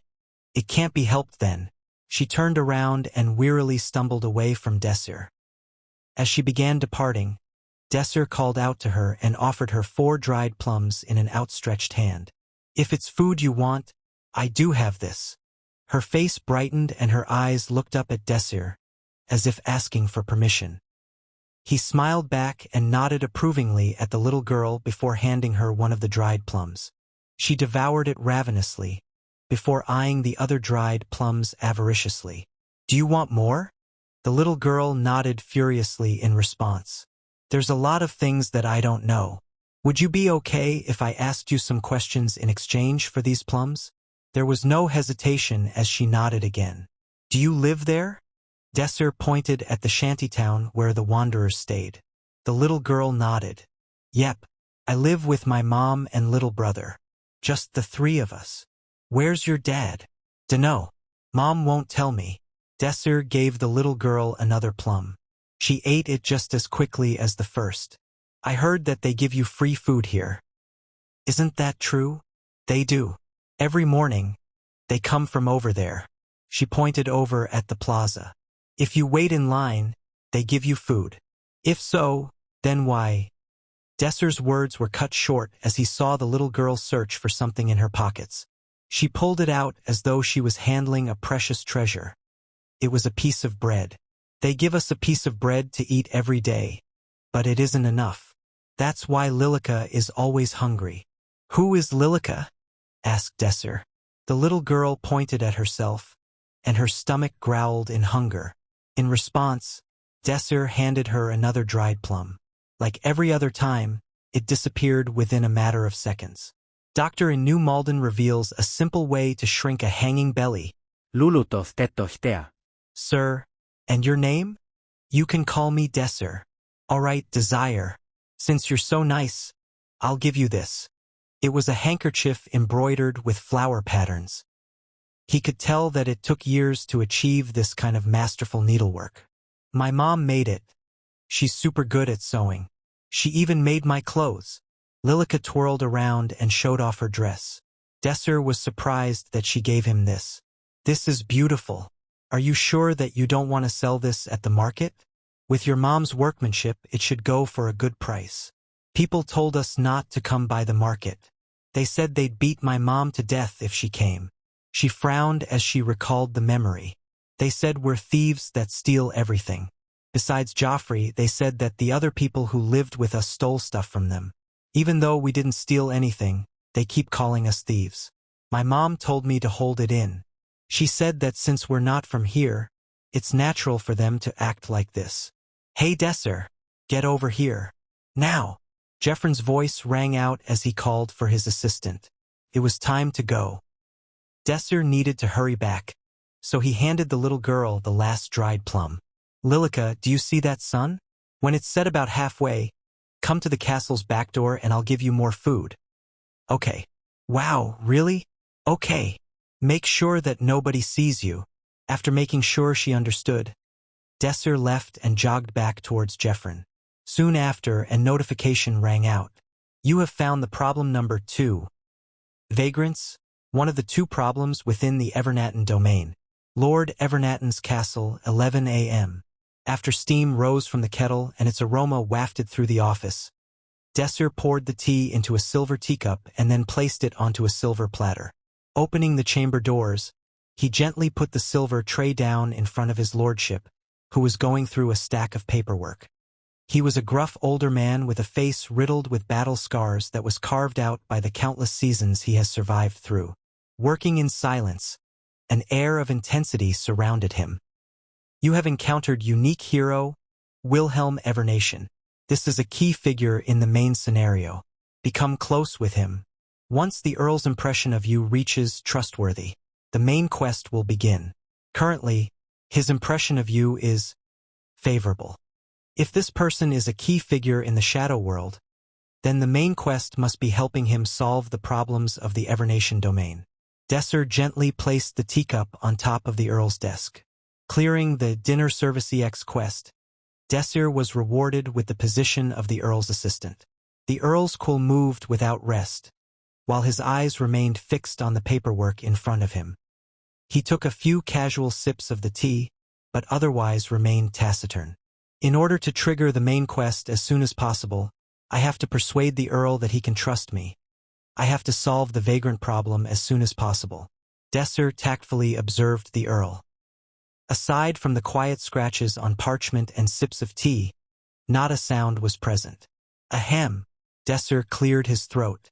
He wanted to start a casual conversation with the Earl. It was the best way to become friendly with him in a short time. It's really cold today. I see. The Earl answered back without looking up. Should I close the window for you? Leave it be. The Earl looked at Desir. A spectacular failure. This time, Desir tried to change the topic instead of making small talk. Looking at the paperwork piled on top of the Earl's desk, he concluded that there was so much paperwork that couldn't possibly be finished by one person. My lord, there appears to be a substantial amount of work to be done. Should you wish it, I would be happy to assist you with your work. Wilhelm put down his tea and turned his attention over to Desir. Do you know how to read? Yes, my lord. Earl Evernation put down his quill pen. Then I'll have you do one thing for me. Desir leaned closer to ensure that he caught every single word. Don't talk to me while I am busy working. It's distracting. Earl Wilhelm's impression of you has decreased from favorable to neutral. I can't approach him using normal means. I need to look at this from a different direction. Desir came to this conclusion after a few days in his new position as the Earl's assistant. After a disappointing first meeting, Desir tried his best to offer a good impression to the Earl, offering desserts, bringing various exotic teas, and cleaning the Earl's room ahead of time. Unfortunately, none of these had any effect on the Earl's temperament. For days into the mission, while Desir was thinking about how to earn the Earl's trust, the scenario began to split off into a new development. Castle Kitchen. To help Jeffrin whilst he was looking for a new assistant, Desir was preparing the onions in the kitchen by himself. With the door slightly ajar, acute and mischievous, I appeared to ensure that the coast was clear. When he saw Desir, his pupils dilated before he popped out of the door and it flew wide open. The speedy shadow dashed straight at Desir and jumped, arms outstretched ready to envelop him. Mr. Desir, guess who? Desir was startled and turned around to see his nimble party member in the flesh. Pram? How did you get here? Ouch! Hold on. Sorry. I couldn't help myself after finding you. Pram let go of his tight embrace and took a step back. Seeing Pram's appearance, he noticed that his party member was wearing the uniform of the Evernatten Guards. So you started off as a guard, huh? Yes, sir. As a guard, I was able to roam around the castle. That's why it was easy to find you. Besides that, do you know how long I've been looking for you? Pram's distressed face was extremely close to Desir's face. Desir took a step back and apologized. Sorry, there's been a lot going on. He briefed Pram on what had transpired so far in the Orain region. He mentioned the wanderers living outside of the city and the disparate treatment that they were receiving from the townsfolk. Desir also mentioned Lilica, the young girl he met outside the walls. After catching up with Desir, Pram forgave him and the two of them huddled together to discuss the Shadow World. So, it seems like this Shadow World is based on the Holy Empire? In response to Pram's question, Desir nodded. I've confirmed it. A few days ago, I took a moment to leave the castle. I found that the city's architecture resembles that of the Holy Empire. But Desir wasn't the Holy Empire, right? The entire territory was swallowed up by the Shadow World, short of the Orain region where we currently reside. But it's weird. It feels out of place to be in a country that's already met its end. It's completely different from where we're from. Well, it is your first time in a Shadow World. Desir smiled at Pram, reminiscing of his first time. Isn't it the same for you too? Being caught off guard, Desir rose from his seat. Just wait here for a moment. I'll bring you something to eat. Soon after, Desir returned with some warm tea and dried fruit. He wrapped up his story and urged Pram to tell his own in return. As they ate, Pram explained how the Shadow World had gone for him. Initially, he had been quite hesitant. He had been left all alone, but worked diligently on his assigned quest. Despite his many mistakes and the complications they created, he ultimately completed his first quest. I'm now on a quest to perform a meritorious deed in the annual battle against the barbarians, and to receive an ordination of knighthood, he concluded. Barbarians? Desir asked in response. Yes, there's nothing to eat in the frozen tundra of the north. As a result, they raid this region's fertile territory every year, explained Pram. As he finished his explanation, a notification appeared in front of Desir. You have learned about the barbarians problem, one of the two problems facing the Evernation territory. So the barbarians problem was the other one. Desir surmised wordlessly. He bit into one of the dried fruits he had brought along. How's your progress on the quest? Well, about that, Pram sighed. I'm in the same situation you're in, Mr. Desir. I haven't even seen a single barbarian. What do you mean? According to the scouting parties, nobody has seen any signs of a barbarian raid. The Order of the Knights has already declared that the barbarians have given up on raiding this year. The barbarians have given up? Laughter mixed with incredulity seeped into Desir's voice. That cannot possibly be true. It's not a baseless claim, Mr. Desir. Ever since Wilhelm became the Lord, the barbarians haven't been able to break through the wall even once. They've failed for 5 straight years. Don't you think it's about time they gave up? Do you remember the barbarian you met before? Asked Desir suddenly. Pram nodded. He remembered the barbarian he met at the Yuzukan marketplace. Desir continued his questions. And what kind of feeling did you get from him? Like they were the physical embodiment of the spirit of war. Pram reluctantly conceded. So what do you think they'll be like when they gather into a group? Normal logic doesn't work on these barbarians. An impregnable fortress? The very idea will only embolden them to try harder. Desir's voice had an authoritative edge to it, as if he knew a great deal about the barbarians. He did, in truth. He had fought with the king of the barbarians for 10 years inside the Shadow Labyrinth. He had learned a great deal about them by simply watching Donaif lead his people into battle. On top of that, Desir continued, they're starving, and the fertile land is sitting in front of their eyes. Give that up? No. They'll give everything to break through. Desir lowered his voice an octave. It might even be the case that they haven't shown their true strength yet, to make Evernatten underestimate them. But that doesn't make sense, Mr. Desir. Why would they try what they think is an underhanded trick, when they're so hawkish and love testing their strength? Desir nodded at Pram's objection, in partial agreement. You're correct, Pram, but they're already behaving quite irregularly because they haven't revealed themselves yet. That means we have to consider another important factor, outside of the unique traits of the barbarians.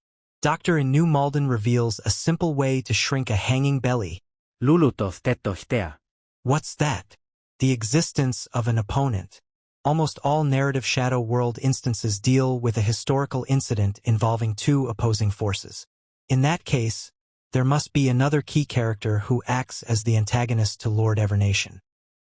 He must be the one leading the barbarians, and the one who set up this new strategy. Desir fell into deep thought, and continued, half-mumbling, their objective is food. They haven't revealed themselves yet, however. That's right. If they're trying to plunder some food, they don't need a large number of troops. Therefore, Desir emphatically concluded, they plan on ambushing the guards of the food storage warehouse and raiding it with a small strike force. This could be described as the secret problem facing Evernatten. Understanding it hinged on a deep understanding of the barbarians. A message appeared in front of Desir as soon as he finished his voicing his thought. Your surprisingly high insight has discerned the plans of the barbarians from a very small hint. The hidden quest raid has begun. The barbarians will infiltrate the castle in 3 days. Their goal is the rations within the food storage warehouse. Stop the raid. The soldiers' morale will plummet if they run out of food. People living in Evernation and the surrounding territories will starve in a cold winter. Tension between people living here and the barbarians will increase. There are currently 4 months' worth of food stored. The fire from the brazier crackled noisily, casting long, pale shadows over the stones as Desir and Pram climbed up the castle walls to survey the region. As they walked along the wall, they made a simple sketch of the key features of the area and estimated the locations of the guard posts. Desir had taken a quarter of a day to look over the entire region and picked out the 3 most likely locations from which the barbarians would attempt to infiltrate the castle. First was the space behind the watermill where the wall was relatively low due to the hill beyond the wall. Next, the southern wall where the distance between the guard posts was relatively long, leaving the region sparsely manned in comparison. Third, the west gate, the closest gate to where the food storage warehouse was located. As the territory of Evernation was relatively wide, it was, unsurprisingly, difficult to keep up adequate patrols. Opportunity for the barbarians most definitely existed. Desir turned to Pram. How did asking your fellow soldiers to increase the density of their patrols go? Pram sighed. No good. Nobody believes me, no matter how much I try. How's your relationship with the other soldiers? Desir asked. I'm not sure, responded Pram. I haven't been mindful of their affection level, so I don't really know. They're probably skeptical because their affection level for you isn't high enough, Desir explained. They continued their walk, and Desir continued his explanation. You said the Knight's Order already claimed that the barbarians wouldn't invade, right? You would probably need an affection level of trusting, at the minimum, for them to believe you over the Knight's Order. Pram sighed again. To think that affection level had that kind of effect. It's too late to do anything about it now. We'll have to come up with a plan on our own. In the intervening time, Desir and Pram had cut their own sleeping hours short in order to patrol the tops of the castle walls. Immediately after their regular work ended, they would climb the walls to patrol the areas that Desir determined were the most likely staging points for the attack.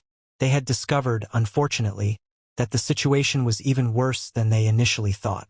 The soldiers guarding the walls were completely unprepared for an ambush. They lacked any discipline, and spent most of their time dozing off or chatting with one another. Desir sighed. Without any tangible enemies, they feel no urgency. It's hard enough doing this work with 3 people. If even the soldiers are like this. Pram's voice was uneasy. It soon became the job of Desir's patrol group to wake the soldiers during their own patrols. On the second day of their patrols, it began to snow. It was the first time it had snowed since Desir had arrived, and it was heavy. By the time their patrol of the first area, the watermill, had concluded, the snow had piled up several inches. Their steps left deep imprints as they moved forward. Our visibility has been reduced quite substantially, thanks to this snow. We'll have to be extra careful today, Desir shouted over the din of the winter storm. He gripped tightly to his clothes as they billowed in the wind. Pram, you're still wearing your rune gear, right? Always. Good. They continued hastily to the second point they identified, the south wall, climbing down a very lengthy set of stairs and passing through a narrow walkway, before finally arriving. The patrolmen were nowhere to be found. It was a familiar scene. Pram sighed again. Just where are they socializing now? Desir paused. He felt a strange, inexplicable uneasiness. Without warning, he broke out into a run, rushing forward along the wall, and barely recognized the shapes slumped against the wall. The guards were neither dozing off or socializing. They were dead. Mr. Desir? Pram's nerves carried in his voice. Desir looked down at the fallen guards. The snow had begun forming a thin sheet over the dead body, which meant that very little time had passed since the man had been killed. Desir grabbed the dead guard by the shoulders. He was cold as a block of ice. As Desir turned the man over, he saw an arrow embedded halfway through his stomach, dripping blood into a thick pool underneath. The notification appeared. You've discovered the barbarians' infiltration. The attack had already begun. They had executed the surprise attack to near perfection. Desir was certain that almost nobody else in Evernation even knew that they were under attack at the moment. Pram reflexively turned and began heading to the tower up ahead. Duck! Desir yelled, as he pulled on Pram's scruff, sending him to the ground. A half-dozen arrows zipped by overhead with a quiet, shrill whistle, before crashing against the stone walls with a crunch. What, arrows? But how can they aim through this blizzard? Pram's voice was dazed. Wait a second, Pram. Silently, Desir activated his magic. Owl Vision, a utility spell that allowed one to see clearly in the night. Carefully, Desir peered out between the crenellations. He saw a group of barbarians with their bodies almost totally hidden in the snowstorm. A single man, covered in the hide of a white tiger, caught his eye. He carried with one hand a great bow, nearly 2 meters long, and was at the head of the barbarians heading towards the wall. You have encountered the rare hero, Bloody Talon. He is the tribal chief of the Hawk clan, and has managed to completely unite the previously fractured southern barbarians with his brilliant intellect. He is renowned as the greatest archer of the Hawk clan. A Titan has arrived.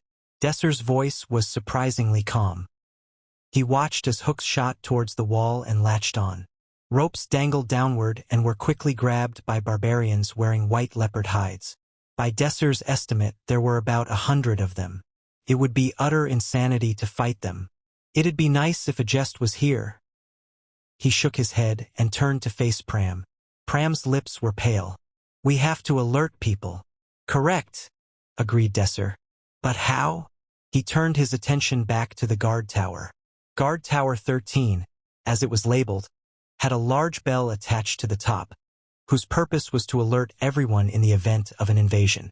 Unfortunately, the guard who was supposed to ring the bell had long since been turned into a porcupine thanks to the barbarians. TSK, is there no other way? Knowing that the castle wall was free of guards, the barbarians tossed grappling hooks and began to scale the walls of Hebrion Castle. Each barbarian was a hulking mass of flesh and towered over the opposition. With inborn talents in close combat, each one was worth 10 of any regular soldiers. The barbarians let out guttural war cries as the castle walls were overrun. After becoming complacent over the long periods of peace, the soldiers had become weak. Arrows drawn from their quivers arced through the snowfall, and one soldier after another breathed their last breath. The few who escaped the flurry of arrows were forced to hide behind the wall, only to become fodder for the barbarians, who split them in two with their hefty axes. Not a soul survived the massacre, and not a sound escaped the brutal slaughter. Bloody Talon scanned his surroundings, squinting as he hunted for his prey. In an instant, his eyes widened. He had found it. Through the slew of buildings and the white powder draping the landscape, the food stores were nothing but prey for the barbarian horde. There it is. Warriors, we move. The food stores were quite a ways off from their current location, but under the cover of snowfall, there was little problem. The troop of barbarians descended the walls and plodded through the snow towards their objective. There may be survivors. You. Bloody Talon picked out 10 warriors and had them keep watch. As you command. The chosen scaled the walls once again, and the rest of the barbarians began their warpath. Their wrath would be swift. The soldiers who remained at the walls grumbled at Bloody Talon's commands. A barbarian ornamented with feathers was agitated at being left behind. Our leader is too afraid. He fears that there are survivors among the guards. What kind of a warrior is he? The other warriors agreed with his complaints. They grew more audacious without Bloody Talon around. We want to fight. This clumsy thievery is unbecoming of our tribe. This is an embarrassment to our lineage. I did not come here to slink around like a rat. At that moment, a gargantuan barbarian brandished his axe. His hair was like a lion's mane, and he dwarfed his fellow barbarians as he glared at the squabbling meatheads and chastised them. The tribe leader's words are absolute. How much you like it doesn't matter. He is smarter than everyone else. You don't doubt him, do you? His words were tinged with an unspoken threat. That's not what we mean. Then we follow his orders. Scatter. Keep a close watch over the walls. The barbarians reluctantly took a step back from the main barbarian and carried out Bloody Talon's orders. Doctor in New Malden reveals a simple way to shrink a hanging belly. Lulutoth tetohtea. The feathered barbarian traipsed along the pathways as he kept watch for any guards that may have survived. All the soldiers are dead. Bloody Talon doesn't miss. There were a few soldiers lucky enough to hide, but they were finished off by the barbarians soon enough. As he continued walking, his thoughts drifted back to his complaints earlier. The tribe leader is a coward. He worries about nothing. Just as he turned the corner, he heard a quiet shuffle. Probably just the breeze, but I won't hear the end of it. Sigh. As he tried to look back, something wriggled from beneath the piled bodies, and he suddenly felt a deep pain in his chest. Looking down at his body, he found a sword piercing through his chest, bisecting his heart. Howdy! The feathered barbarian couldn't finish his sentence before he passed. The one who stabbed him from behind, Pram Schneezer, pulled his sword from the corpse. The sword was drenched in scarlet, streaming down the length of the blade. As Mr. Desir expected, there were enemies remaining. A few moments later, Desir emerged from the pile of bodies. 9 to go. If this is too difficult, we can head to Guard Post 14 to notify them. That place shouldn't have been attacked by barbarians. Taking into account the distance between post 13 and post 14, Desir knew there was no way the guards would make it here in time. On top of that, the snowfall would make it immensely more difficult to communicate. It's too far away. With precious seconds ticking away, Desir knew that he had to make a game plan. After careful consideration, he formulated a viable strategy. We're going to break through and raise the bell at guard post 13. It should be possible between the two of us. Pram nodded in response. I understand. Leave the vanguard to me. Haste.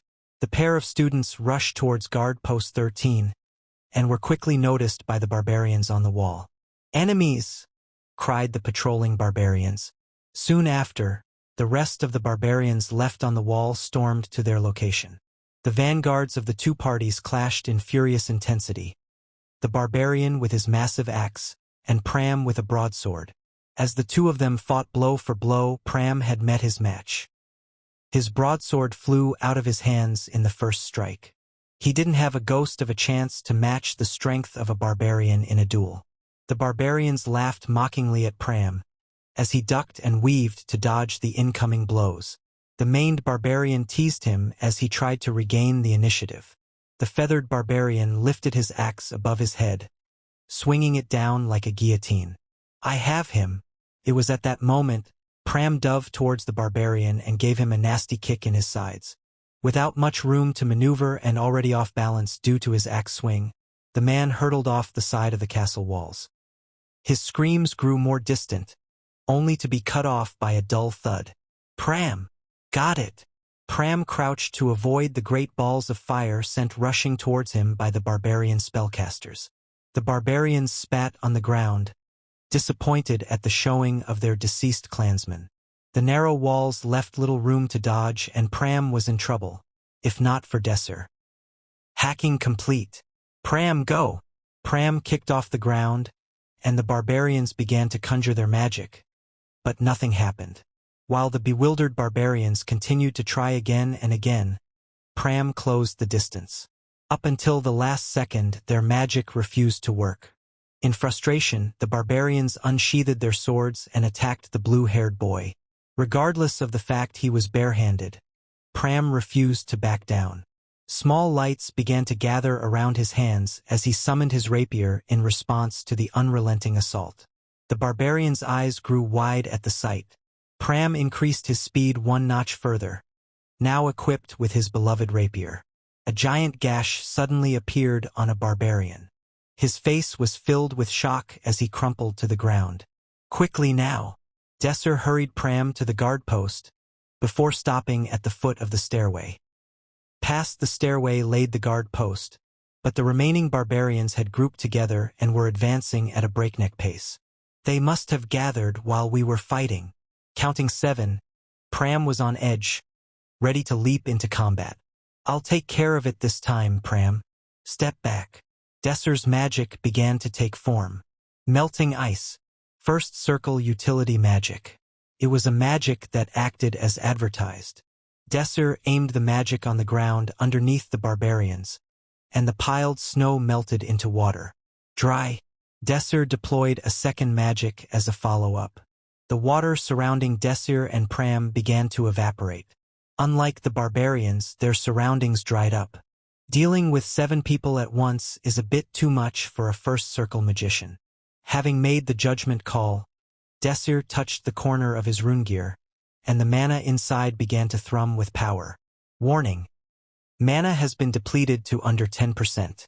Defensive capabilities will be compromised. Multiple alarms went off as Desir drew a significant amount of mana from the rune gear. The rune gear uses a 4th-tier magic crystal. That should be enough for me to fight at full capacity. There he is. The barbarians had just reached the stairway and caught sight of Desir. They readied themselves for a fight, but the sight was ridiculous. The 2 of them were planning to fight the 7 of them outmanned and outgunned. The barbarians descended the stairs to slaughter Desir and Pram. As they approached, water splashed in all directions. A reflection of Desir's face could be seen in the axe that was thrown in the air. 6 of the barbarians were rushing down the stairs. They may have been outnumbered, but the barbarians were outwitted. Close your eyes, Desir said. His magic unfolded with a crash of thunder. Summon lightning. A paper-thin beam stretched out, reaching to the heavens. The barbarians began to smile at the pitiful display of magic, and descended like a murder of crows. As a maimed barbarian roared and slammed into the thin beam, his face dropped and his shrieks echoed across the castle walls. The dazzling flash was blinding, and for a split second the sky lit up as if it was still daytime. An intense current slammed into the barbarians and electrocuted them from the inside out. Their blood vessels popped and their skin was charred black, as if smited by divine retribution.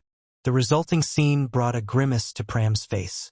He felt queasy at the sight of the barbarians, what was left of them, anyways. Was that summon lightning? Third circle magic summon lightning called a powerful electrical current, but what Desir displayed was miles ahead of the summon lightning he was used to. Likewise, he expressed doubt if a third circle magician would even be able to take on 7 barbarians with a single blow.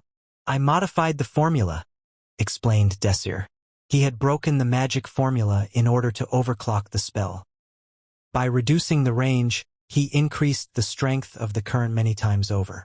To make up for the limited range, he used the melted ice as a conductor, and the result was potent and gruesome. Taking a moment to check the mana levels of the rune gear, Desir sighed. With only one spell, he nearly emptied out the rune gear. I need to get Toa's armaments now, and become a third circle magician. 3 arrows hurtled through the snow, each shot from a different angle. As they whistled in the wind, each arrow found their mark, skewered through the throats of the soldiers guarding the food storage. The guards died instantly without a chance to signal the alarm. Bloody Talon callously trudged through the scarlet snow and signaled for his army of barbarians to come out of their hiding places. Bloody Talon stared at the storage with a gleam in his eye. Only a set of padlocks separated them from their goal. One of the barbarians, with a helm ornamented with antlers, rammed straight into the door. With a single charge, the wood was already tearing at the seams. By the third impact, the hinges of the door tore out, and their goal was within their grasp. The inside of the food storage was dark, and the humid stench of dirt wafted through the air. Once the torch was lit, the darkness faded away and the motherlode appeared no more than 10 feet in front of them. A box filled to the brim with food, and dozens of others like it scattered across the storage area. The barbarians cheered with delight. Regardless of how cold and battle-worn these veterans were, at the sight of the food they too were nothing but starved warriors. With this, we can feed the tribe for the rest of the winter. The unruly barbarians eagerly awaited orders from Bloody Talon. They were salivating at the sight of the food. Take everything we can and burn the rest. Opening the chests, their eyes lit up, and as they confirmed its contents and followed Bloody Talon's orders. As they continued to work, they discovered that there were 3 levels to the food storage, and began to extract as many of the chests as possible. Once his men were laden with chests, he handed the torch to one of his subordinates. They couldn't carry all of the rations, and anything that was left over would only help the enemy. It had to be burned. Bloody Talon carefully laced the remaining chests with oil, and as he was about to drop the torch and set the entire storage ablaze when he narrowed his eyes, there was something pouring out of one of the chests. He walked closer to get a better look, and discovered that it was sand. It was at this point that he realized the stench of dirt was suspicious. No, it can't be. With a trembling hand, Bloody Talon grabbed the dagger from his waist. He slashed open the pouches within. As the leather tore apart, sand poured out through his fingertips. The barbarian leader's attitude soured quickly and his face paled. He barely managed to call out to his men. All of the boxes. Open the boxes and check its contents.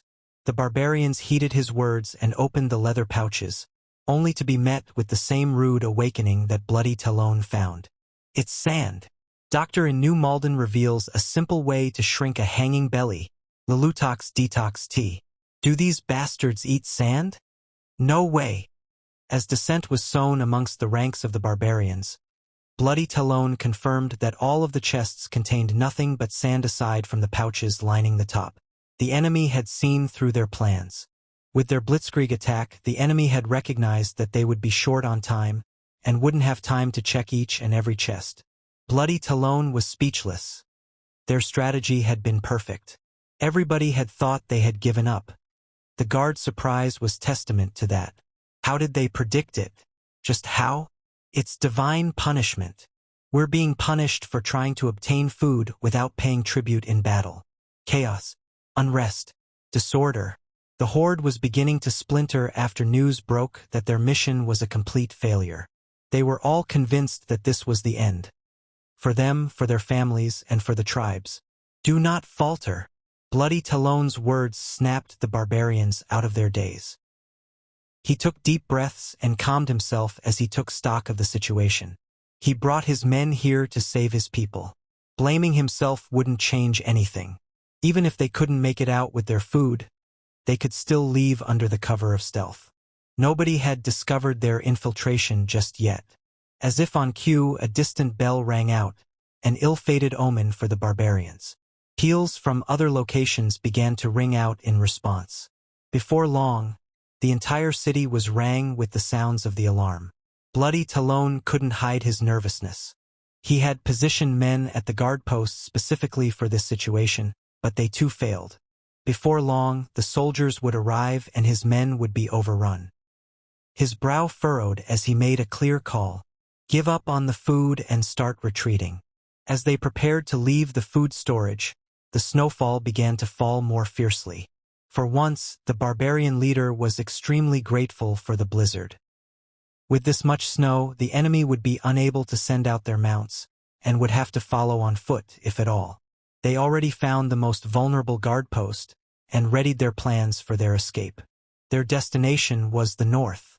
It wasn't far, and Bloody Talon could be assured of their safety. He would escape first and then reflect on today's failure. About halfway to the guard post, a sudden explosions rocked the surface and snow flew in every direction. The barbarians hesitated to move forward. What's going on? When the snow subsided, Bloody Talon saw a small girl before them, with slim arms and legs. She looked disinterested in the dozens of barbarians staring her down, as her pale blonde hair scattered in the wind. In the arms of the slender girl, a sword rested in her hands. Her beauty caused them to shudder. Are you an enemy? The aloof Ice Queen drew her sword, resulting in the surrounding atmosphere beginning to freeze. A jest radiated murderous intent and responded with a calm intensity and focused resolve. Correct. Bloody Talon needed to hear no more. He drew his bow and loosed 2 shots aimed for a jest's pupils. In response, Ice rose from the ground and drew a shield surrounding her body. The barbarians answered their leader's shot by drawing their weapons and attacking without mercy. A contingent of 90 men flooded a jest's gaze, but in her eyes, they could see only contempt. She slammed her sword into the ground, and a formation composed of her mana erupted from the ground. Frozen Palace. Massive ice pillars rose up and surrounded the barbarians, followed by walls, a roof, and statues, composing a jest's grand palace of ice. As always, a throne manifested itself at the center of the palace reserved only for the Ice Queen herself. From her perched seat, she looked down on the insects littering her hall, and only had one thing to say: I recommend surrender. Overwhelming. Just by confronting her, they could feel a sense of overwhelming pressure crushing their bodies. The barbarians roared to shake off that feeling. As warriors, they thrived in the art of war, and their blood boiled in anticipation of this fight. Is that so? A jest mobilized her palace in response, and countless magics flooded onto the battlefield. The temperature plummeted and chilled everything in an instant, including their feral ferocity. Ah! Somebody managed to open their mouth, but the words never left their mouth. Instead, those hearty expressions morphed into faces of shock, followed by horror. Arrows of ice poured down on them like rain. Transparent blades shot out of the ground to tear at their flesh, and a ball formed from a jest's mana and shot ice balls at will. The blizzard that had originally been a boon for them was now their worst nightmare. The ice ball began absorbing the surrounding snow and manifested itself into a gigantic golem that swept through the group. The resulting scene was a complete massacre. It was a frozen hellscape. In the hallowed halls of the frozen palace, only the Ice Queen was allowed to remain standing, tearing, crushing, dying. The strictly mechanical offensive magic fulfilled its objective to completion. A jest looked at the barbarians being pitifully crushed with indifference. They had murdered the soldiers of the domain, more so, this was the shadow world. They were an imaginary existence, so she had no reason to show them any mercy. The sound of ice breaking could be heard. A jest looked over to the direction of the sound. Bloody Talon's arrow flew and lodged itself into the golem's core. The golem, composed of a third circle formation, let out a loud scream before exploding. It wasn't something that should be able to be broken by mere physical attacks. However, the mystery was soon resolved. Bloody Talon's arrow was wrapped in a rosy glow. It was the skill that only knights above rook rank or higher could use, aura. I will handle all of the dangerous magic. All warriors, huddle together and endure. The aura-imbued arrow displayed oppressive destructive ability. Its might exceed the third circle and could be reasoned to be at about fourth circle. Displaying such ability this late might have indicated that he was reaching the limits of his strength, but it might have also been a hidden weapon to be stored until now. His final struggle. A jest pulled out the sword embedded in the ground, causing the ground to erupt simultaneously. In an instant, her eyes locked onto Bloody Talon. Bloody Talon, who recognized such hostility, turned back to look at her. He aimed an aura-imbued arrow toward her forehead and fired. She deflected it with reflexes that exceeded human limits. A massive explosion swept through the area. Icy mist created a dense, glittering silver curtain. Bloody Talon leapt backwards, knocked an arrow in his bow, and tried to anticipate where a jest might pop out. Grease. However, a jest burst through the smoke at an unbelievable speed. The first arrow missed hopelessly, and Bloody Talon didn't have time to fire a second. A jest's blade froze the air as it closed the distance between them. A loud clang rang out in the night.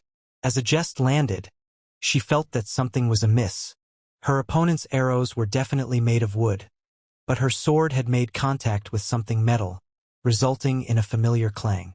Just as a jest's sword had approached him, the barbarian drew his weapon faster than she could track and savagely fended off her attack. Bloody Talon was behind her now, holding his sword loosely. The barbarian chief pointed his weapon towards a jest.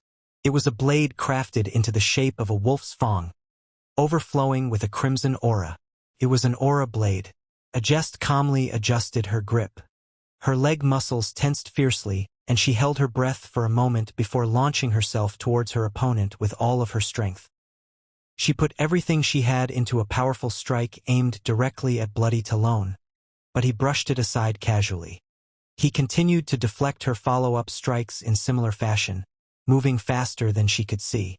With each clash, a jest took damage. The powerful impact created by the aura blade caused every muscle in her body to scream in pain each time their blades met, and the damage was gradually building up. The clash of metal continued to ring out as powerful strikes were sporadically exchanged. As the jest's body began to falter due to the accumulated damage, Bloody Talon began to move unpredictably. He slapped her sword aside with a powerful swipe and pressed on with his next attack before a jest could recover her posture. The moment their blades met, he spun around and threw a kick at her abdomen. Her waist folded in brutal fashion, and Bloody Talon followed up with an elbow to her spine, causing her armor to break. A jest barely managed to stay standing. She swung her sword in an attempted countersweep at the barbarian's legs, but he evaded and brought down his aura blade on her head. A strange sound filled the air as a jest summoned the most powerful defensive spell of the third circle, Sigh of Kizard, drawing from the magic circle to form a shield around her and block the aura blade. The spell also slowed the blade for just a brief moment, but it was barely enough to allow a jest to retreat. Spears of Ice, created by the second circle spell, Prison Lance, shot up from the ground around Bloody Talon as he tried to pursue. Grah! Howled Bloody Talon as he swung the aura blade around to shatter all the icicles. While the attack failed to impale the barbarian, it was successful in its secondary goal. which was to create some distance between the two combatants. Standing more than 10 meters away, Ajest spat out the blood that was welling in her mouth. Her shattered armor was barely hanging onto the leather strap around her chest, and the rune gear she was wearing underneath was screaming warnings at her. Warning: rune gear mana is below 20%. Defensive capabilities are decreased significantly. Monstrous B****. Bloody Talon looked at Ajest in disgust. As they fought, the blood-curdling screams of the other barbarians rang out endlessly from within the Palace of Ice. Ajest was still maintaining her frozen palace as she dueled with him. She was continuously pouring her mana into the magic circle that stretched endlessly through the sky, which was used to maintain her icy barbarian trap. This allowed her to hold off the entirety of the barbarian invasion. The number of men she had felled reached 20 already. However, even you must have reached your limits. Bloody Talon's assumptions were correct. Ajest was not in an optimal state. She had poured an incredible amount of mana in order to maintain Frozen Palace, which was now holding 90 barbarians. Her opponent was also someone equal to a Rook-class knight. It was difficult enough to fight such an opponent, but doing so while also maintaining a high-level magical formation had pushed her past her limits. Doing anything more would be suicidal. In reality, Ajest did not need to do anything more. It would not have mattered if she had fled. Her quest was not to eliminate every barbarian, but to simply interfere with the plundering of the rations. To that effect, it would not be wrong to say that she had already completely her quest. However, a single thought kept her from leaving. If I lose here, I won't be able to catch up to him. Desir Arman. Ajest was single-mindedly focused on him. Doctor in New Malden reveals a simple way to shrink a hanging belly. Lulutoth tetohtea. He went through our battle with a smile on his face. Ajest thought back to that bitter moment during the promotional exam. I will surpass Desir Arman. Ajest tightened her grip on her sword and casted another spell, this time on the surface of her blade. An enormous amount of mana began to swell once more. A strange sound emanated from the blade, a special characteristic of magic swords when they are activated. However, the timbre from her sword was off. A portion of her frozen palace began to crumble. The chandelier fell and pillars started to melt. With a stubbornness bordering obsession and a will that deserved respect, Ajest pushed past her limits to maintain frozen palace while casting an additional spell. Magic Sword. Ice Wave. It was Ajest's final gambit. The air around her sword began to chill and freeze, leaving behind a streak of frosty air with every swing. Her appearance was that of an ice princess, wielding her sword of judgment within her palace. Ha! The aura blade clashes with the magic sword. Another portion of the frozen palace collapsed with a thunderous boom. Bloody Talon, who possessed keen awareness, could sense that something was strange. As his sword clashed with the magic sword, it began to get frosty and cold. Even the handle and his hands were beginning to freeze as well. The blade shuddered and the steel began to shriek. It was a sharp noise that dug into his eardrums, as if his weapon was a living thing that was sounding its death throes. Bloody Talon stared dumbly at his own sword as it inexplicably shattered into sharp fragments that flew towards him.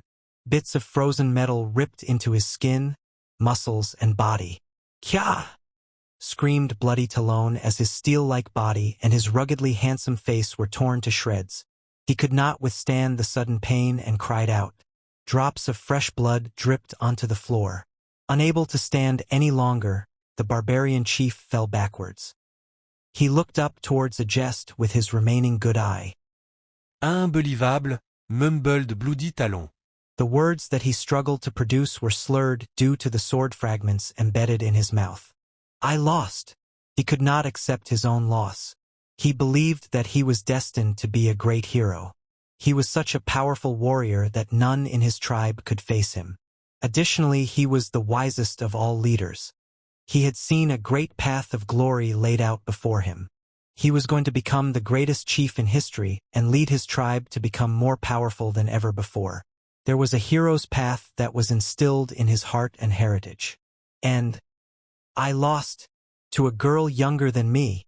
His eyes slowly closed. Betrayed by destiny. Could be argued that this was not technically correct. He wasn't betrayed by his own destiny, but instead swallowed up by a greater destiny.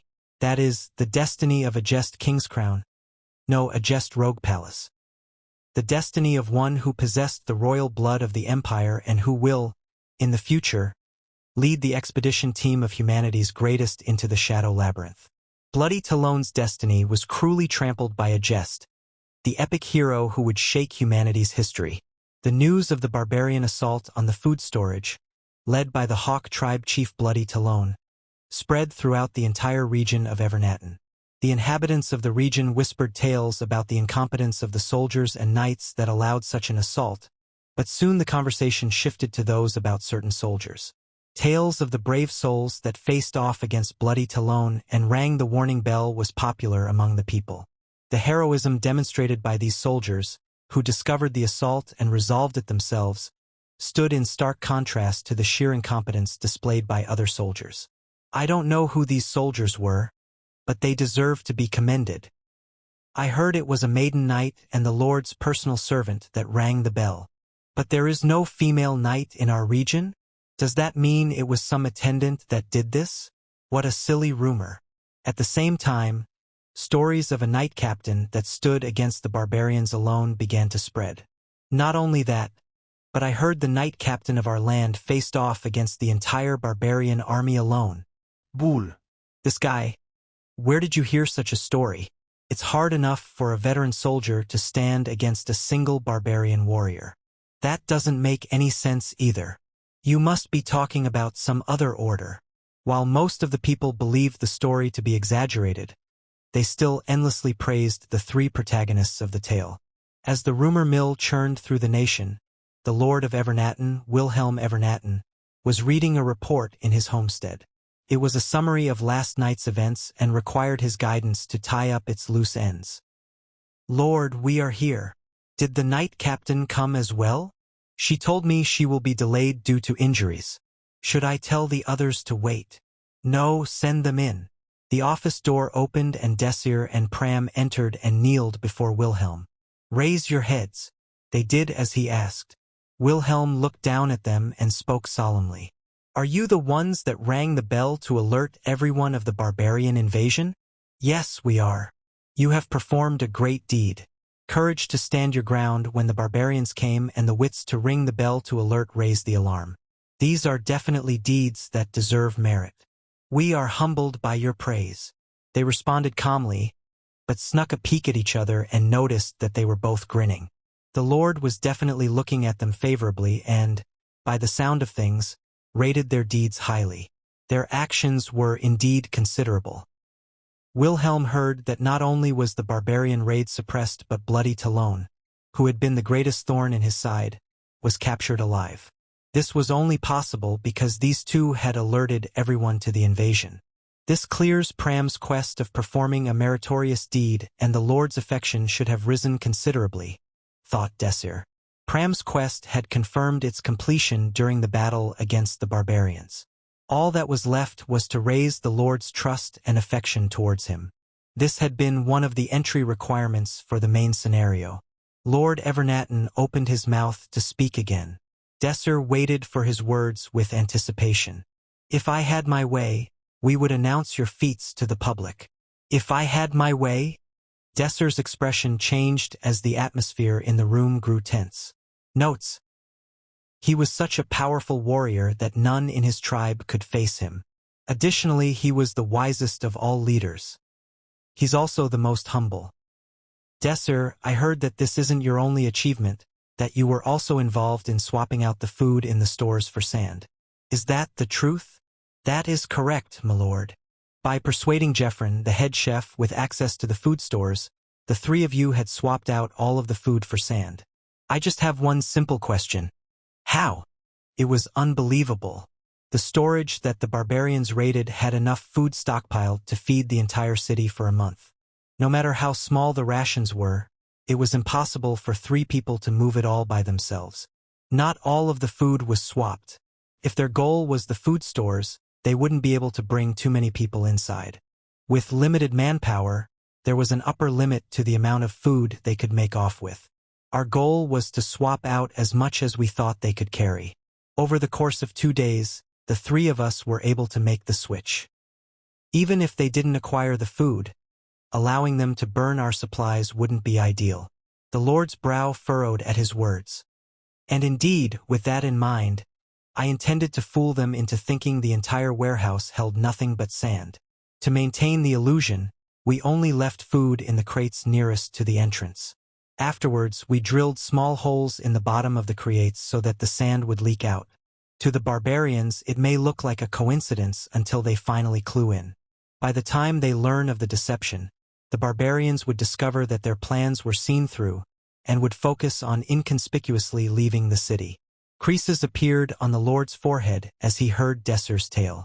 Was it necessary to leave the food in the upper part of the crates while filling the rest with sand and drilling holes underneath? That was to ensure that the deception would play its part, a double bluff to convince them that they were completely seen through. Desir's intent was to fool the barbarians into thinking that every single box was lined with sand, deliberately revealing a ruse only to nest another ruse within.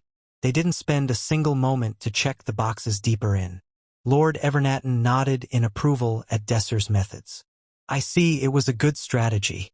The barbarians would lose on both fronts, acquiring food and burning our stores. One last thing. How did you know of the barbarians' invasion? You wouldn't understand how I predicted it. Wah, said the Lord. The guards immediately readied their pikes to skewer Desir, if not for the Lord's intervention. He raised his hand to tell the guards to stand down, and Desir explained himself. It's because there's no evidence. I had gleaned this information by analyzing the behavior and psychology of the barbarian tribes. Expectations, you expected them to. You moved the food, the lifeblood of our city, based on a whim. That is correct, my lord. With the barbarians expected to invade, we took the necessary precautions to protect the city. Desir's facial expression did nothing to betray his lie. The system prompt confirmed any possible suspicions that Desir may have had. In the event of a barbarian invasion, all food is considered military provisions. Interference with military provisions is considered treason, punishable by death. Had the barbarians not infiltrated, the 3 of you would have been hanged long ago. Doctor in New Malden reveals a simple way to shrink a hanging belly. Lulutos tetochtea. A pregnant pause settled in the room as the severity of the charges set in Desir and Pram's minds. Should that have been the case, we would have willingly accepted. My lord, once upon a time I was a vagrant and I witnessed countless deaths. Among those that passed, none fared a worse fate than those who died by starvation. Their muscles would wither away, leaving only bones visible through the skin. Without the strength to struggle, they lie still and fade. That is true starvation. Desir spoke in half-truths. He was never a vagrant, but he had witnessed countless deaths. More than anybody else, I understand the significance of a warm meal, the love and care from a simple piece of bread, the joy that a single bowl of soup can bring. He could never forget his first meal at Hebrion Academy after he returned. To Desir, the stale bread and watery soup that they served to the beta class was a meal fit for a king. After years of surviving on nothing but monster remains and drinking muddy water, it was more than he could ask for. If the barbarians had succeeded, the food in the storehouse would be stolen, and whatever was left would be up in smoke. Imagining the sheer number of people who would have starved, I regret nothing. To prevent that reality, I would stake my life many times over. Desir glanced over at Pram. The blue-haired boy nodded with a resolute gaze. Having heard the whole story, the Lord paused, deep in thought. For the sake of the people. Through the window, the snowfall had begun to ease up. Desir looked up at the Lord, awaiting further instructions. The Lord's intense stare probed the reactions of the Desir and Pram. In the end, he sighed and lightly smiled. You performed admirably. Rules must be upheld. But I have lost the desire to persecute you. Suddenly, a loud muffled sound pressed against the door. Out of the way! The large bumbling sound could be heard as he tackled into the doorway and his figure could be seen. a familiar-looking rowdy old man. He jostled into the room and began to tell his old friend off. Wilhelm, "You can't do this. They've done nothing wrong," proclaimed Geoffrin to the court. His typical neat mustache was disheveled, and his breathing was labored in his rush to arrive. "You cannot sentence him to death. Moving the food was his idea. It was in preparation for the barbarian invasion. If it weren't for the boy, we would be suffering from a food crisis." The head chef was huffing and puffing from his sprint here. "Look, I didn't believe the boy at first, but it came true, didn't it?" Geoffrin stared resolutely at the Lord. "If you want to punish the boy, you'll have to punish me too. I too moved the food. I too committed the crime." "At ease, Geoffrin," said Wilhelm. "Do I look at ease? Please, he's too good to die. In honor of our friendship for the past 20 years, please let him live. I will give you 2 reasons to calm down. First, you are speaking to me in public. Second, your greatest fears will not come to pass." It was only at this point that Geoffrin got a good look at the situation. Desir awkwardly smiled at him, and Pram was in a panic, although it seemed that was largely due to Geoffrin's sudden appearance. It was a little too friendly to be talking about capital punishment. "So you?" Pram nodded. "Aha, ah." Geoffrin coughed out a forced laugh and scratched the back of his head. "I see. I will excuse myself." Geoffrin backed up towards the door and closed it behind him. Behind the door, the 3 of them could still hear the faint sound of somebody says, "My deepest apologies." The Lord sighed loudly as if he didn't know how to proceed. "Geoffrin is an old friend of mine. Do you mind if we pretend that we never saw that?" Shortly after Geoffrin's outburst, Lord Wilhelm made up his mind. "Pram Schneezer, I hereby appoint you as a Knight of Evernatten." Pram kneeled in front of Wilhelm and swore fealty to him. "I, Pram Schneezer, hereby swear allegiance to the Evernatten estate. And Desir Arman." He turned to Desir and keenly observed him. "You possess intellect and courage. Those are useful qualities in a man. I apologize for disrupting your work and disregarding your opinion." Desir kneeled in front of Wilhelm as well. "Not at all, my lord. Previously, you spoke of assisting me with my work. From now on, please do so. Advise me on formal matters. You possess the qualifications to do so. Quest, surprise attack/infiltration. Complete. Wilhelm Evernatten's affection for you has increased to trusted. You have been promoted to a personal aide. You will be able to learn detailed information regarding the estate. In the event of an emergency, you are able to mobilize the forces on behalf of the Lord. The rewards for the quest were generous. Desir and Pram shared a smile as they scrolled through the prompt. "My lord, the captain of the knights has arrived. Show them in." As the door opened, a familiar streak of platinum hair brushed past Desir. The condescending beauty. "Let me introduce you all to the captain of the guards. She has also contributed greatly to the most recent battle. She is the head of the Nye. A jest. Miss a jest." Lord Wilhelm was a little surprised that they were already acquainted, and a jest gave them a look of acknowledgement. Main quest. Survival of Evernatten begun. Solve the 2 issues that plague the Evernatten estate. Barbarians' progress. 42.4%. The leader of the Falcon tribe, Bloody Talon, has been captured.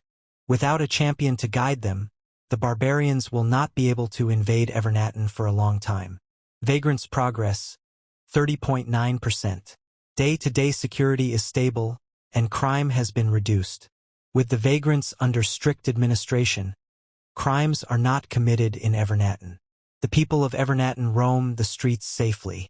Accompanied by a loud creak, Desir opened the heavy door that lead underground. A musty stench and a gust of stale air flowed out from the stone tunnel.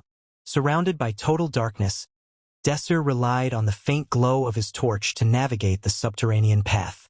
Desir, who had been wandering around the basement prison, suddenly came to a halt. Behind a set of thick metal bars was a mountain of a man in his mid-30s. There were scars covering the man's body, which summarized the harsh life he had led. Chains meant to imprison massive beasts wrapped around his body tightly, and a gag had been placed in his mouth. The eyes staring back at Desir seemed savage and animalistic, leaving little room for the conversation he had come for. Desir was struck by a sense of déjà vu as his eyes were drawn to Bloody Talon's ears. 3 golden earrings shone brightly in the torchlight. Earrings contained the entire life story of any barbarians that wore them. For example, the hawk pattern on the first earring represented his tribe, the arrow pattern on the second earring indicated that he was an archer, and the letters etched into the third contained the names of his ancestors. After reading over the list of Bloody Talon's ancestors, Desir clicked his tongue. Is he Khan's progeny? Melger Khan. His name boasted enough importance to have been recorded in history books. On top of that, those that inherited his bloodline gained all of his natural gifts. This had made his descendants famous for being massive thorns in the sides of many nations across the continent. Bloody Talon. It would be correct to assume that he had received all of Khan's prowess. He would definitely have great pride in his background. The same was likely true for the rest of the barbarians that followed him. It's good that I learned all of this before I confronted him. Desir began to reorganize his plans once more. The objective of the Shadow World was to resolve both of the problems this land faced: the external threat of the barbarians and the internal deterioration of public order caused by the vagrants. And Bloody Talon is the core of the barbarian problem. Desir finally had a complete picture of the situation. The barbarians raided the territory for food and supplies while Evernatten defended against them. Following the logic of the Shadow Worlds, if Wilhelm Evernatten was the protagonist of this scenario, then his antagonist, the chief of the barbarians, Bloody Talon, would have been the final boss. Desir looked down at the barbarian chieftain in awe. She's amazing, capturing such a man on her own. When he heard that a jest had defeated Bloody Talon and suppressed the other barbarians alone, Desir had been struck silent from shock. I heard she used her frozen palace and magic sword simultaneously. If that's true, it must mean that her abilities have now reached the 4th circle. Even accounting for the best possible outcome, Desir felt that the situation was still ludicrous. Because of a jest, the barbarian threat had been suppressed relatively easily compared to what he had expected. Desir thought back to the quest update he'd received after the chieftain's subjugation. Barbarian problem, progress at 42.49%. Bloody Talon, chief of the Hawk tribe, had been captured alive.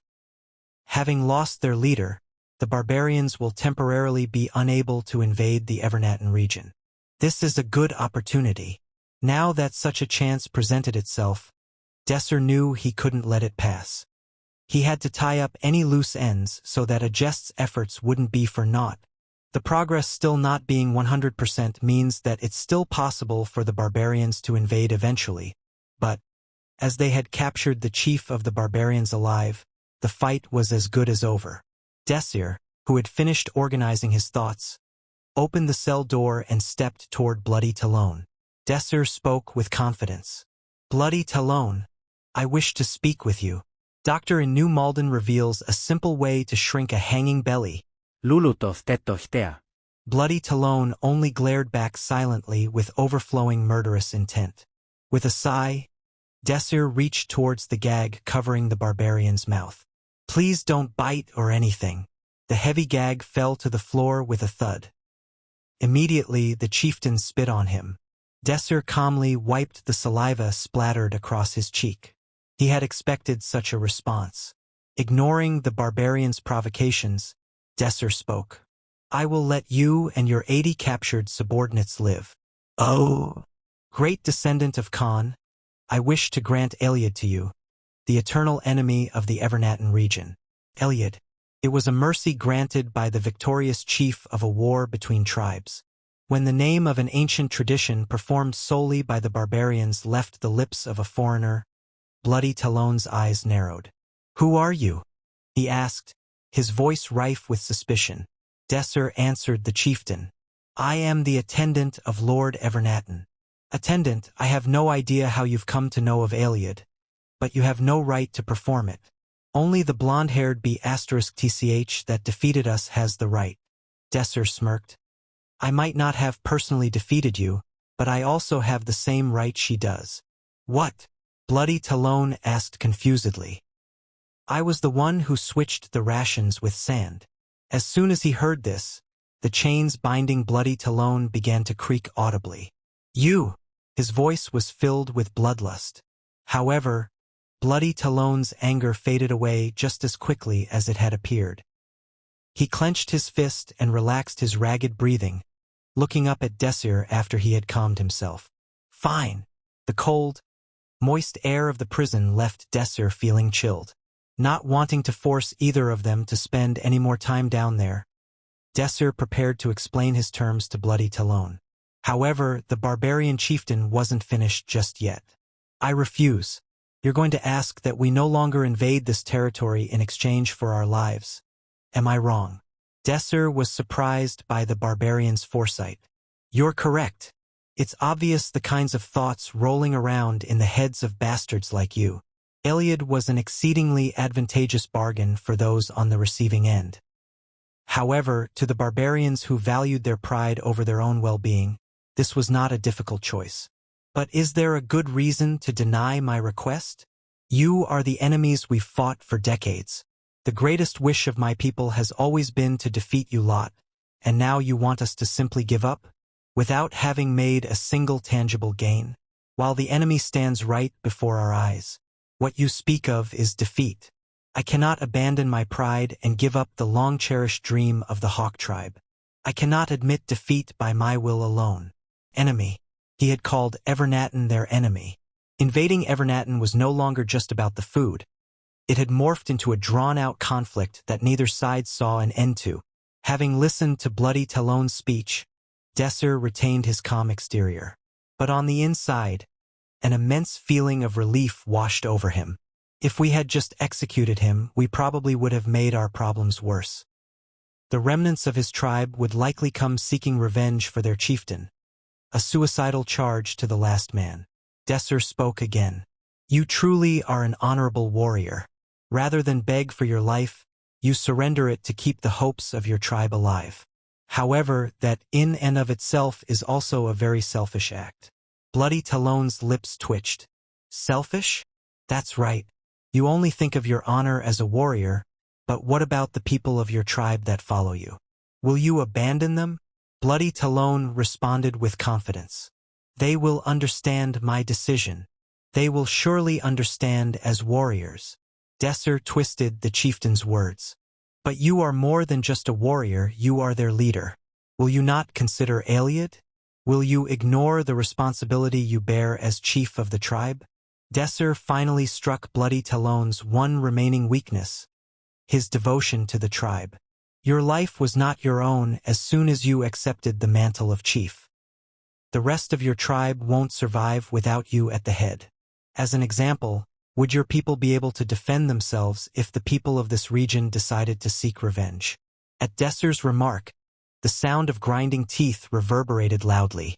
You dare threaten me? With the life of my people.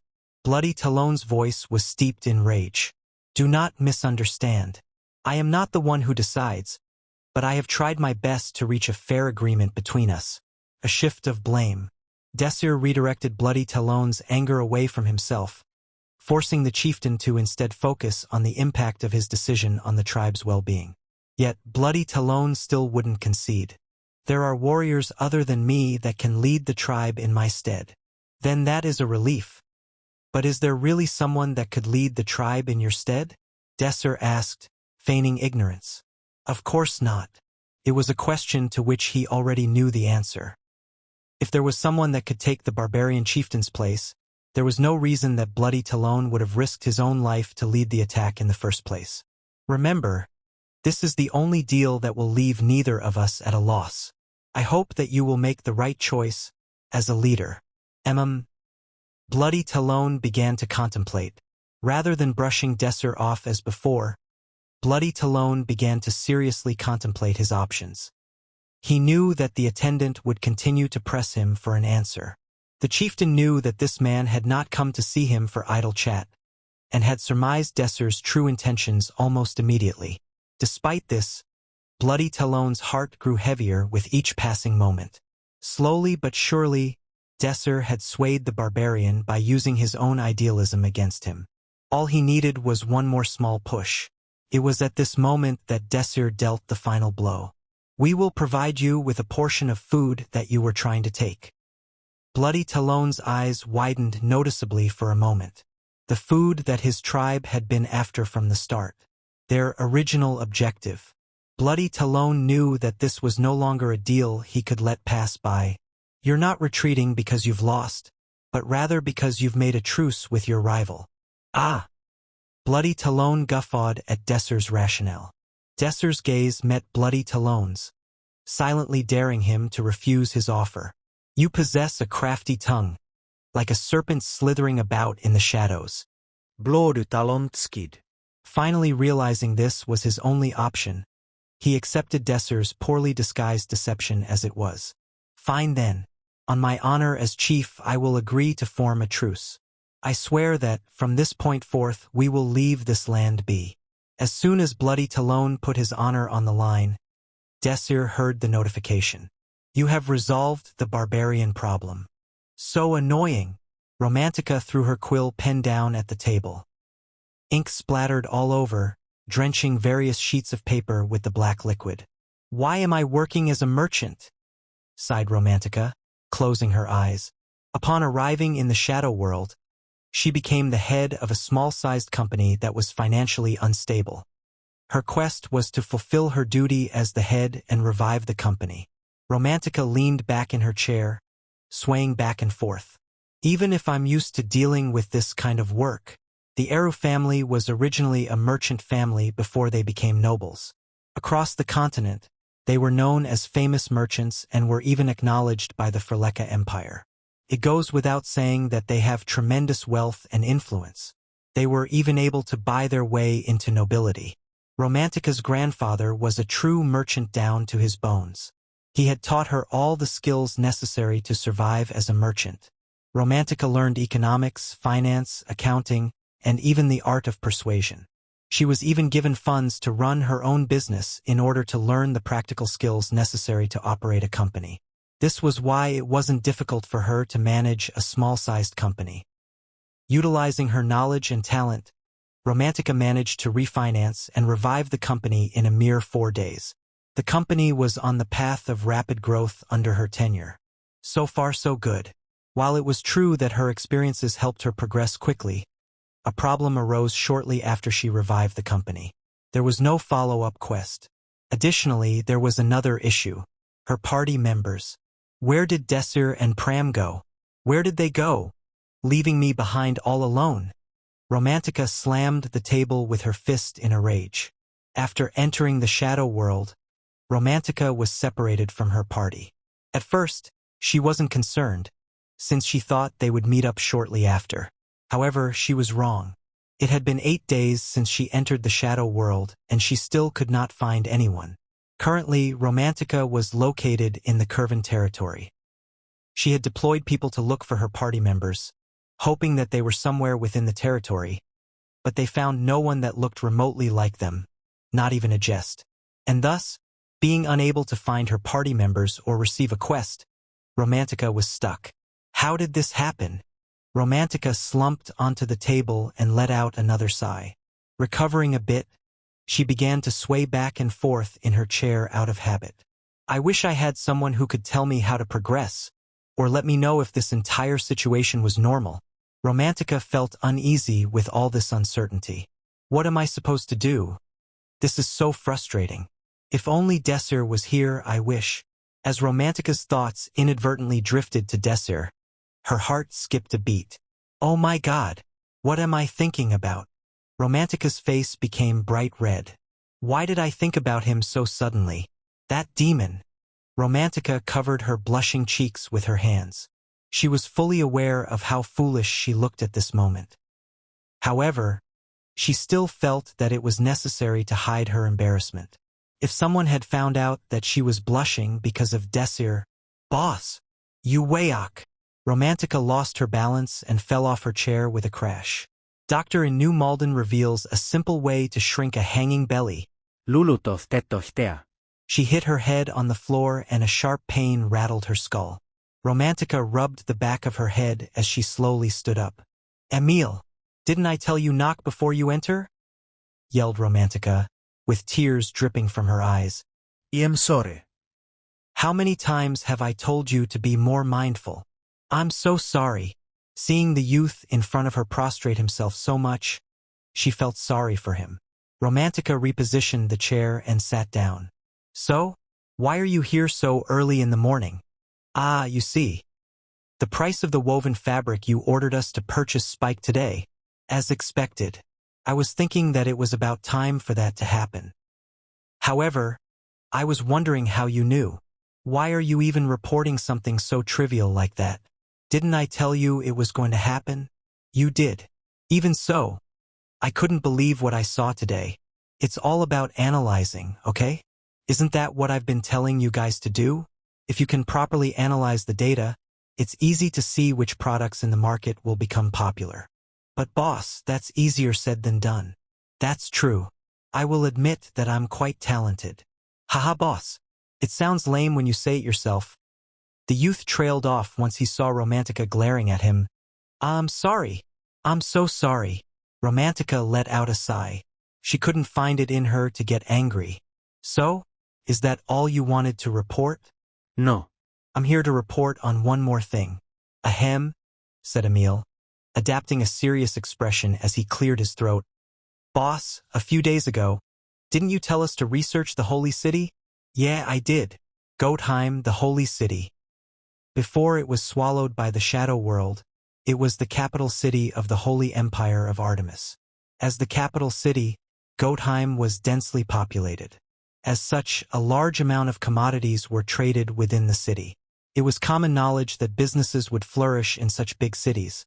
So Romantica had planned to enter the capital city of the Holy Empire. However, this was unrelated to her quest. It was something she was planning to do on her own accord. "We've completed our research and concluded that now is not the best time to do business in the Holy City." "Is that so?" "With the volume of commodities being traded, I thought it would be the opposite. Currently, the tax rates are at an all-time high. Additionally, people are hesitant to come out and shop because of strange rumors. As such, many companies have already left the capital." "Strange rumors?" asked Romantica. Emil nodded and gulped before continuing. "There are rumors of a demon kidnapping people who are out alone at night. The demon would skin the person alive and eat them." "PFFF?"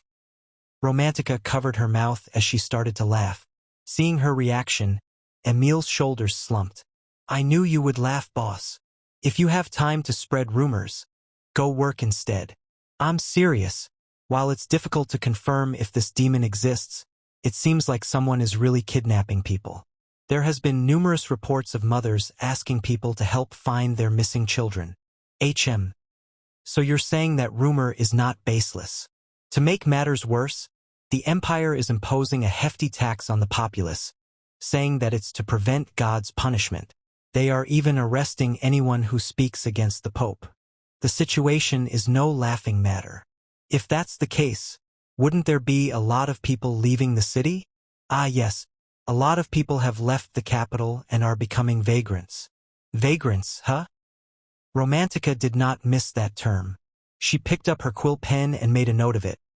"I'm not certain about the other things you mentioned, but I should definitely follow up on this. Since our territory isn't that far from the capital, there should be a lot of them coming here. I doubt many would come into our territory. Our Lord issued strict orders to not accept any vagrants." Romantica loosened the grip on her pen. The Lord is quite cold-hearted. He made a wise decision. If vagrants were to flood our territory, the public order would be in disarray and a lot of problems would arise. If that's the case, it's better not to accept them in the first place. So is that how things are done in this era? Deep down, Romantica wanted to scold Emil. However, she did not. If this was the popular opinion of this period of time, she knew her words would not change anything. If so, wouldn't all the vagrants die in this cold winter? No, that's not the case. There is a territory in the north that is accepting all vagrants. What's the name of the territory? Evernatten. Evernatten? I feel like I've heard that before. Yes, it's the frontline territory between the barbarians and us. Lord Evernatten is famous. I'm sure he'll figure out a solution to the problem. Is he that famous? Of course. He's one of those rare men of integrity that's hard to find these days. When he was still active in the capital, he scored a victory against the Hebrion Empire, expanding our territory past the river. Sadly, he made a bad impression with the Pope and was banished to Evernatten. Emile, bring me the map. Romantica crossed her arms, her merchant's instinct tingling. Something was fishy. Emile brought over the map and she opened it. She went over each territory's name with her finger. Evernatten, Evernatten. Here it is. It was a small territory, just an outcropping of land bordering the northern barbarian territory. Once Romantica located Evernatten, an announcement appeared with a chime. You have started the main quest. Evernatten's survival. Solve Evernatten's 2 problems. Barbarians, progress 100%. A peace treaty was made with the barbarian chief, Bloody Talon. The barbarians will not perceive Evernatten as an enemy anymore. Vagrants, progress 30%. Public order has been restored and crime rates have fallen significantly. The residents of the territory feel secure walking around the streets. Vagrants cannot commit any crimes due to strict oversight. My instincts told me to investigate the capital city, and I managed to get information on the vagrant situation. This, in turn, led to knowledge of Evernatten, which showed me the main quest. Romantica shivered with excitement.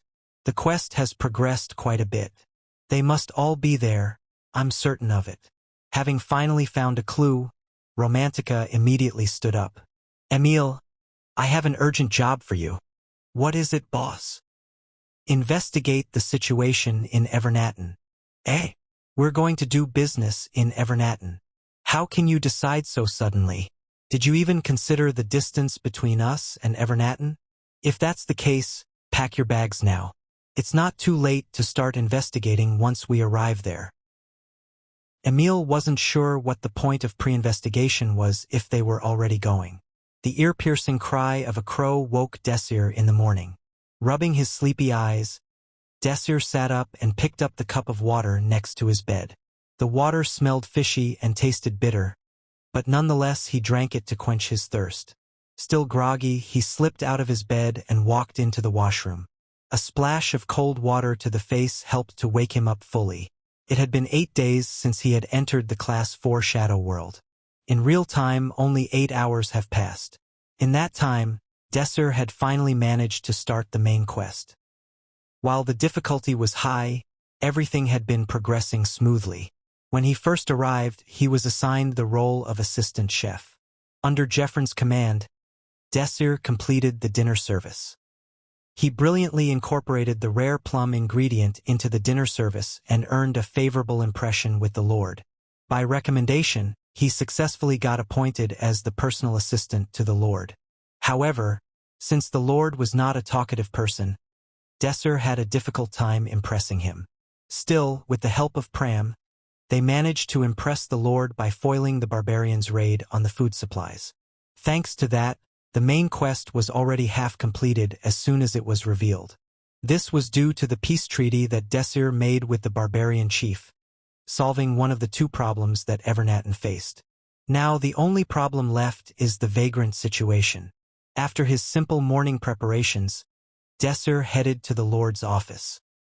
As he was walking by the castle's hallway, he stopped to observe outside. Someone was making a giant snowball. Hello, Lilica. Hi, big brother Desir. Lilica waved at Desir, looking more lively than the first time they met. What are you doing over there? Asked Desir. I'm building a snowman. Do you want to help? We have to prepare food. Oh, right. Lilica looked as if she had only just remembered her job. I'm heading to the kitchen too, so let's walk there together. Thank you, brother Desir, shouted Lilica as she made her way towards Desir. In her hands, there was a miniature snowman. I'm going to decorate the kitchen with this. Are you sure Mr. Jeffrin would approve? The innocent child smiling at him was a vagrant that Desir had met recently. When Jeffrin complained about the lack of personnel, Desir jokingly recommended Lilica to him. However, it seemed like Lilica was inherently talented and easily replaced Desir as an assistant chef. Naturally, she was too small to handle any major physical work, such as transporting all the ingredients, so Desir still helped with those.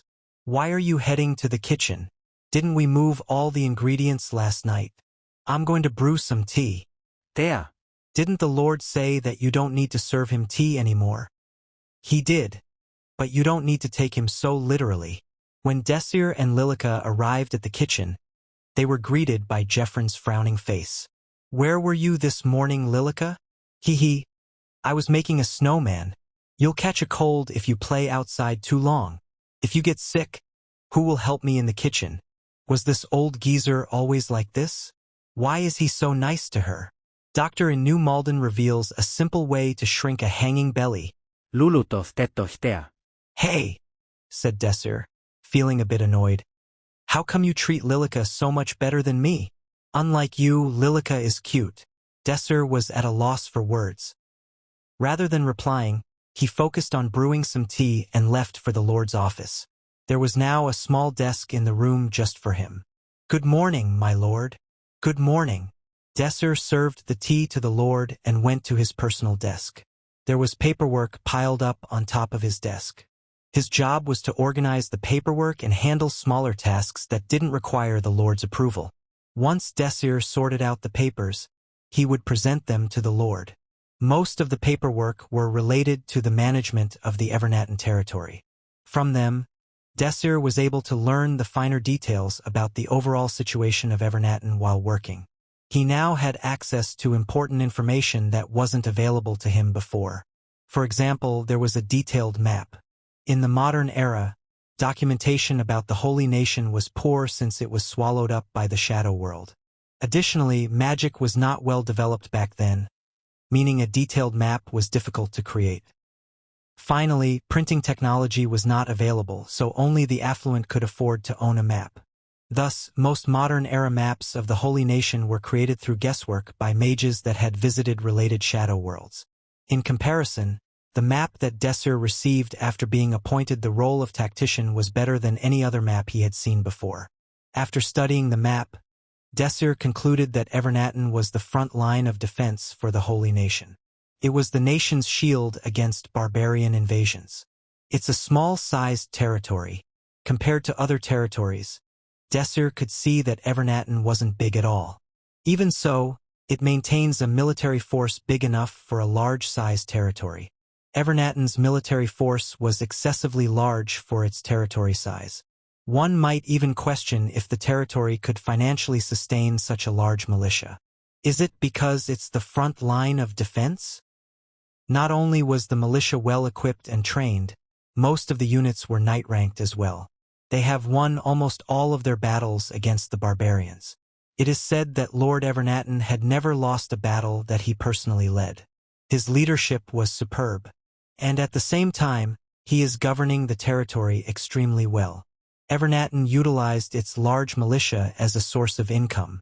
Only Evernatten had enough forces to resist barbarian invasions. Whenever nearby territories were under threat of such an invasion, Wilhelm Evernatten would send his knights and receive monetary compensation which would, in turn, finance other operations. Word would spread of Evernatten repeatedly repelling the barbarians in the north, and merchants, who now felt safe in the territory, began expanding their economic activities. 5 years ago, Evernatten was struggling due to barbarian raids, which left public order in disarray, and merchants avoided the territory. It was during this time that Wilhelm, who was appointed lordship over Evernatten, decided to expand the military. With just that, the Lord managed to reverse the situation in just 5 years. And so, we only have one last problem persisting in the territory.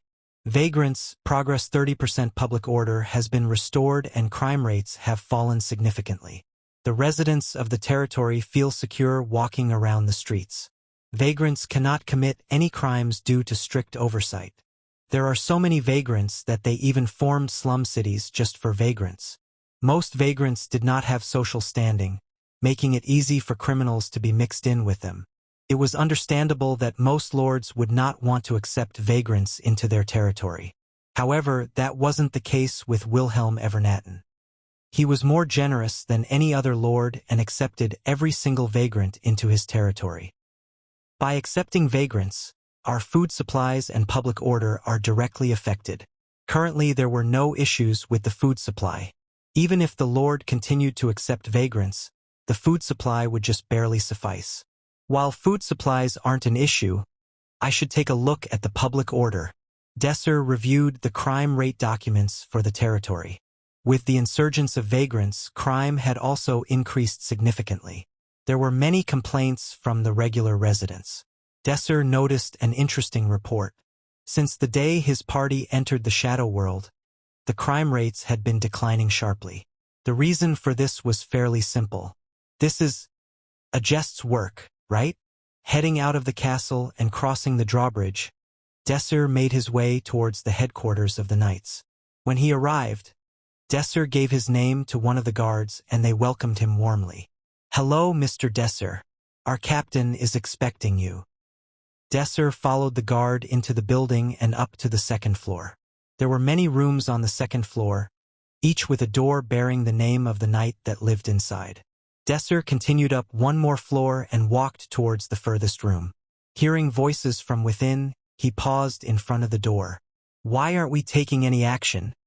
It was a female voice speaking in a harsh tone. "That is not something that I alone can decide," replied the voice of a jest. Her response was cold and blunt, causing the other person to yell louder. "Captain, if we let things go as it is, the food supplies will decline and crime rates will increase. We must take action now." They were clearly talking about the vagrants. "It's our job to prevent that from happening," replied a jest. "The solution is simple. The vagrants are the root cause. After receiving the Lord's protection, they only waste Evernatton's food supplies and do nothing in return. This all started because the Lord accepted all these vagrants. We must remove them immediately." "Watch your mouth, Lieutenant Aylin," said a jest coldly. Desir shivered. The tone was overwhelming. It wasn't only Desir who felt it. Aylin was also at a loss for words. "However, are you suggesting that you have the authority to trample over our Lord's decision?" "I got too emotional and misspoke. I am truly sorry," said Aylin. "It was certainly not something a knight could say to a lord. I'll take your words into consideration. You are dismissed." "Yes, ma'am." Desir heard approaching footsteps and moved away from the door, making room for the conversants to pass. Aylin opened the door and saw Desir. "Who are you?" she asked. "I'm Desir Arman," replied Desir lightheartedly. As soon as she heard Desir's name, Aylin gave him a disdainful look, as if he was an insect. "Wipe that smug look off your face, you damn vagrant," whispered Aylin as she walked past, loud enough for Desir to hear clearly. She left regretting that she could not behead Desir on the spot. As her footsteps faded in the distance, Desir entered the room. A jest greeted him warmly. "Welcome, Desir. It's been so long. How long have you been working here?" "Since the start. As the captain, I've been working on the main quest since day one." "What? How unfair," said Desir. As an assistant chef, Desir had to work to his bones. However, the frown of dissatisfaction that he was showing a jest was playful and soon turned into a smile. A jest was also smiling gently. She motioned Desir to sit. "I've heard rumors around the castle that you can brew some excellent tea. I'll make you some tea the next time I visit. I look forward to it. I've been missing your tea." A jest rested her chin on the table and smiled at Desir. From Desir's perspective, it looked like a beautiful piece of artwork. Taken aback by her beauty, Desir returned the stare blankly for a moment. However, he quickly recovered and changed the topic. "How's the quest progressing?" "I've been working on it. The progression isn't so bad. Tell me what you have been doing so far." A jest pondered for a moment. Then she nodded. "Rather than telling you, I think it's best to show you."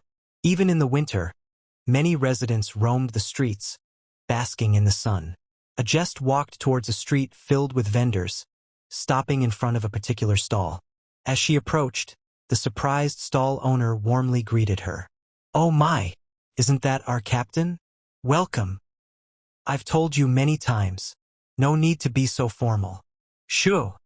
And you don't need to be so modest. Thank you for keeping our streets safe. The stall owner handed Ajest some of the cookies from her shop. Ajest tried to pay her for the treats, but the stall owner politely declined. How could I accept money from our protector? Realizing that she couldn't reject her goodwill, Ajest gladly accepted the cookies and thanked her for the trouble. The stall owner turned and called out to Desir, who was standing quite a ways behind Ajest. And here are some for Mr. Boyfriend. Desir sputtered out, boyfriend? Before the shop owner had some choice words to say to him. At your age, it's all over your face, she snickered. Please take care of our captain. She's a kind-hearted person. Desir raised his half and was ready to deny it. Thank you for looking after my lover. Ajest quickly cut in and gave the stall owner a simple thanks. Ha! Captain, you are more of a man than he is. She giggled to herself as the unlikely pair departed from her stall. Ajest? What are you saying? Desir's face was flush from embarrassment. I'm not heartless enough to reject their good intentions. As Desir opened his mouth to speak again, he was swiftly silenced by Ajest. There's no need to waste time explaining every little thing. She took off. In her mind, it was a sign that the conversation was over. She bit into the cookie and snapped it in half, offering the remaining portion to her significant other. The cookie itself wasn't sweet. It tasted like baked flour. It was most likely because it was hard to find sugar. Even so, it wasn't that bad at all. As they continued down the street, they attracted attention everywhere they went. Gifts of food piled up, and soon enough, it was starting to be difficult to carry it all. Let's take a short break, suggested Desir. In the central plaza, a statue of a stallion reared its head in a regal fashion. Desir and Ajest sat down on a set of benches to catch their breath. The skies were clear and the two of them glanced at each other before averting their gaze. With a bit of hesitation, Ajest asked him a question. Desir, what is your impression of the streets? It's a good place. The people are nice and lively. That's good to hear. Her golden locks framed her light red cheeks as she let out a sigh of relief. Desir thought to himself that Ajest was becoming more expressive. She turned over to meet his eyes and creases appeared on her forehead. You asked me how the quest was progressing, right? Desir nodded in response. I mainly focused on resolving the issue of public safety. As you know, the vagrants were causing a lot of trouble. Due to the influx of vagrants, the morale was low. Doctor in New Malden reveals a simple way to shrink a hanging belly. Lulutof tetohtea. Splitting the territory into districts. I have divvied out the knights to each district to maintain order. Severe crimes were punished on the spot, while lesser criminals were transferred to a holding cell. Desir marveled at what Ajest managed to achieve in a short time. Her strategy was superb. With this method, each district could be policed and managed appropriately. But alas, I could not get to the heart of the problem. Ajest gazed off at the people in the streets. Evernatten residents taking a stroll through the town center. Children having a snowball fight in the snowbanks. The atmosphere was warm, and there was a thrum of life filling the air. While moderate crimes declined sharply, it has been difficult to prevent numerous petty crimes, such as robbery and pickpocketing. Ajest directed her eyes towards a back alley. There were vagrants skulking about. The overall progression has stalled at 30%. Even if public order improved, the quest wouldn't proceed any further from here on out. In the back alley, a vagrant man had his eyes intensely focused on a woman, marking her with his eyes. Holding his breath and blending in with the alley, he ambushed her and tried to steal her bag. The woman cried out in panic, but she couldn't chase the young man who was already several paces away. Ajest, catching a wind of the robbery, pointed towards the youth's foot and cast magic. Ice. A cone of ice formed instantaneously, and the young man lost his balance. Windmilling his arms to maintain balance, he found it all to be futile as he slipped and dropped the woman's bag. Moments later, knights arrived at the scene of the crime to prevent him from running away. Ajest, seeing that the criminal had been properly dealt with, turned to leave. "If I find some clues, I'll come to visit you again," said Desir. "I'll be waiting." As she left him with her parting words, she descended into the dark alley and headed straight towards the vagrant that was being beaten to the floor. After confirming his arrest, Desir headed back toward the castle. What is the Shadow World? The Shadow World is a fragment of history, meaning it will repeat once again what has happened in the past. There were multiple ways to clear a quest in the Shadow World. One was to correct the wrong decisions made by the pivotal figures in the storyline. They could clear the quest by leading history through its proper path. The pivotal figure in this Shadow World was Wilhelm Evernatten. He must have spent years searching for a solution to the current problems in his territory, but history proved that the end results had left something to be desired. He needed to obtain more information, and the first step was to gain a better understanding of Wilhelm himself. Not the superficial features, but the private matters that spurred him into action. Thankfully for him, he knew a person who was very familiar with Wilhelm. That night, Desir knocked on the kitchen door. He sneaked inside and got in touch with his old master, Geoffrin. "Want me to tell you about the Lord? Why are you asking me that?" A thunderous chop landed on the cutting board as the chef cleanly chopped large chunks of meat. Desir's eyes grew wide with fascination at Geoffrin's knife skills. They were fast and precise, slicing the pieces to the perfect size. "I want to know more about the Lord from another perspective. Please don't play dumb with me, Geoffrin." The head chef tried to play it off, but the moment he barged into the Lord's room resonated in his mind. "You little twerp. You should really forget about petty things like that." Geoffrin cursed under his breath at his protégé's persistence. "Mr. Geoffrin, the onions are done." Lilica stood with her arms crossed triumphantly and awaited further instructions from Geoffrin. Geoffrin smiled cheekily at Lilica's cheerful personality. "Okay, you can leave them there. Good job." "Brother Desir, help me move this pot over there," asked Lilica. Desir moved the pot filled to the brim with sauce over to where Lilica directed.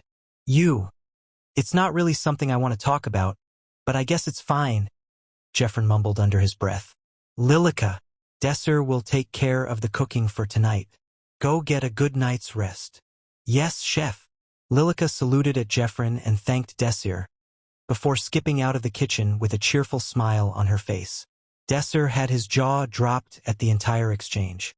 "Heh, you thought it was free? Now boy, start stirring that soup." "Damn it." With a deep sigh, Desir began to follow Geoffrin's orders. As usual, it was exhausting.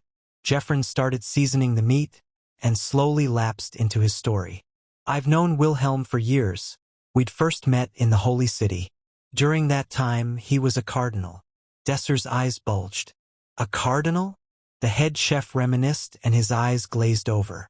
"Well, back then I was running a small restaurant. After tasting my dish, Wilhelm asked me if I wanted to be his exclusive chef. What with the little money I had to spare, I immediately accepted his offer. Little did I know, I would have the same look that you've got on your face when I finally heard about it as well." "Hey, can you go stir the soup?" "Yes, chef." Desir rolled up his sleeves and started stirring the soup. Was he always so cold and aloof? Nope. Wilhelm had a bright personality. By the time the night rolled around, he would go to the bar and drink to his heart's content. Most people could hardly believe he was a cardinal. Geoffrin took a sip of his tea. "I can see the look on your face. You don't believe it either, right? But I'm telling the truth." He was a very lively person who loved to drink and play. On the nicer days, you could see him practicing swordsmanship with his knights. With each word that spilled out of Geoffrin's mouth, you could hear regret and sorrow fill his voice. Wilhelm's talents extended past his knighthood, being a great leader to his men. Leading his knights, he actively fought against the judgment. At the time, the Holy Nation referred to the Shadow Worlds as Judgment. Those were the golden days. He never lose a single battle, and thanks to him, the Holy Nation was able to stave off Goddess Artemis' judgment. Unlike the modern era, who had years of history to build the foundation for fighting the Shadow Worlds, this era was forced to build their foundation from scratch. Successfully clearing a shadow world was an amazing feat, a unique individual whose heroics staved off the shadow world's erosion. For the record, over half of the knights in the territory followed him here from the Holy City. Even after he was dismissed, their loyalty led them to follow him here. No wonder the knights are so talented. But why was he dismissed with his accolades? He found himself at odds with the newly appointed royalty. Desir could tell from the trembling in Geoffrin's voice that this was around when everything began to change. His Majesty wanted to accept the judgment. If you read the original text from the Church of Artemis, it is proper to accept the judgment rather than stop it. The judgment exists due to our wrongdoing. The goddess is in the right to punish us for our sins. To accept it, did they mean to completely destroy the holy nation? If that is what the goddess desires, lamented Geoffrin. Desir became stiff. He couldn't understand how they could resign themselves to such a fate. Of course, Wilhelm opposed the idea. He always put the people first. You can tell by how he accepts the vagrants. Until the very end, Wilhelm argued that we owe it to the people to fight against the judgment, and trust me, that ended poorly. He was stripped of his achievements and ousted from his title. His unit disbanded and he was banished from the capital. Isn't it a strange fate? Geoffrin let out a shallow laugh. Take good care of the Lord, Desir. Desir let out a small yawn as he stretched, stiff and sore from the long hours. He glanced over at Lord Wilhelm. Unlike Desir, the Lord gave no indication that he was at all tired from another long day. Silently, Desir continued to watch Lord Wilhelm. His diligence was unsurprising. Desir had known him to be a hard worker from the very first day, but now he saw Wilhelm in a new light. To think he was such a man. Indeed, Desir was certain that if the records of the holy nation hadn't been lost, Wilhelm's name would have found their way into the history books. He swallowed his bitterness at the last thought. With the dearth of information about the shadow world, humanity had been beaten badly over the last several centuries. Desir felt even more impressed by Wilhelm. Given that half the continent was presently swallowed up, clearing a shadow world this long ago must have been extremely difficult. To think he was able to perform such a feat without any prior knowledge or any modern technology. Incredible. And yet, despite having such a singularly talented man, the holy nation had still been utterly destroyed. Desir stopped himself from shaking his head. How stupid they are. Gone because of a stupid religious ideology. In the modern era, what once was the holy nation of Artemis was a land shrouded in a dark fog. A land swallowed by a single shadow world, with the exception of Arain province, where Desir's party was currently located. Contemporary history knew of Class 3 and below. Indeed, humanity owed its current record against the shadow worlds partially to the fact that no shadow worlds of Class 1 or 2 had appeared in recent memory, but records existed of even bigger, even more dangerous shadow worlds. The holy nation had been destroyed by one, evidently, a Class 1 shadow world. Desir let his thoughts wander back to the present. The Church of Artemis, huh? While the holy nation had been destroyed, their religion survived, continuing to the modern Western kingdoms. In fact, Priscilla, one of the final 6, was a member of the Church of Artemis. But their beliefs are very different from these.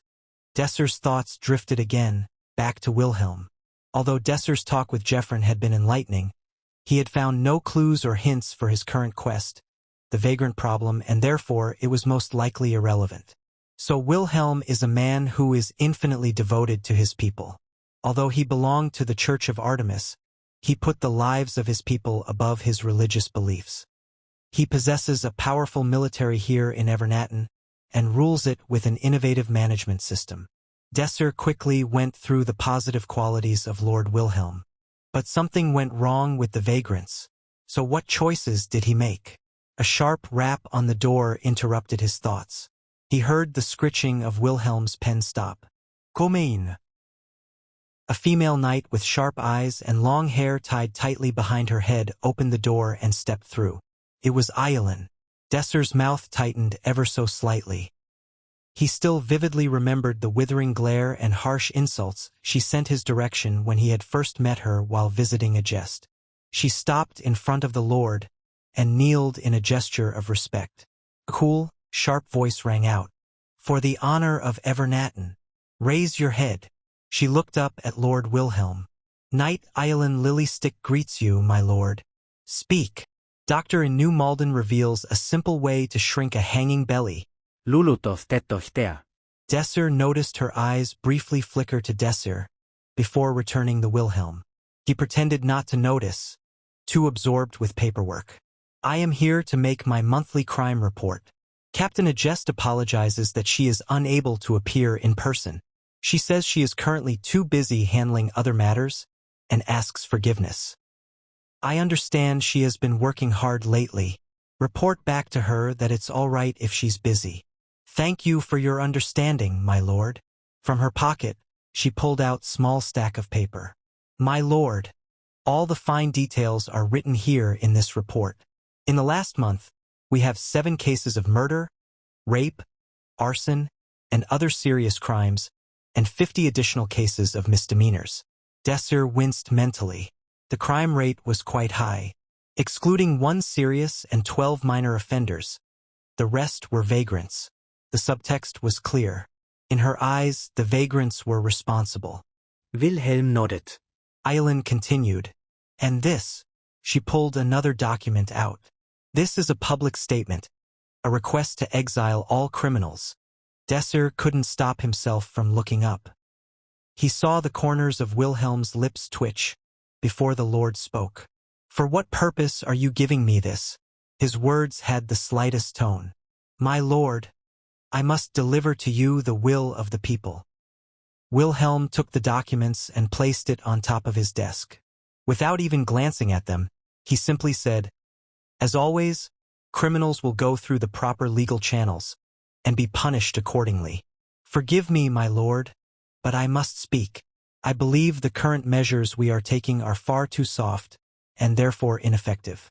We need stronger measures." Iolin's delivery showed her belief in her words. While Captain Agest has managed to sharply reduce the number of crimes within Evernatten, she cannot change the nature of vagrants. They are ungrateful and cause harm to our people. In particular, many crimes have been reported from the slum city they have set up. "So are you telling me to exile all the vagrants then?"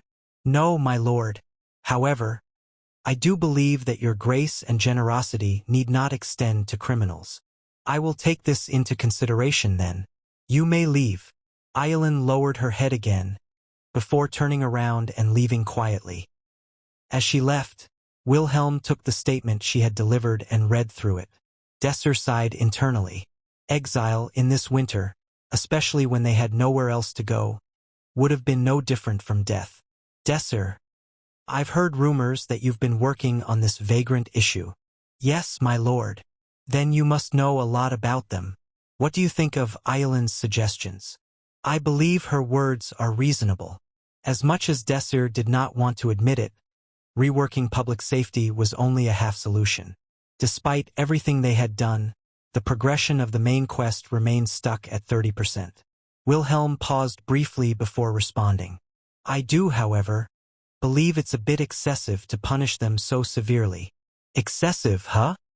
The Lord lightly tapped the sheet of paper. "Even I must acknowledge that the crime rates of the vagrants far exceed those of everyone else. While our knights are working hard on a solution, there are limits to what they can do.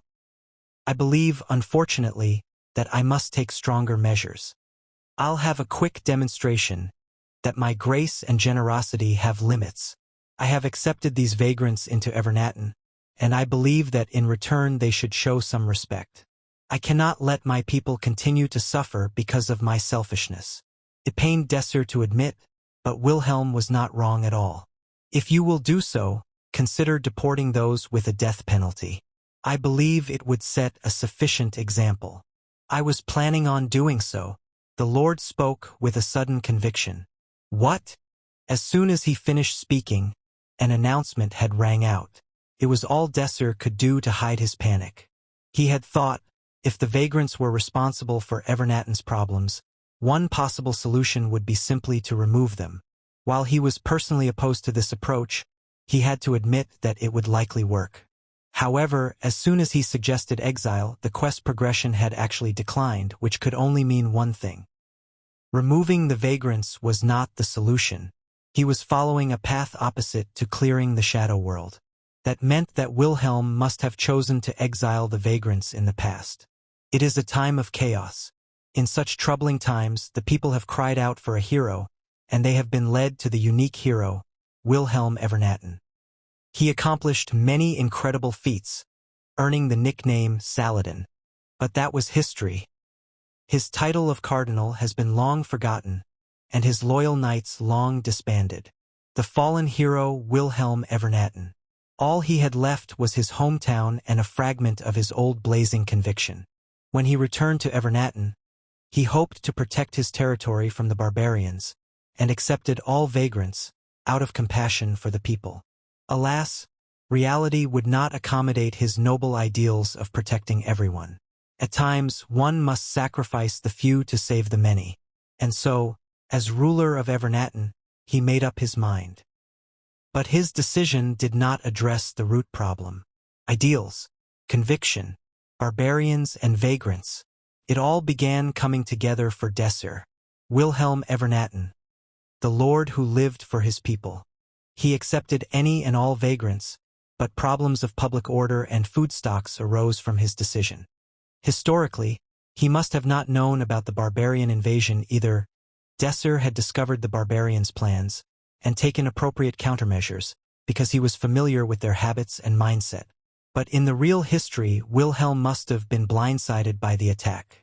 Bloody Falcon Claw would have stolen what he wanted and burned down the rest, exactly as planned, which meant that the barbarians would have reinitiated their war with Evernatten, which would have required the whole military of Evernatten to fight against the barbarians. With no food and no knights available, the vagrant problem would have been impossible to deal with. It all made sense now. The cruel reality would have become apparent to Lord Wilhelm. His ideals were merely illusions. He would have abandoned what remained of his pride by abandoning the vagrants. It was wintertime. The snow was knee-deep and the winds were bitter cold. Soldiers gathered in the cafeteria to receive their ready-made meals. Everyone deployed to the castle gathered here to eat. The cafeteria was bustling with conversation. People were talking so loud that it was easy to eavesdrop and discern information about various parts of the castle. Desir and his friends were gathered in a corner of this raucous cafeteria. So it turns out, after all, that Miss Romantica isn't in this territory, said Pram. A jest, and Desir had taken up an entire table in order to have a private conversation. She can handle herself, said Desir, adding some salt to his soup. Aren't you concerned at all about Miss Romantica? Asked Pram. I am a bit worried, but I have faith in her abilities, replied Desir. Romantica was now a third circle mage, putting her on a completely different level than an average second circle mage. Third circle mages were considered the cornerstone of any military. She would be strong enough to handle most situations at her current level of strength. Anyways, I felt this during the entrance exam, but Romantica is clever. I'm sure she's progressing the quest in her own way, continued Desir. The quest was still progressing within the Evernatten territory even though Romantica was nowhere to be found. But just in case, I've asked the Lord to dispatch a rider to nearby territories. The shadow world wouldn't just put her somewhere random, so she's probably somewhere nearby. Desir was confident that this would be enough to locate Romantica. That is a bit more reassuring, replied Pram. Breakfast time was slowly drawing to a close. As the soldiers stood up and filed out one by one, the atmosphere in the cafeteria began to settle down. So why did you ask us to meet? Asked a jest, putting down her empty plate. Actually, I discovered how the vagrant situation was resolved historically. Oh, the remaining part of the main quest, vagrants. Pram's ears perked and a jest linked her arm with Desir's, listening intently as Desir began to recount what happened the day before. Yesterday, when he was busy working in the Lord's office, Iolin came in and recommended deporting vagrants. Once the Lord agreed to the expulsion, the quest progression dipped even though the Lord decided to only expel the criminals. Historically, this was also how the Lord had decided to resolve the vagrant situation as a whole. Look at this adjust, said Desir, finishing his story and pulling out a handkerchief from his pocket. He held it out to adjust. The material was poor, but the embroidery was beautiful. It's quite an intricate work. One of the vagrant mothers made it for me, but they can't even sell it. They are banned from the marketplace simply because they are vagrants, said Desir, shaking his head. Adjust, does this remind you of anything? The way they look at a part and judge the whole. Adjust and Pram tilted their heads quizzically. They pondered the question for a while but could not come up with an answer. It was impossible for Adjust, as only those who experienced the discrimination would understand. Thus it was Pram that raised his hand. Desir pointed at him. Beta class? Said Pram confidently. That's right, confirmed Desir. Pram and Desir, being from the beta class, could distinctly recall all the prejudice and discrimination that they faced firsthand. They were derogatorily known as commoners, and were not given the opportunity to receive proper education. There are people, continued Desir, who have already decided that the entire population of vagrants are criminals just because they are vagrants. Doesn't that remind you of Professor Napolitan, who had already decided that all commoners were incompetent simply because of their origin? Doctor in New Malden reveals a simple way to shrink a hanging belly. Lulutoth tetohtea. Well, that's... Adjust swallowed her words. Having observed Professor Napolitan up close longer than anyone, she knew this was true. If there are criminals within the vagrants, it is only just that they are punished. However, I can't accept how the entire population is being judged based on the actions of a few. Could it not also be said that society is at fault for driving them into a corner and not giving them a chance? Adjust looked as though she had been punched in the gut. Does this have anything to do with the clear condition? Interjected Pram. Desir nodded. It's correct that the vagrant problem can be resolved by removing the vagrants that are causing it. However, the Shadow World has deemed the Lord's decision to be the wrong choice. I believe this is because that decision is based on that prejudiced mindset. Desir did not know what impact Wilhelm Evernatin's choice had in history or why the Shadow World had deemed this choice to be the wrong one.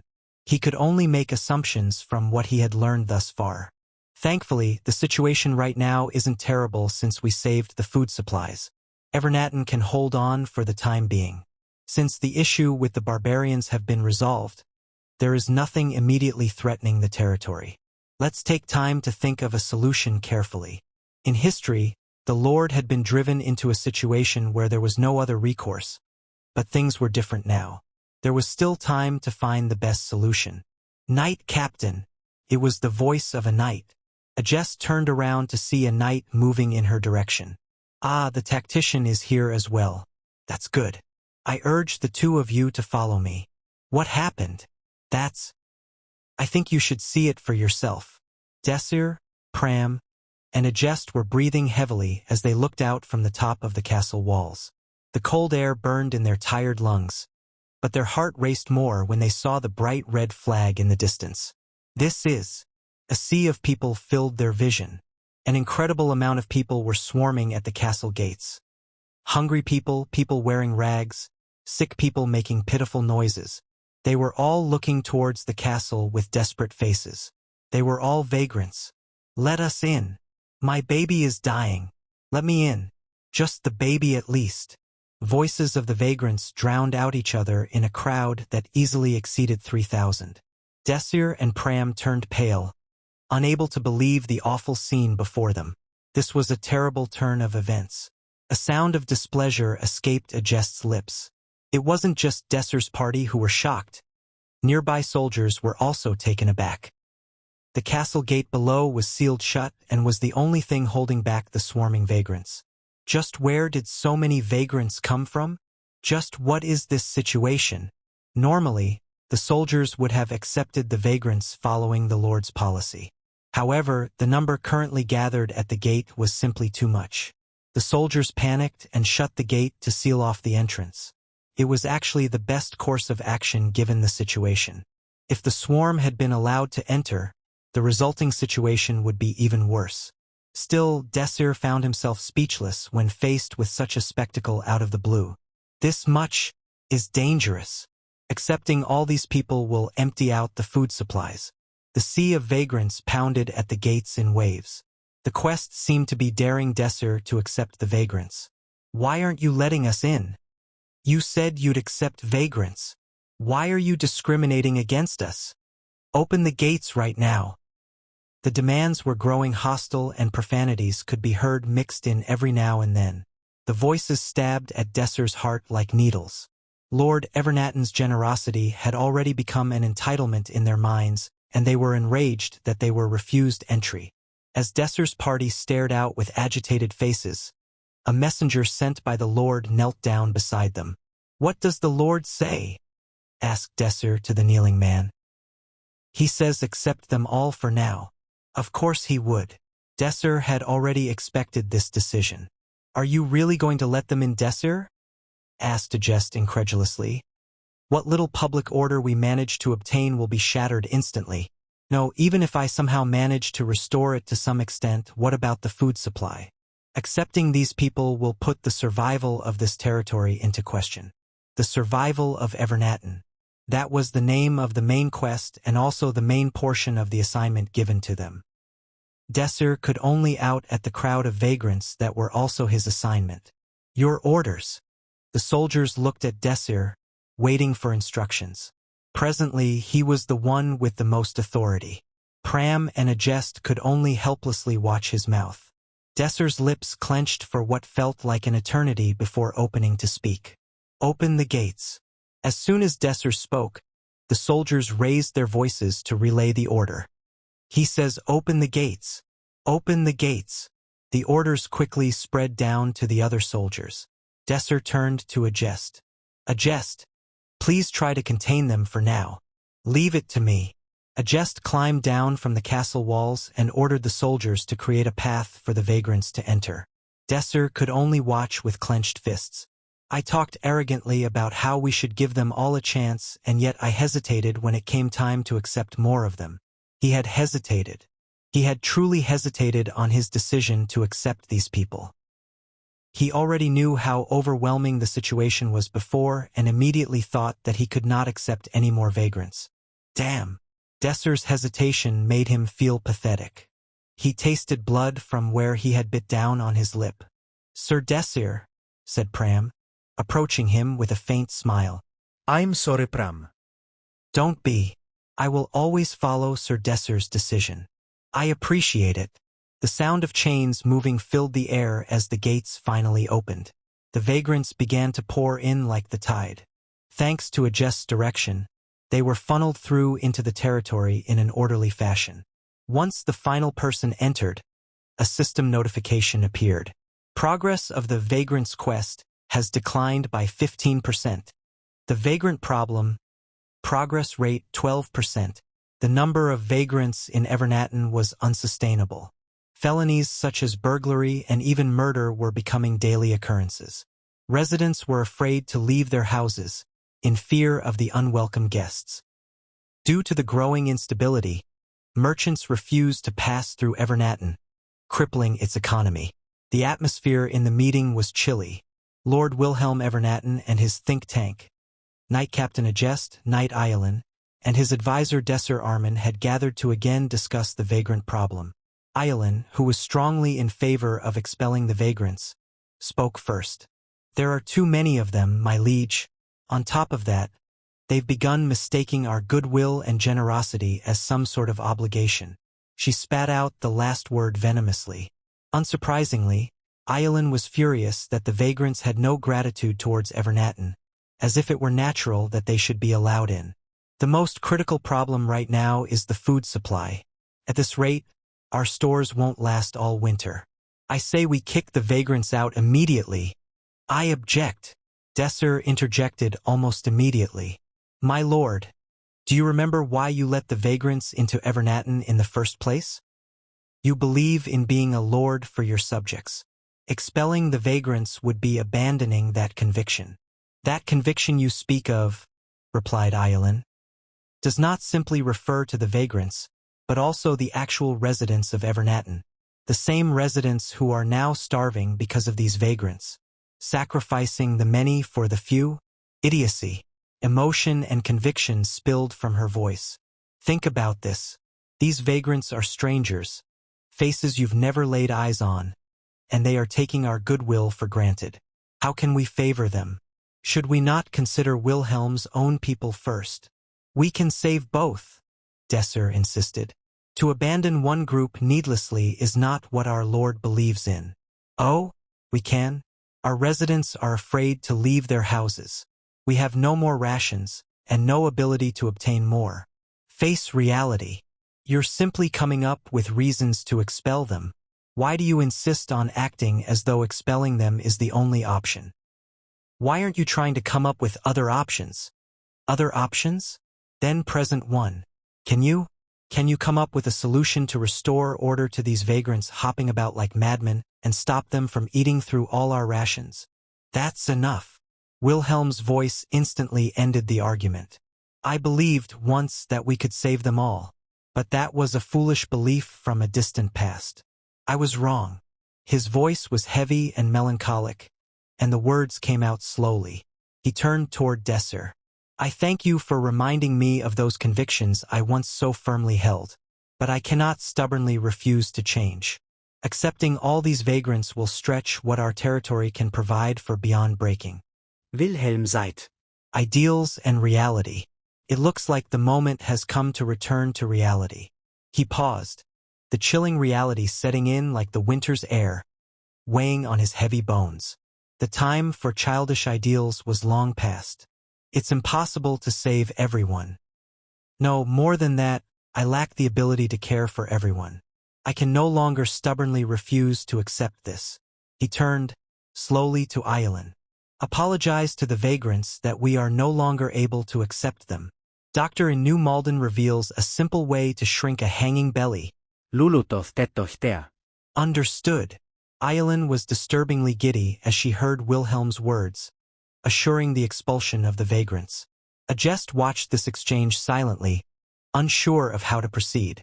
Clearly, the completion condition for this shadow world was to change Wilhelm's decision to the correct one. But, as she watched the conversation unfold, she couldn't think of a single argument against Wilhelm's decision. She was certain, had she been in his shoes, that she would have made the exact same decision, which meant, unfortunately, that history was bound to repeat itself, leading to the quest's failure.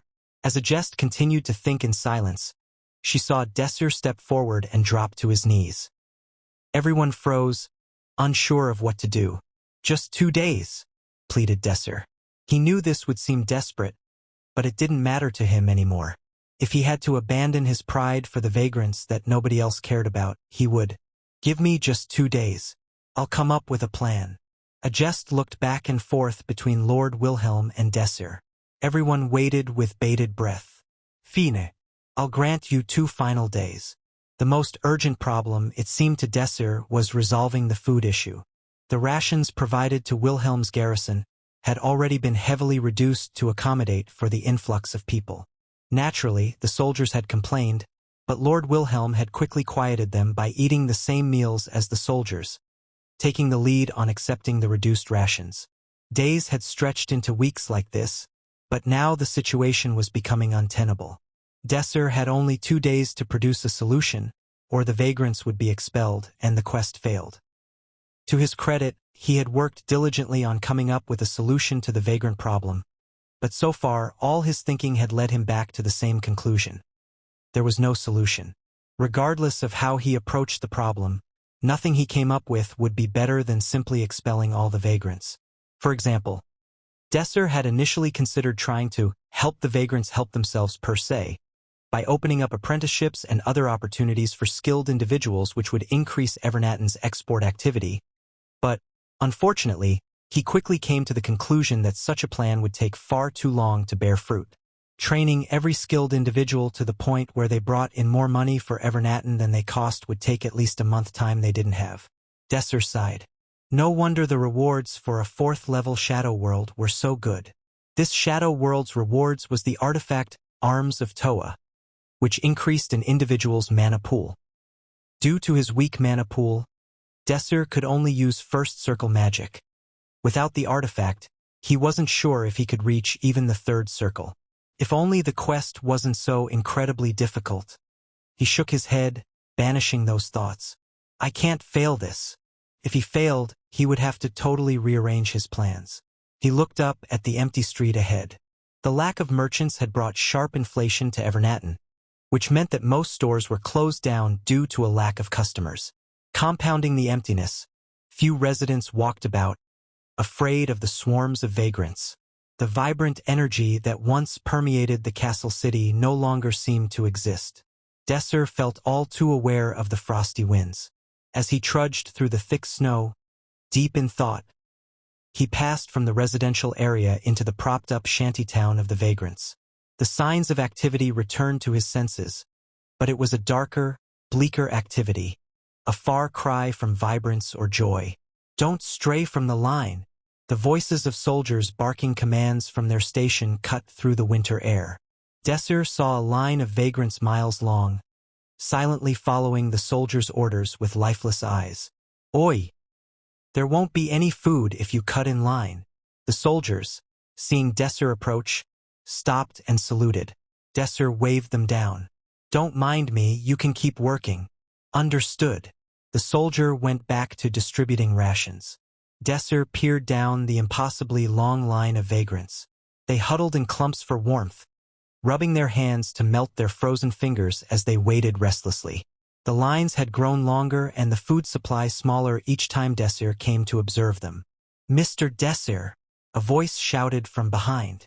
Desir turned to see Lilica standing next to a jest and waving her hand excitedly.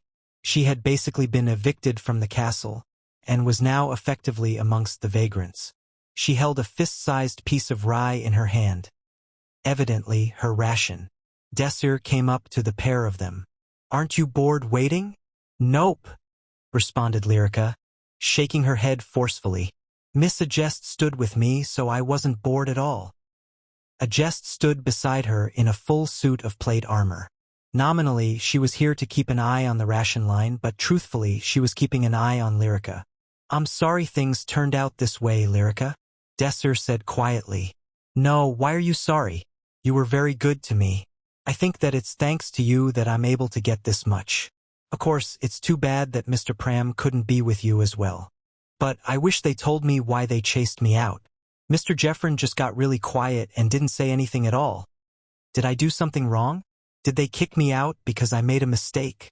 Desir shook his head. Like I told you before, it wasn't anything you did. What was it then? Desir fell silent as well. How could he possibly explain the truth to her? It would be too cruel to expose the terrible reality to her. You'll be able to come back one day, he offered. Then watch Carlos for me until then. Carlos. It's the name of the snowman I made. Of course. Leave it to me. Satisfied, Lilica disappeared into the mob of vagrants. The streets were filled with vagrants, making it look like a war zone. Knights were deployed to oversee the food distribution, and Pram was sweating profusely as he gave orders to his soldiers. The situation was getting dire. We're going to drive them away in 2 days anyways. Why are we wasting food like this? Said a soldier, expressing the irritation felt by their peers. Others chimed in with their grumbling. While I feel bad for them, how can we look after them if we don't have enough food for ourselves? You know, I wouldn't be complaining if we had food to spare. What is the Lord thinking? I wonder. They weren't necessarily wrong. People are typically inclined to share only when there is enough to share. Desir. Agest made her way towards Desir. She motioned to reach out to Desir but stopped, her lips pressed tightly. There was nothing that she could say. What a sheedy feeling, said Desir. It was a feeling that he had forgotten for a very long time. The feeling of despair, being unable to save someone no matter what you do. The feeling of being powerless to do anything in a helpless situation. Desir clenched his fists. Anything is fine. If I can just get one hint. Just any help. Have you thought of a solution? Asked Aylin. She was overseeing the food distribution and, noticing Desir's presence, was walking towards him. Knight Aylin, replied Desir. You speak as if you don't want me to come up with a solution. Surely you jest. I may have some opinions of vagrants, But how could I let my personal feelings get in the way when the Lord's territory is at stake?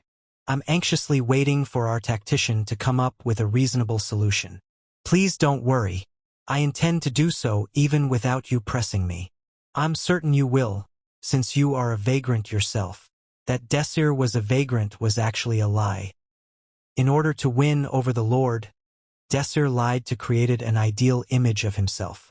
However, there was no need to explain this to Aylin since her opinion of Desir didn't matter. Additionally, if the lie was exposed, the Lord would no longer trust him. As a tactician, continued Aylin, you must understand by now that the only solution is to deport all the vagrants.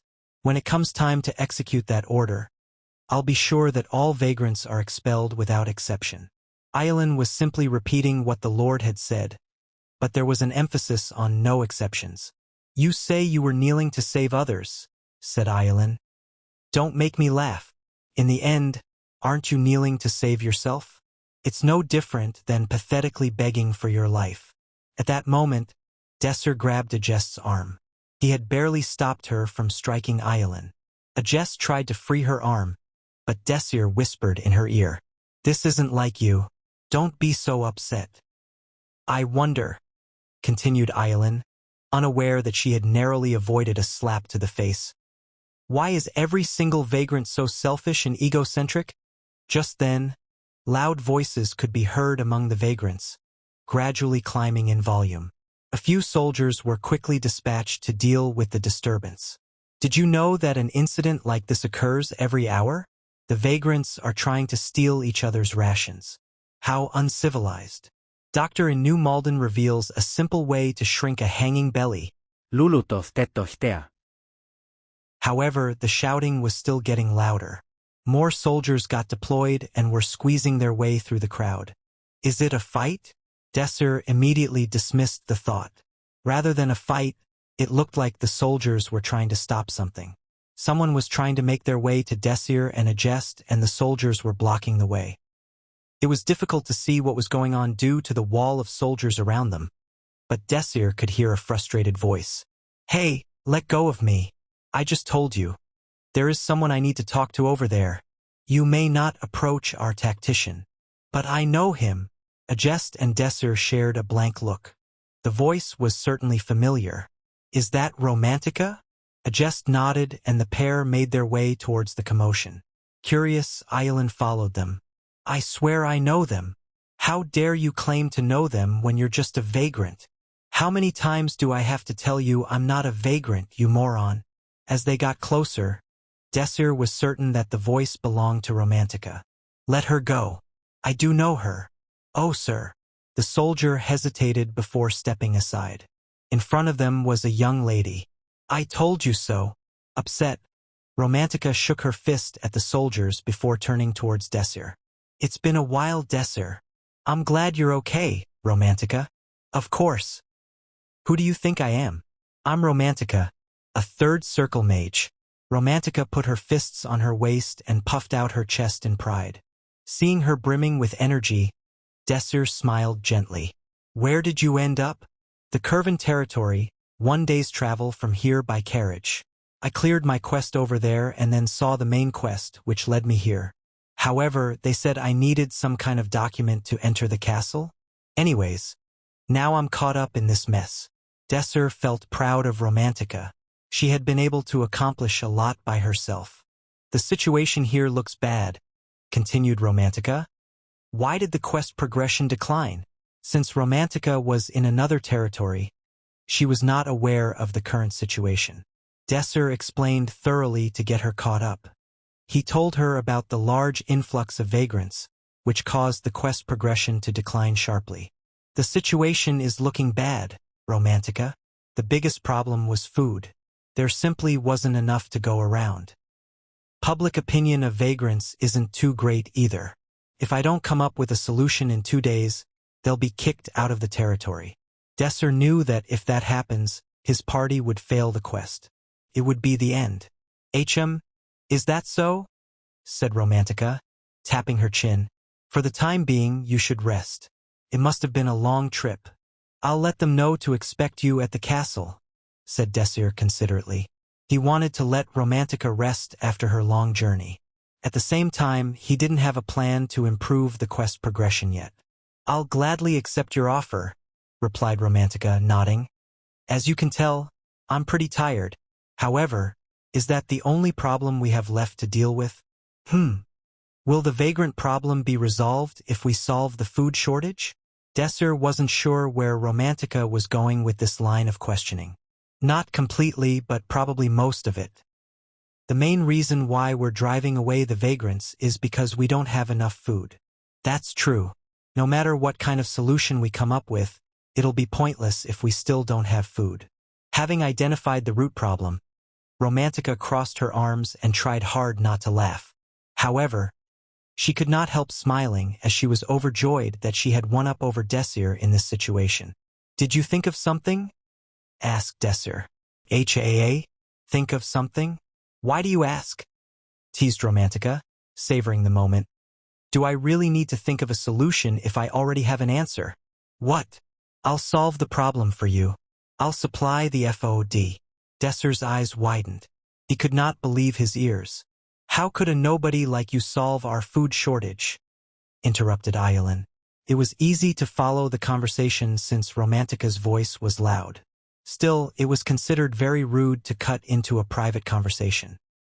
That Ayelan was doing so implied that she was looking down on both Desir and Romantica. Romantica turned to look at Ayelan with a cold expression. "A nobody? Who are you to say that? I am an honorable knight serving Evernatten. The Vice Captain Ayelan Lilystick." "Oh, is that so? A noble, huh? What a fancy title. No wonder you can talk smack." Romantica glared at the knight. It was not a good first impression for either of them. "How insolent!" roared Ayelan loudly. "What did you just say to me?" "Hey now, listen to me.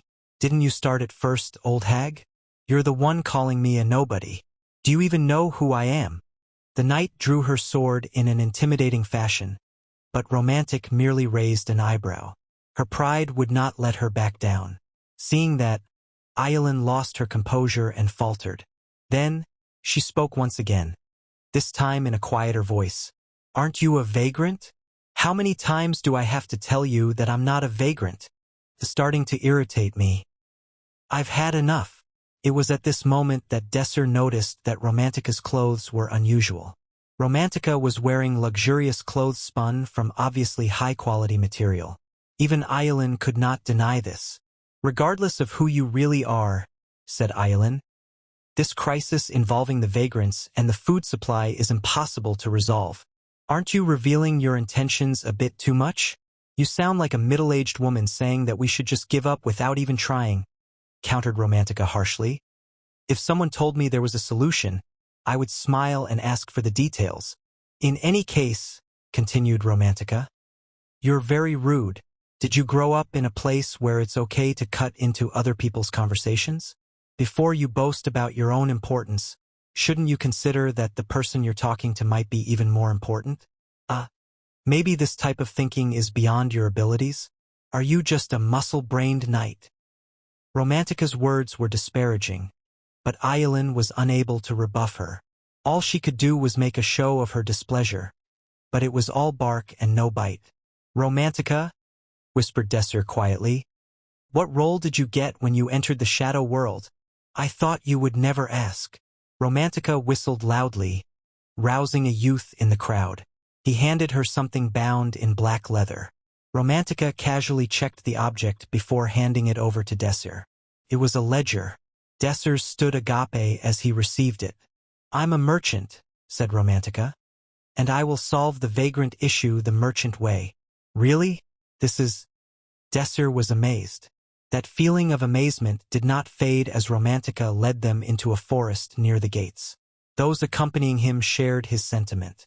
Their eyes were wide and jaws hung open. Wah wah wah! Horse-drawn carriages and wagons were lined up, filling the entire forest. They were not small in size, with each of the 30 massive carriages requiring 4 horses each. There were also countless workers managing the wagons. "This is impossible." "What is?" As the knight stood dumbfounded, Desir and his party walked ahead. The workers managing the carriages were all wearing the same uniform and all greeted Romantica respectfully as she passed. "This is a merchant group led by me," explained Romantica. "We usually deal with medical product, but, well, we recently had to shift our focus in a major way." Romantica walked over to one of the wagons and revealed its cargo. The wagon was filled to the brim with food supplies. There were all kinds of products, including wheat. Doctor in New Malden reveals a simple way to shrink a hanging belly. Lulutoth tetohtea. I got news that all the vagrants were gathering in Evernatten. From the sheer number of them all, I knew that there was no way Evernatten could sustain them all. So I predicted that value of food to skyrocket.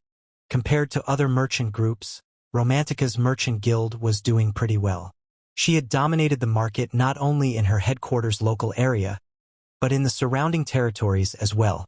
Romantica's outstanding business sense had ushered in a golden age for her guild. And so I went all in. Romantica had directed the guild to liquidate a significant amount of its assets in order to purchase food. This was a bold move, foolhardy even. But it might have been this sort of aggressive thinking that had helped the guild grow in power. Romantica gathered information, analyzed it thoroughly, created a plan, and executed it without holding anything back. Of course, things didn't always go to plan. It wasn't possible to account for all scenarios or gather perfect information every time. This is where business sense was important. Although betting everything on a gut feeling meant you would risk losing everything, Romantica was fortunate thus far that her business sense had always resulted in the most favorable outcomes. "We were almost robbed by bandits on the way here, but we managed to fend them off. Now I understand why you worked so hard to make me a third circle mage." Romantica showed off the rifle she was carrying. Desir felt sorry for the bandit group. "So a jest?"